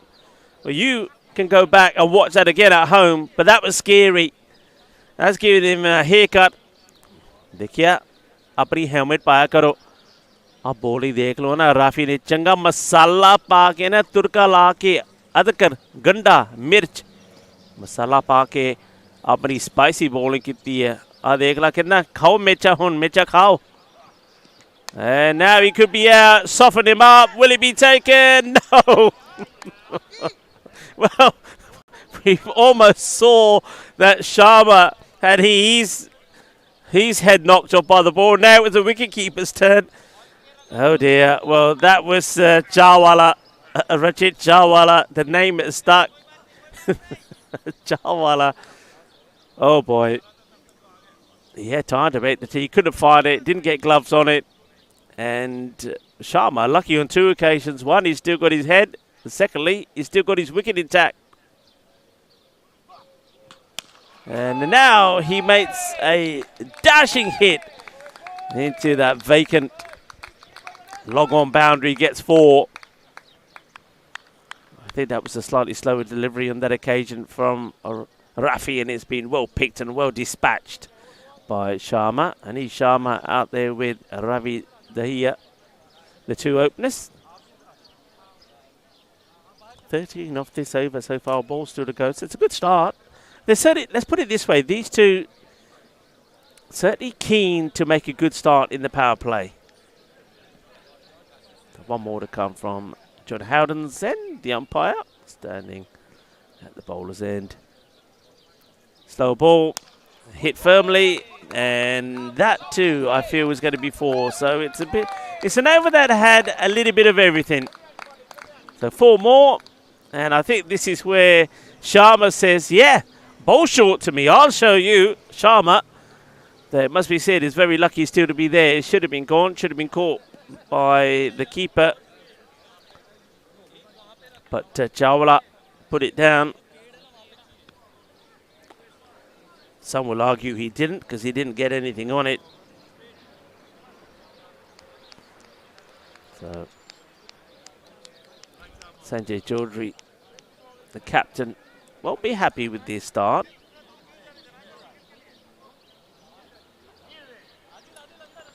because Chaudhry standing in as the captain. As we know, normal captain's Murala Rao, who's got a bit of an injury. We will see him come on and bowl, but he won't stay on the field for much longer because he's got a bit of a niggle. But he bowled very well in the last match. What a good start this is. 30 off the first 2 overs. Okay, catching chance. First real opportunity. And well taken. So there is a wicket. It's going to be the end of Ravi. Ravi will go. He's running back to his mark. So the start of the 3rd over presents the wicket. You get a feeling that it's going to be that kind of innings, that if a batter does get going, it could score some big runs, but we will need a bit of luck on the way like Sharma's had.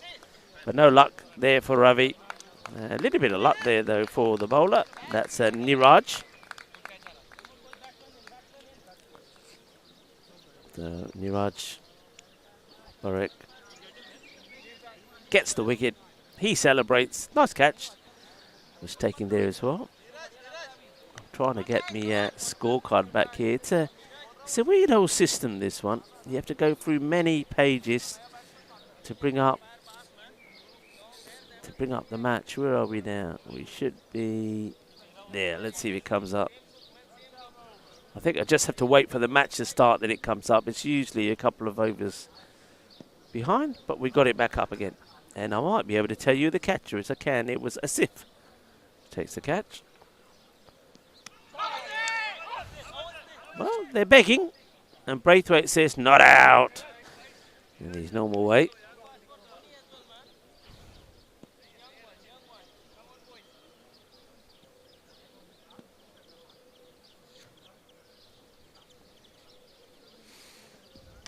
Good areas outside the off. Trying to get, sort of goes low, then tries to come up, doesn't he? He's trying to get right under it, almost like he's trying to chip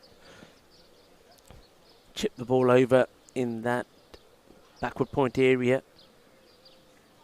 And this time he does and gets contact, but it's only be a single gets taken. Sharma gets home. And Dhruv Mali is the batter. One of 2 Malis in the side. So this is Dhruv. We also have a Murhustan Mali. I will find out if they're related. Maybe not today. I'll have that for you tomorrow. Want to get a chance to mingle and mix with some of the players.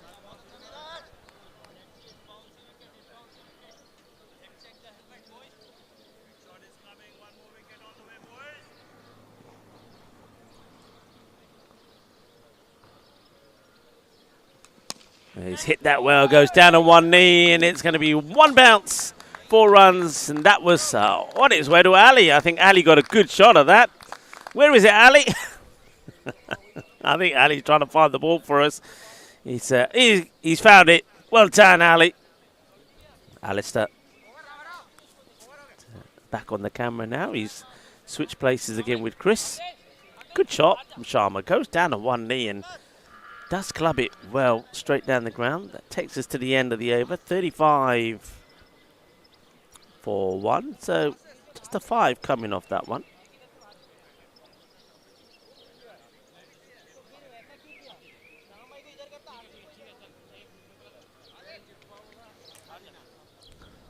Niraj goes back to his mark, and I wonder who we got here now. Trying to read the name on the back of the shirt is a bit difficult, especially with the sun that's shining through now. I have no idea. We'll have to wait and see what the scorers tell us. But the shades are out now as well. The sun's in that position. You start to see some of the shadows. There you go on the ground. So you can see that the right-hander hitting here on cow corner or even long on. That sun is certainly going to play a part. More so if you're at square leg, actually, looking at the angle of those shadows.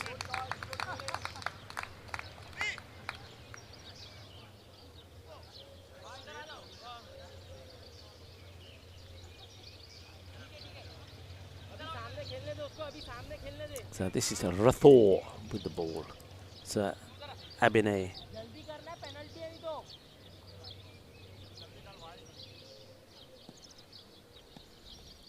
Left arm a little bit short this time. Hit flat, but with no power on this occasion.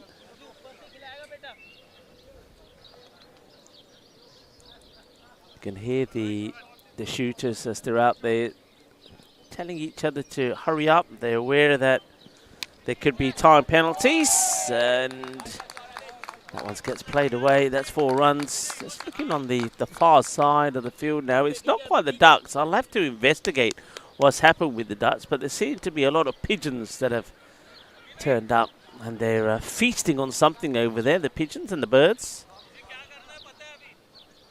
So Sharma swinging hard. We've seen him on the deck, but he's got up, and he's still throwing his own punches.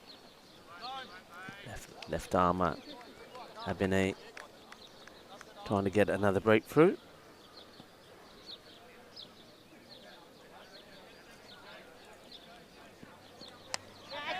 Let's play it away. Catch it is a shout, and it will be taken.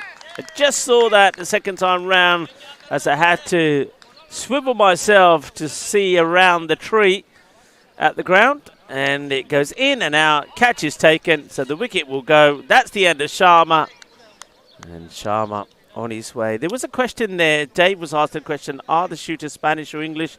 They are from England, so it's a team that's come from England. All the teams are from the UK. We feel they're from the same area more or less.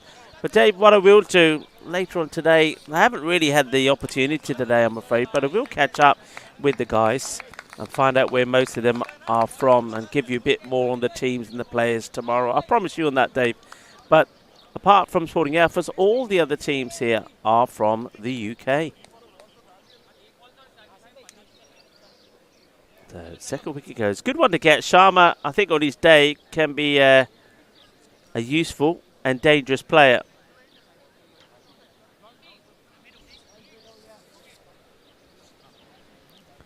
So Sharma falls for 22. And you just had the feeling that that's the way he would go. Kind of play. He's going to go out there and try and make the most of the power play. But the left armer, Rathore, gets him. So both the openers made mini contributions and departed. And, the name of the catcher will come through shortly as the over is called. 40 for 2. So that one big over, the second over, of course, 21 came off it from Adil Rafi. But other than that, it's been pretty good. 9, 21, 5. And again, 5 of that one. And the good thing, especially for the shooters, is that the last 2 overs have also presented them with wickets. So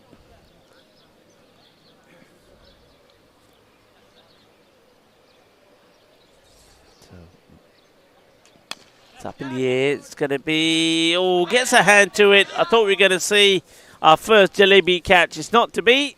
The batters will come back for a couple. This is Dhruv Mali.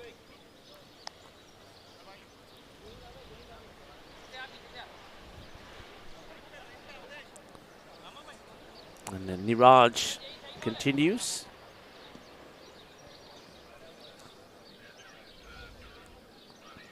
And okay, that's just going to be a single. So you can see Dhruv Mali.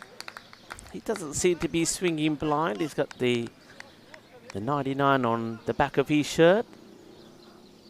And he's being joined out there by Pankaj. Pankaj, one of the 2 Moor that have been listed. I think you say Moor, rather than Moor.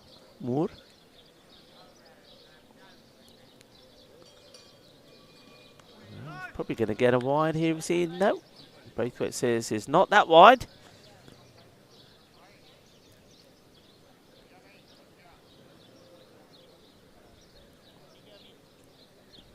So there's that one big over you can see in the stats. 21 came off it.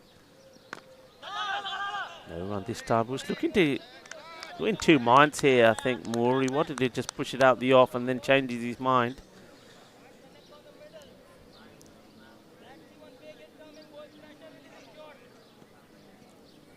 And Dave is saying thanks for that. You're welcome, Dave. I will try and find out. In fact, if I get a chance who's that in front of me? I can always ask a deal. Maybe at the end of this over, I won't get into trouble. I've always got to be careful when I talk to players. I don't want Braithwaite charging over here and says, "Oi, you son." Yeah, if I see somebody in front of me, I'll ask them that. Asking the question, Braithwaite has been put under attack and he gives the decision. Well, the bowler was begging. He was rolling around wanting the decision, Niraj. Well, I've never seen an appeal like that. Everybody went up. They were certain. The bowler did a somersault, a forward roll, and he ended up doing the Kate Winslet look.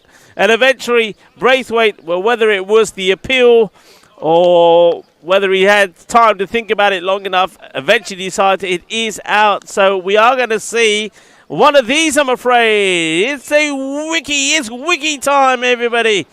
As it's going to be no runs on the board, unfortunately, for Pankaj Moore. Well, Moore wanted more, but the only thing he got was a wiki. Robo duck in action.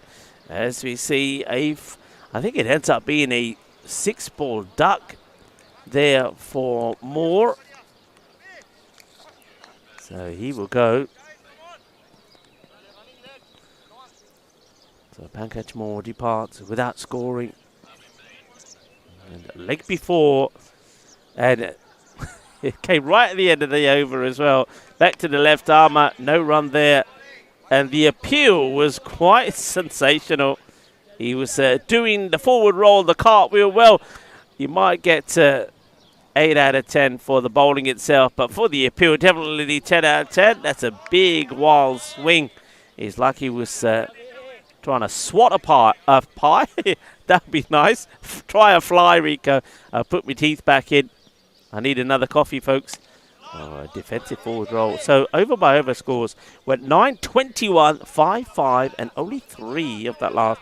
And a wicket falling in every one of those last 3 overs. Look at the bounce that's been generated here by Abhinay Rathore.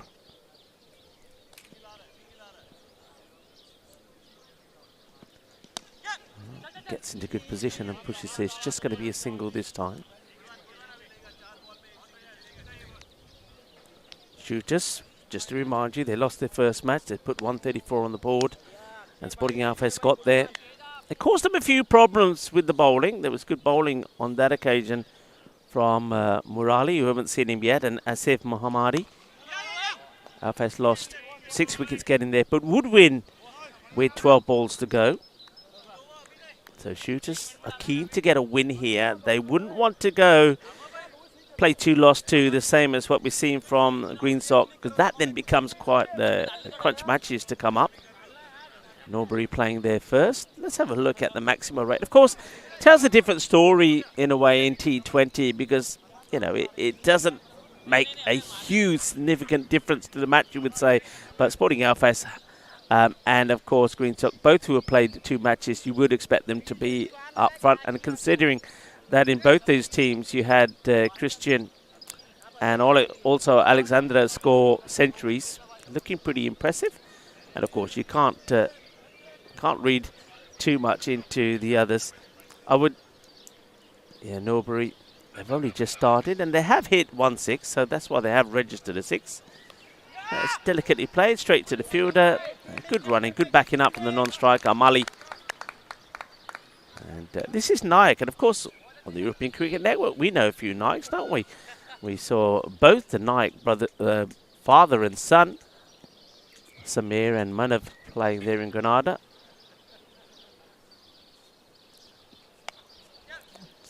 Played out towards the fielder up point. It's just going to be another single, so boundaries have dried up now. It's all tiki-taka. Now this is Naveen Naik, who has come in at number 5.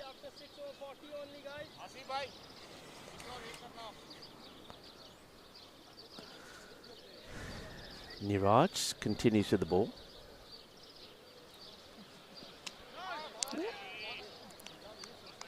Sneaks a dot in there.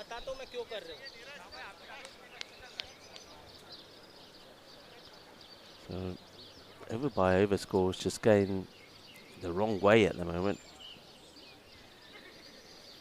You can see on your screen there all the dots and the singles. At least it wasn't a wicket in that over, number 6.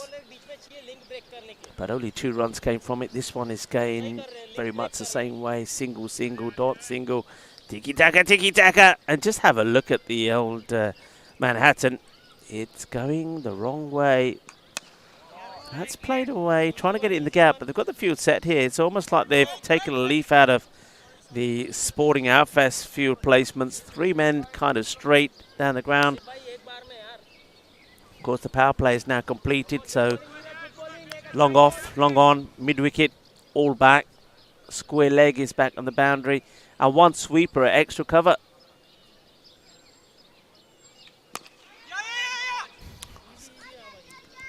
Just scrambling these singles. So end of another over.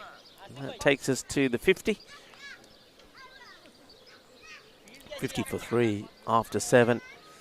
5 runs coming off that one. So shooters have made a good start.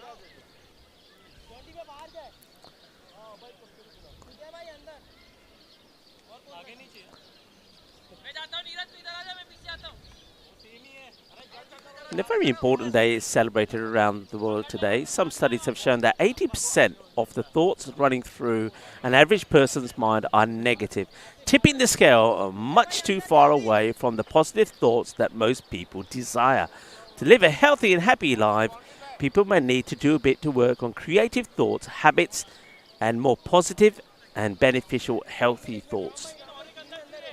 National Erase Self-Negativity Day is being observed today, and it's all about shining a spotlight on the need that basically everyone has to work hard towards having a more positive thought throughout life. I think that's quite nice. Yeah, it's very easy, isn't it, to be thinking negative? But that's going to be a wide, and probably the one for the overs. So 2 more to go on the board. So there you go. Nayak, who's batting there, he's going to have some positive thoughts, and so is the bowler.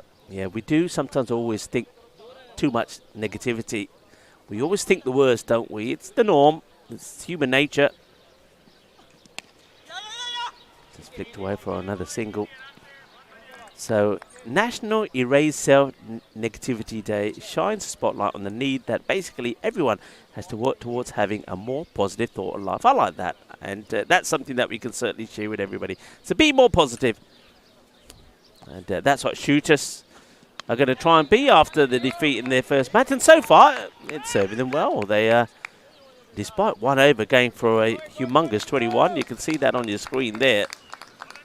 They've come back really well into this and making life difficult for their opponents.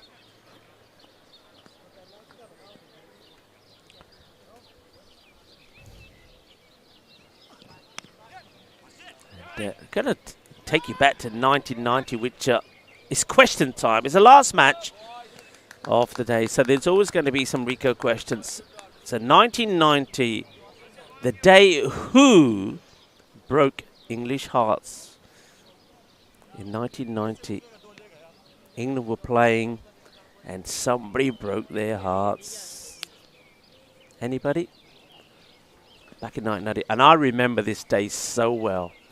We're talking about a bowler, and I remember I checked into a hotel, I think it was in Runcorn, and I got there pretty late, and I walked into, I was kind of listening to the cricket as you do on the radio, and I walked into the reception area and the cricket was on, and I just didn't bother going to my room, just put my bags down and watched, I would say, the kind of most devastating bowling that I've seen. Anybody know what I'm talking about back in 1990? I don't want to say who was playing England, that might give it away. But broke the English hearts. I'll leave it at that for the moment, and we'll go back to it maybe a little bit later. Or if somebody gets it, Shane Warne, Dave is saying. No, it wasn't Shane Warne. It wasn't Shane Warne, though I know that Shane Warne probably did do that on many occasions. End of the over. And a slightly better one, that one. Asif does get brought back. And what that shows me here in this match, Asif Mohammadi, I know he's a very good bowler, but the slower bowlers been more successful. Rafi bowled pace, went for 21. Asif comes back, bowls with a bit of pace here, goes 10 off the over. So keep the pace off. It's probably what's going to be the plan here. Looks like Niraj is going to continue. And that means we'll see him completing his spell. That's up in the air. I think this has got the legs to go all the way, you know. Gear. Shakala gear. Seis carreras. And played away. Interesting when you look at that graphic. The last match we saw, Sporting Alphas and also Greensock, how many runs they scored on the leg side behind the umpire 45. And here we are in the ninth over. We haven't seen anything in that area played away. And it just shows you what the batters are doing. Early on, the two openers was trying to hit everything in cow corner. Now these two are just trying to hit and play nice and straight. And you see they're just dropping the bat. So not really trying to work the ball away on the leg side. And that means that it makes it really easy for the team to set the field on the leg side. And I'd be very surprised if they have got anybody there. They've probably got a normal square leg. They don't need anybody behind because nobody's hitting it there. And that's why they've just got like a standard square leg. Another point to mention here, very important point to do with the umpires. Few people may have spotted it. That's hit nicely. It will go all along the deck to the fielder. Well watched. Just going to be a single. Yeah, this time of day also, because of the sun, the umpires tend to stand on, if you like, the wrong side. You see the umpires will stand at point now, rather than square leg. The reason being, let's focus on this first, because that's out of here. Balle, kinna, sona, shatka, lagya. Well, Dhruv is getting into the groove maybe as Mali sends that out of here. Big hit to the smiles of the teammates out there of Norbury. Good, firm, solid shot. Gradually building a little partnership, these two. Dhruv doing most of the early running. But Navin Naik still out there with him. This is much better over 6, single, 6. And now soft hands to take a single like this. Intelligent batting. So he's pushed the field back because of the big hitting.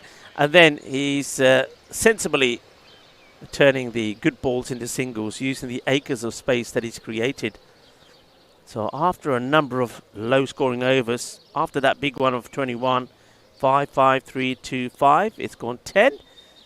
And as this one gets worked away, it's going to be a single here. This one will go for 16, so it's a good comeback from Norbury.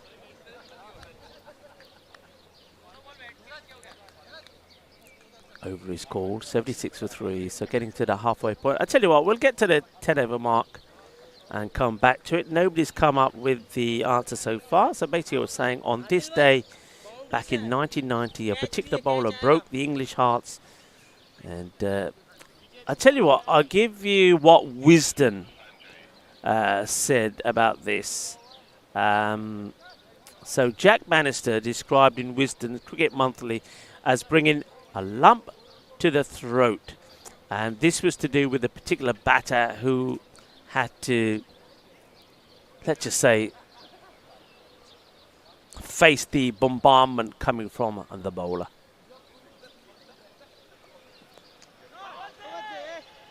No bat on that, not out. There was an appeal. There's still an appeal. We're seeing a change in the bowling here, so I like the fact that they've stuck with the slower stuff, and it's the captain, Sanjay Chaudhary, going to have a bowl. And that's a shot played out the leg side. It's the slog sweep. Doesn't get it out the middle. And I think we see the first runs being scored behind square, if my memory serves me right. A lot of activity there at the far side of the ground. Quite a busy road over there. I think Friday sometimes is market day here at Sporting Alphas. I wonder if the market's been on.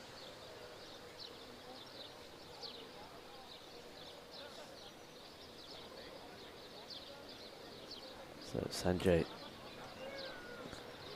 just got to get it in the right areas. I think if he gets his ball outside the off, it'll be useful. A little bit over pitch once again here. Allows the batters to play it straight down the ground, but only as far as the fielder. Well captured there by Alistair, who's on the camera. I can see Alistair there. He's got a bright yellow cap on and needs that cap. In fact, he needs a big floppy, Alistair. I think when the sun's out like this, you need a big floppy.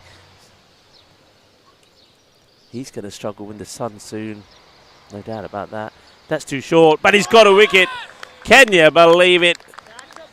कई बारी ये ना कहते हैं ना जिरी अच्छी ball होंदी है वो भी तो विकेट ले सकती है पर जिरी भैड़ी बॉल है ना वो भी एक गंदी सी गंदी. This one should have been going to the beach and he swung and he's missed it, and Dhruv Mali, who was going well, loses his head, loses his shape and loses his stumps. There's another one that goes, and it was an ugly shot. It really was. It's one that he won't want to see again, and I don't think he liked the celebration there from the bowler, from Chaudhary, the captain. Chaudhary gets the wicket, and it was ugly. So Dhruv goes for 29 of 22, and it gets bowled by, I don't know what you would call that.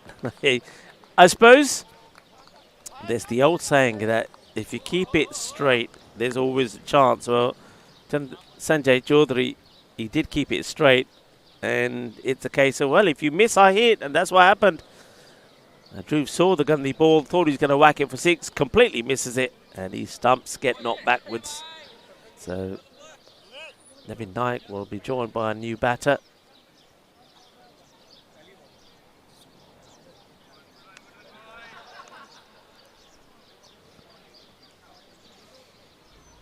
They've got to start all over again. That little partnership was useful. It doesn't quite go behind square. It's just going to be a single. The new bat who's come out there. That's Sunil Moore.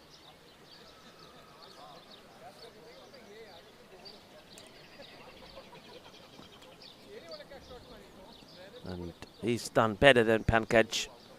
Pankaj Moore didn't get any more, did he? He was the batter who went for us. I think in the end I have it down for a 6-ball duck, but I'm looking at the scorecard. It says 5-ball, so I'll make a little amendment to my scribble.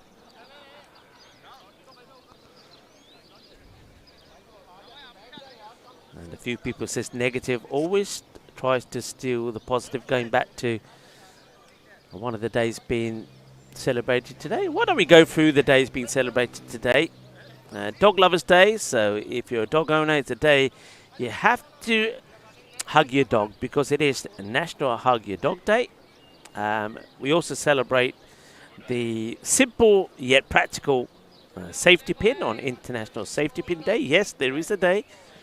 Cinnamon Crescent Day. Oh, a cinnamon crescent roll, warm cinnamon and sugary buttery layers and pastry shape that looks a little fancy, but without making too much fuss. Yeah, a pleaser at breakfast, snack time or desserts. Yep, I could do with some of those. National Golf Day today, so enjoy to all the golfers out there. And if you've had a hit at a driving range, good. Some people have here at Sporting Alphas in the morning, because this is also not just a cricket ground, also a bit of a golfer's paradise as you get here early morning and they hit a few balls. 1912 was when the Titanic embarked on its maiden voyage, which ended in disaster. Several days later, when the luxury liner was struck by an iceberg and sank. And I did say that at the halfway point we'll talk a little bit about who I'm talking about back in 1990. So anytime now we'll start talking about that and put you out your misery, as this one's kind of been casually flicked away onto the leg side. The fielder has got a lot of ground to cover. It just stops before the line, the boundary line. I remember this time, not boundary rope, before somebody tells me off. It is a painted line which has been then kind of highlighted by the flags that have then been put into the ground. You normally would only have flags when you don't have the rope. Some people could say you shouldn't really have both. I can understand why.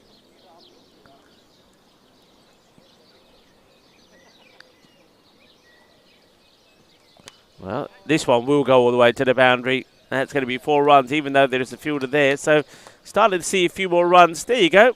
At one point, a couple of overs ago, we looked at that. It was 0% of runs being scored there on the leg side behind square. That's now gone up to 14, and that boundary certainly would help. But the others, you can see, still quite heavily in cow corner. Though that is changing slightly with the new batter comes in. They have been hitting a lot straighter. Certainly, Drew Marley did. He played very nicely with a straight bat. And there's some more runs in that area. That's a cheeky but nice shot. Naughty but nice, that is. And a bit like the desserts that I was talking about. Beautifully played. Naughty but nice, like a cinnamon crescent, that is. Cheeky little shot. Bowling too short here. Nandini. It's given the ball. We didn't see Uday bowl in the first match. Keep an eye out on him when it comes to the batting. Well, talk about batting. That one is going to be... Well, he doesn't even go for the catch here. And he doesn't even attempt it. It's going to be 4 runs. It's about a couple of yards away from the fielder who just watches this go up in the air, drop about 2 yards to his right and go to the boundary for 4. And the fielding side look at each other, shrugging shoulders and saying, "Ki gal, ki ho gaya? Catch ka nahi pariya? Tu pathiyan ka ta paiya? Ball disi nahi? Ki ho gaya?" Well, maybe he didn't see it. He's got the shades on. You do need the shades on that part of the ground. And now he's taken the shades off. He's left his shades in the bushes to say, "I ain't got any sunglasses. I didn't see it." Oh, you cheeky so-and-so. I'm only joking. He has got his shades, but he's taken them off his head. He's kind of hidden them. Look, they're in his hand right now. And he's saying, "I didn't see it." And he's saying that with the shades in his hand. So he's being moved from there. He's being banished. But the fielder who's taken his spot takes his shades as well. So he's got the team shades on. It goes to that part of the ground. That was also the end of the 11th over. 98 for 4. So once again, they're just starting to get the score going upwards. And Naik moves to 19 of 15. Sunny Moore, 10 of 4. That's just going to be a single. Okay, I'm just having a look if anybody else said. Dave is saying, was it the Windies? All right, Dave, as you're still guessing, yes, it was. It was the West Indies back in 1990. England will play the West Indies. That's a nice looking shot. And this one, the first one that could have hit the tree, it doesn't. Just bounces about a metre to the right of it. That's going to be 4 runs. A nice shot. I'm liking this from Sunil Moore. And the 100 also has come up in this over. 12th over being bowled by another bowler that we haven't seen. And the poor guy who's on the leg side boundary, the man who's now got the team shades, chases after it, gets the throw in.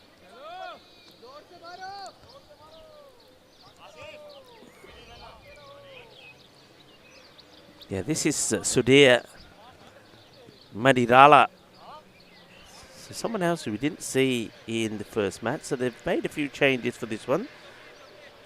So Sudhir Madirala. I think the idea here is pace off. I think they also believe that keeping the pace off is going to work better. But you've got to get the ball in the right areas. If you're bowling on the leg side, then it's not going to work. And what they haven't been able to do, unlike the earlier slower bowlers, the likes of Niraj and Abhinav Rathore, they haven't been able to get the ball outside the off. They've bowled a little bit too full and too much down the leg side, and that's why the runs have started to work. That's going to be a wide. That's going to be 2 more runs to go on the board.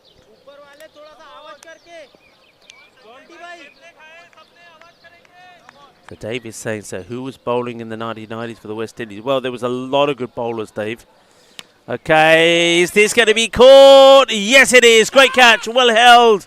Nicely done by Adil. Adil takes the catch right on the boundary. Adil Rafi. And Rafi got roughed up when he was bowling. 21 came off him in that over, number 2. But he takes the catch to remove. Abado was looking pretty dangerous there. So that's the end of Moore. No more for him. So Neil will go 15 of 7. A good catch taken by Adil. Right back on the boundary. Takes the catch and just make sure he doesn't take that extra step back. So Madirala picks up a wicket. And a little team celebration there from the shooters. 1, 2, 3 shooters. 107 for 5. And I did say shooters, not something else. Like a very well-known establishment where people would go probably on a Friday night to have a few drinks.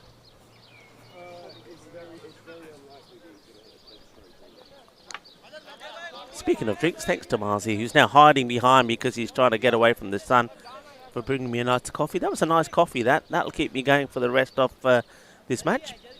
107 for 5. That wicket falling right at the end of that over. So Madirala, 9 runs from it, picks up a wicket. Curtly Ambrose, you got there, Dave, in the end, you got there. All right. So, yeah, 1990, the day Curtly Ambrose broke the English hearts. England was scraping and, well, they were fighting when they're fighting hard. And they're scrapping tooth and nail to preserve their 1-0 lead on the final day in Barbados. This one gets played away just for a single. Their final day there in Barbados and had lost only 2 wickets in 5 hours when Ambrose cleaned up the last 5 in 80 minutes with his second new ball. 4 of those wickets were legged before. Asif, the quickie, brought back. That's a good delivery. That doesn't miss the edge by much. Yeah, he got 4 LBWs. Jack Russell, who's 6 hour and 55 minute time. So it was 6 hours for 55. And this is when Bannister described him in Wisden. That one's just chipped up in the air.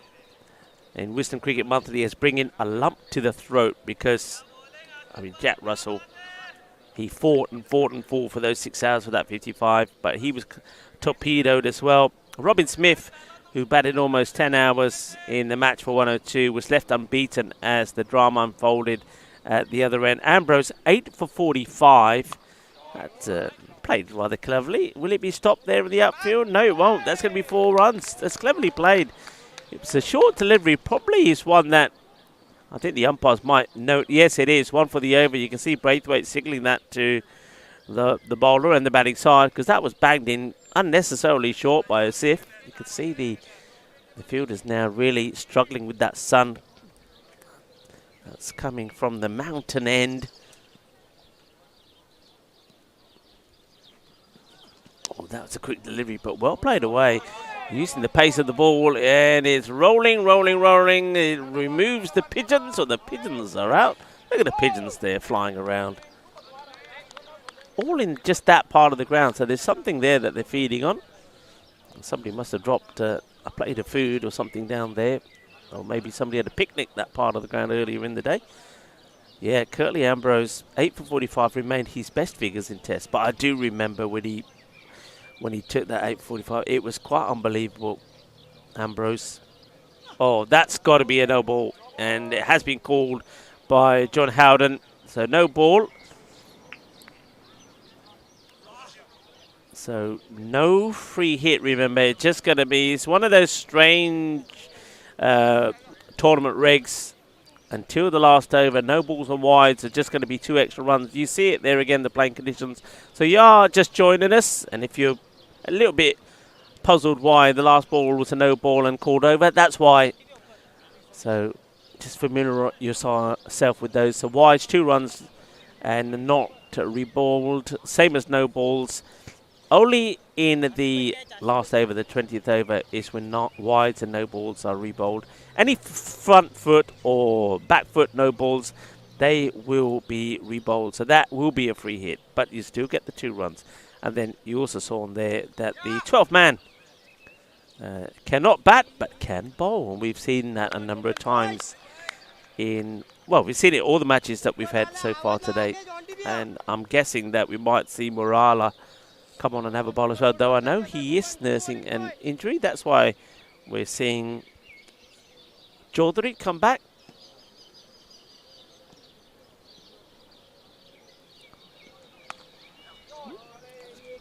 Just be a single. This is Wooding. He has joined Navin Naik out there, Thomas Wooding.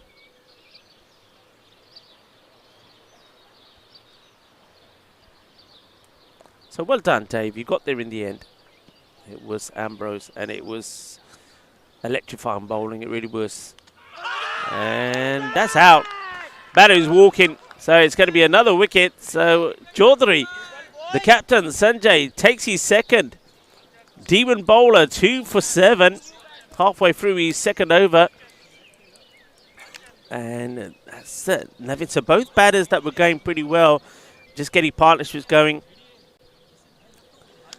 Again, within balls of each other. We saw Dhruv Mali go, and now Nayak is going to follow for 30. 23 deliveries. Good sharp catch taken there by, well, Jawala. Things are changing for Jawala. He might be allowed to stop making the tea soon, as some of the fielders are taking on some water. And we haven't got a 12th man. We've got a 12th lady who's doing the water service. And, Uday gets a drink.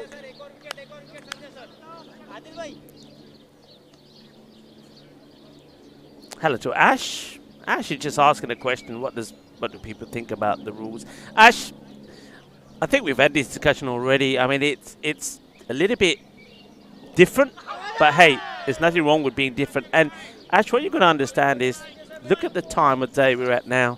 The sun is coming down. It's just gone past local time, 6:30. Sun is coming down. Now, if we were re-bowling all the wides, no balls, etc., there's no way we would have enough light to get the 4 matches in. So though it sounds a little bizarre, as this one is going to be worked away, and it will be stopped by the man who replaced the fielder out there, who made no attempt to take the catch earlier. So, yeah, it is different, but there's nothing wrong with being different. It's the same for both sides, and I don't think anybody's trying to abuse the system either, and I think the umpires and the match officials will be onto it if they are. And it does mean that we get 4 T20 matches in the day. So really, if you like Ash, it's for your enjoyment. So I think you should all be behind it. It's something that I have seen before. I've umpired a tournament. I've umpired several of John Woodward's tournaments. This is going to be stopped. Well done. Good work with the team fielding from the shooters. Yeah, I've done a number of tournaments where they've had this regulation, and it definitely helps to get through the overs. Of course, number of things. So all the bowling from one end also helps. That speeds things up. We know that from playing the T10 cricket. So as people have already noticed and said, all the bowling has happened from one end. Apart from the last over, wides and no balls are not being re-bowled unless it's a foot fault no ball. And then it will be. It just saves time, and it does mean that we get these 4 matches in. So I think it's a change, it's different, but I think we embrace it. And for all the cricket lovers out there, we should embrace it and say, well, if it means we can get 4 matches in, then we take it any day. Back to the action here. Gets a thick edge on this as that works its way down to the 3rd man boundary. Won't go to the boundary. 124 for 6 at the end. It was off the 14th over. So the expected score, the computer currently saying with a rate at around about 8.9, the 178. I'm saying it's a kind of a 180. I think teams will be looking to get to that 180. That's well played, but straight to the field. A good bit of fielding. That's the Sun really now making things complicated for not just the fielders on this leg side boundary to the right-hander. We should call it the tree end, shouldn't we? We're on the tree end where we got the tree. Looks like an olive tree. I think it is an olive tree, actually.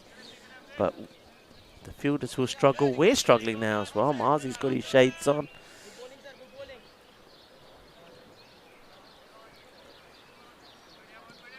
So the Sun certainly will play a part later on here. And don't forget, we've still got another innings to go after this, so it'll be interesting. Today will be a real test to see how we do with the light. And of course, the players will change over very quickly, I believe, in the innings break. So it'll be interesting going into tomorrow. Of course, tomorrow's going to be the only other day where we will see the 4 matches on Sunday's finals day.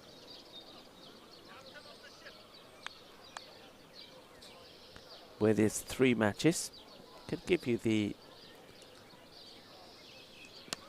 That's played nicely, but it's going to go to the fielder, and when it's along the deck like that, it's not a big issue.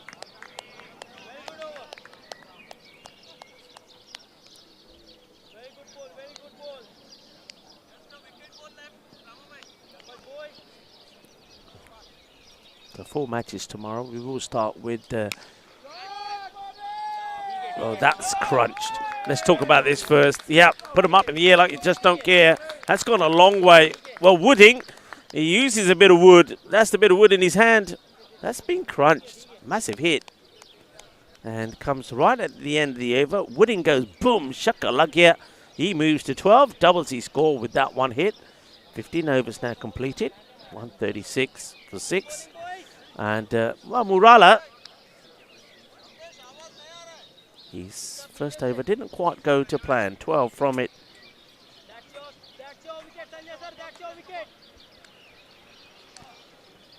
And, Wooding has been joined out there by the other Mali. Remember, we did see Dhruv earlier. But this possibly is Dhruv's brother, Madhu Sundan Mali. Or probably call him Madhu, I reckon. Madhu Sudan Mali, probably Madhu for short.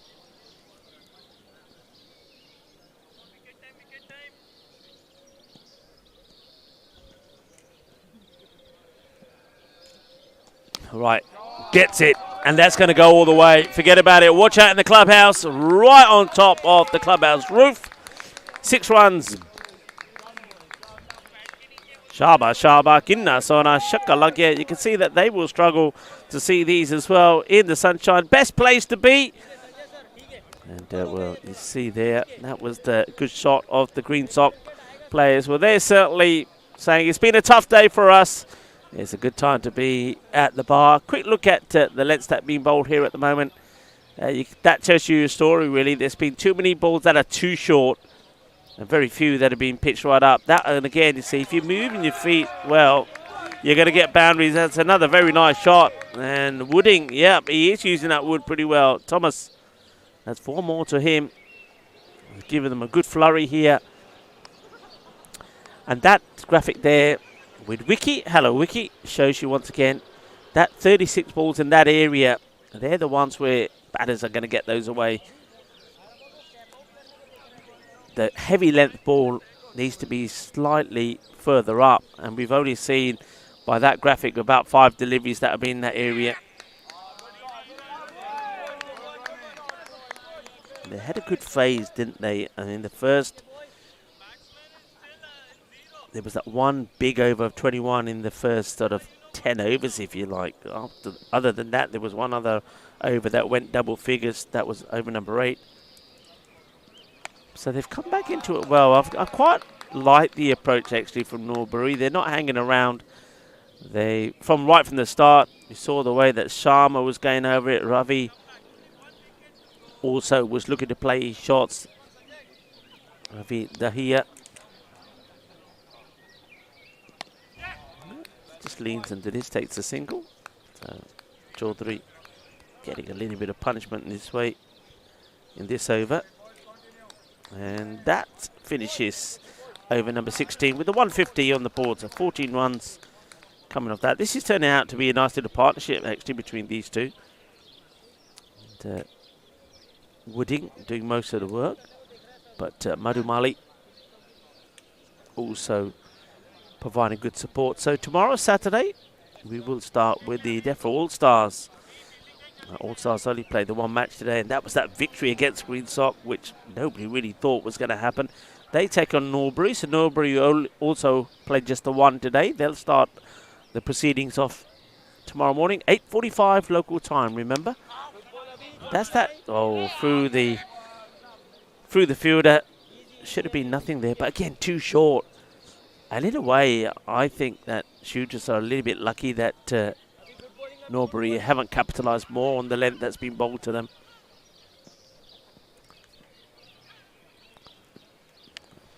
Sweetly played. Lovely shot. Work to be done by the fielder. Can't do nothing about it. Cuatro carreras.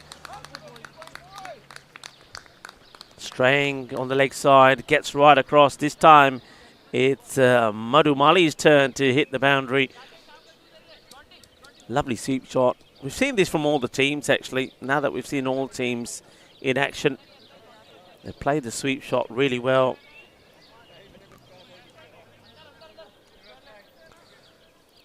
Aminath Rathor, the bowler, has got to go a little bit wider outside the off, doesn't he?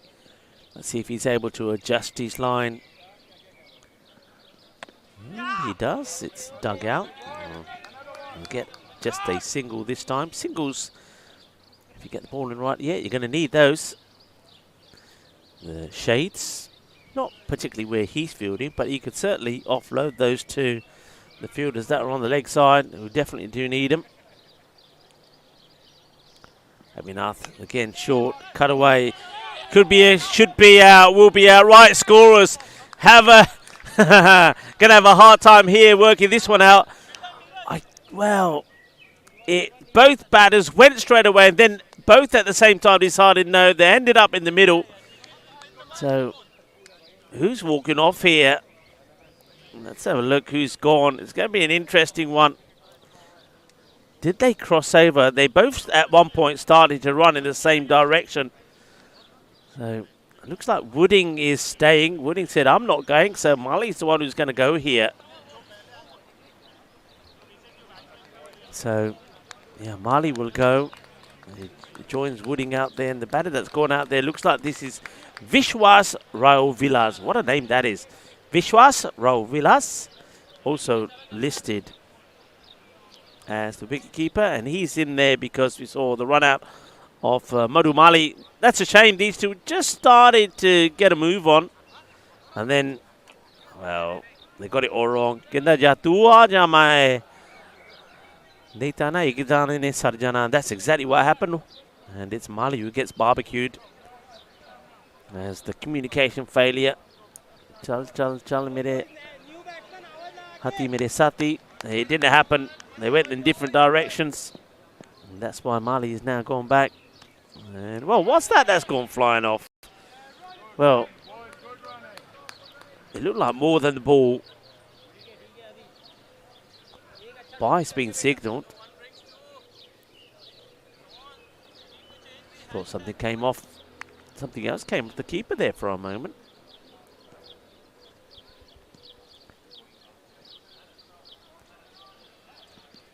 And good pick up, good throw. Well, the same fielder who was involved in the run out does well.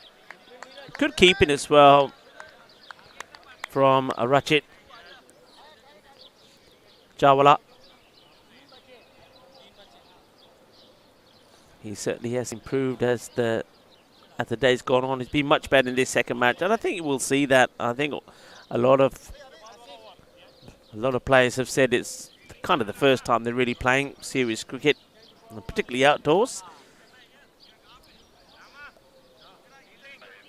So 157 for 7.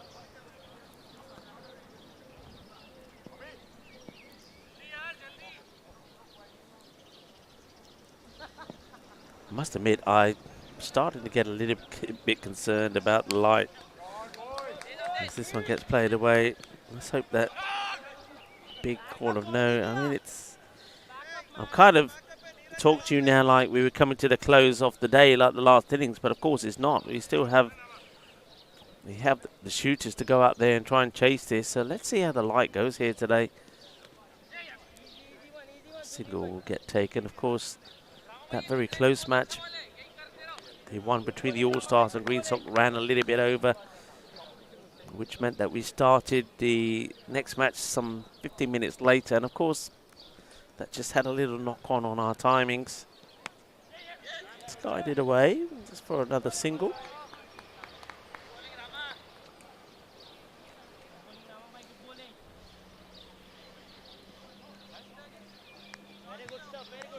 Some people are feeling this is a 50-50 match.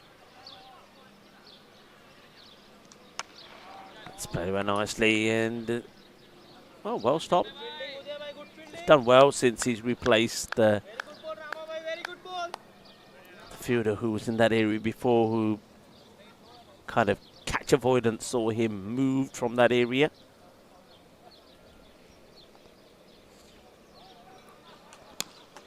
Struck pretty well. Work to be done by the fielders. Done well here. That's a deal, I think, again in that area. He's taken a very catch just to the left of us once already. So they're still sticking with this field.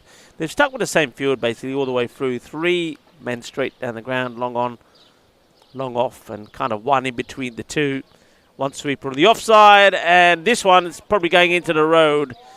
And it's, well, actually, it doesn't go as far. It's only gone for 4. The fielder signals 4. The Pigeons didn't know it was coming. Pigeon pie on the menu tonight, everybody, because that was dangerous. They had no idea that was coming. It went high and then kind of dipped just before it went over the boundary rope. It's going to be 4 runs.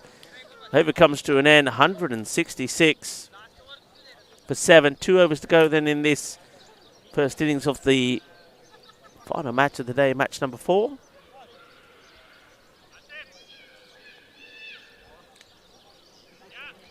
And I don't know what the plumber, Mike the plumber. What are you thinking? I think Mike the plumber has forgot that this is the first innings of a match, because there was an earlier comment there saying if they don't get bowled out, they should win this. Okay, Mike. I know you're not working now, but what are you on?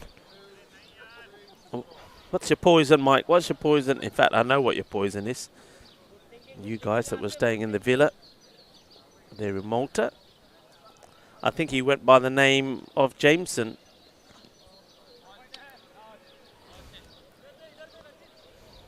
Go back to the pace. Morali not quite effective in this match as he was in the last. His 2 overs have gone for 21. Murala. Not Murali. Murala Rayo.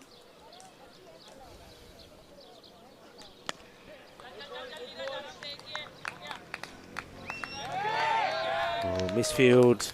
And there's going to be some extras to the disappointment and the annoyance of the fast bowler, Mohammadi. I don't feel that we've seen the best of Asif Mohammadi. I think in this match he's let himself down a little bit with the length that he's bowled. I mean, you know he's quick. It's guided away. They have got the third back. We'll do the fielding and keep it 2-2.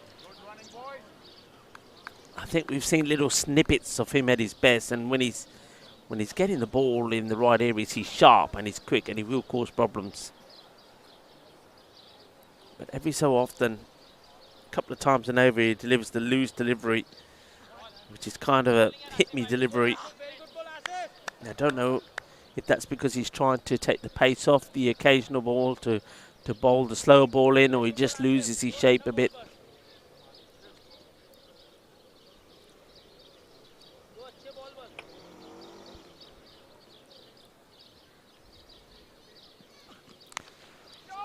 Leads that well. That's 4 runs. That's it. Strange field set though once again, and because they've been so focused on these 3 men straight down the ground, And they haven't got that point area covered. They've got third back. But that's a big gap then. And they're moving somebody there now. But it's too late. You're kind of following the ball.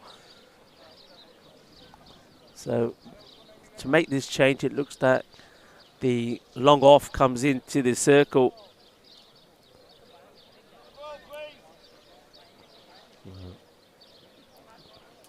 Well, they're a little bit slow getting the ball. Let's get another one out there, otherwise we are going to lose the line. They're going to lose the players as well. Bring them back. Ajo. Yeah, so they made a change in the field. It looks like they've pushed. Have they pushed the sweeper back there as well? So third is back. Are they going to have point back as well? No, it looks like he's coming back in. So they're leaving it as it was. Leaving the three back, but nobody. I don't see anybody on the boundary on the leg side. That's played away. They want to pick up, throw, and they will get home. It's a good pickup. It's a good throw from Adil, but not able to stop the 2 runs. Yeah, I'm just trying to sneak over the other side of the kind of defence to see the boundary, but they haven't got anybody back on the leg side, which is very unusual. End of the over. And the 2 umpires just having a chat. I wonder if they're talking about the time here. This could be interesting. There definitely was some discussion between the umpires. Now, I don't know how things work here with time penalties, whether it's runs, as in penalty points, and then also... So there is some chat on the walkie-talkie. Now, I don't know if it means that there's some penalty runs and also that the shooters will lose a number of overs when they're batting themselves. We'll have to wait and see, but there certainly did seem to be some conversation. 176. So we do go into the last over. And of course, if there is anything to update you on, I will do so. Well, crunched. Absolutely smashed. 6 runs. Manos arriba arbitro, porque eso es 6 carreras. That was absolutely walloped.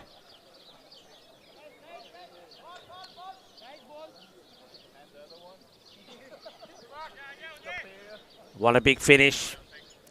They go back, surprisingly, I'm very surprised. They've gone back here to Adil Rafi. Now, Rafi, remember, his first over did not go well. I had it that he went for something like 21 of it, but there must have been some buys in there as well. So now the umpires are having some discussion about something here. And that one's going to be a dot. Dot ball. Does kind of get partially stopped there by Rachid.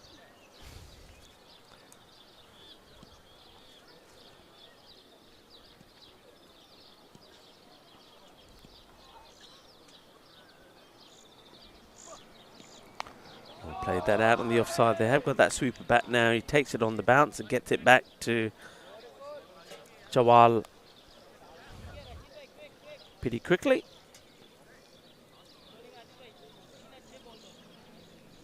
Just a single.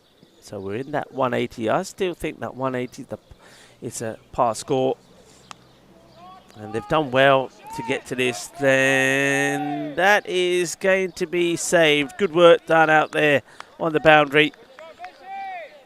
Got moved wider for some reason. They can't seem to settle on where they want that sweeper on the offside. He keeps being moved. And for whatever reason, from where he stopped the ball before this one, where it went to him on the bounce, he got moved from there, much wider. So a couple more balls to come. Reaching for this, be just a single. 186. Can they finish with a boundary to bring 190 up on the board?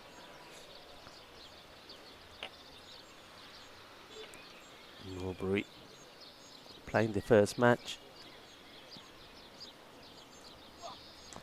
It's up in the air. Where's this one going to end up? It will be one bounce and 4. So they will bring the 190 up. 190 for 7. Well, that's a good little knock then from Norbury. We're just having a look at their scores now. At the halfway point, they scored 81. So they did get the acceleration going when they needed to. 109 coming off the last 10. 81 off the first. And some good little partnerships there. Nobody went on and scored a massive score. And Wooding chipping in nice there with a fine knock of 42. But everybody chipped in. Remember, Anish Sharma came out there with a mission 22 off 13. A good little partnership between him and Ravi. Then Dhruv Mali came out and scored 29 of 22. 30 scored by Nayak, 30 of 24. And then a nice little knock, 3 4s and 3 6s from Thomas Wooding. He scores 42. But there was good support there all the way through. It was only Pankaj Moore who wasn't able to contribute. And he, of course, got a 5-ball duck. So I think the batting side here, Norbury will be pretty happy with their work. Shooters will be disappointing. They know that the first 5 overs, they were probably on top. They had taken 3 wickets. It was 45 or 43 for 3 after 5.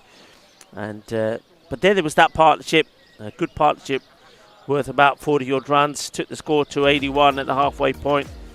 And then the acceleration came pretty soon after that. So we're going to take a very quick break. You can see the time on your screens. It's going to be about, by the time I sign off, we'll be back in about 8 minutes' time for the reply from the shooters. So the shooters, they're going to have to change pretty quickly, get out there and hope that they are shooting boundaries to try and get this 191 they require for victory. I'm Rika Full, and I'll be back in about 7 minutes' time to talk you through the final innings of the day. Hasta pronto, mi familia.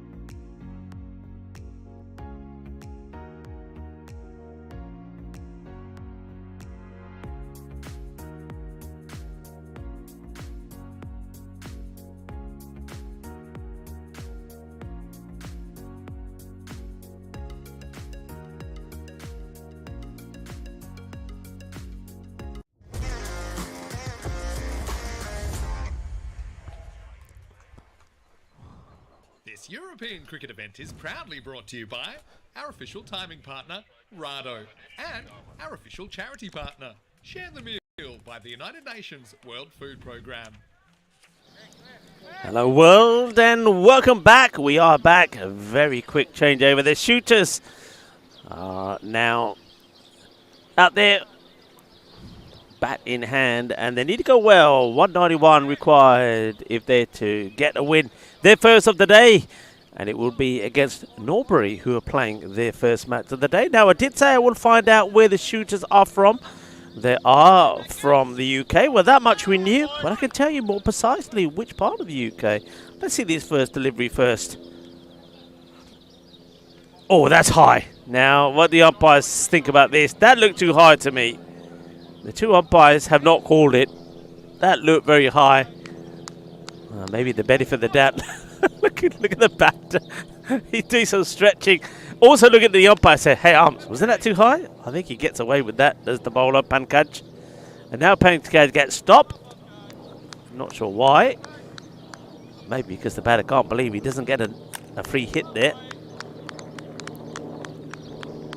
So Pankaj got a little bit lucky with that first delivery. And that one goes past the pads, trying to whip it. And the 45, they have got fine leg back. He seems to be by the 100th side. Quite fitting how that 100, I think that's there for the golfers. It must be what? Who's the golfer here? 100 meters? It must be telling you when you, that's the 100-meter mark. It was quite fitting that that was behind Christian when he made his century. That was a nice shot. If anybody wants to go back and screenshot it, Christian might want to. Brings up his 100 and the camera's on him with that 100 behind him.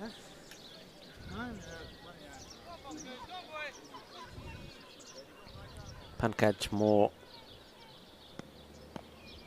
So first time that we're seeing Norbury with the ball, and that's a short, spicy delivery. Catches something on the way through. A fine leg gets called into action. And a bit of glove, I think, maybe on that one. Yeah, so the shooters, most of them actually are from part of the UK that I know very well. From the Harrow area. Most of the players are from around Harrow on the Hill. Harrow, South Harrow, Rayners Lane. Some of them are from Bushy and Watford. I know there was a few people that were asking, so...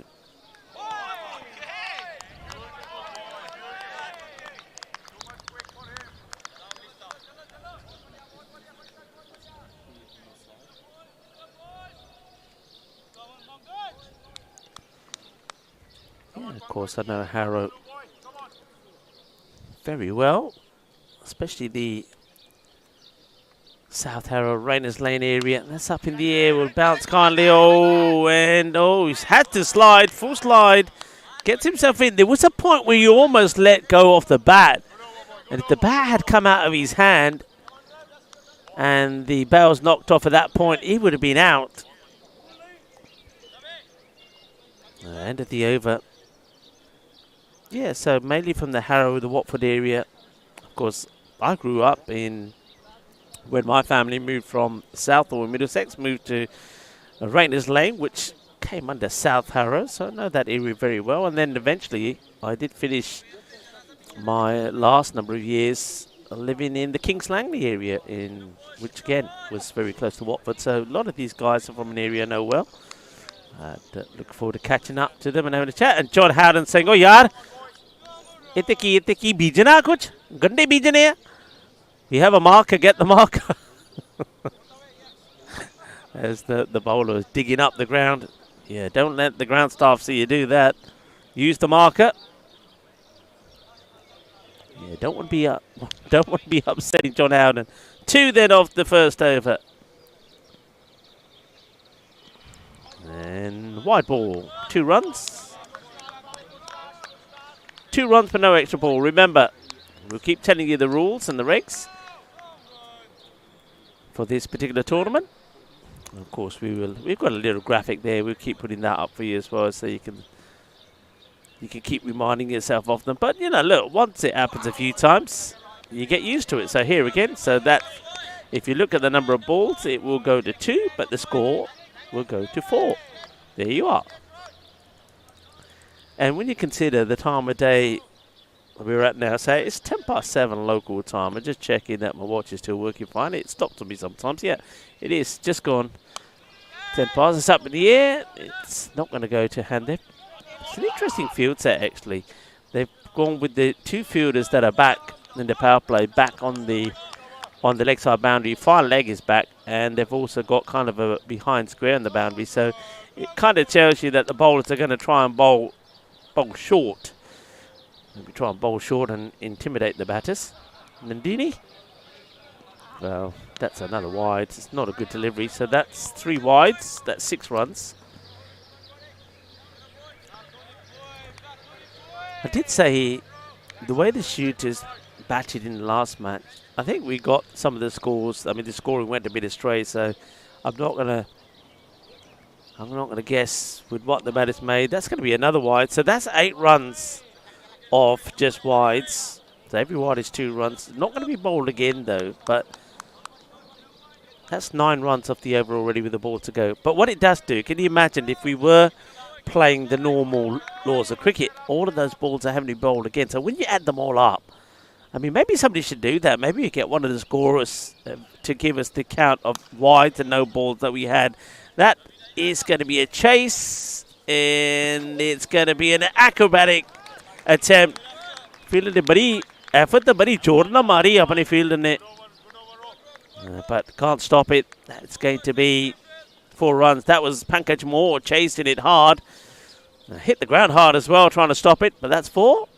And not sure what is going on there. It says, my shades. And John Howden says, shade? You gave me shades? Does get them back. 15. So the first over went for just 2. So 13 of that one. Most of those runs because of the wides there from Ahmed.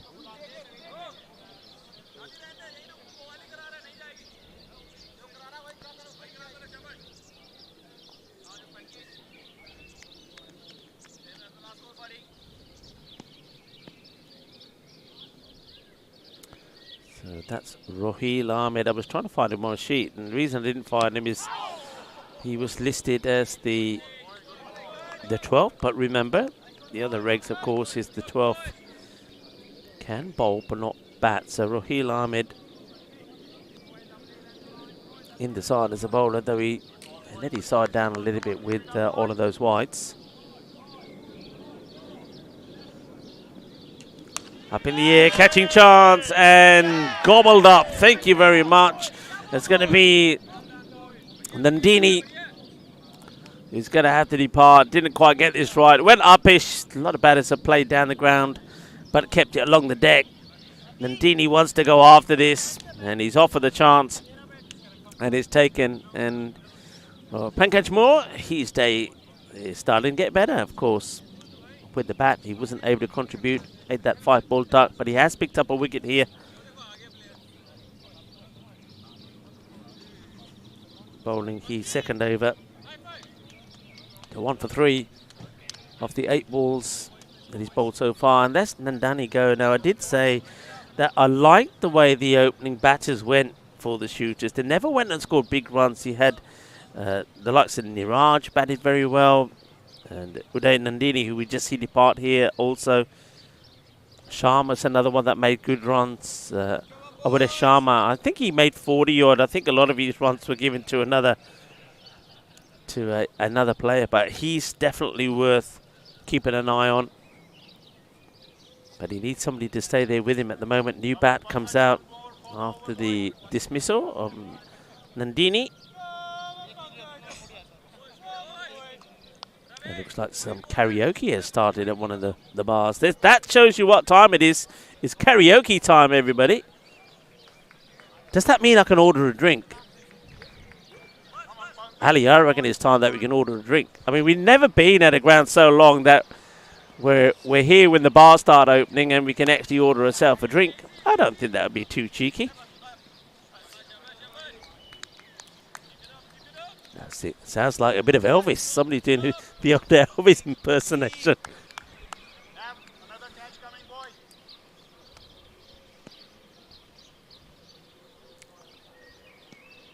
Pankaj.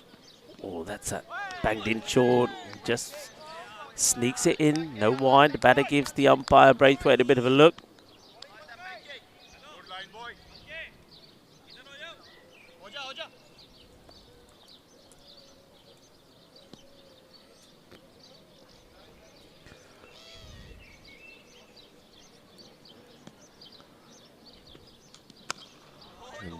Mike the plumber is saying he's got to go now. He's got a birthday card to deliver before I go away. Before he goes away, well, Mike will have to tell us tomorrow where he's going. Everybody says good night and adios to Mike.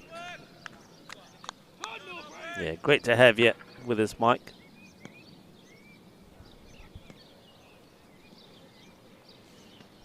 Oh, that's hit well. Nobody back. It's going to be 1 bounce, 4 runs. Good safe shot to play. It's not often that teams have left that part of the ground unprotected. But as I said earlier, it's been a bit of a strange field set from Norbury. They prefer to go with fine leg and behind square on the boundary, which leaves that the V part of the ground where batters do like to play particularly unprotected. But then having said that, Nandini did manage to find the one fielder that was inside the ring. That was Nayak, who took the catch to remove him.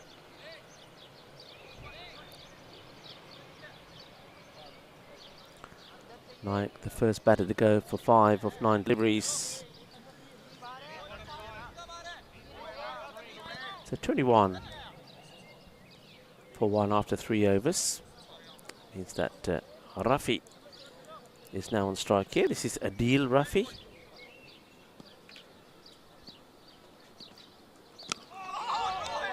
Good delivery, Yorker length. That's what we haven't seen too much of today, the quicker bowlers. I mean, it's been a day that belongs to the batters. You have to say that when you've seen 2 centuries on day one. Not too many people often see that, and both in the same match, 1 in each innings. But in terms of the bowlers, the slower bowlers have bowled well. The faster bowlers, the quicker bowlers, just haven't got their line right consistently enough for me. And I think on this track, perhaps they get a little bit excited because they get that extra bounce. I want to keep banging the ball in short.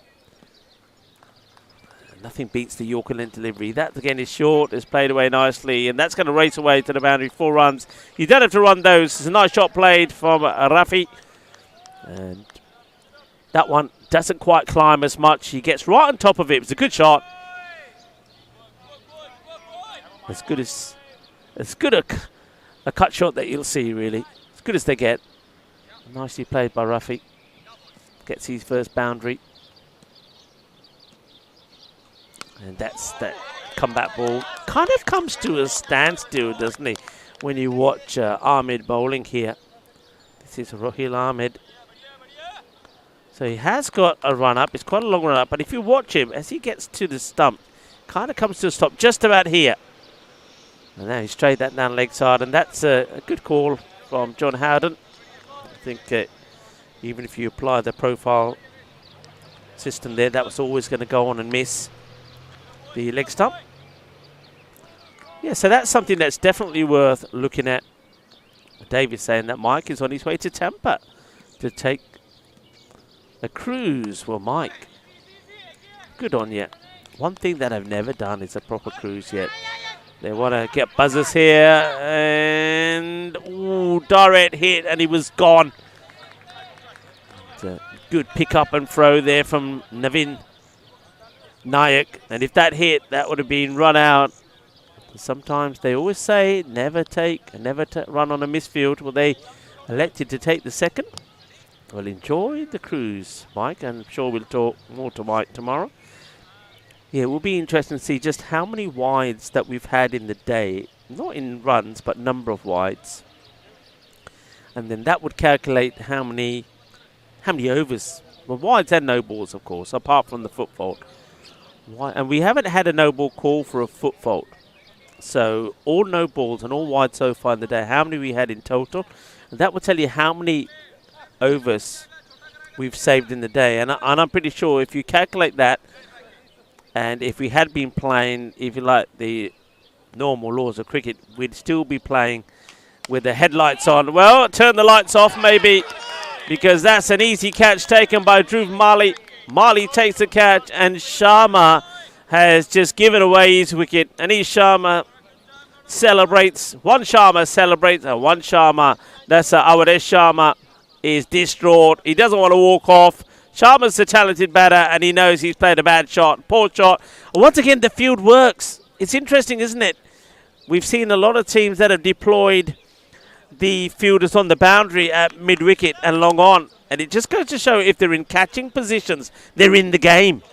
And that's the second wicket that we've seen where a catch taken inside the 30-yard circle. Nayak removed Uday Nandini, and now we've seen Awadesh Sharma. Well, one Sharma rejoices, the other one groans in pain. As Aswad falls for 7. Simple catch taken by Dhruv. And Pankaj. Similar style that he took the first wicket. Same again. Just wasn't there for the drive. Puts it in the hands of the fielder. And gone! First ball!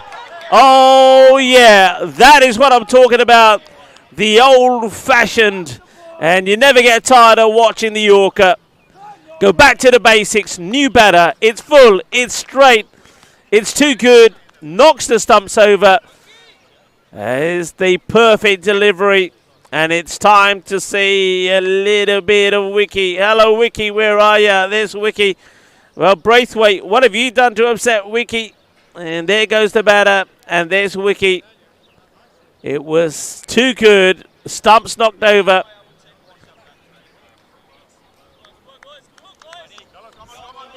So that was Kumar gone. Well, he's got a long name, isn't he? There's Kumar. I think it's Sadir Kumar Reddy. And that was Madirala. Well, Madirala wasn't ready. He's gone. First ball, golden duck. And just like that, we have 2 in 2. Are we going to see a hat-trick here from Pankaj Mole, who's taken 3 for 8? Hat-trick ball, everybody. We've seen 2 centuries in the day. Are we going to see a hat-trick? Madirala blown away. Hat-trick ball. Pankaj fired up. And it's defensively played out. I'm not going to be one of those statistics, says the new batter. Just blocks this.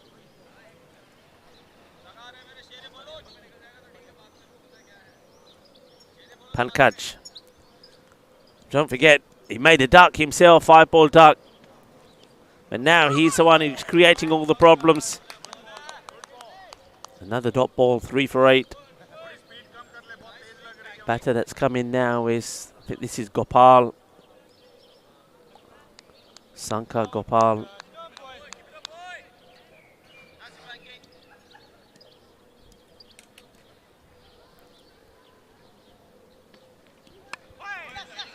Played with soft hands. Yes, yes, yes, is the call from the non-striker. Makes a call. Rafian gets there. He's got a massive part to play here now. Has a deal. It's now or never. My heart can't wait. There's a bit of Elvis that's been sung in the background there. Oh, I always remember this as Just One Cornetto. I would love Just One Cornetto. In fact, why don't you make it 3? Marzi and Alistair will have one as well. Chris is too busy holding the camera at the other end.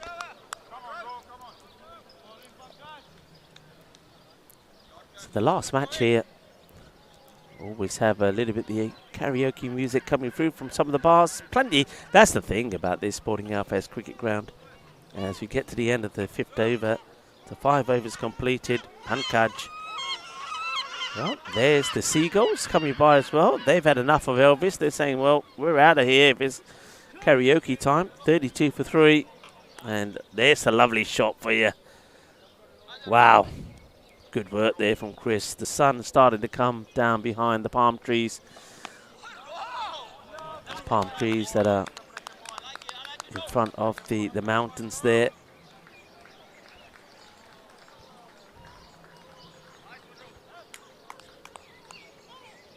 The Sierra. Halada Masif.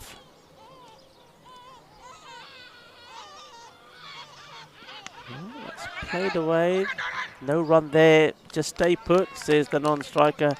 As Gopal tries to get himself and get his eye in here. Got a lot of work to do. Just have a look at that rate. Keep an eye on that. 159 required of 88, so that rate is 10.8. Short bowling has done the work, hasn't it? And it's another one. Short, wide, gets an edge on it. Catch gets taken, no mistake. Behind the stumps once again, this time as Vishwas Rayo Villas. What a name that is.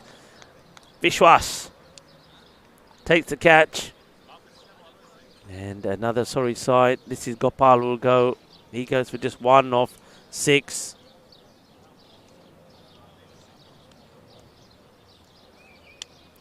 And the shooters, they are falling.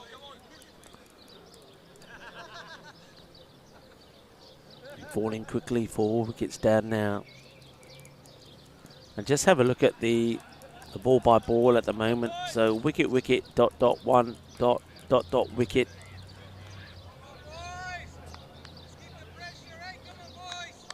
So Rohil.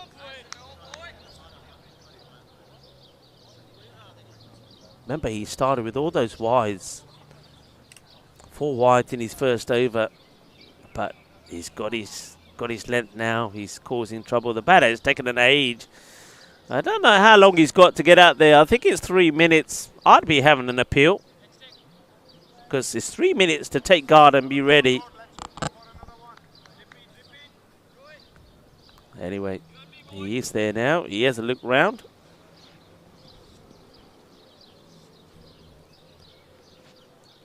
Oh, thick edge. And gets past the foot of the field. There's going to be 4 runs to get off the mark. And, Rohil, it's got Sam on the back of his shirt, Rohil. Obviously a nickname. There he is, Rohil, with Sam. And straight away, they're putting in a slip.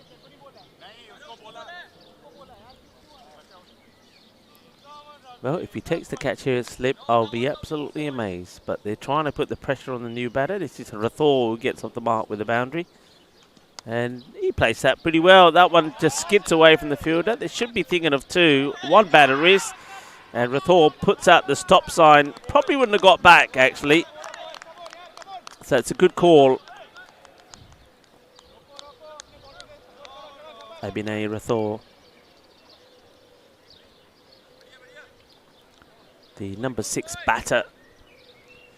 It's out there with the Adil Rafi, who himself hasn't really done too much.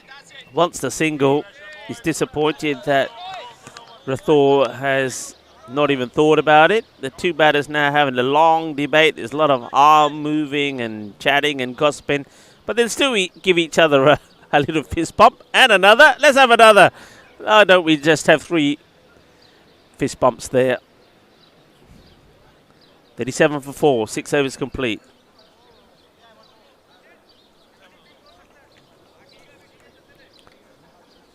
At the end of 6 overs, it was 45 for 3. So both teams didn't make a good start, but of course then we did see Norbury come back well. Well fielded of his own bowling. That's Ravi. He certainly got the headgear on to a bit of the Rambo style, like he's ready for action. Pankaj, he's bowled brilliantly well, hasn't he, Pankaj? And he could get another wicket, could he? No, it's going to get over the top of the field. It's going to be 4 runs. Thick edge, not where Abhinay was looking to play this at all.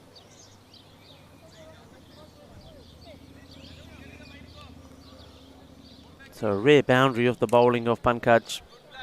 3 for 13. A couple more balls left in his spell.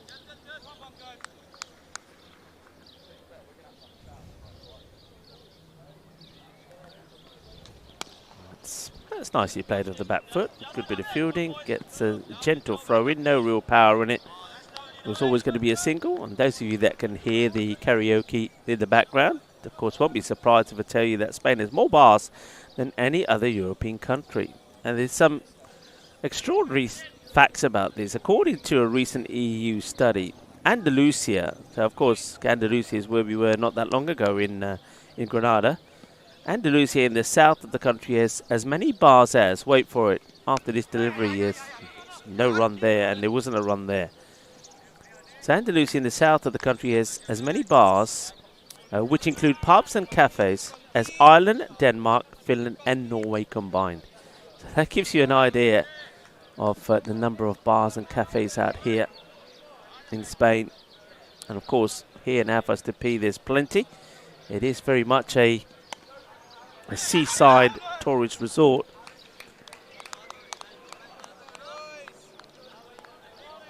And something that a lot of people don't know about Alfas de Pi is just how important this area is to some of those holiday makers, particularly the Norwegians. Defensively played, will take the single this time, so just trying to rebuild here, the shooters, but of course if you're rebuilding this way you're just going to fall further behind the rate. Great spell of bowling there from Pankaj Moore, 3 for 15 off his 4 overs, and because of his great bowling he's left the shooters 43 for 4 at the end of 7. So a little bit more here about Alfas de Pi. And has a high proportion of Norwegian speakers and residents from over has residents from over 100 nationalities. But it is known as the unofficial Norwegian capital of Spain, Alfas de Pi. Will be just a single here. It has one of the largest concentrations of Norwegian residents outside of Norway.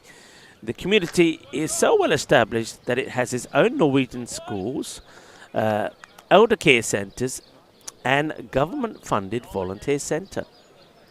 So Norwegians certainly do flock to this part of Spain.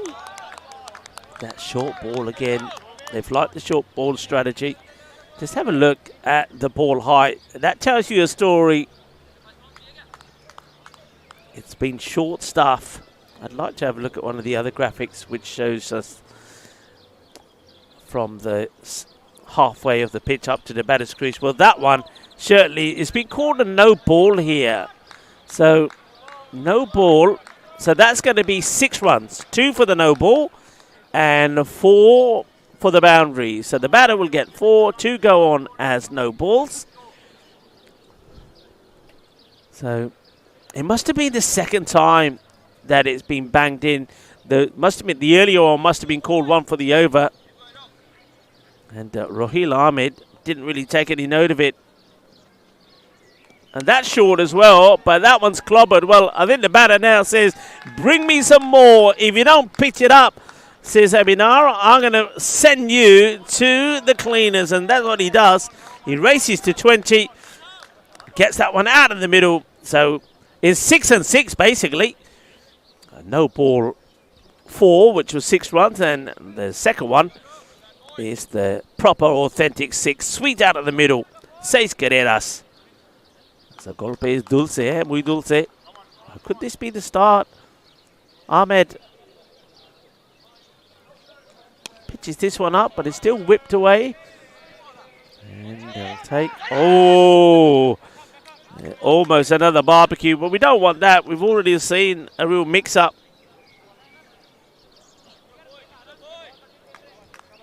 So 50's come up pretty quickly this over. So this over has been a productive one.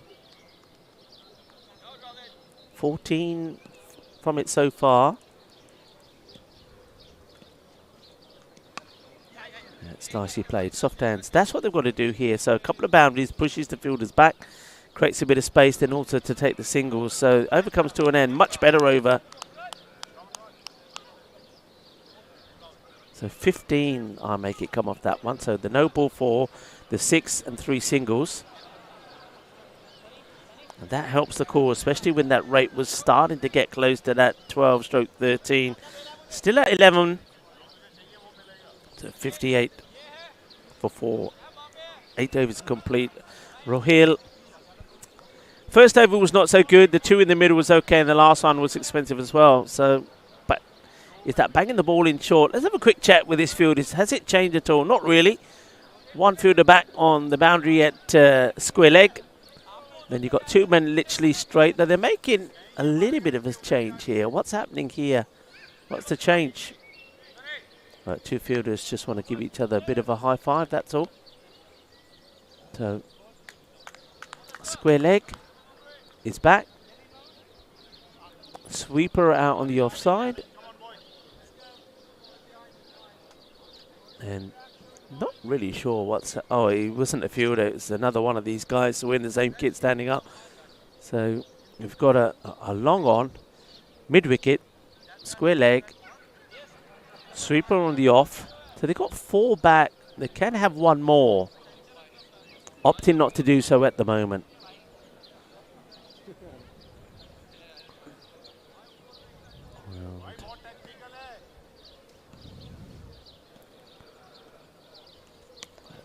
Played away nicely, sweep shot. Just wanted to get this a little bit finer, but it's been cut off nicely by the fielder that's on the square leg boundary.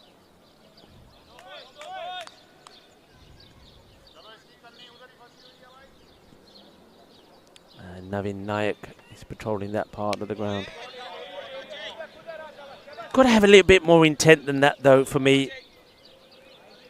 Abhinay Rathore has played some nice shots. All right, he tore into the short stuff, but that one he just gently pushes. I think you got to be looking to score off those. So once again here, the intent's got to be more intent. Got to really be trying to crunch that. And in fact, he just times it sweetly to the fielder at mid off. And now that's more like it. This one should spin away from the fielder, should get his boundary, and he will. Yeah, intent is so important. Even if you're pushing at a good ball, you've got to show the intent to try and create runs from it. You can't be dotting up 2 deliveries when you're needing to go at over 11 and over. Nandal with the ball. This is Anuraj Nandal. That's in the air, but wide off the Karate Kid. You can't do anything about it. It's going to be 4 runs, 4 more. So he may have blocked out a few, but he has come back with a couple of boundaries. But it comes back to the needing 11. So that's 8 they've got in boundaries. So it's gone single, dot, dot, 4, 4. Now, if they had converted those dots to singles, that's the number of runs you need per over. You stay up with it. Now, if he crunches another boundary here to finish the over off, that's all fair. And he's not gonna. He will take a single to retain the strike. End of the over, 68. So 10 off that one. So even though there was those 2 boundaries, those 2 dot balls mean they don't get the 11 they need. So on paper, that over's another win for Norbury. So 68 for 4. Anuraj Nandal, he'll be fairly satisfied with his start there.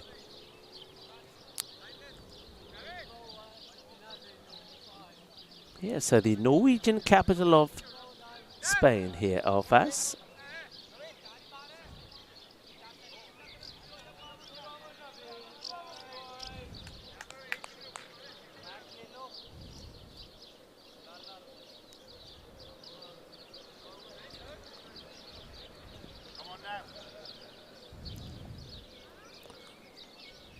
Nayak with the ball. Okay, now is he going to get this over the fielder again? Yes, we've seen that a couple of times where the ball's been launched into the air, back of the bat job. Gets it over the close fielder at point. And loops over him. He'll just take a single on this occasion.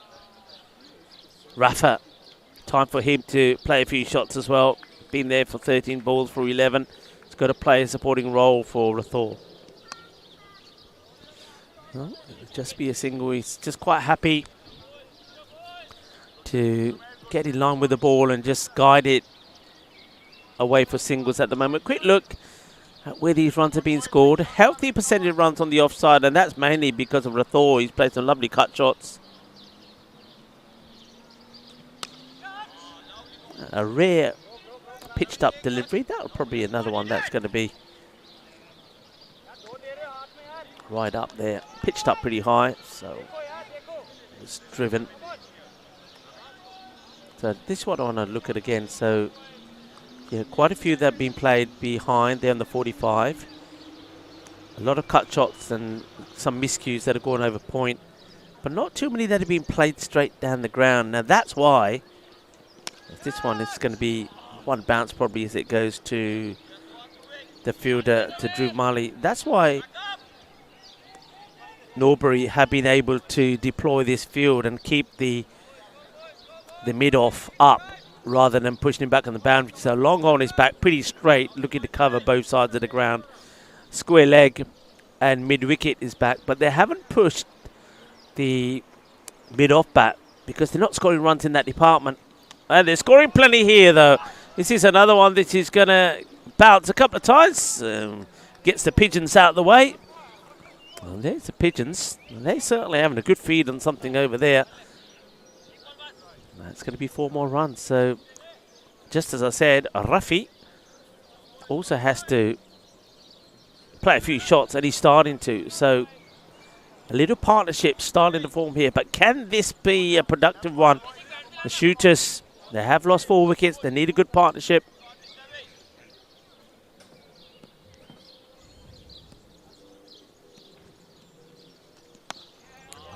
This time defensively played. So once again, just with that one, when you look at the amount of space on the leg side with no fielder apart from the man on the 45 inside the 30-yard circle, you've just got to be able to sort of paddle that a little bit into a bit of space and take a single. You can't be dotting up here. That's the one thing the shooters will be saying to themselves. And if they don't get a victory here, then they'll need to come back tomorrow a bit like Green Sox, looking to win matches. And they would have to have done their homework, and part of that homework would be to eliminate these dot balls. You can't be having dot balls, especially when that rate is climbing closer to the 12 runs per over a mark required.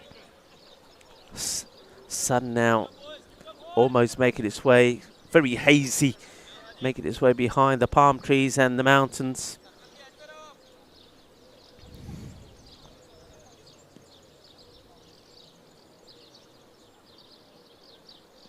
Oh, gone.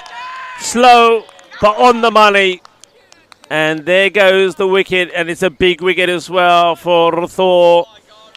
And Ibn Rathor, just as he was going, we've said this before, I just said they need this partnership to go, and just when a partnership starts to build, Rathor, who's played some nice shots, gets done by a ball that's just full and straight. And it is Nandal, whose first over went for 10. He comes back, floating one up. He kind of takes all the pace off it, just loops it up there. Rathor looking to play big on the offside, gets it wrong and sees the stumps knocked over. Shooters, they lose their 5th wicket. Rathor departs for 34 off 18. Good strike rate from him. But it's another batter that loses his pegs, and this time it's Nandal that does it.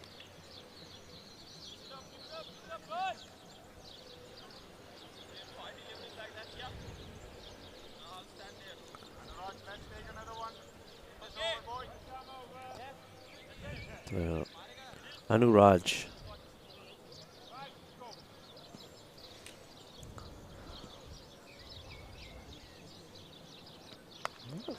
Played away off the back foot, cut shot, gently played, takes a single. And this is where now really that Rafi has to step up.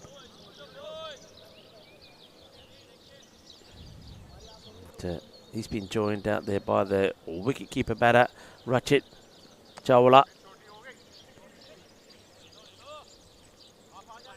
Norbury putting himself in a very good position here, playing their first match.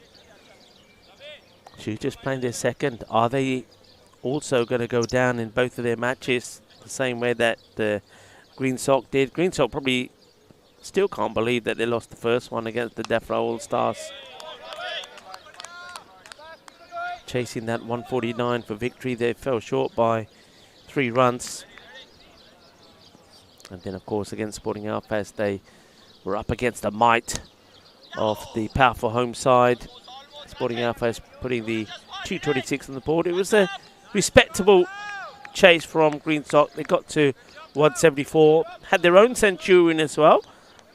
Alexander Satterfield, 107 or 57. What a good knock it was from him under pressure. But once he went, and then also we saw the dismissal there of Alan Nichols, you knew it was over. They would still go down by 52 runs. So they're going to take a bit of a knock, aren't they? The net run rate. Oh, that's just ugly. It's an ugly swing. And Rafi has played all around that, and he's very lucky to have his stump still intact.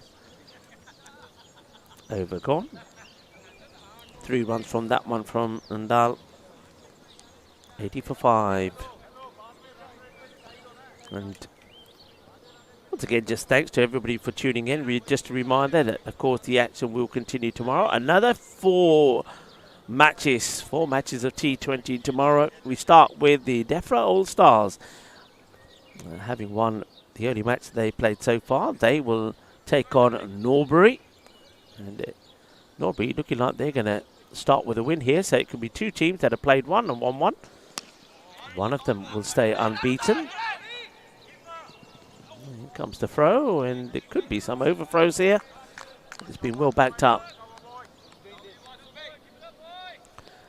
We will then see the shooters in action. They will take on the Green Sox. So that could be 2 teams that have played 2 and lost 2 coming together. So one of them will keep the 0. Who will it be? It's played well. It's played that really well. That's going to be 4 runs. It's a good looking shot from Rafi. Gentle applause from the teammates, but they know that they need more than just that one. Match number 3 tomorrow, Norbury playing their second. That'll be a tough one. That could be the 2 unbeaten sides. Sporting Alfaz, of course, winning both their matches here today. That's well struck, but once again, they can't get it past that mid-off. The Karate Kid. I think he's more of a Karate Kid than Rambo. Makes the stop. The Sporting Alfaz will play back-to-back tomorrow after their match against Norbury. They'll then take on the Defra All-Stars. Ravi, the Karate Kid, chases that one down again. So 4 matches tomorrow. Same thing again. Which means that on Sunday we'll see 2 matches, and then after, well, sometime maybe even before the start of Sunday, we might even know who the 2 finalists will be. Remember, the top 2, first and second, will play in the final. That'll be the 3rd match that's played on the Sunday. So on Sunday we have the 3 matches. Slightly later start times. We start an hour later, 9:45. We could have a lie-in. 9:45, 12:30, and the final scheduled for 4 in the afternoon.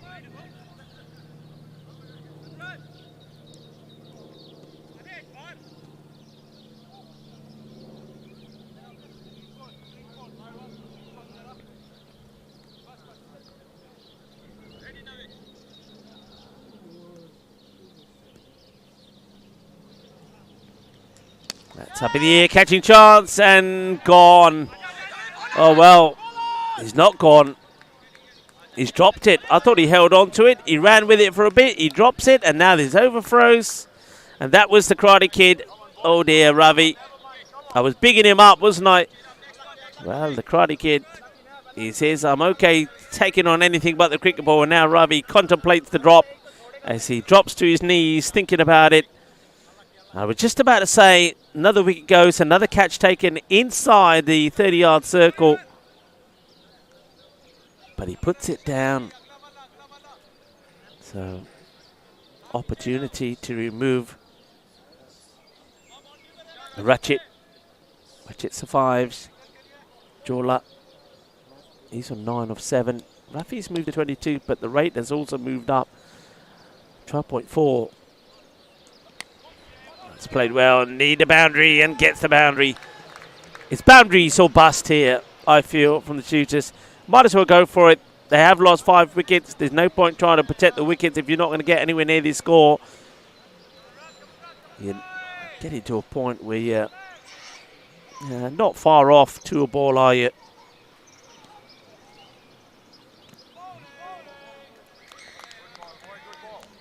Ndal comes back with a good one.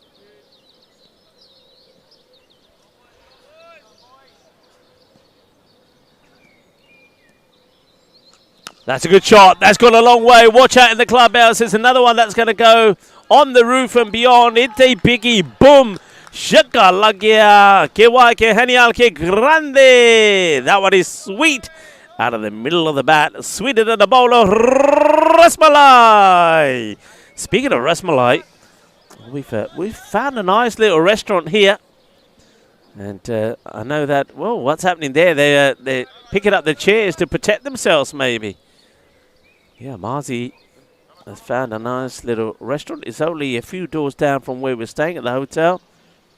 And some authentic Indian food. And let's just say that the Rogan Gosh is to go for whether you have the chicken, lamb or the beef. And they make proper naan bread as well. And I can feel it calling already. After a long day, a foodless day. I know bananas got to England in 1633. I don't know when they got to Spain, but we didn't get any here at Alfaz today. They've got to go on the shopping list for tomorrow. Miss the bananas to keep the energy levels up, because tomorrow is going to be very similar today. If matches go as they've done today, there's going to be no time for any grub. And that's why the Indian restaurant is going to be calling. It's another big 6. 6 more. Shaba, Shaba, Arewa. This is more like it. Rafi starting to turn on the style. And Ndal goes for another biggie. So this over 4.6. Single, single, 6. That's more like it. That's what you need. And that's 18 off the over. And it takes it back to about that 11.5. So a couple of overs like this, you know what can be achieved. 110 for 5. 13 overs complete. So yeah, I think it's going to be same place again tonight, Marzi. Marzi's got a big smile. There's not much that's made Marzi smile here today. 2 runs for a wide, for a no ball. The 12th man can bowl. But when you mention the curry, the smile comes up. Yeah, that'll go down nice. What about people in the chat? What are you thinking for food tonight? Anybody got anything planned? Any special occasions? Let us know. We'll give you a shout out. And a few people are convinced that Norbury is still going to win.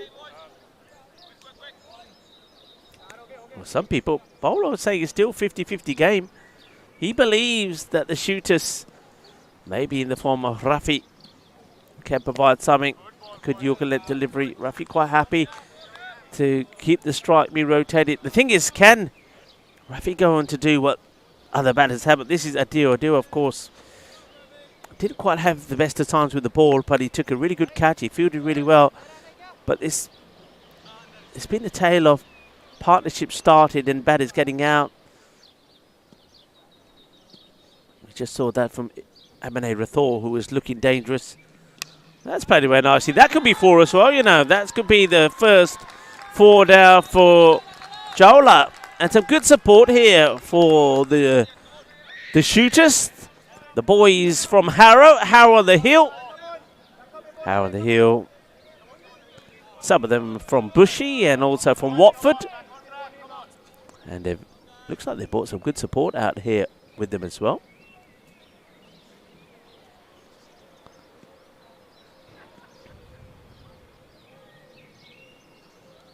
That's a much fuller delivery. We were just having a look at the ball height. Well, this one is going to be pretty full delivery. Kind of around the knees mark, wasn't it? I think that ball height there, we're talking about when the ball bounces, so that one didn't really bounce. That's another one that's pitched up, worked away. They'll take the single. Sharp fielding out there from Dhruv Mali.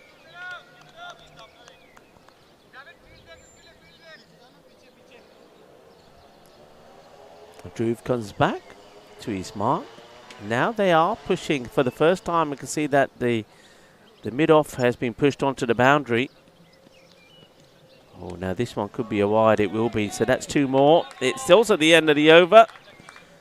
It's not often that you'll hear that being said when you're watching a game of cricket, but it all goes here in Sporting LFS in this Woodson Cup. 119 for 5, 14 overs completed.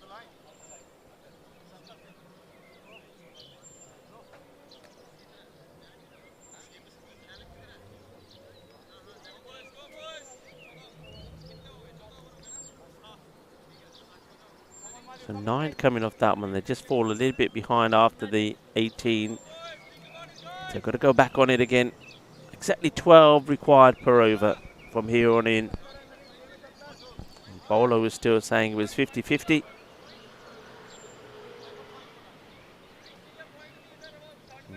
Edwin saying, which team is going to win? Who do you support? Very simple answer to that, and a few people have said that already. Just watch and wait. And enjoy.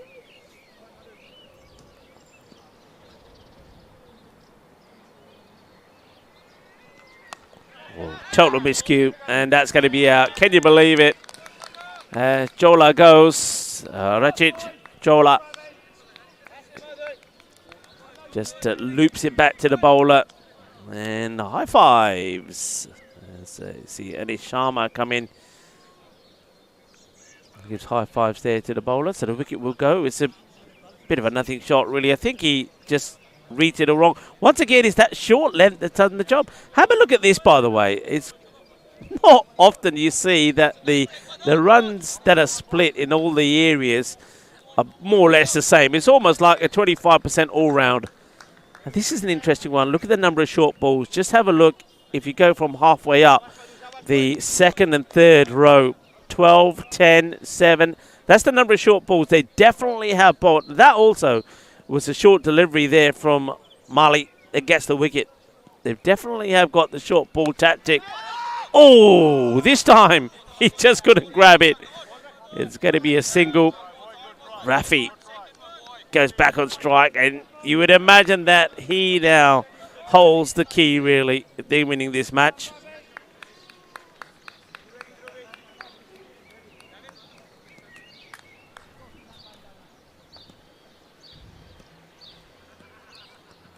He plays that away. There's a fielder out there, and the catch is taken. He falls for the trap, and that's the big wicket. Sunil Moore pops out from nowhere to hold on to the catch. And as I've said already so many times with the shooters, they get themselves in a position with partnerships, with individual scores, and then batters go and get themselves out. And Rafi's done the same here. It's again the short delivery. And he's put that straight into the hands of Sunil Moore, to the joy of Norbury. And surely you feel that that's it now. There's Timothy Lucas in the chat saying he hopes everyone is doing well. We're doing very well indeed. And Rafi, another batter who plays a shot, and as soon as he plays it, he says, oh no, what have I done? And Mali takes the wicket. Rafi goes for 40 off 27, so got going, then gets out. And, Drew, is Modu your brother? Oh, hot news! Well, I don't think that one Mali is happy about what I asked. That was Drew Mali. I said, is that your brother? And he said, no, he's my father. Well, I told you they'd be related. Well, I thought they might be brothers, but we got father and son. And, of course, we're used to seeing that. Oh, it could be close here, and he's gone. He's been barbecued. He's been absolutely barbecued. Another wicket will go. And cheers of joy from Norbury and the shooters. They've all but lost their voice. Another one will go. And just as I was bringing you the hot news that Madhu Sudan Mali is the father of Dhruv Mali. He just picked up a wicket, and now there's a run out in this one as well. So, the batters is walking off. Not a happy chappy. As I think, who's that? I think it's Pankaj who went out there. Of course, we didn't even have time to get the batter who went in and coming out. I think it's Pankaj. And I don't know if he got off the mark. Well, he was coming back for 2, so he's probably got 1. And 1 and out, I'm guessing it. But well, here we go. Yeah, 1 and out. He's not going to get the wicket. So, Pankaj gone. It was never going to get there, was he? Never going to get there. So, a run out. And well, 2 wickets we've seen, 3 wickets we've seen in this over. So it's gone wicket, single, wicket. Then we've seen the run out. And that was played away just for a single. So 8 down here. So with the light going, lovely shot. I wonder if we can get hold of Chris and ask him to show us the sun starting to go down behind the mountain with the palm tree there. That'd be a great shot. I don't know if Ali can get hold of Chris and say, can you give us that shot at the end of the over before the sun disappears? It could be another wicket. It's just going to drop short of Ravi the Karate Kid. Ravi would love to finish with a catch after putting 1 down, but this one may not go the 20 overs. 2 more wickets and he's done. That's 15 completed. 123 for 8. And let's see if he can have that shot. If he can get hold of Chris and shows that beautiful shot of the sun coming down the palm tree and the mountain there in the back.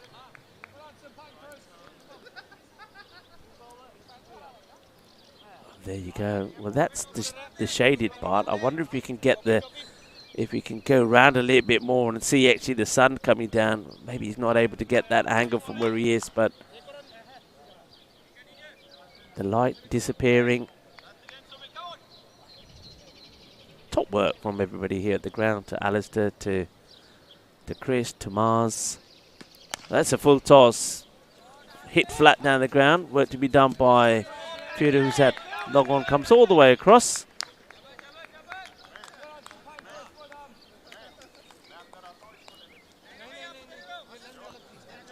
Let's talk a little bit about Jack Badcock, who was born on this day in 1914. Was the second youngest Australian to play first-class cricket when he made his debut for Tasmania at the age of 15. That's pretty well hit. Just be a single here. Chaudhary out there with Asif Mohammadi. Yes, at the age of 15, debut in Tasmania. Went on to play 7 tests in the middle order, but despite a first-class average of 50, he struggled at the highest level. Right, catch me if you can. It goes up to the sky and down. Wicket, oh, he lost his footing.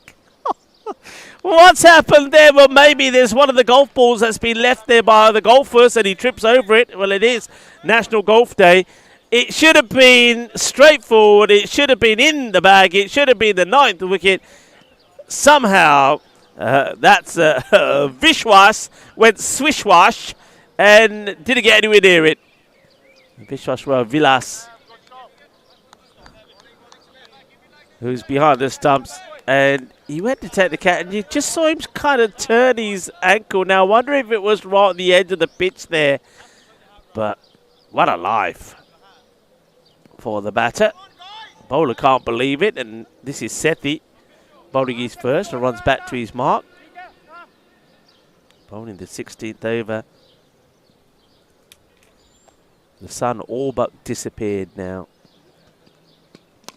That's a nice clean crisp hit. He's trying to get it in the gap and oh wow. What about that for a bit of fielding? It's another mix up, but he will get back. What a bit of fielding that was. That was Pankaj Moore. Slides, makes a stop, does the slips in the process, but does stop the ball going to the boundary. And Dhruv Mali does the rest. Sumir Sethi in the air. Can Sethi get there? Two fielders coming together. Sethi can't. I'm glad the fielder made the decision. That's Ravi, the Karate Kid, to stop. Otherwise, it could have been a bit of chop suey out there in the middle. But he stopped to allow Sethi to try and get there. The over is called. All singles and a dot. So they didn't run there at all, according to that. 128 for 8.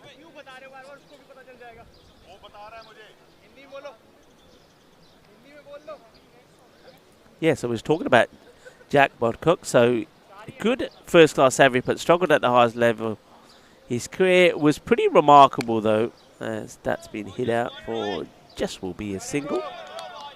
He made 118 against England in Melbourne in 1936-37, but failed to reach double figures in 11 other innings. And Badcock, who is known as Musu because his resemblance to Mussolini. Musu. That's going to be a no ball. It's completely off the pitch. That's going to be 2 runs.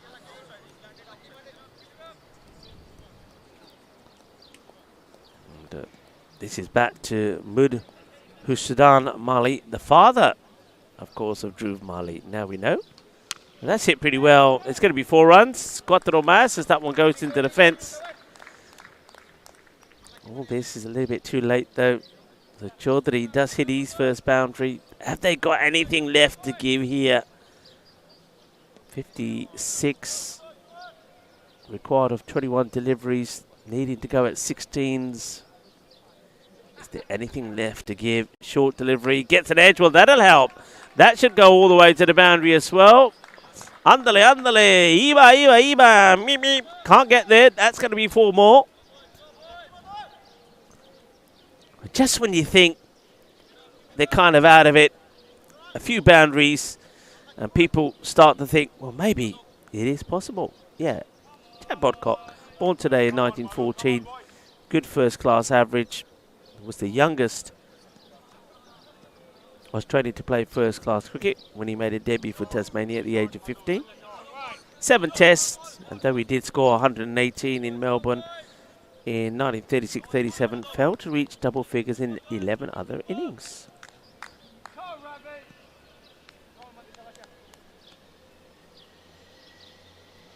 Another 2 runs because of that wide.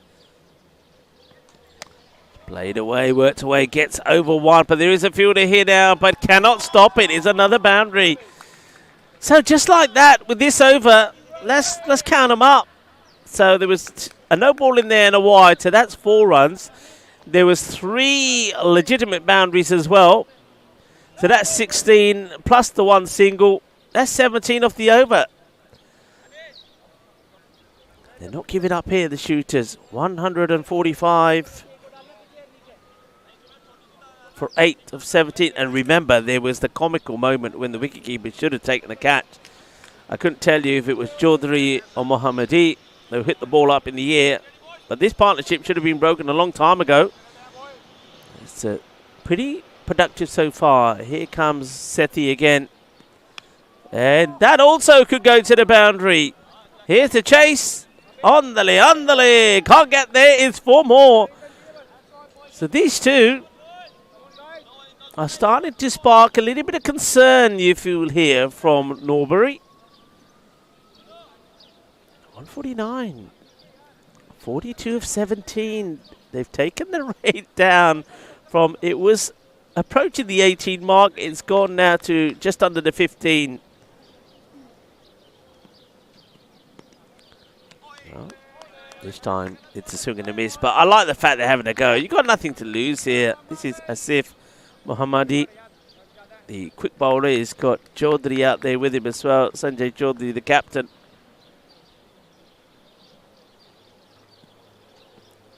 High in the air. Good luck.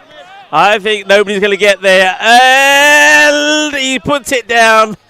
He does well, actually, to get there. I noticed there, only one man was running towards the ball. 4 were running in the other direction. Only one man wanted it. And, of course, it's the bowler, Seti. He's thinking, it's my wicket. Of course I'm going to try and catch it. The others went the other way. And he does extremely well to get there. And almost takes it. Not second, but third time round. But not able to hold on to it. It's another life for these two. They take just a single. This one is Mohammadi who gets a life. And that's just going to be a thick inside edge. They'll take the single. 150 on the board. We've had some entertaining games here today. One thing you've noticed also is the scores have started to go up. 134 to 140. A win for Alfaz chasing with 12 balls to go against shooters. First thing. Oh, that's hit him right in the shoulder. And that's going to leave a bruise. End of the over.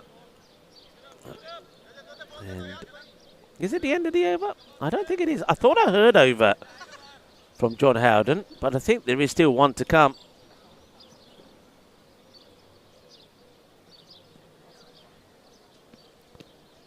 Oh, now, what about this one? They could be stumped. Not out, says Braithwaite. This is pretty close. It is a wide, though. It's 2 runs.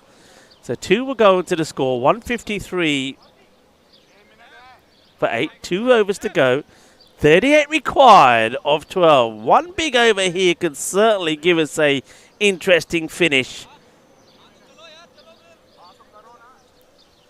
So 38 of 12. Yeah, second match was 148 to 146. Green Sox failing to complete the run chase, which they look to have in the bag all the way through, despite Alexandra Setterfield's 51 of 39.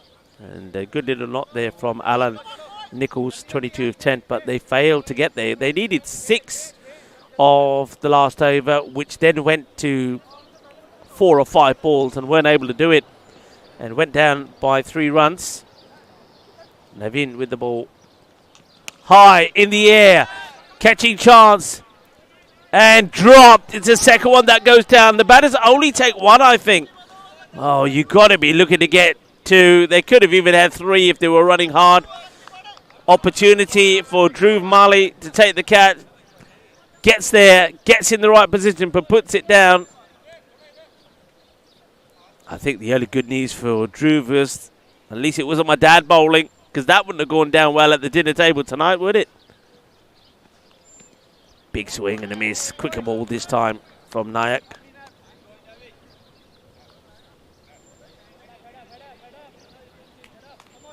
Need boundaries. The batters know that. They're swinging hard. They're trying. Asif out there with the captain, Sanjay.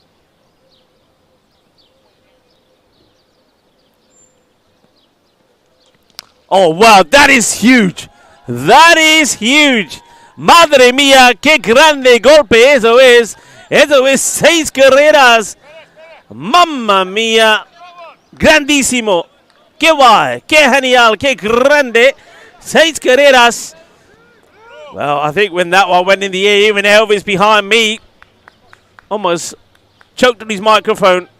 That was big. Well, Elvis was all shook up. What's next? 160. Massive 6. Few more of those make it interesting. 31 of 9. What a hit from Asif.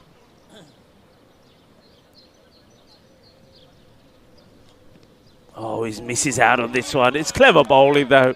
Takes the pace off it. A little bit shorter, bit wider.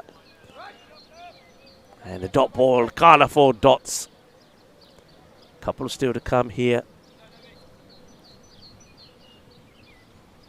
Nayak back to his mark.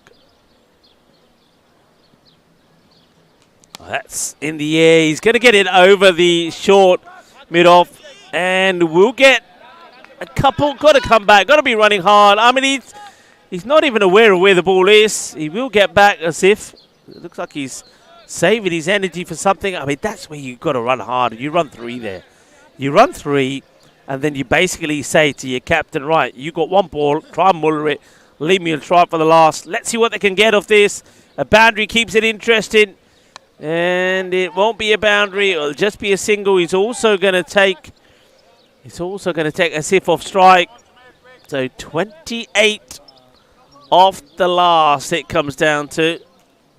163 for 8. We're going into the last over, and of course now wide and no balls. They will be worth 2 runs, but they will, if they do happen, will be have to be bowled again. Yeah, where did I get to? So Green Sox went down, then Sporting Alpha has 226 for 4. Christian Munoz Mills 112 of 43. But Alexander said, if you remember, after scoring a half century in the earlier match, he scores 100 as well. So a century in both innings. Dot ball, that kind of kills the match, doesn't it? So Norbury look like they're going to start with a victory, and Shooters, a little bit like the Green Sox, will finish with 2 played and 2 losses. Clever bowling, just keeping that ball just inside that wide line. So this is Sunil Moore. And this time moves into position early. Well, he's going to get himself run out. He just don't care. He don't care. I don't like to see that, if I'm honest. He didn't really like running at all, did Asif. We saw that. I'm not saying that the lack of effort in his running between the wickets made a difference to the outcome of the